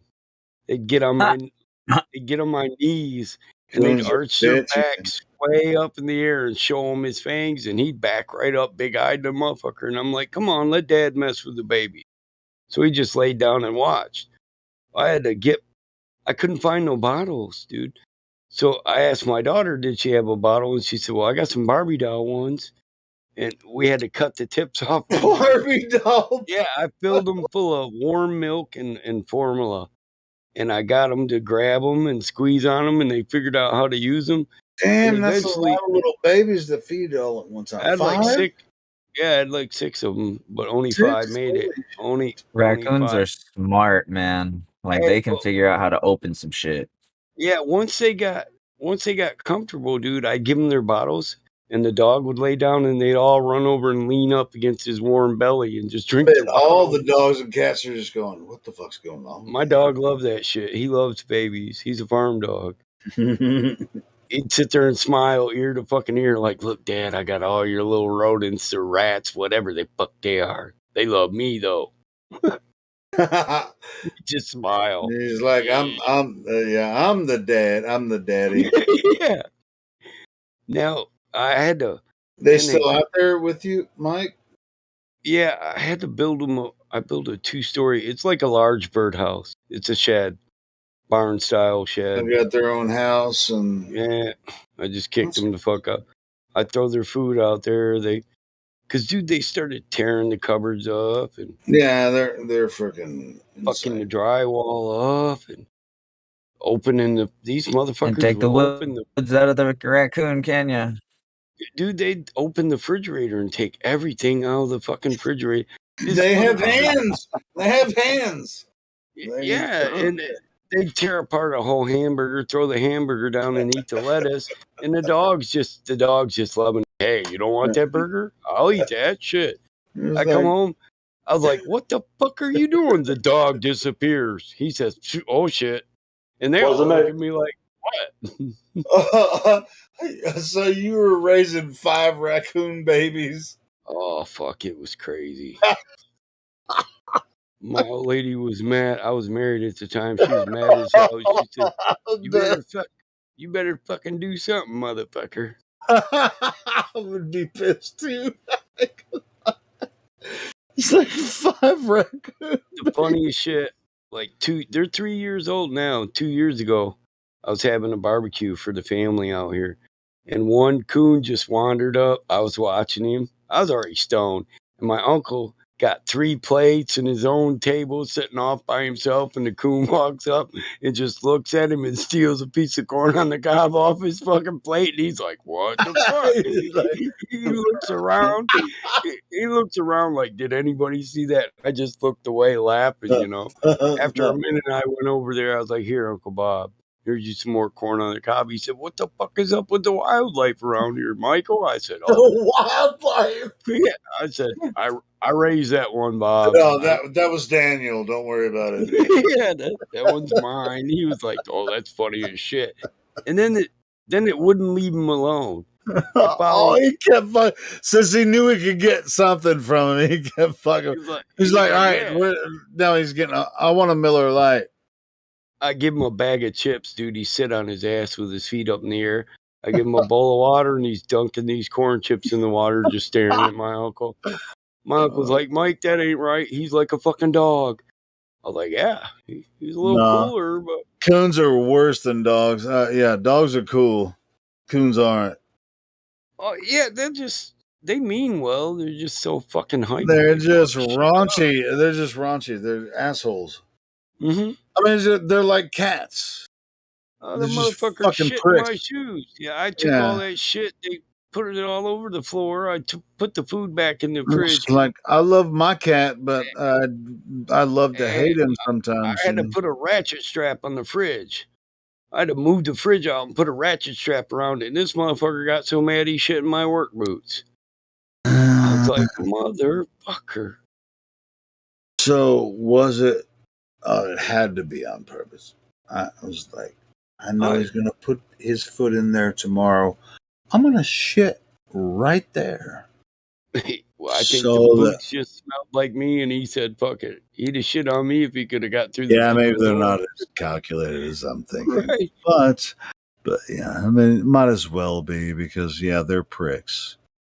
I don't know about coons, but cats are assholes sometimes. I got a fawn out here, too, that got hit by a car, and my veterinarian nursed her back to health. You can wake up in the morning that fawn is always around my property. I got pine trees and bushes, and she'll be laying right there in the bushes. In the wintertime, she comes, and when she sees me in the kitchen, she'll stare in the window and tremble. Because when she trembles, I go out there with food. I give her warm water. Oh, she stays there and lets you pet her and stuff. Oh my god. No, last year she didn't let me touch her anymore. Oh man. She's getting old enough. She don't want to be touched, but she still comes around. Let me in the barn. Give me some food. Let me It's cold. little baby deer. That was. What's up, Ivy? Hi. Hello. I haven't been here in a very long time. I remember you. Yeah, we had an argument. Oh well, I'm not surprised. Yeah, okay, wait, I'll be right back. I have to get my cat, okay? You were supposed to say I don't remember that. No, One sec. no. Well, I actually kind of remember. Well, I don't remember arguing with Ivy, but I do Always remember play her dumb. voice. That's all I'm saying. Always play dumb. Huh? What? We No, argued? well, When was we that? did. No, I'm just. Oh, that was you I- got me mistaken for Well, I mean, somebody else. well, sure. I mean, I guess I should play dumb because I don't necessarily remember what we'd argued about, but. But I do remember that I've talked to this person before, so maybe I should have said, "Hey, we argued about what?" Yeah, you're right. I should have played it a little bit different. I'm not playing because Ivy sounds really cool. I wasn't trying to cause any indifference. She actually clocked out, right, and said she was going to come back. She's like, "Oh, I didn't realize Helio was going to be here. We had an argument." I was like, Helio. "Oh yeah, I It'll be think I okay. remember that shit." And then She said, she's "Oh, like, fuck that. fuck I'm that. out. I don't want to fucking talk to this guy." I'm fucking out." I gotta get my cat. I'm a gentle giant. It's okay. Fuck him. I love talking about flat Earth. This is the most fun that I've ever had in my life. Which is not true. I loved a lot of other things that I've done in my life, but I still love this room and what we've done here so far. I think it's great. This is one of the most satisfying things that I've done in my life. You know, along with you, gentlemen and gentlewomen, here on the 24/7 Flat Earth Discord 2.0 server. Been amazing. Thank you. I just want one more thing to add on to what I was saying before, Adam, and then you got Eve. What comes before light? Before you see light? Oh yeah, I forgot about that argument. We're talking about how Adam and Eve, what they see right before they see light. Yep. So it's evening. You know, the eve comes before the light. Evening, Eve. Not a coincidence that the name is Eve. Hello? Hello. Hello? Peru?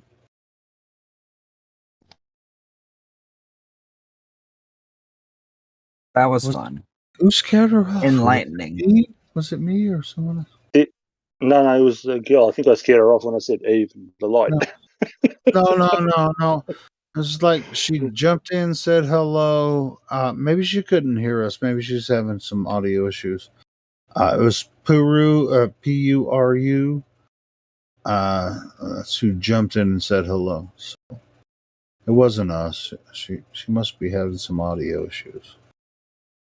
I hope I made sense with what I said before. I know No, people got it. dude.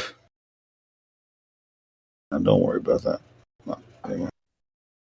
Peru's trying to jump in. I think she might be having audio issues because she keeps jumping in and out. So don't worry about that.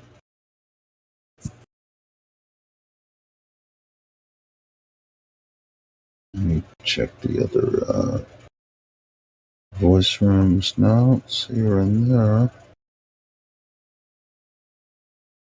Parrot back. If we said something wrong, we didn't mean to.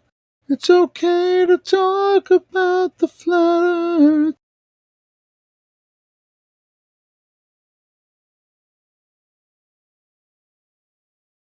That's what we're here for. To talk about the flat earth.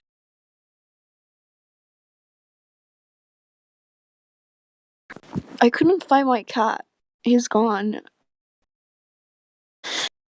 Cats do that. Yeah. What? They're That's wanderers.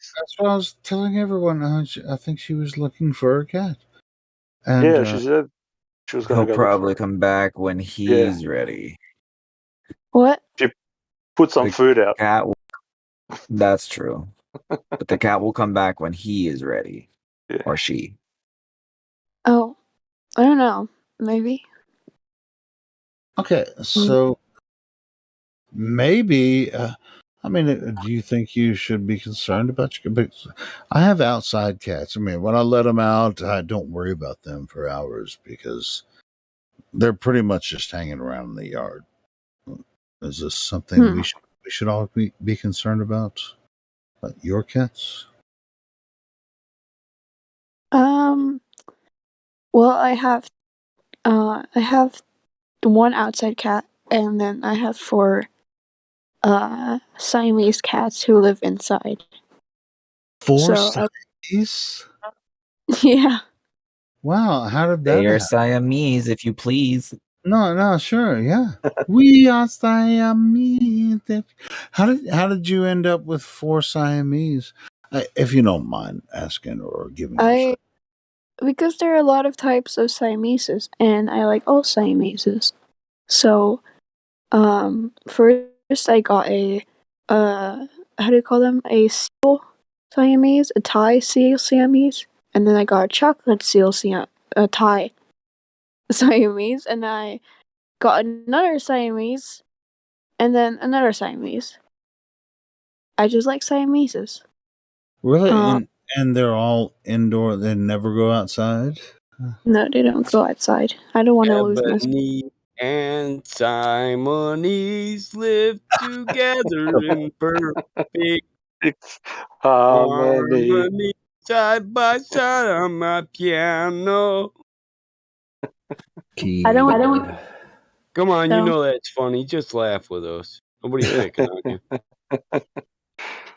I'll whoop somebody's ass, but you know I got a tiger stripe I love, and his mama kind of looks Siamese, so I'm not picking on you. Yeah, that's cool. That's cool. I'll show you a picture. Give me a minute. My Rosa's got some not common colors. That's cool. I mean, it's cool. You shared your story about the Siamese, and you have another cat that does go out. Do you think the Siamese are jealous of the cat that does go outside? No, I don't think so. Thanks to PMAC for the donation. You don't have any mice around your area, right? No. Yeah, me either. My cat. I have some good mousers. Wow. Mouses? Did you say mouses? Mouser cats. They. Oh, okay. They hate. I don't know what they are. Sorry. They hate pieces to pieces. There's like they'll sit for hours just like looking at one spot where they know where the mouse was. They'll just sit there and just like look and look. Wait for it. Yeah. Yeah, it's just like when it comes out. Like they won't even. You try to pet them and just like get off of me. I'm waiting for that mouse to come out. It's the kind of cat you want. Especially if you have mice. Just get you a couple of good mousers and you'll never have mice again. Yeah. They just like to torment the mice, bro. They don't even eat them. They'll sit there and they'll play with them. Oh, yeah, and that's. I mean, it's hilarious. No, it's not hilarious. It's pretty disgusting. It's just like It's Dave cruel, Chappelle. but it's funny. It's cruel as fuck. They just play with the mountains. They're just like, look at me go, and then they'll bring it to you as a gift after they kill it, and it's just like, okay, I just watched you torture that mouse. I don't think I want it as a gift. My wife's cat brought her a snake and left it on the pillow beside her.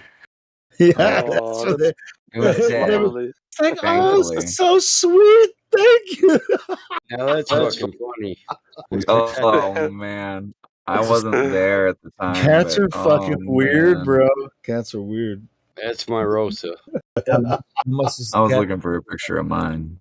So just say you got a cat like that, you're just like, hey, I'm gonna go out and kill a snake and bring it and leave it on the porch, or just leave it on your chair. I know where you're gonna see it, and you're gonna be like, thank you so much. You know, the cat doesn't like you if it brings you a live snake and just like. That's right. Yeah, they have to torture it first, and then they want you to know that they tortured it in your sake. You know, it's just like, I killed this animal for you, but I enjoyed it the entire time. They're like fucking serial killers. That's his name too. His name is My Buddy. I come back. I love those. I love those whiskers, man. That's a beautiful cat. See, in the last minute we've been talking, cats worldwide killed about 5,000 birds. Oh yeah, my Tom cat. Serial killer. He's a straight up farm cat. That motherfucker brings something to you, it's dead. That's my Ivy. Oh, that's beautiful. Yeah, that's my cat. That's my kitten. He's like 6 now, 6 months. 6 months? Oh, wow. Mm-hmm. You know, I heard this thing. I used to have a cat as well, and he would look at me in a certain way, and I would say to him, "Bro, if you were 6 feet bigger, I'd be dinner." They would just. Yeah, my buddy's a prick like that. Dude, my cat, man. You don't touch him unless he's wanting touched. Yeah, that's what I'm saying. If he doesn't, he'll fucking scratch me, and it's like, if he wasn't so little, he'd be dead, man.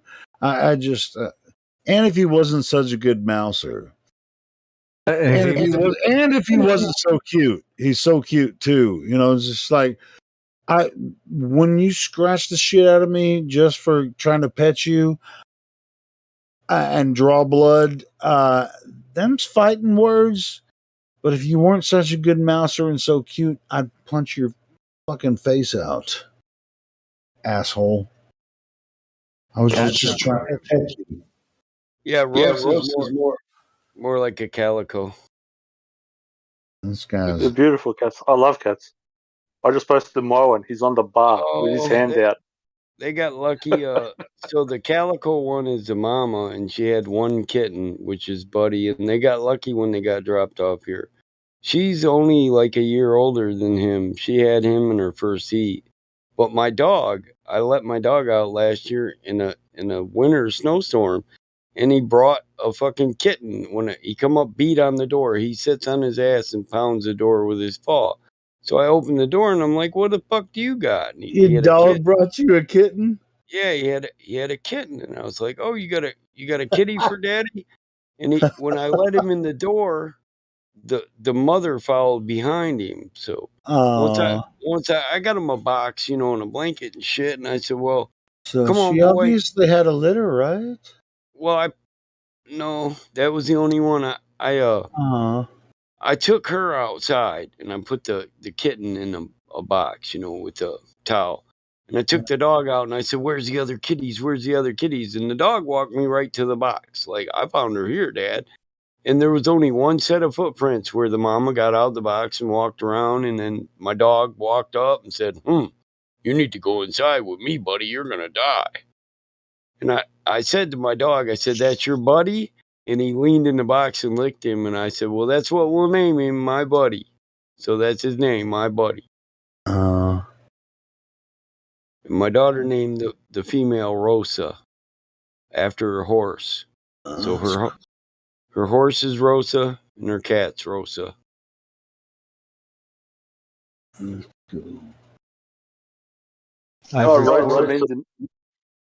was going to say, you know what Rosa means in my language? No. It means a pure drop, like a pure drop of water. Rosa. Really? Yeah. The cat that I was talking shit about, I named him George because he's George. I just like that. It's a masculine name.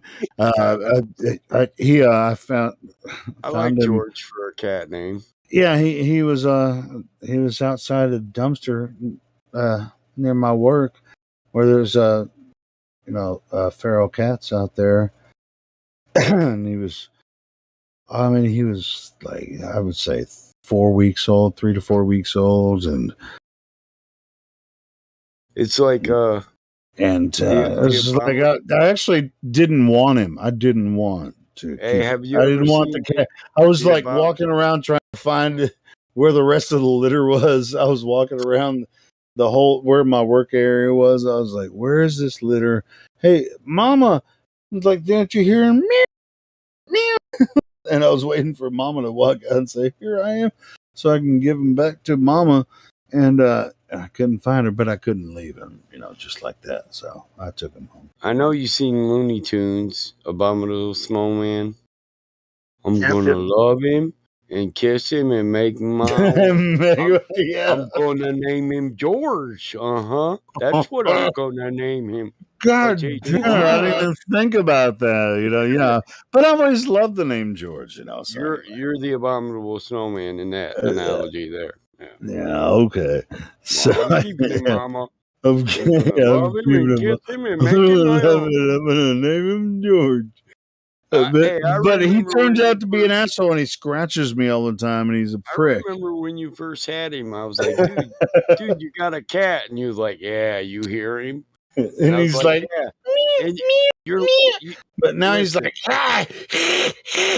You said this. You said, yeah, he's a little fucker. And then you were gone for 10 minutes loving on the cat. And I'm like, yeah, little fucker, whatever. Yeah. But I'll tell you, if I bring him in here right now and he doesn't want to be held, he'll be like, but he won't really hurt me bad, but he'll fucking scratch me. And I'm just like, you son of a bitch. Does he like your mom?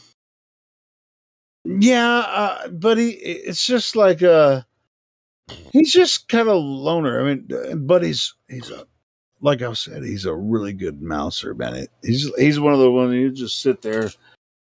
He's like, if he knows where the mouse are, or if he's outside, or a squirrel or anything, he's a hunter, man. He'll just sit there and just like look. He'll just sit there and he won't move. He won't move. He's just like, all right. My tomcat, I got a big ass fucking Maine Coon, I can't touch him. So if I touch him, I won't get to love on him for a week. But if I sit around and wait till the day he comes in the door and then he says, oh, well, your lap's looking good to me today, then I can love on him. But if I just pick him up and say, yeah, I'm going to love on you, motherfucker, I won't see him for 3 days. He'd be like, fuck you. That's kind of the same way with him. You touched me. He's little. He's like freaking. Yeah, he's like, he's not a big cat. This one, I mean, George turned out, full grown. He's freaking 3.5 pounds, but he's pretty sprite, you know what I mean? It's a quarter. But yeah. Huh? Yes. It does. Yeah. Oh, my bad. No, I was just checking out Ivy's horse. No. Looks like my bird. My bird horse. Yeah, my bird's a quarter horse too. Just checking out the horse. It's healthy. There's a pretty horse. Purdy. Yeah, there's Purdy. Purdy. What? I can't count no ribs. And well fed. That means they're well fed.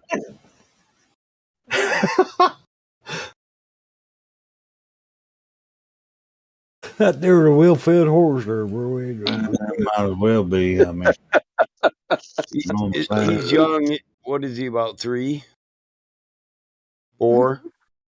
How old is your horse? Which one, the brown one or the gray one? I didn't see the gray one. Is that above it? The brown one. What is he The run? gray one is under the brown one. I like those too. That's how they always look down at you like that from the stable, don't they? I'm starting to think that ivory has a lot to do with animals. I got 4 Big Siamese, Yeah. 2 horses. You got any pigs? Dude, when my Burton, if you look at her first picture, all you see is nose and nostril and one eye. And when my Bert's in the lover mood, that's all I see, because he'll butt that right up against my nose. He'll put his nose right against my nose and lick me. And so he can lick my forehead with his nose against my chin. I'm like, damn it, Bert, what the hell? It's always in the morning too. He's like, yeah, about time. I'm hungry. Bert. Yeah, Bert. Bert, that's a better name than George. That's a cool name. Man. The first 2 we got were males, and we didn't think they'd make them. Those are the ones I fed weed to and smoked weed and blew it in their face until they got the munchies, and then I got them to eat, drink water. That's how I saved them. So my daughter named them Bert and Ernie. I was just happy that they survived. You know, they were the owner lost their job, and he was just letting them graze in a field, and that'll never do it. They need a high protein diet. Grassing. They were just fucking dying. They looked like skin on a skeleton. It was heartbreaking.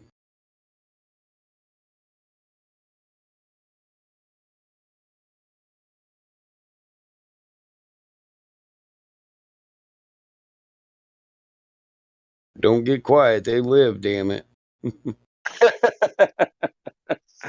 No, it's just when you say it, I feel what you're saying. It's, it's kind of hard to back it up with, hey, Yeah.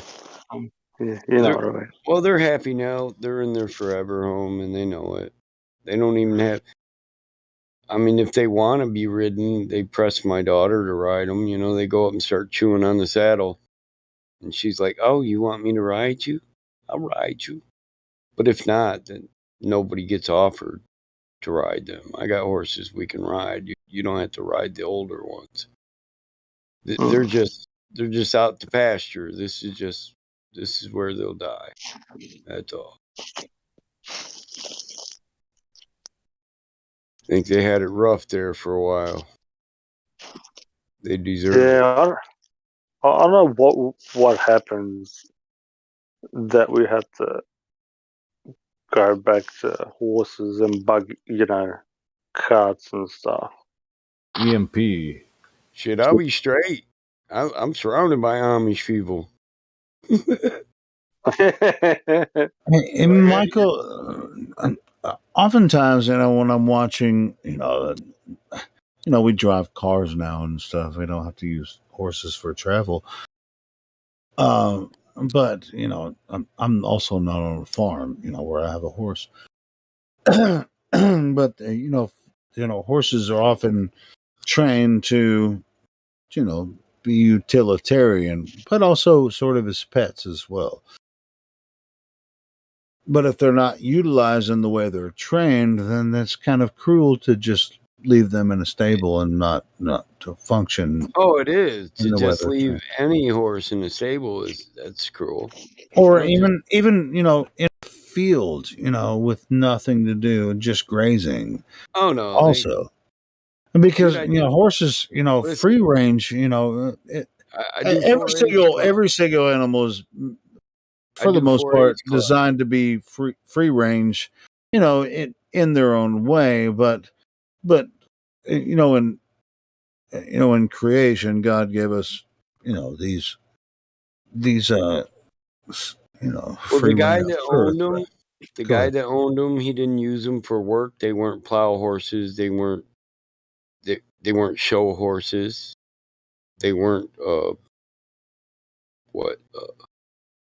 race horses, so they were just ridden. And when they want ridden, they get ridden. But when when we go out on a horse ride, me and my daughter take these two with us. We just put them on a long leash. That's what you got. A rein. It's a rein, but so most people don't know what a horse rein is. So it's a leash, long leash, and we just take them with us. Yeah, with a bridle. Well, you got to put the bridle on to connect the rein. Yeah. Yeah, sure. But they're not. They don't just sit in a field or in a fucking stable. No, but they like to be ridden by humans. Yeah, my daughter's just the only one. Her and her best friend Lila, they're the only two that ride those two particular horses. Now, Yeah, when but they like it though. Instead of sitting in the field just bumbling oh around. no, I know these horses well. When they want to be ridden, they let you know. I actually during the day I'll go out They there. want to go for a walk. They jump on my back. Let's go for a ride. When they want attention, they let you know. We interact with them all day long. Yeah, I'm sure about that. So when the 4-H I'm not club sure that's the same for every horse. That's what I'm saying. You know. No, I got a couple that's that want to be ridden 3-4 times a week. They want to get out. They want to stretch their legs. Yeah, the younger ones do. Do they want to go out by themselves, or do they want you to ride them? It just depends. You got to know your animal. You already know that they if they could they would just. I pay attention. So yeah, I pay attention. So if a horse it keeps looking at the back door in the stable, then he's just wanting out there to where he can run around and stretch his legs out.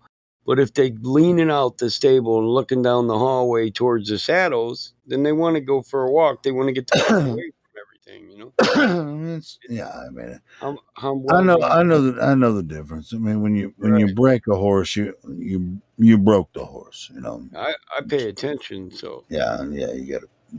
I know what you mean. Like Bert and Ernie, So, sometimes I'll just let them out the gate and let them wander the property. They don't go towards the road. And 9 times out of 10, if the door is open on the barn, they'll wander up in the barn while I'm working on cars. Do people bring horses to your property sometimes that aren't? Only Jacob. Okay. Well, so that horse already knows you. Yeah, Jacob down the road, he's got horses. But if you go to someone else's property and a horse that's his old already lady's got a filly. His old lady's got a female. When they come down, all my horses, most of mine are male, so they get all excited when she brings her female down here. So I'm like, oh great! Damn, all your horses are male. Most of them, all but one. Holy shit.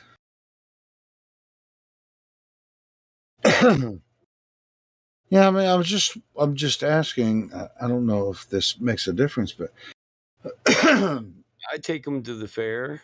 I take them it's to just like I've been, I worked for, I told you about it before. I've worked for a large animal vet, and he would stable horses.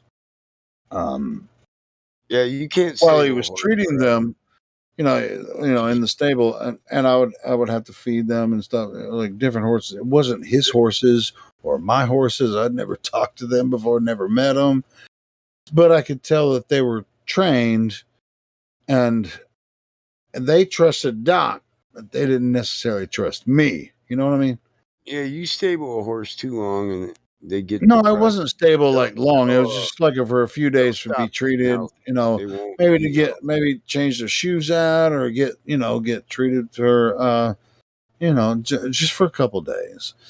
And he's like, go out there. He's like, go out there and feed that horse. And I'm like, what? I knew his horses, and they knew me. But he's like, go out there and feed that horse.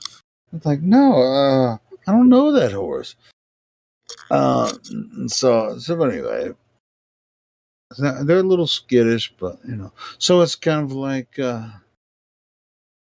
it's just like, hey, especially when the other horses around, they know me, But if it was just me and that horse, it might probably dead as well.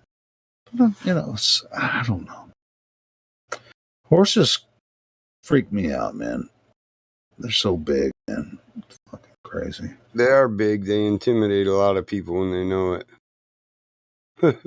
Yeah, they're like big ass puppies, man. Yeah, my Bert Fucking loves crazy. to intimidate a motherfucker. He notices you're nervous, like he steps towards you so you could touch him, and you move back, he'll take 2 steps forward and just look at you. I know. Oh, this one's nervous, Dad. And I'll be like, quit picking on him, Bert. And I'm going to pick on this motherfucker. Yeah, but you have to be aggressive. I mean, it's just like they have to know that that if they if they do that. I'm the leader. I'm the leader of the pack on this here farm. That's right. They all listen. I wanted to go horse riding, and I rang up to organise it, and I found out that there's a limit how much the horse can carry, 120 kilos. So I couldn't go horse riding. What? Bro, I'm a Where big are guy. you going, man? Oh, because it depends on the horse, I would think. Well, these horses were like country horses, so. All right, well, get him a Clydesdale. Yeah, I think damn, they don't have any Clydesdales in Australian, dude.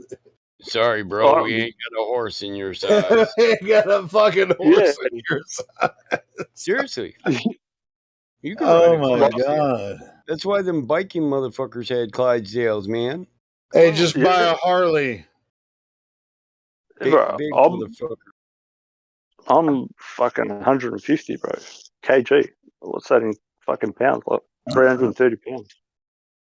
What? You're over 300 pounds? Yeah, my dad didn't ride horses. Oh either. shit! Yeah, that's gonna be hard. That's gonna be trouble for a horse. My dad, 6'2", and at the smallest was 280. I think the smallest I've ever seen him was like 260. Yeah, so your dad is taller than me. I'm 6 foot. Yeah, my dad didn't ride horses either.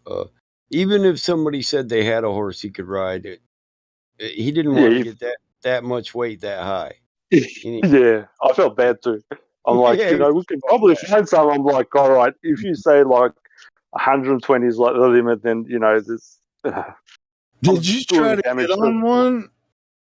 No. When they told me, like they sort of mentioned it in passing because most people don't weigh that much, and if that's the case, then I thought, I feel bad getting on, a horse and making it suffer with me on its back. You know what I mean? It's not the kindest thing. Hey man, I'm not the smallest guy either, but I'm about 100 pounds less than that. But I'd feel bad if I was on a horse that wasn't ready for that much weight. Flat. I need a chariot. Yeah, I probably do need a chariot. Hell yeah, bro! I'm telling you. Hey, I'm Wilbur. This guy's heavy as me. I'll tell you. Horse would be like, I ain't getting paid enough for this. This must be the guy that ate my brother. Oh, get him off me, Wilbur. Some shocks on that thing, it'd be a smooth ride, bro. You had to put some Nike Air Jordans on that motherfucker for shoes. Walking on air. Give him the pump soles. Yeah. Put him What they call the Shaquille O'Neal ones? Yeah, with the pump, the air pumps. Air up, the air pumps. Oh shit! The horse looks at me and goes, "Oh yeah, so this is what we look like when we evolve, huh?" Dude, that motherfucker's gonna look at you before you get it. He's like, "Nah, really, Mr. Ed said, well, fuck you, Wilbur. Well, I don't think so. Let him ride your ass. And they're beautiful things. Like I wanted to do it just because I love horses. I've seen them, and I'm like, it's a great thing to do. But I didn't realize getting so big would, yeah. Iggs, you might have to either try a Clydesdale, which you're going to have a step ladder or a lift, or better option would be get on a bull. That's what I was gonna say. Just ride that fucking bull. Fuck it. Go all out. Ride the bison, bro. That Get a bull can bison hold and you ride the all day bison. long. Bison. Yeah, the bison. Or a I bison. need to go Yeah, to. there you go. Yeah, I need to come down to the US for that, bro. I don't know how long you can hold on to that motherfucker, but that Just get him motherfucker will hold you. Get him a fucking camel then. Fuck it. Hey, that's an idea. Stylish and exotic. One hump or two, bro. One hump or two. One hump or Three humps. two. Definitely How do you three sit humps. Take on the a one humper? camel, shake it up. My bad. Make I don't sure know you if you fill guys the got water. that. Was Def Leppard. I was Make sure the water level's high before you leave, though. Yeah, true. My mum used to, because my mum's only like what's she like, what meter 56 or something. So what's that, like 5'1" or 2? And like, so I was at the gym non-stop and stuff. And, Hey, you she brought used up to your call me. size. I'm a big guy too, so I mean, we're making fun of size because I was like, hey, Well, if you're going camel, you might as well go over to elephant. I mean, that definitely gets you. dude, you'd They have do a ride elephant. better luck on an elephant than you would a bull. I promise you that much. Yeah, be a bit more. Elephant. Yeah, smoother. Yeah, my mum used to call me a bison. She goes, "You look like a bison." That's what she used to say to me all the time. Really? Oh, okay. Yeah. Well, You know what the buffalo said to his son on the first day of school, right? Bye, son. Oh, yeah. Bison. Oh, jeez. That was horrible. Don't laugh at that. I might as well.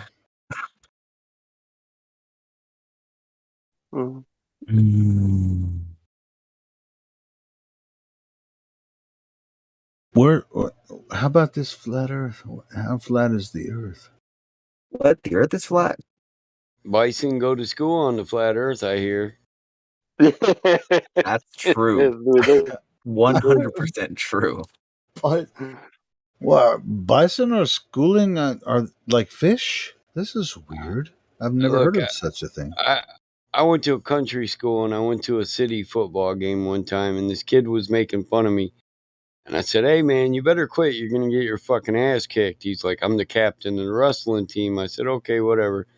About 20 minutes later, he asked me if before we went to recess, we had to stop and let the cows wander through from pasture to pasture.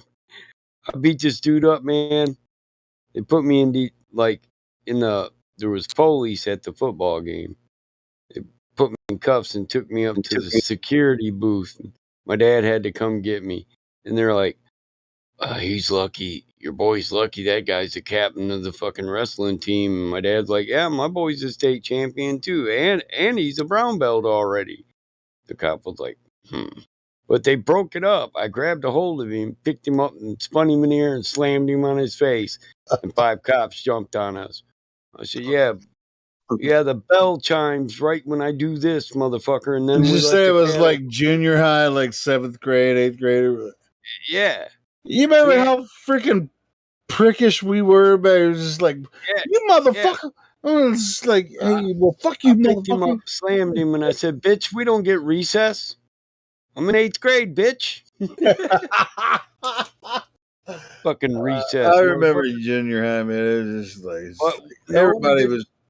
We didn't have to wait for the cows to pass through, but I wasn't going to tell them there was a cow pasture adjacent to the football field. You know. Oh, you were more concerned about the vernacular instead of, it's like, hey, the implication the that cops I was broke us up.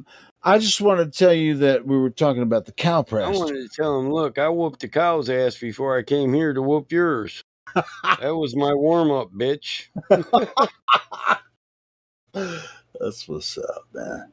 I couldn't. With them city, dude, it's like, listen, dude, you make jokes about the country, but come out and hang out for a week and you'll realize you don't want to live like this. It's too hard of a life for you, and that we're more well-mannered and polite than you ever will be, because you know how many days I baled hay before I went to school.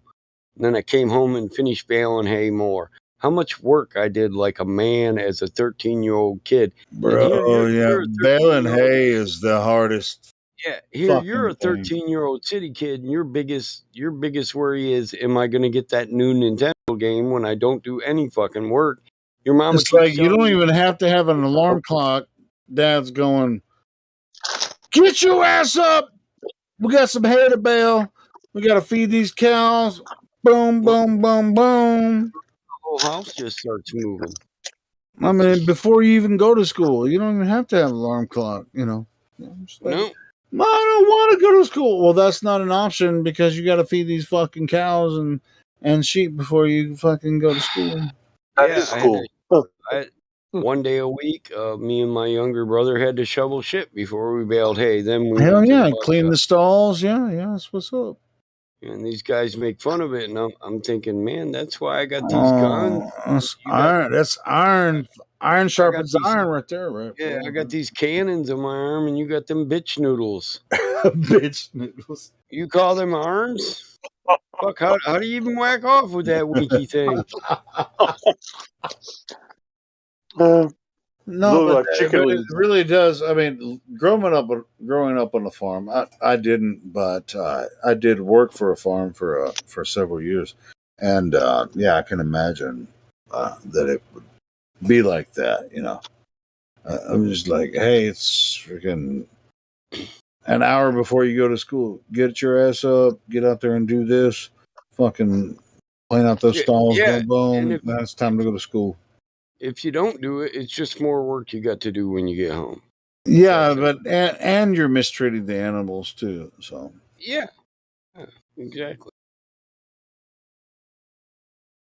They just don't get it. Yeah, I do. I work with cows and I work with bulls, but that guarantees that I'm a stronger person than you. You should think about that. But I was also raised right.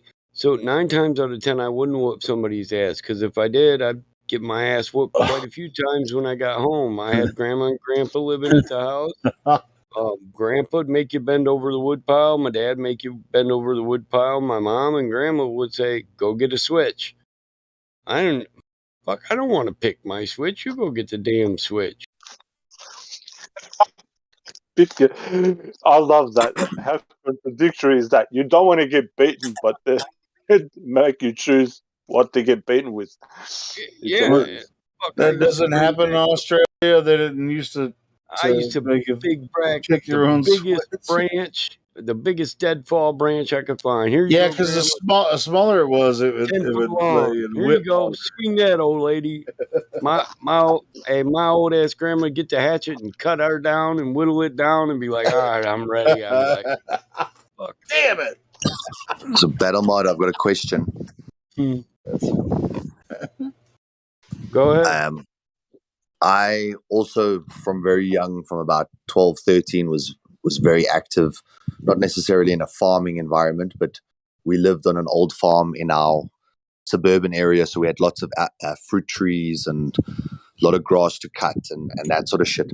So from really young, I was also being used by my parents as a laborer kind of thing. And looking back on it now, I envied all the children who had a childhood till 18 that didn't need to realize all the stress in the world. And I almost look at it now and think that by starting so young, weren't you robbed of a childhood in terms of that you've always only known work, as opposed to some points of just being a kid, playing, exploring, not really having obligations and responsibilities? I wouldn't change it for a lifetime. Life is a struggle. Life is work. If you start out lazy and then just get dumped into work full, you're not going to put the type of effort in that's needed to be successful. My dad didn't raise lazy people, and I'm thankful for that. In nature, in a natural environment, you'd struggle every day to have what you need. So, no, I think you shouldn't be baptized in fire. Like you go from a pampered childhood, having a good old time, to bam, life sucks. Now I got to work. Then you're always miserable. But if you learn at a young age that you have to work, and the quality of your life is dictated by the quality of your work, I think you live a better life. That's just my opinion. Yeah, I think the way you framed that in terms of how you make the child aware of it and sort of condition them into it, they can get enjoyment and reward out of the hard effort. Yeah, because life is a struggle. We all know that it's suffering. Life is suffering, and life is struggles. It doesn't have to be all depressing, though. It's all in how you address it. So either you're a person that has a lot of problems, or you're a person that just comes up with solutions and moves on to the next thing. I like to see myself as a solution person. I don't like to live in problems. I don't put things off. I don't procrastinate. I take care of it where it meets me and move on with my life. And you said that well, because this is why we have the problem that we have now, because either the parents haven't done something, and I'm not accusing parents. It's just circumstances dictate that they haven't achieved something, so then they're miserable, and then the kids being miserable, and then the work ethic's not there, or the problem is it wasn't given to them. A lot of times it's not the parents' fault. They weren't given what they need to give. Exactly. That's what I was trying to say. And the other times is where, somebody, as you said, has been pampered, and then, realizes that, life is not being pampered. And that's sort of the parents' way of saying, listen, I suffered, I don't want you to suffer. And, Right, but that can end up, there's a possibility when you create an environment where your kids solely depend on you for 18 freaking years, and all of a sudden they got to work on everything. And maybe you're still there to pick up all their messes. So what do they do, and how do they react to things when you're gone? Because they've never really had to do it by themselves. Yep. That's why I treat my children the same way I was treated. I want to know, I want to see, and I want to experience that they have the same tools I have, so that when I leave, it won't be this minor problem that's a setback, and they sit down and cry and say, man, I wish mom was still alive. I wish dad was still alive. No, I want them to say, well, this is a problem. We better find a solution. And at the end of the day, go to bed and think, man, I'm glad my dad made me a fighter. Yeah, 100%, bro. That's my dad has said it to me, and from my granddad, the joy that a parent gets knowing that when they leave, life is a fight. when they leave, they are able to live on, and be thankful to their parents that they taught them, excuse me, in a certain way, and the parent can move on, saying, I taught my children, and they don't need to suffer, and look around for other people to solve their problems. They can solve it themselves. Yeah. I want it to be a challenge in my children, and I want them to always greet their challenge like it's a competition. Oh, you think you can bring me down? I think I'm going to come out a winner. That's how I look at things. My dad used to say, there isn't nothing to it but to do it. Get off your ass and put your mind to it. That's beautiful. That's really good. Yeah, I used to use it because in it's my the paralysis. It's when you sit there overthinking something that you paralyze yourself into inaction. Yeah. I used to, when I first got into rap music, I used to put that in my raps. I used to rap that verse. Ain't nothing to it but to do it. Get off your ass and put your mind to it. If you push hard, man, you'll get through it. So come on, bro, let's get high and do it. Yeah, the reason I was asking about this is that I would look at a lot of people that I knew that got really easy starts to life, where everything was cushy, really wealthy family. There's an au pair to fetch and carry. They've got coaches privately to teach them sports. They've got all these things in their lives that just made their life fun. And the moment that they left school, they went and got their degrees, maybe did their masters and their doctorates or whatever, landed in some cushy little job, and it seemed like they just never had a challenge. And then there's other people who we learned to slog from day one, and then it's almost been a slog throughout the duration of your life, made you resilient. You've been able to overcome far more battles than those cushioned people were. But just for even myself and my sister, I, from really young, was always helping, and she was always protected inside the house. No shame. She doesn't have to do things. She can help with the lady chores or the female roles. And I left the house by 18 and I was forging my own way. And my sister stayed at home till like into her mid 30s, staying on a cottage on the property. Yep. But it was so easy and cushioned, and there was no need to leave per se. But at the same time, I've always felt like I've just always been battling. In terms of that, everything's been a battle from day one. From my earliest memories, it was, okay, we don't have enough for that, so you go out and get that, or you work harder for that, or we get the borehole so that we can, use the water here, or we can. Yep. And my elder brother was a lazy creative, and then so he would start drawing on something or find some way to disappear and do something creative. And then it would be me come, and then I would get stuck in from age 10, 12, 13. And then because I was reliable, I became like the trusty side hand. And that I also felt was like, why out of the three, only one is really exerting himself and the other two are getting an easy ride. But the skills, like you say, it's taught me to get up and get started. And I have my own business and I'm doing, far better than both siblings. So who do you rely on? Those you can, right? Say that again? Well, we rely on those people that we can rely on. So my dad was the same way. He loved you.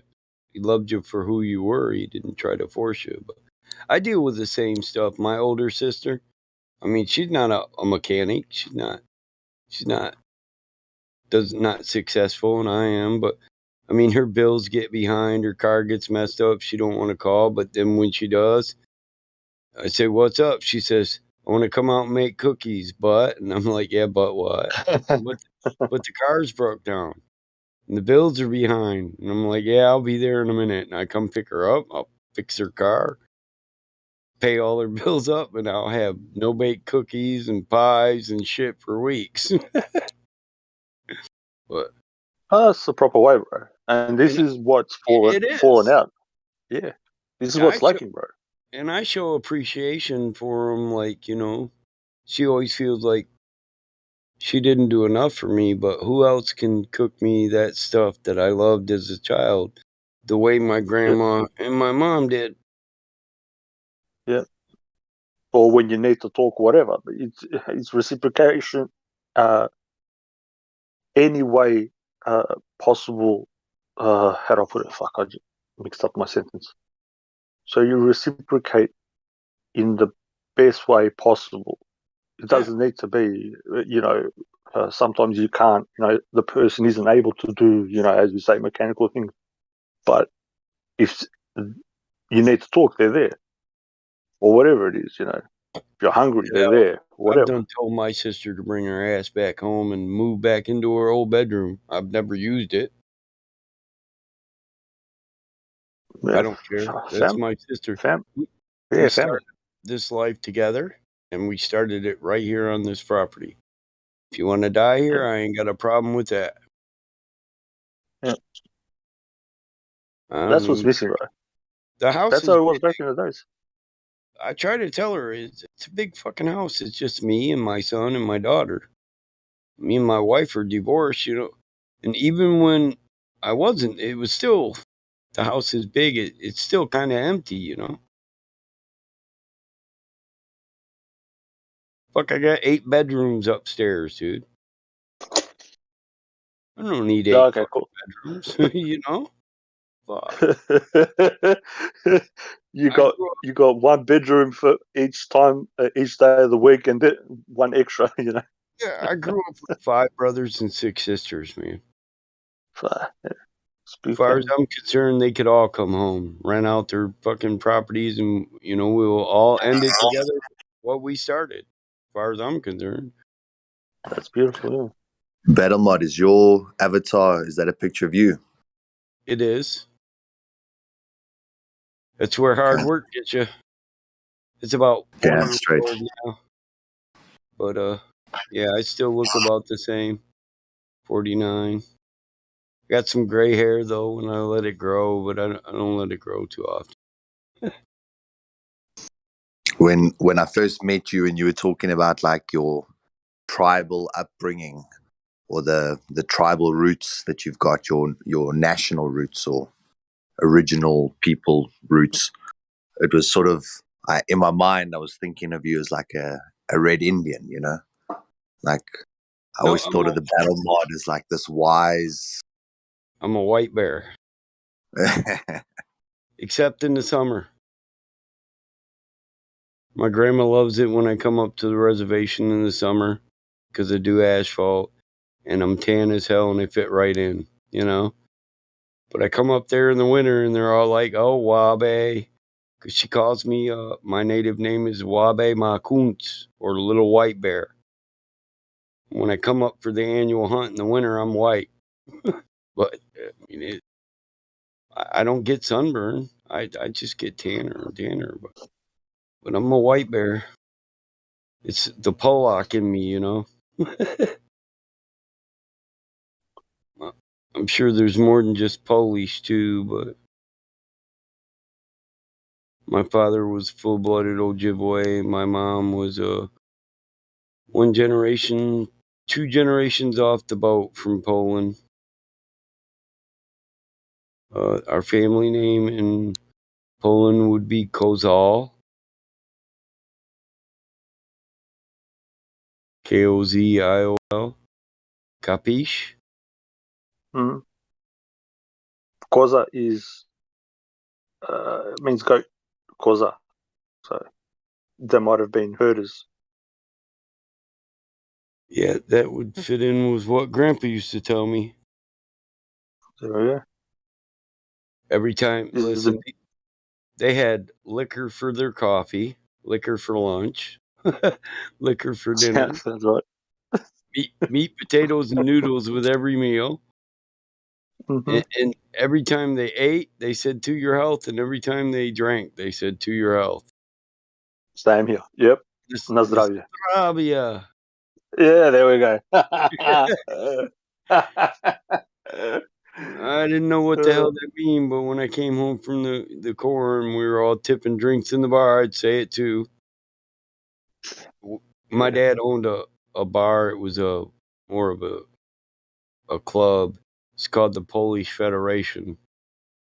And all the families that helped build the railroad through Jackson, Michigan and settled down here, they live in a part of town that's called Frogtown.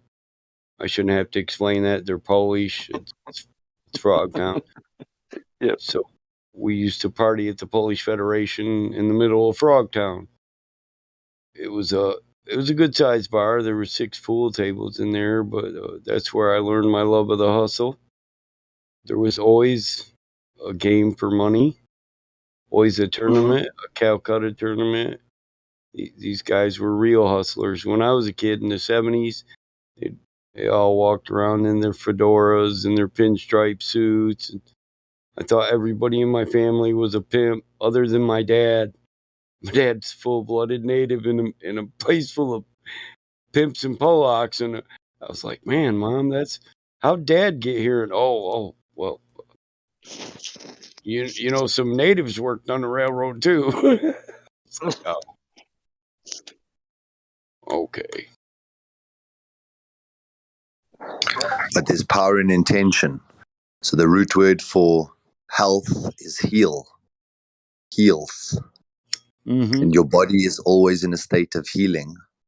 And if you're conscious, and when this is the thing that the placebo effect, I'm still doing a lot of research into it, is that by placing a sugar pill in someone's hand and then they swallow it thinking it's healing, it can be healing.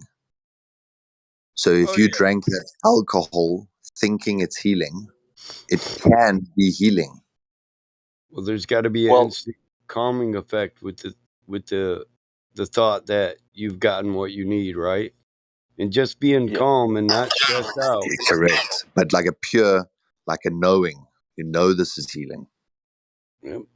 Yeah, that's why you say, you know, Nazdravya, it means to health. And back in the days, there was a side of so-called medicine or healing where a specific type of spirit, you would drink for a specific ailment. You take a little bit. So something for your liver or something for your even kidney or, you know, chest or whatever it is. There's I've got some books on it, like it's a specific spirit for specific sort of ailments. But even just, you know, having a drink before you eat, like a little shoddy, is good for the gut biome, you know. And plus, as you said, the intent behind it, when you say, you know, in the Western society, you say cheers.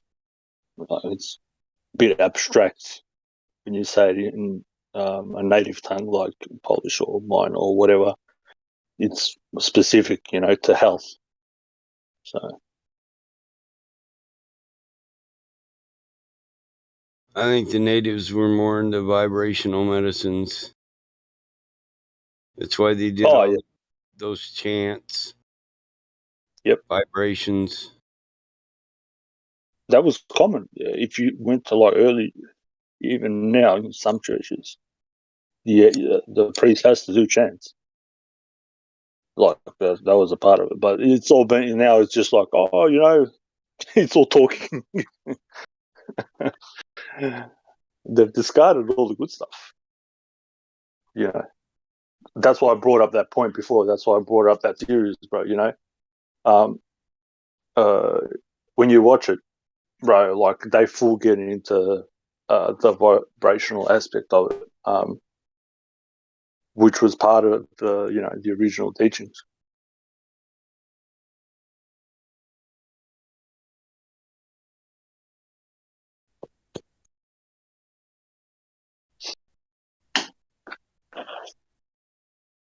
Mentalism comes from the word matter, so that's why when they say all is mental, this plane is mental,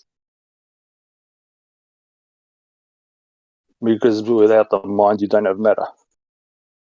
It interlinks, yeah.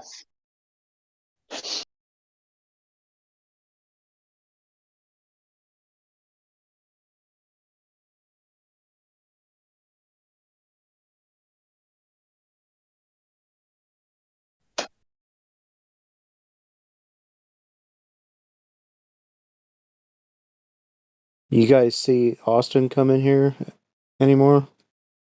What's it? He's here every now and then. Yeah. Yep. He was just here the other day. I think him and Kai both.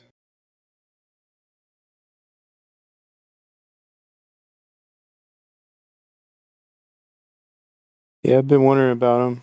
I tried getting in touch with him, but I'm sure he's busy doing something.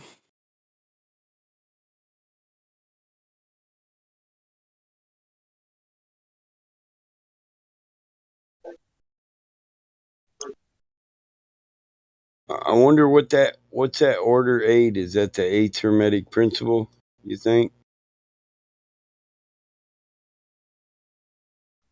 Nah, that's Leviathan, bro. That's why I sent you the symbol. Oh, Witsit was in here yesterday. He's good to go. The order is the keeper of the law, the Leviathan, creature of the deep. So, what are you trying to get hold of Witsit for? Is it a question or just something personal?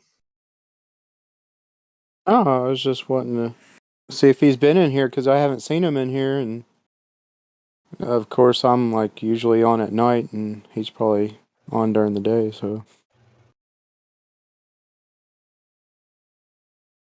Watch his live stream. You'll get a good idea of when he's not on there. Like when he's on his live stream, he's not on here. So that might, I don't know. You know.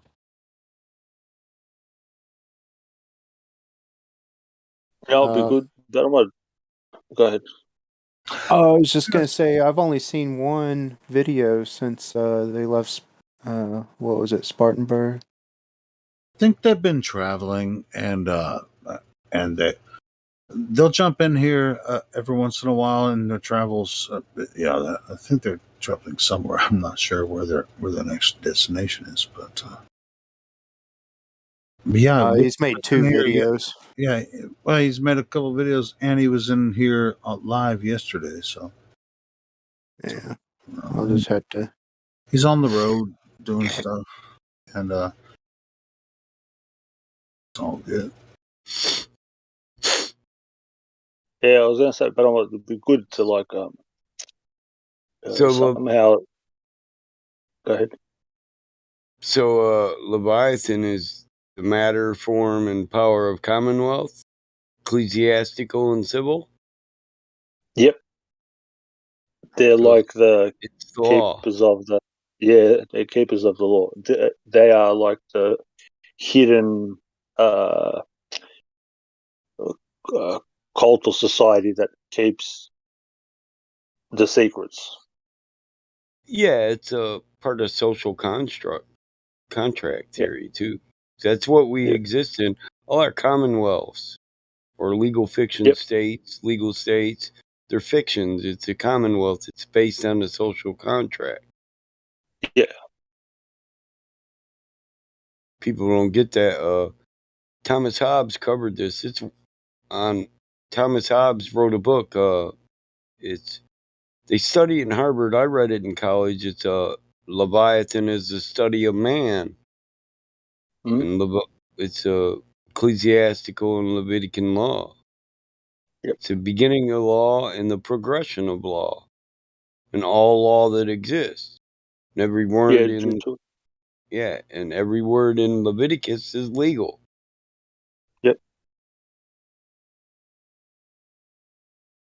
And then the reason they're able to take the estates is based on the old Roman law from the fire in Rome.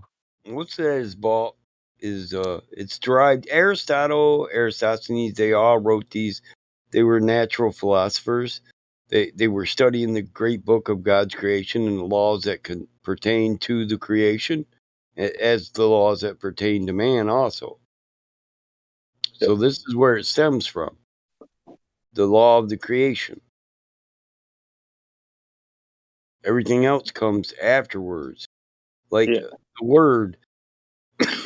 When man first learned to communicate, do you think it was for a legal reason, or was it for just to tell a dude, man, you got a big ugly nose?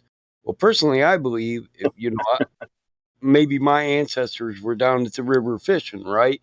And we had a bunch of fish, and eggs come down there, and he was watching us, his forefathers, but they couldn't catch no damn fish. So they come over and they tried to take our fish. And we was like, we laid down the law. We said, no. So the first word was no. And it was to explain to you the law. And if you transgress the law, then you got what? The wage of sin. Death. Or a good bodily beating. So you learn not to, that no means don't touch my shit. Now, if you want some, you could help. You can't fish, but you could help get the fish, put them in the bucket. You could put the worms on the hooks for us, stuff like that. Then you'd have some work in on what we're doing. We could catch more fish and we get enough for you. That would be a social contract. if we came to agreement that we arranged ourselves, because we have the authority to do this. We don't need other men to speak for us. We can make our own arrangements. We can govern our own mentality. We can master our own lives. We can be the chief Melchizedekian priest of our own temple, which is your body, this world. In creation, in Genesis, it said, be fruitful and multiply, and go out and subdue the earth and have dominion over. Who? Who was it said to? Man. One man? No, all of mankind. So the earth belongs to all men. No one man ever in the Bible was given the right to rule over other men. No men were given dominion over men, but man was given dominion over earth. We're all kings and queens. This is our realm. It's up to us. But when we don't govern ourselves, others govern us for us. And from Nero to Bonaparte, Napoleon Bonaparte, they all said when man failed to govern themselves, they must be governed. And this is the principle on which they lay laws and build political constructs. And when you comply, you accept that social contract. And then that all law is based on that. That's why even to this day, most Jewish lawyers are ecclesiastical lawyers. Why? Because every law about contract and agreement is written in Leviticus. It starts in the Bible. It's ecclesiastical. So all law is based on ecclesiastics. 794 laws, right? In Leviticus. So when people learn that they'll start to take back their true authority and their true dominion. This is what Jesus was saying when he said, is it not written, I said that ye are gods? Well, God is a ruler, a creator. When he said subdue and make her your own, he was telling you to create for yourself what you need with the materials here, your own thing for the time you spend here. We don't owe He was against. Yeah, we don't owe other people stuff. The only thing that is owed to you is what you, by your own person, go out and subdue from what's been given to all of us. Caesar, you are Caesar. I'm trying to explain this to people. Yeah, You are Caesar. The law of first seizure. So if people seize land, they live there, they mold it, they shape it, they die there. They now belong to the land as much as the land belongs to them. They're Occidental people or First Nations people. Every piece of land on this earth that we know of has an Occidental hereditary owner through ecclesiastical law. But kings and queens who set up a road of commerce. Originally, it was just one road where they brought trade from here to there, and they started the East-West Indies Corporation. So they made all the money. They didn't have any products, but they said, you want to bring your products across this road, you got to pay us. So then they formed kings and queens when they took lands through treaties and trusts, which are contracts. They could force people. Once you gave up in free will and you signed the treaty, they feel like they followed the law of creation. So they're righteous and pure. And that's why these people say they're righteous and pure. Because you submitted. You had free will. You didn't have to submit. You didn't have to sign the contract. You complied, so you agreed. So they followed the law of their father. So they're righteous and pure, even though their intent was evil and their deed was evil. They twisted the law, made it wicked. But still, so still they own all the treaties around the world. And right now, treaties are coming up from the Philippines to Canada to America. They have to make new treaties, and people think the Great Reset, what the hell is this? Well, all their treaties are up. They no longer can set lords over the land because the land's not theirs through trust. Here's an example of say I own a bunch of houses, and I don't want to. I don't want to be bothered with having to collect rent and all that. So I rent it. I have a rental agency take over they're the landlord. They come in, they collect the rent, and they keep their portion, and they kick back to me my portion. Because I'm the landowner. I'm the lord of the land, they're the landlord. And then even though they own all the land, so somebody else owns all the rights to any route of trade. So even though it's my land, somebody else is collecting money for any product that's moved on that land. And these are your royal bloodlines and your bloodlines that claim divine right of rule, that give you their own religions and their own Bibles and tell you that the Lord made them a ruler over you, even though you can read the book and see nowhere in there did God say King James should rule over his people. Am I right? Where the fuck in there did it say that the Pontius Pilate or the papacy? Yeah. Where did it say these motherfuckers will be the vicar of my son? Yeah. Where back that was scripture. That's what if I ever met the Pope, I'd ask him, hey man, can you show me in scripture where God said you were his representative here on earth? That'd be the only who the fuck I'd ask this motherfucker. Who died made you God? I would say to the prick, how the fuck did you get consent to use somebody else's name? Yeah, how can you be the vicar of Christ? Where's Christ's signature? Show me it. Show me his signature. in his name.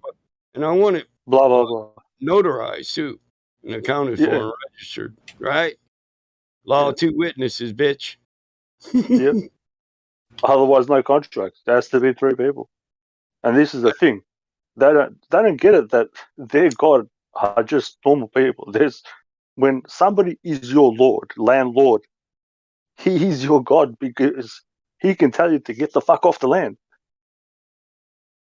It's not people take this thing as a spiritual thing. A spiritual thing is personal. It's very personal. You can't sell it. If and by tomorrow, by high noon, you and your shit ain't off my land, there's going to be hell to pay. I'll tell you what. Hellfire and brimstone and all that wrath of God shit now. Yep. They are your gods. Yeah, this is what I'm trying to convey to people. They I don't know how the thinking process goes, but if you just even use logic, which is, something that you have to use here, which is not spiritual. Hey, courts go back a little further than the Vatican, though, right? The first assembly of men who judged over other men. This was done long before the Vatican. Oh, way before that, yeah. All courts were in so-called holy places. That's why Jesus wasn't a part of organized religion. He hated it. But what do people do? They follow organized religion. They follow doctrine, even though he specifically said, don't follow a doctrine. Somebody woke up to say, oh God, here we go again. Flat Earth was only true in fairy tales. Meant for someone else, but not for me. The moon landing on TV. What's fuck, bro? Really went, just trust me. Shows what the Earth looks like from space. Then I saw the globe. Goddamn, he muted me. My face is red. Mike mutes me all the time. Don't mute me, bro. I'm a believer. I couldn't prove it, I tried. But Globert was more or less an obvious thing. The more I see, the less I understand. But they couldn't be lying. There's too many involved. There is no way that this is fake. Cause I saw the glow. Now I'm a believer. Not a trace. No doubt in my mind. I think it's real. But I'm a believer. I couldn't prove it if try.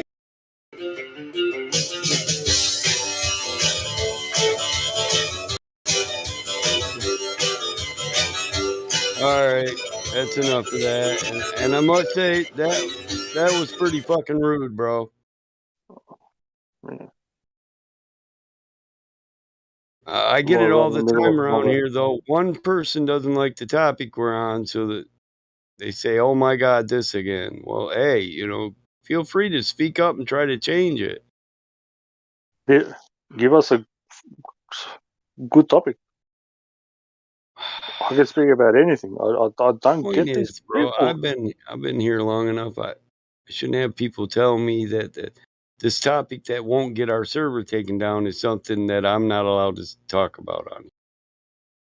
I don't care who's live streaming it. I really don't.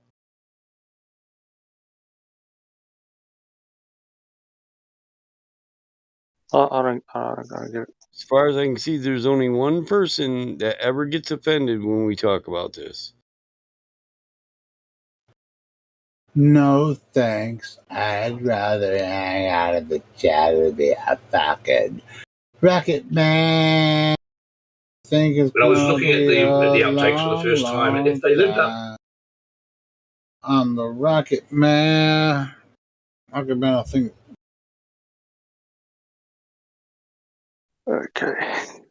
Packed my bags last night, pre-flight, 0 hour, 9 a.m.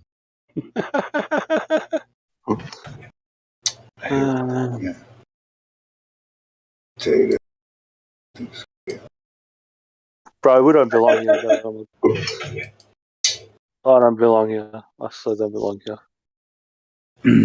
And I'm gonna be high as a kite by then. I miss you so much. I miss my wife. It's lonely out in space on such a timeless flight. And I think it's gonna be a long, long time till touchdown brings me round again to find he's not the man they think he is at home. Oh no, no, no. He's a rocket man. Rocket man. Burning out his fear up here alone.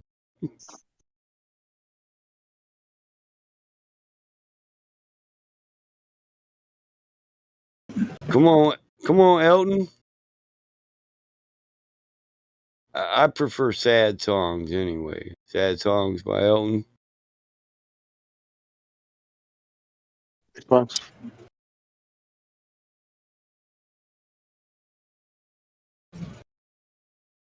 Turn 'em on. Turn 'em on. Turn on those sad songs. When all hope is gone, why don't you tune in and turn them on? Just dumb questions to Paul. What?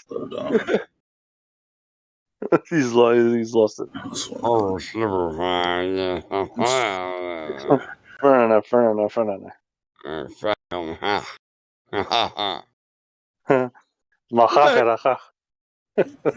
Exit stage left.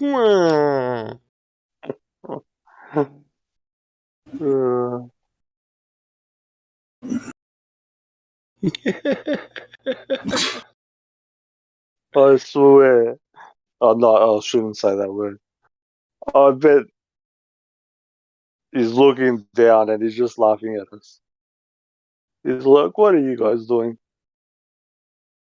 How is it in this much disrepair?" God.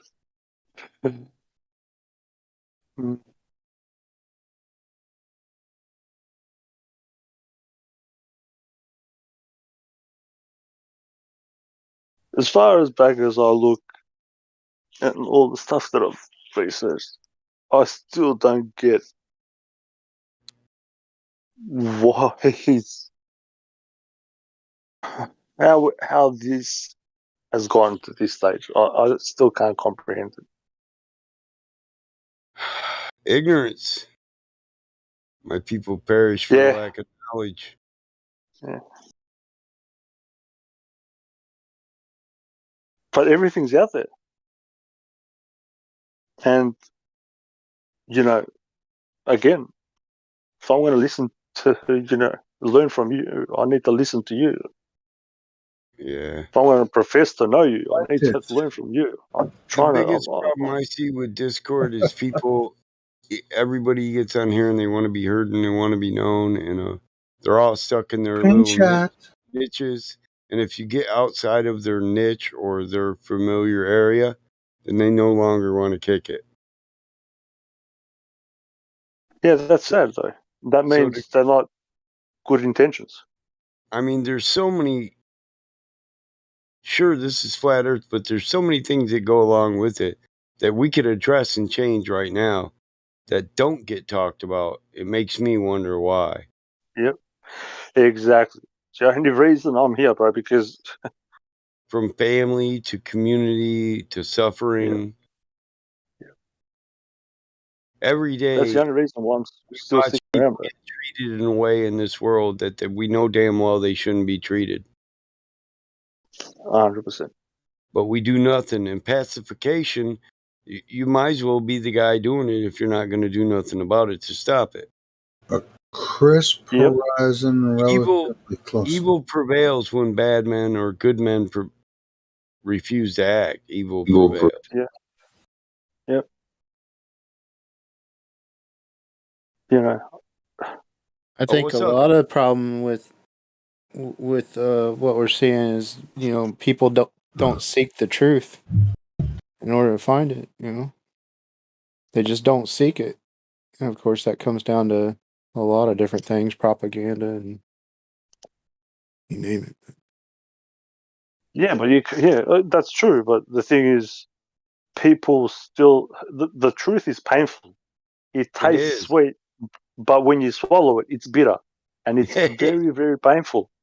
People don't get that. Yeah, that's why I think you should try to find people on a common ground, and then when you meet them on a common ground, that you now realize we're people. We're both normal people. We agree on something. Mm-hmm. Then you expand and build from there on a good foundation.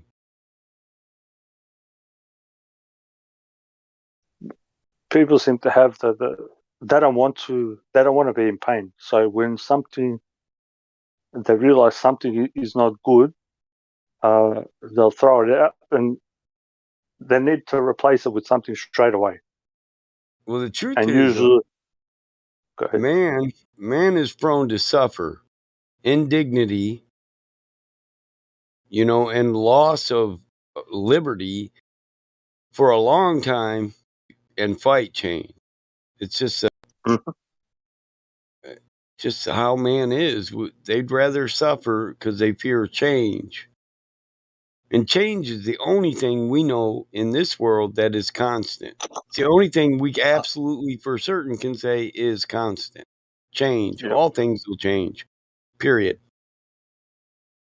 But we fight against change. Yep. We'd rather suffer than change. I see people suffer in their own fucking actions. They create their own storm and then cry it rains.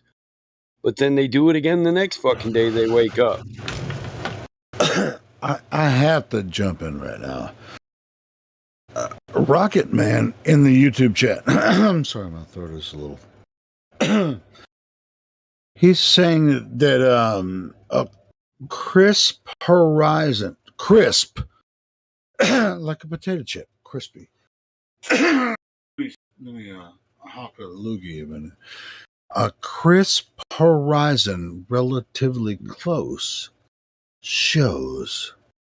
Have you ever heard that before? Anyone say a crisp horizon? What the fuck does that even mean, bro? Relatively close. Look, Rocket Man typed that in the YouTube chat. He said, anytime you see a crisp horizon relatively close, it looks globe. You would never see that on FE. That doesn't make no sense, bro. I can't even fathom what he's trying to say. what he's trying to say is you'd see further on a flat Earth, as if all of a sudden, because the Earth is flat, there's no longer atmospheric obstructions. So, the reason the sight distance has nothing to do with the shape of what you live on. That's why we look to the weatherman every morning to tell us how far we can see, because sight distance, how far you can see, is absolutely relative to weather patterns. So you, sir, are a moron. Don't waste your time putting dumb comments on YouTube your entire life. Yeah, I mean, it's like he's been doing this for a while. And anyway, so now he keeps posting, said, the video that BLMSB took on a day with low refraction when the platform hill house and habitat refraction were obscured by the crisp horizon. What is the crisp? What is the crisp horizon? What's your infatuation? I asked him to come in here and he won't do it. He won't do it. The crisp horizon. Helio, sorry, Battlemont. I think what he's saying is that what it sounds like. We've all got songs that we think we know the lyrics to, but they sound different. And to me, that's what it sounds like. Crisp horizon. Crisp. It's got nothing to do with the shape of the Earth or anything. Is this Jazza? Like. I'm just Helio. It is. I'm just saying that. We're not gonna fuck around with it. You know what? Tell him to fucking learn how to speak. Turn on them sad songs when all hope is gone. Why don't you tune in and tune them on? Oh no, Battlemont, you're gonna make me fucking. These Jazza's got balls to come in and Rocket Man doesn't. So fuck you, Rocket Man. Hey, his comments make about as much sense as my Elton John. Yeah, sure. He doesn't know how to construct a sentence, man. That makes no fucking. For some reason, there's something wrong with Jazz's mic. I can barely hear his dumb It's because I don't know how to sing. Is that what you said? Can you hear me now, Battlemont? Yeah, a little bit better. But Sorry, I know all the words of Rocket Man, so I don't know what you mean about we might think we know the words. I know all the words of Rocket Man. Yeah, that's just what I said. I don't give two fucks. We're here about to talk about the flat Earth, aren't we? What do you mean by we? We who built this server, or we who come to see the server we built? Well, you know the creator. So the person that's been begging to come back here and talk to us? Don't obfuscate. I asked a question. I said we who built. I didn't say anything about the creator or the owner. We who built. A group of people built this server. What? I know, understandably, and I don't want to be an arsehole. We talk about what we want to talk about, and we make the rules while we do it. Yeah, and you know what, Jazz? If you want to respect, hold on, Jazz, before you even get started and get banned again, what the dude, fuck? you have to you have to respect what we're doing here, and if you want to be part of the conversation, fine. She packed my you're not bags going to last disrespect night, us anymore, man. Helio, that's why I just said that I won't even talk now because I don't want to get banned. Because you can't talk unless you disrespect everything we say. You can't be disrespectful. You cannot not be disrespectful. It's ridiculous. What's this song? You make an ass of yourself every time you jump in. It's weird. What's this? Is Crisp a song? Is that his It's only weird to you infatuation? guys, but whatever. There is a song named Crisp. This is just gone all past my head. All I heard was blah blah blah, crisp, ha ha ha, disrespectful, blah blah blah, ha ha. That's all I heard. It made no fucking sense whatsoever. Flat Earth for you. Welcome to the Jazzaconda story. Hey, Rocket Man, by the way, said there's no reason to waste any time on it. By the way, he's been in the chat for an hour saying there's no reason to waste any time on Flat Earth. Well, he's correct because it's flat. Well, what the fuck are you doing here then? I mean, I'm talking about. Here, what I'm talking about. No, I'm not. You eggs. Yeah. I mean, that's what I'm saying. My bad. I'm triggered, from a chat. Let me calm down. You're all right. I'm just saying. Of course, there's no time to waste it. It's simple. It's flat. There's Why no. the fuck are you here fucking wasting mate. time with flat I earthers? can go fuck himself. Eat a Vegemite sandwich and be quiet. There you go, Vegemite. Shut up, you cunt. Shut up, you cunt. You heard him. You're right. Proper cunt. Shut up. How do we say he's cunt right, proper in the cunt. proper context in We'll get the Australian? Scots in there. Cunt. Hey, have a Is cup it of cunt? cotton Is it cream, will cunt? ya? Do we say cunt, cunt, cunt, cunt? No. No. I can't hear It's you. I cunt. can't hear you. That is a good one, Helio. It's the same in New Zealand and Australia. It's got no twang to it. It's just you're a fucking cunt. You're a fucking cunt. You're a fucking Right. cunt. You right proper All cunt. right, cool. You're a right proper cunt. All right, cool. All right, cool. Cantus Melantus. Hey, I thanks dare for to clearing say that up for us, Jazza. dare to You know, say you something. at least offered something for us. You know, Yeah, no I'd worries. No worries. I'd venture to say some bitch. some bit. You a There's some goddamn son. Let me put in context. Damn, son That of there's a some bitch. bitch. That there's Have some you ever bitch heard is that right song by? proper cunt. Hey, have you Some ever heard bitch. that song, Michael, by Caius called? It just goes. I don't know what the song is called, but it goes. Goddamn, son of a bitch. I'm gonna post it. Never mind. I'll post it. It's if you guys like haven't heard it. here's an example of where you would use that. You know how you're pulling out of like a driveway, and someone's driving down the road and they're doing like fucking 30 k's under the speed limit or 20 miles an hour under the speed limit, and they see you from fucking 400 meters away, and they speed up. No. Bitch. This is the worst fucking thing, and they just doodle the whole time. You could have pulled out, and they don't speed up. They just doodle, and they go past. And I leaned out the window the other day, which I don't normally do, and I go, "You fucking cunt." Oh, you so shit cunt. That's equivalent in America. Yeah. Oh, is there such a thing as a shit cunt? Oh, yeah. This is something. So if I something translate new. that to American, it'd be a dumb motherfucker because I'd be right on Yeah. Exactly. dumb Yeah. motherfucker. Speed up, bitch. Yeah. Speed up. Yeah, dumb but exactly, motherfucker. Geez, you fucking shit cunt. Yeah, that's it. You shit cunt. It's like, yeah, that's the word. Yeah, I that hate we them use. motherfuckers when I'm in the dump truck and I got like 20 tons of asphalt and I can only move so fast and this some bitch is taking all day. Looks like he's going to speed up. Nope, he slows down. Oh, what the fuck are you doing? He turns on the Speeds up, blinkers, slows shuts down. it off. Geez, everyone's seen. Oh, my bad. Sorry, everyone's seen Top Gun, surely. You know how right at the start where the ground crew guys are doing the hand signals and shit? Yeah. Yep.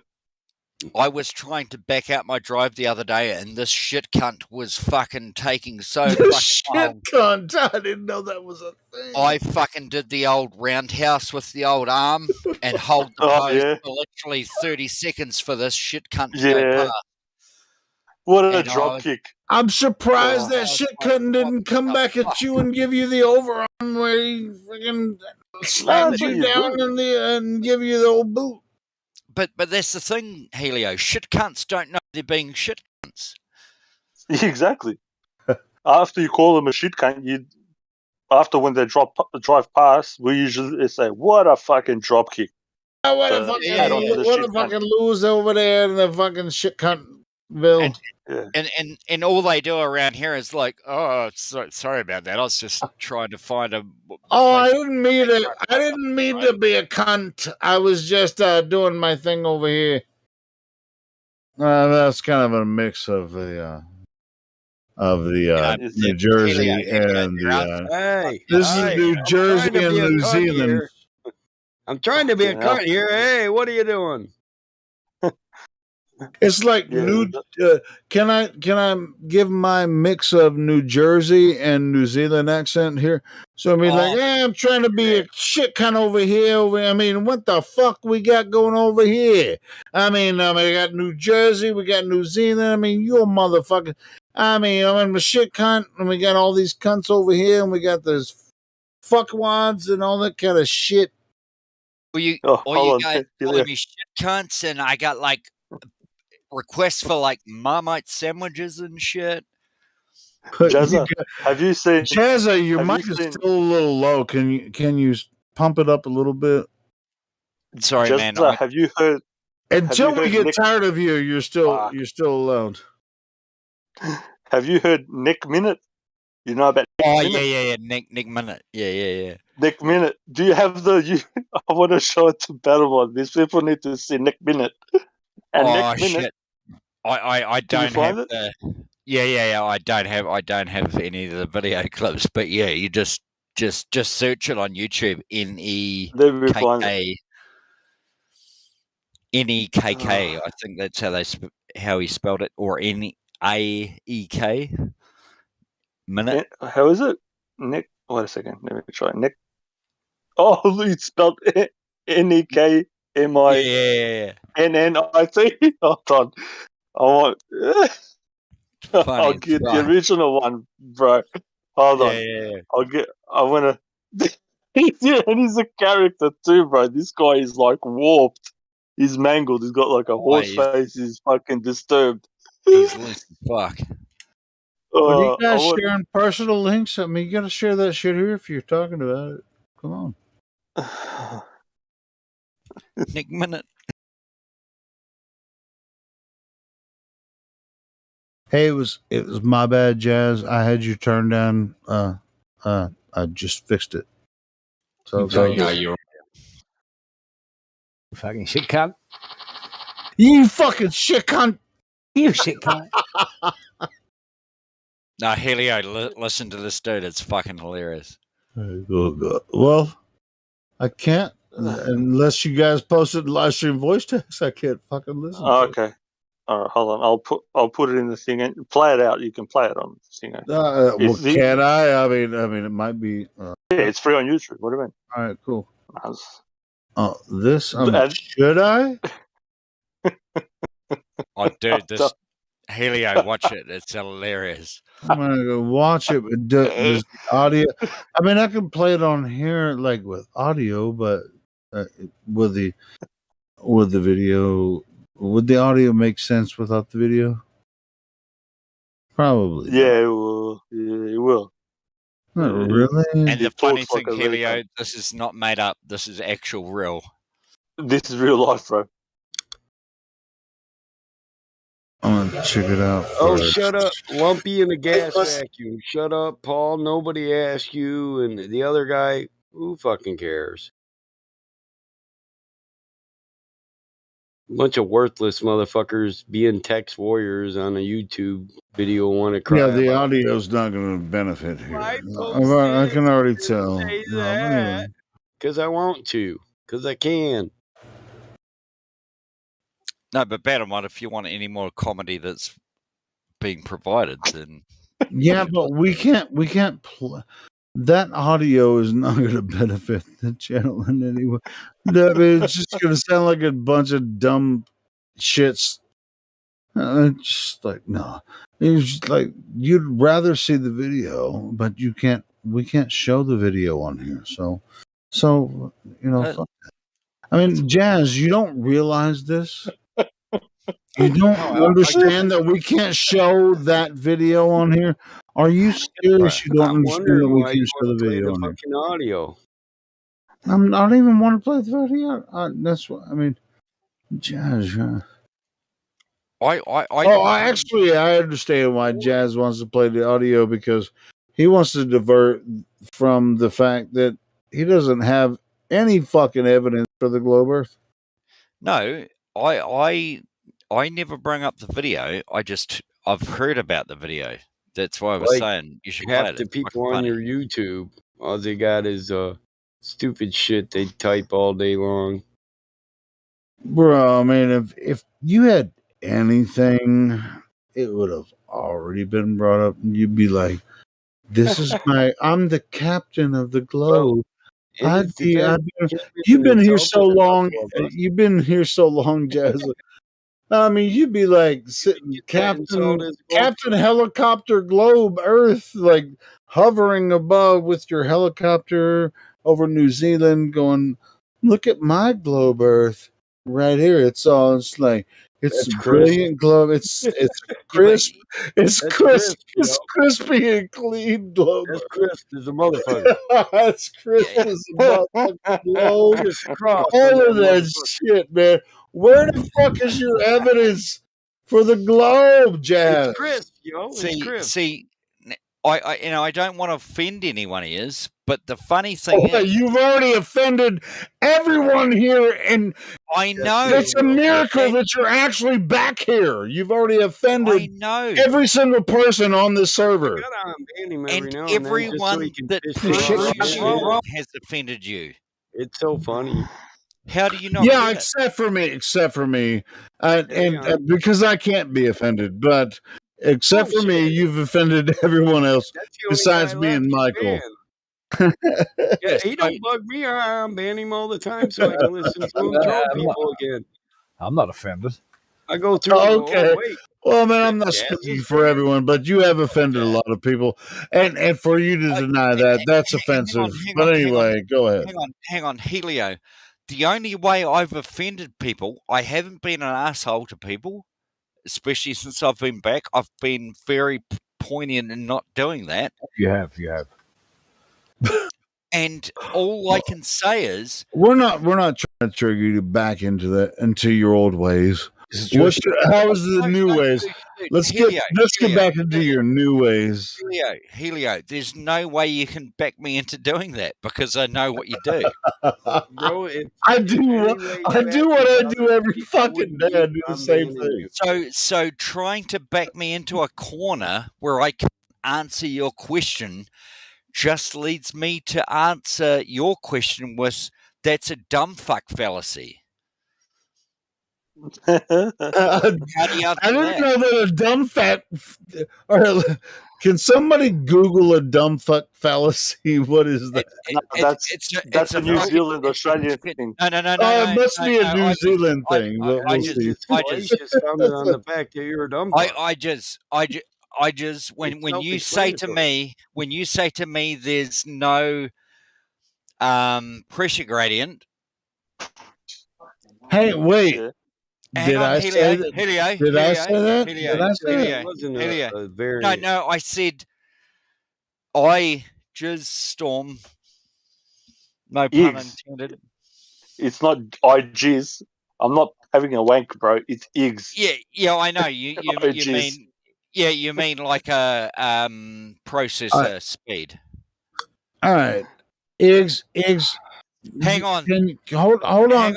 I want. No, I'm not going to talk to you. I'm going to go smoke a cigarette. I want Eggs to handle this. Well, I want to go smoke a cigarette, and we can't both go a cigarette at the same time, Helio. For fuck's sake. Yes, we can. Okay, let's because take this is bullshit. Because I'm about to get pissed off at you. It is time. It is time because you're being a dick. No, anyway. Because you can't handle anything. So let's take a time. Let's take a time really? out. Anyway. Let's take I can handle everything. It's just like no, you can't handle anything. Can I ask you not to eat our low-hanging fruit? I don't need to. Well, I was gonna ask you to talk to Iggs, but I mean, I guess we're on the same cigarette schedule. You have to go smoke, and I have to go smoke. So, what low-hanging fruit are you talking about? When we come back,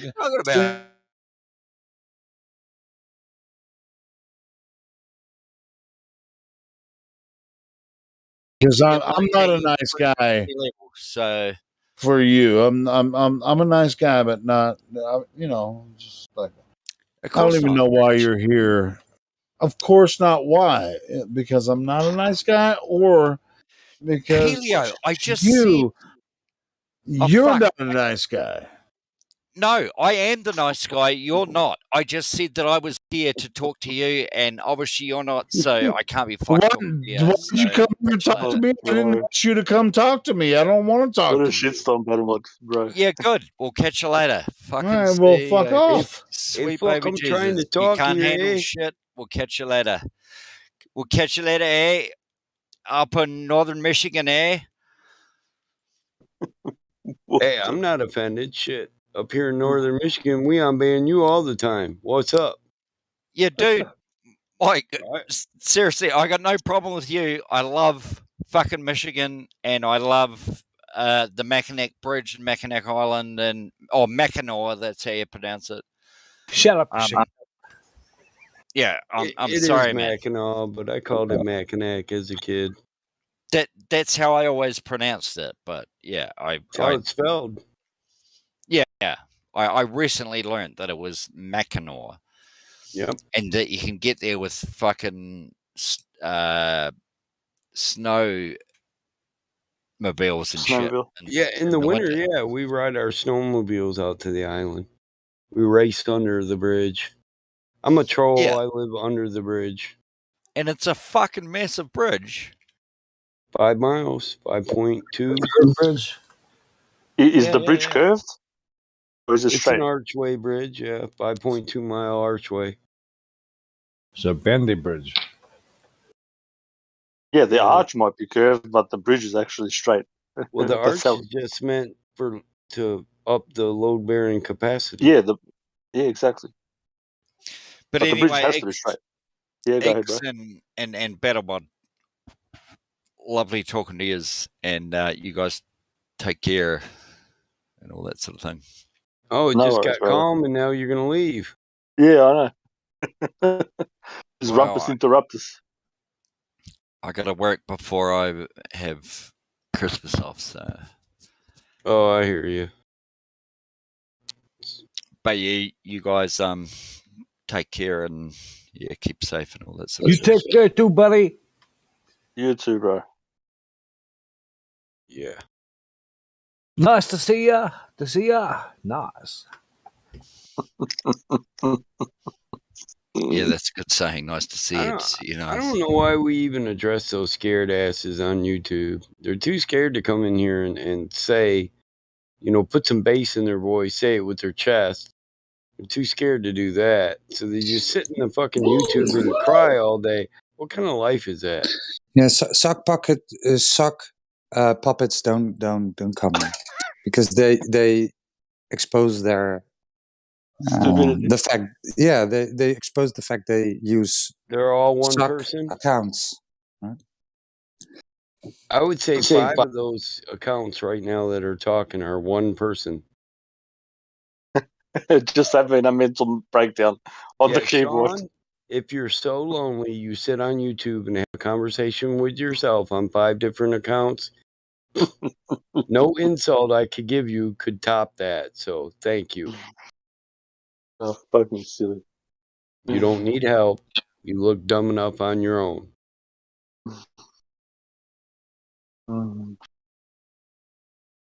Bro, did you see that character that I I'm sent going you? to send That you a picture of a doll, Sean. And I wonder if you could mark the spot where Flat Earth touched you on the doll. Because he's traumatized. That boy he's so traumatized, he got brain damage. Brain damage. The trauma was so bad, he got legions. Ugh. What do we do with these people? Fuck. There are That days I last would bit just like to make chopped salad, bro. I'm with you. That last bit of the combo was just. It was just. You see how Nothing. it's all calm. Somebody gets frustrated with the topic, and the next thing you know, only one person can be heard. 5 people trying to talk, one person being heard. Yeah. Buy a And the $200 conversation was mic alright. and yell into it. You can do the same shit. This happens every day. Yeah. We've been doing this a while. I hear you, Callie. Yeah. Ain't nothing new.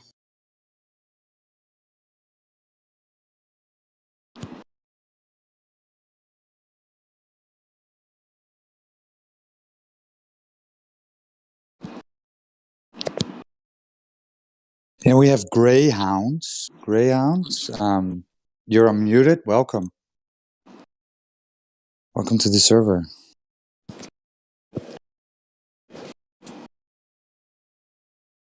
I see you unmuted yourself. If you're trying to speak, we can't hear you. Greyhounds.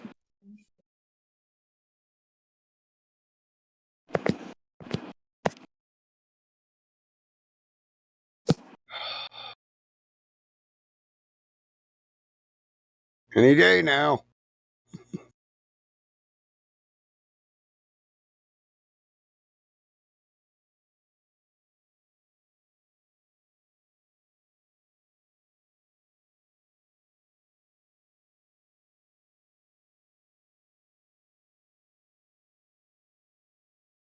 Just watch that video. If you do one thing in your life, watch that video I just posted.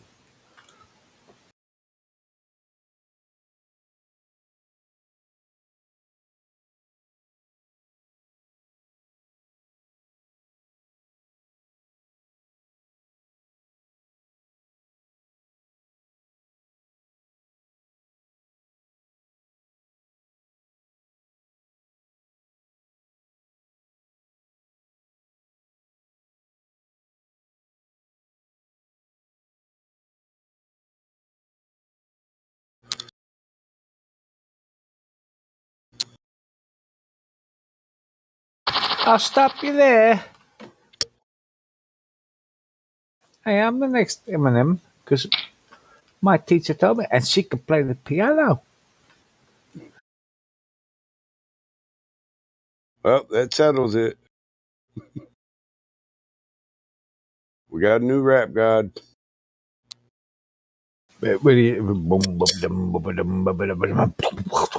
Are you ready? Because it's good. Are you sitting down? Yeah, good. Because this is gonna knock your socks off. This. My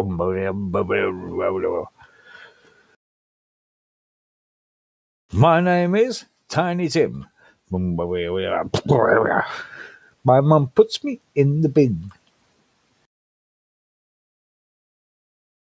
You have to watch it. I'm still wondering who keeps giving VC verified people valued in silver. What the fuck? Yeah, I keep doing that. It's beyond me. If you're gonna give the motherfucker value, they should have a permanent role. They're still only VC verified. I don't see the value. Nothing is permanent, though. Well, you know what I mean. You know what I mean. Yes. All things change. The only change, the only constant is change.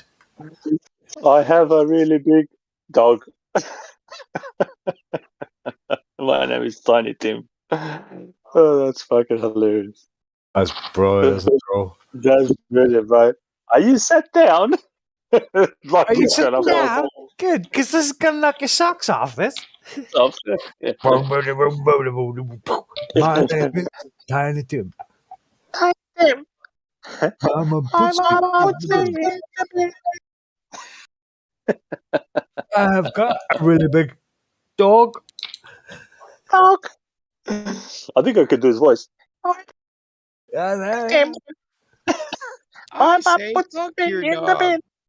Wasting my time. No, because then she want royalties. Want to be all over the billboards. The buses and everything. Well, not just the billboards, the buses, but everything else. Oh, fucking brilliant, bro. Did you see? Oh, bro, did you see the guy that I posted? What a head! He looks like a fucking chicken wing. The guy. Nick Minute. You just posted something? I didn't see that. Yeah, in the live stream, there's a dude. How far up? Okay. Yeah. Look at him, bro. It's a fucking caricature. Next minute. You can't say next minute. It says next minute. I can't find the full thing, but somebody stole his scooter. He's like, next minute, turn around, scooter gone. Oh god, what a head! It looks like a plucked chicken. I see him now. You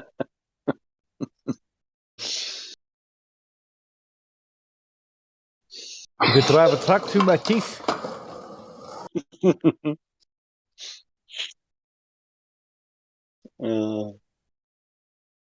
That's a dude from New Zealand.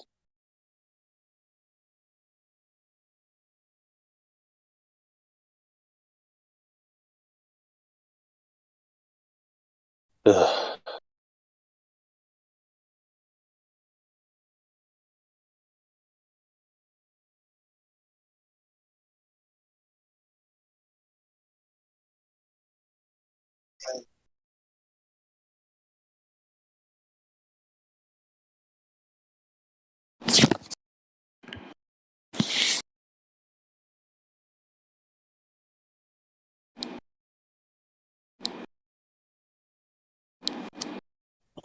Oh, so some of these people that ask questions or that say shit can't construct a sentence, bro.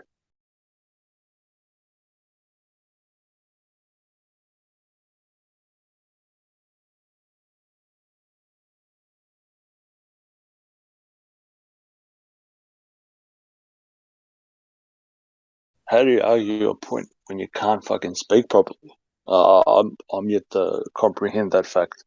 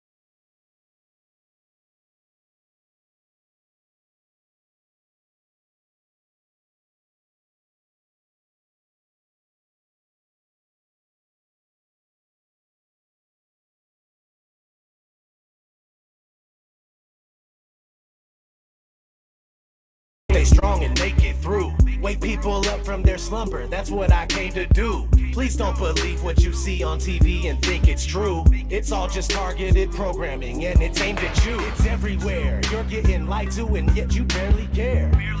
People with common sense are now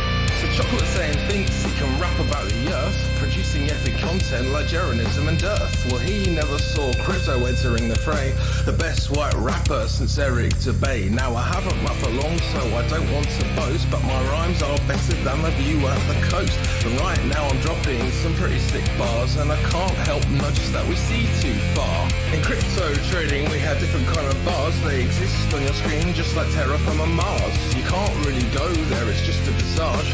It's not a real place and it's not a mirage. Anyway, let's get back to the plane. Unlike platypus, I'm bringing the pain. Earth is flat and it does not move. Anything else and you'd have to prove. Yeah, I won't believe their lies no more.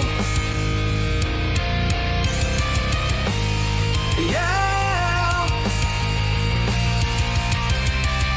I won't believe their lies no more.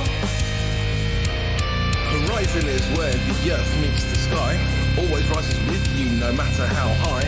Troll questions asking, well, do you ever fly? Not high enough for the grass or nigh. Those clown shows running interference. Not even once do they make any sense. While Neil says, guys, that stuff is flat. Bill says the boats disappear over that. Well, it's time to get your story straight. Just like the flat horizon that we observe.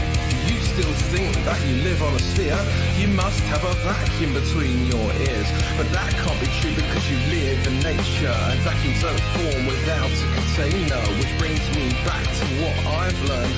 Research a flat unmoving earth. Yeah, I won't believe that lies no more. Yeah, I won't believe that lies no more.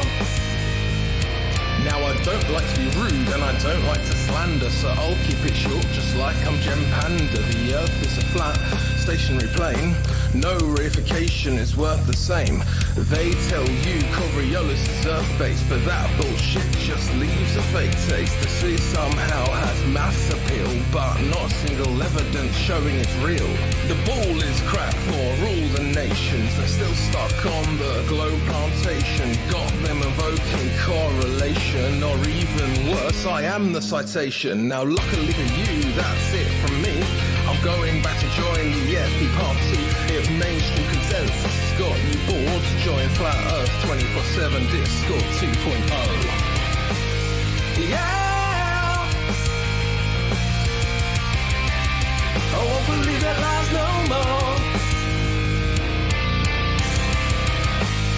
Yeah, I won't believe that lies no more.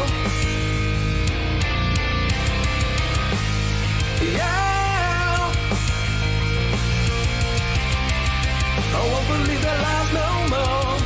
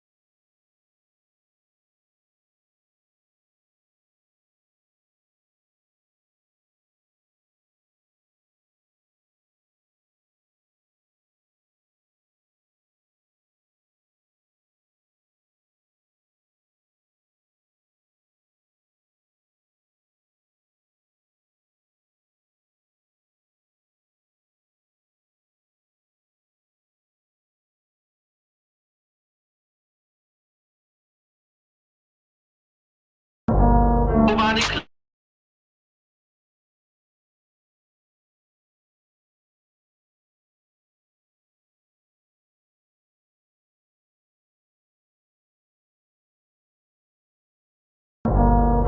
claims that what you're observing when you're seeing the horizon is the geometric horizon. That's fascinating, but to do geometry you must have one. It is an optic phenomenon. So to do geometry though, you must have one. A tangent point with a straight line to it. Now you're telling me all about what you haven't got.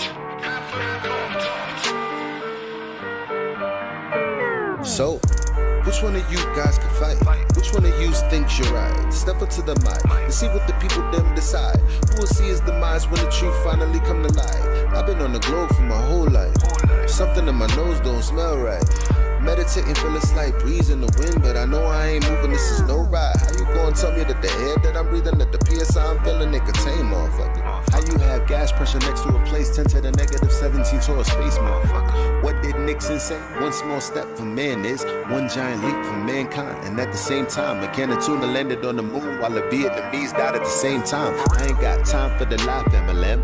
Helios, flame out, breaking down the dam, crushing all false gods in the program. Believe when he say that I am that I am. I am that I am.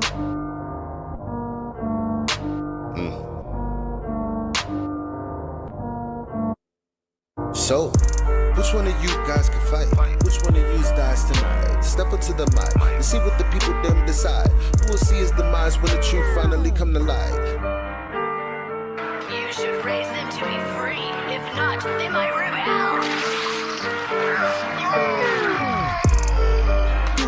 Educated, you bringing me down like an elevator, better yet an escalator. You keep gumming my shoes so that I never make it. I'ma put you down like you a tire levitator.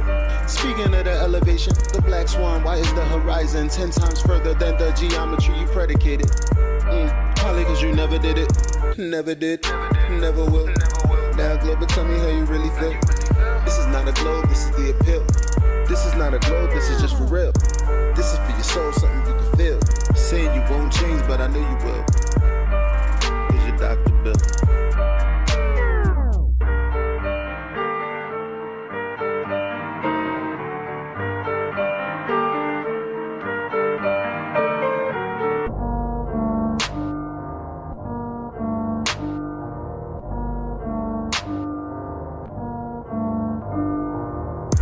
Which one of you guys can fight?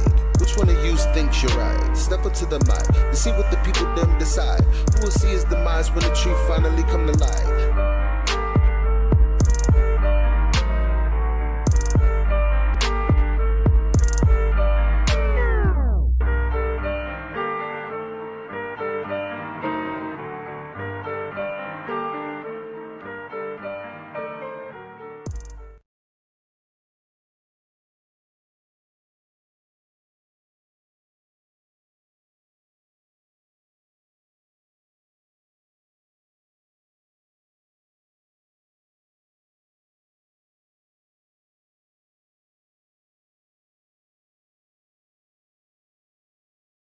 Have you ever looked away from Earth into the black void?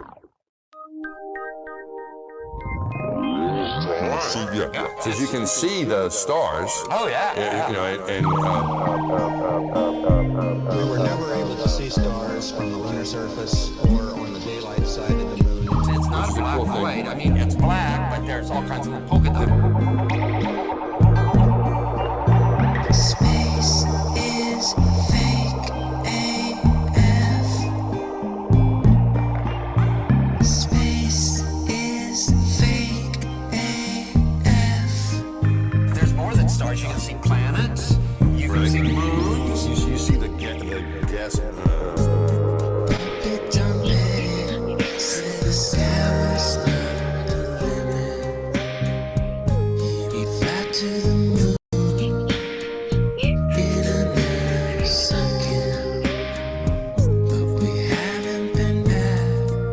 Since 1972,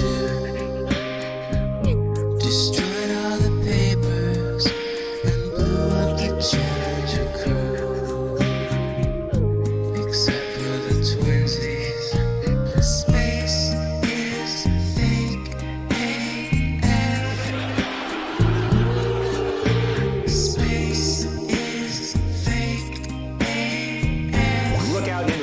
space away from the sun is the darkest black you can imagine.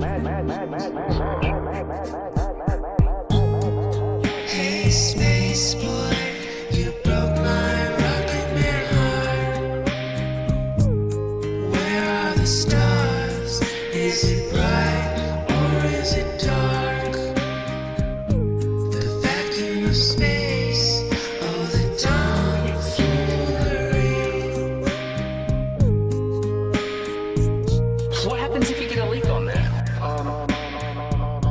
You have a leak.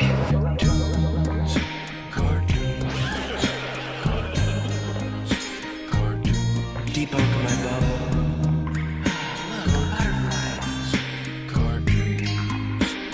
It's hard to comprehend. Space is fake AF. Two little bitty O-rings. Space is fake AF. It's not what you think, Holmes. Space is fake AF. It's all just start doing this.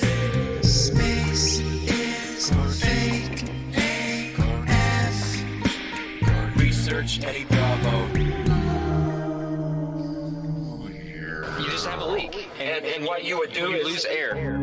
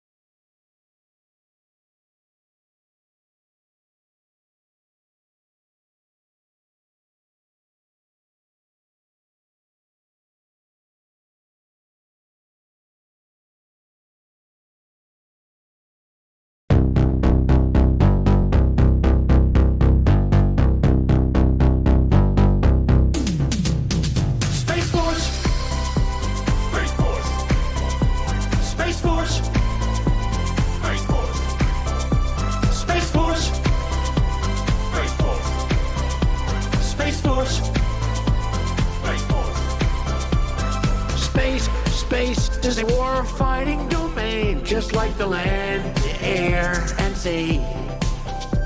We have the Army, the Navy, the Air Force, the Space Force. My new national strategy could be Space Force, space, space, or Space Force. Space Force, space, space, or Space Force. Space Force, space, space, or Space Force. Space Force, space, space, or Space Force. We're doing a tremendous amount of work in space. I said maybe we need a new force. We'll call it the Space Force. And I was not really serious. And then I said, what a great idea. Tremendous. Tremendous. Space Force, space, space, or Space Force. Space Force, space, space, or Space Force. Space Force, space, space, or Space Force. Space Force, space, space, or Space Force. I say that you can't use hairspray because hairspray is going to affect the ozone. They say it. I say no way. My apartment is all sealed. You're telling me that affects the ozone layer. I want to put a little spray. Space Force, space, space, or Space Force. Space Force, space, space, or Space Force. Space Force, space, space, or Space Force. Space Force, space, space, or Space Force.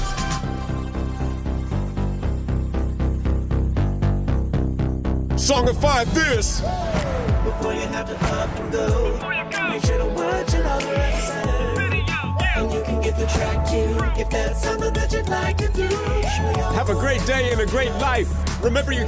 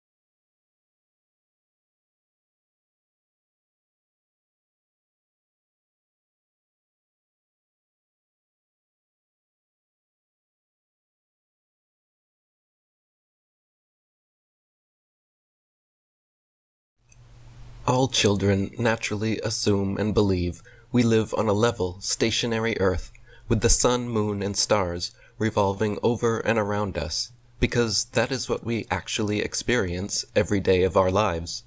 No children before heliocentric indoctrination would ever assume or believe they lived on a tilting, wobbling, spinning oblate spheroid, hurtling incredible speeds through infinite vacuum space, because none of that is present in our lived experience. Only after thorough indoctrination through mainstream media and government education do children slowly begin to abandon their actual, natural, everyday lived experience of the world and adopt the new imaginative model espoused by their teachers and televisions. I remember the moment we began studying the solar system in elementary school, and were taught that Earth was a giant blue ball floating in space, spinning circles around the sun.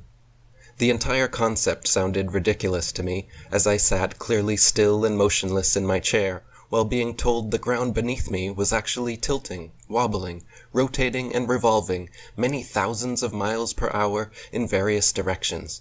I could see the flat horizon out the window, at the beach, and from mountain tops, clearly never curving downwards in the slightest, yet I was being told the Earth was a ball, and that if I dug a hole straight down far enough, I would pop out in China and find more sky below me. When the teacher then insisted that everyone in Australia was actually living their lives upside down relative to people on the Northern Hemisphere, I remember raising my hand confused and asking, why don't people in the Southern Hemisphere fall off of the ball? To which my teacher readily replied with the heliocentric model's one-word magical answer for all critical questions. Gravity. An invisible force strong enough to hold the world's oceans, buildings, and people stuck to a rapidly spinning ball, while simultaneously weak enough to allow birds, bugs, smoke, steam, and helium balloons to completely evade its grasp. As a child, I didn't have the vocabulary, confidence, education, or experience to contest anything my teachers and textbooks were claiming, but my bewildered brain never fully bought the model being taught, and there always remained a nagging inkling in the back of my mind that Earth was not as they said. During college, I wrote my first book, Asbestos Head, in which I outlined several problems with Big Bang cosmology, and synchronistically chose the Flammarion flat Earth painting for the cover of the book. After graduating, I began studying conspiracies in depth and regularly searched the internet for information on geocentricity and the flat Earth. The first links to show up were always from the Flat Earth Society, which made ridiculous claims like saying Earth is a flat disk constantly rising upwards through space at 9.8 meters per second squared to explain away the effects of so-called gravity. This and other spurious claims made on their website actually turned me off from researching the flat Earth for a time. I soon continued my search, however, and began to find that there were actually entire books written about the flat Earth in the 19th century. The first 2 volumes I read on the subject were Dr. Samuel Rowbotham's Zetetic Astronomy, Earth Not a Globe, and William Carpenter's 100 Proofs Earth is Not a Globe. These books were full of factual information and evidence, nothing like the farcical, satirical Flat Earth Society and their website loaded with nonsense theories. For example, these 19th century flat earthers claimed the Earth was motionless and gravity didn't exist at all, citing abundant proof for each, unlike the modern Flat Earth Society, which claims without any proof that gravity does exist and that the flat Earth is a disk shooting vertically straight upwards through space forever. In 2008, I finished writing and published my next book, The Atlantean Conspiracy, which included a full chapter on geocentricity and a few quotes from flat earthers denouncing NASA's supposed moon landings. At this point, I was convinced of geocentricity and leaning heavily towards flat Earth cosmology. Alex Jones was the biggest voice in the conspiracy community at the time, and in the hopes of bringing more attention to this most important subject, I sent to InfoWars Dr. Rowbotham's book, Earth Not a Globe, along with my book, The Atlantean Conspiracy. Their producer, Rob Dew, messaged me back, saying he would run it by Alex, and I never heard from either of them ever again. Several weeks later, however, It was made clear that Alex did get the message because he laughed and said on air, "I have actually been contacted by some flat earthers saying I'm covering up the fact that it's some Atlantean conspiracy," which is the name of my book and website. I mean, the Earth being flat, that's clearly ridiculous. Though I've actually been contacted by some flat earthers saying I'm covering up the fact that it's some Atlantean conspiracy. For the next several years, I continued researching and digging the far reaches of the internet for content, and finally found and compiled a large collection of old books, lectures, pamphlets, and newspaper articles exposing the flat Earth. I have since made most of these into free downloadable PDFs and or audiobooks, which I will leave links to below in the description box of this video. It turns out there was a veritable flat Earth renaissance at the turn of the 19th century, with many incredible books written on the subject that were very nearly buried and lost to history. Here is a list of these old books and authors, all of which and more you can find linked below and on our IFERS forum. Zetetic Astronomy, Earth Not a Globe, by Dr. Samuel Robotham. 100 Proofs Earth is Not a Globe, by William Carpenter. Zetetic Cosmogony, by Thomas Winship. Terra Firma, by David Wardlaw Scott. Kings Dethroned, by Gerard Hickson. Heaven and Earth, by Gabrielle Henriette. The Enlightenment of the World, by John Abizade. The Sea-Earth Globe and Its Monstrous Hypothetical Motions, by Albert Smith. The Terrestrial Plane, by Frederick Cook. Is Earth a Globe Whirling in Space? By Carl Smith. Chart and Compass, Sextant and Sundial, Latitude and Longitude, Plumbline and Pendulum, Globe or Plane, by the London Zetetic Society. Does the Earth rotate? No, by William Edgell. The Shape of the World, by A. E. Skellum. The Shape of the Earth, by Arthur White. And The Earth a Plane, by John Quinlan. After reading these books, it became obvious to me beyond any shadow of doubt that Earth was indeed a motionless level plane and not a wobbling, spinning ball. As you can imagine, even with all the other conspiracies I had been researching and exposing, this particular revelation completely blew my mind, as it is literally the biggest and most fundamental deception conceivable, which has successfully duped nearly the entirety of humanity for centuries. I immediately felt an incredible, invisible weight on my shoulders to find a way to expose this lie to the world, and began planning what would be my eventual explosion of flat Earth material onto the internet in November of 2014. Fearing for my life, I wrote my entire book, The Flat Earth Conspiracy, in secret, along with my The Flat Earth Conspiracy documentary, several other early videos, and lined up many radio interviews with the intention of mass releasing the flat Earth information I had been creating and compiling for the past years, all at once, so that in case anything were to happen to me, at least I made a big splash and got my information out. I have received several death threats, which I have shown on my blog, but so far nothing has come from them.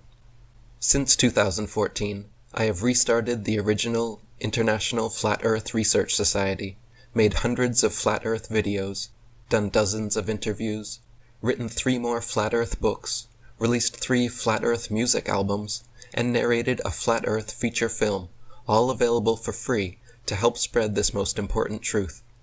In that time, I've had over 40 videos and 3 entire YouTube channels banned, 3 Facebook accounts banned, been permabanned from LinkedIn, had my music banned from CD Baby, Bandcamp, and TuneCore, my first album banned from all streaming services, banned from PewTube, Reddit, VK, Ike forums, Prison Planet forums, and Above Top Secret forums, and had my entire website, blog, and IFERS hacked and deleted. Luckily, they cannot silence someone who refuses to give up and keeps coming back, and I have vowed never to stop my activism until the NWO dies, or I do. If you haven't already, please follow the link in the description box to all the books and other media I mentioned. If everyone actually took the time to read these old books, humanity would awaken from this deception overnight. It is a travesty that none of these books are read or even mentioned in schools. Instead, children are force-fed the heliocentric globe model with complete assurance that only our ignorant ancient ancestors were stupid enough to believe Earth was a stationary plane, when in fact the exact opposite is the truth, and only the modern manipulated man could be so moronic.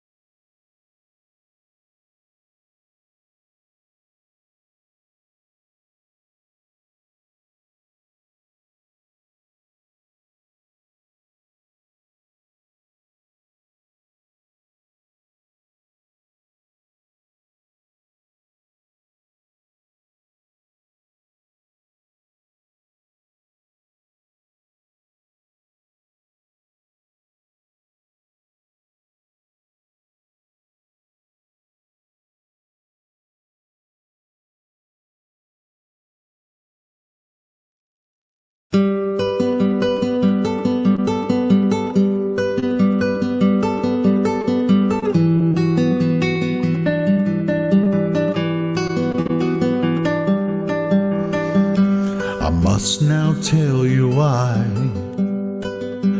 As you awaken from this global lie, despite what they have said, Earth is not a globe spinning, but instead they mind-tricked you to steal your plane, as someone close to you programmed your brain. But why? So clear this is, improve your stance. Space is fake, we are contained, their scheme is over. The truth has just begun.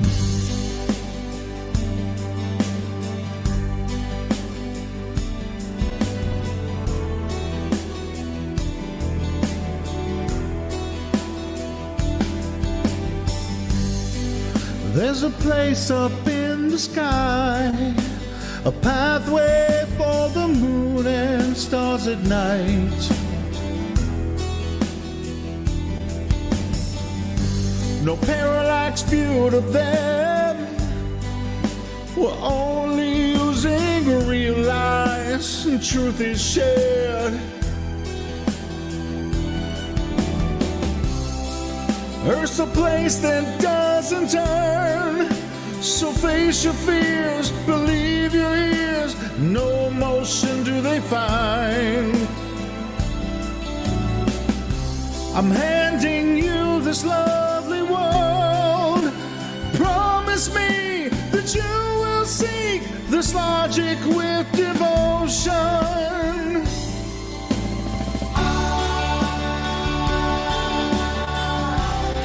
I truly see your point of view. I'm gonna teach you how to prove. I still detect the global lies as I explain to you the lies that you do not see.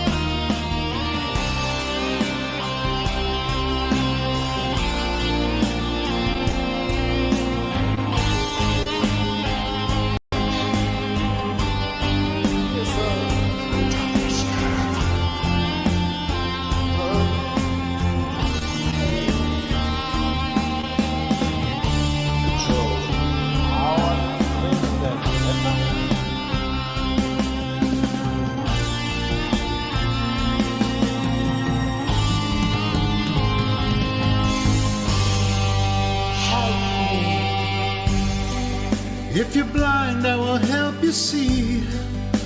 You must deny the vicious lies you believe.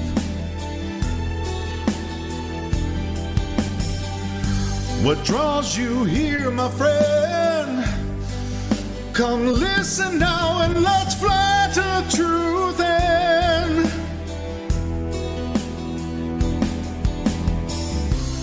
Giving advice for you to learn. Forsake the claims, let truth sustain your soul set free from lies. A heartfelt yearning to be had, lost in the illusion, using real lies. You will despise all the global lies, but truly see your point of view. I'm gonna teach you how to prove. Still detect the global lies as I explain to you.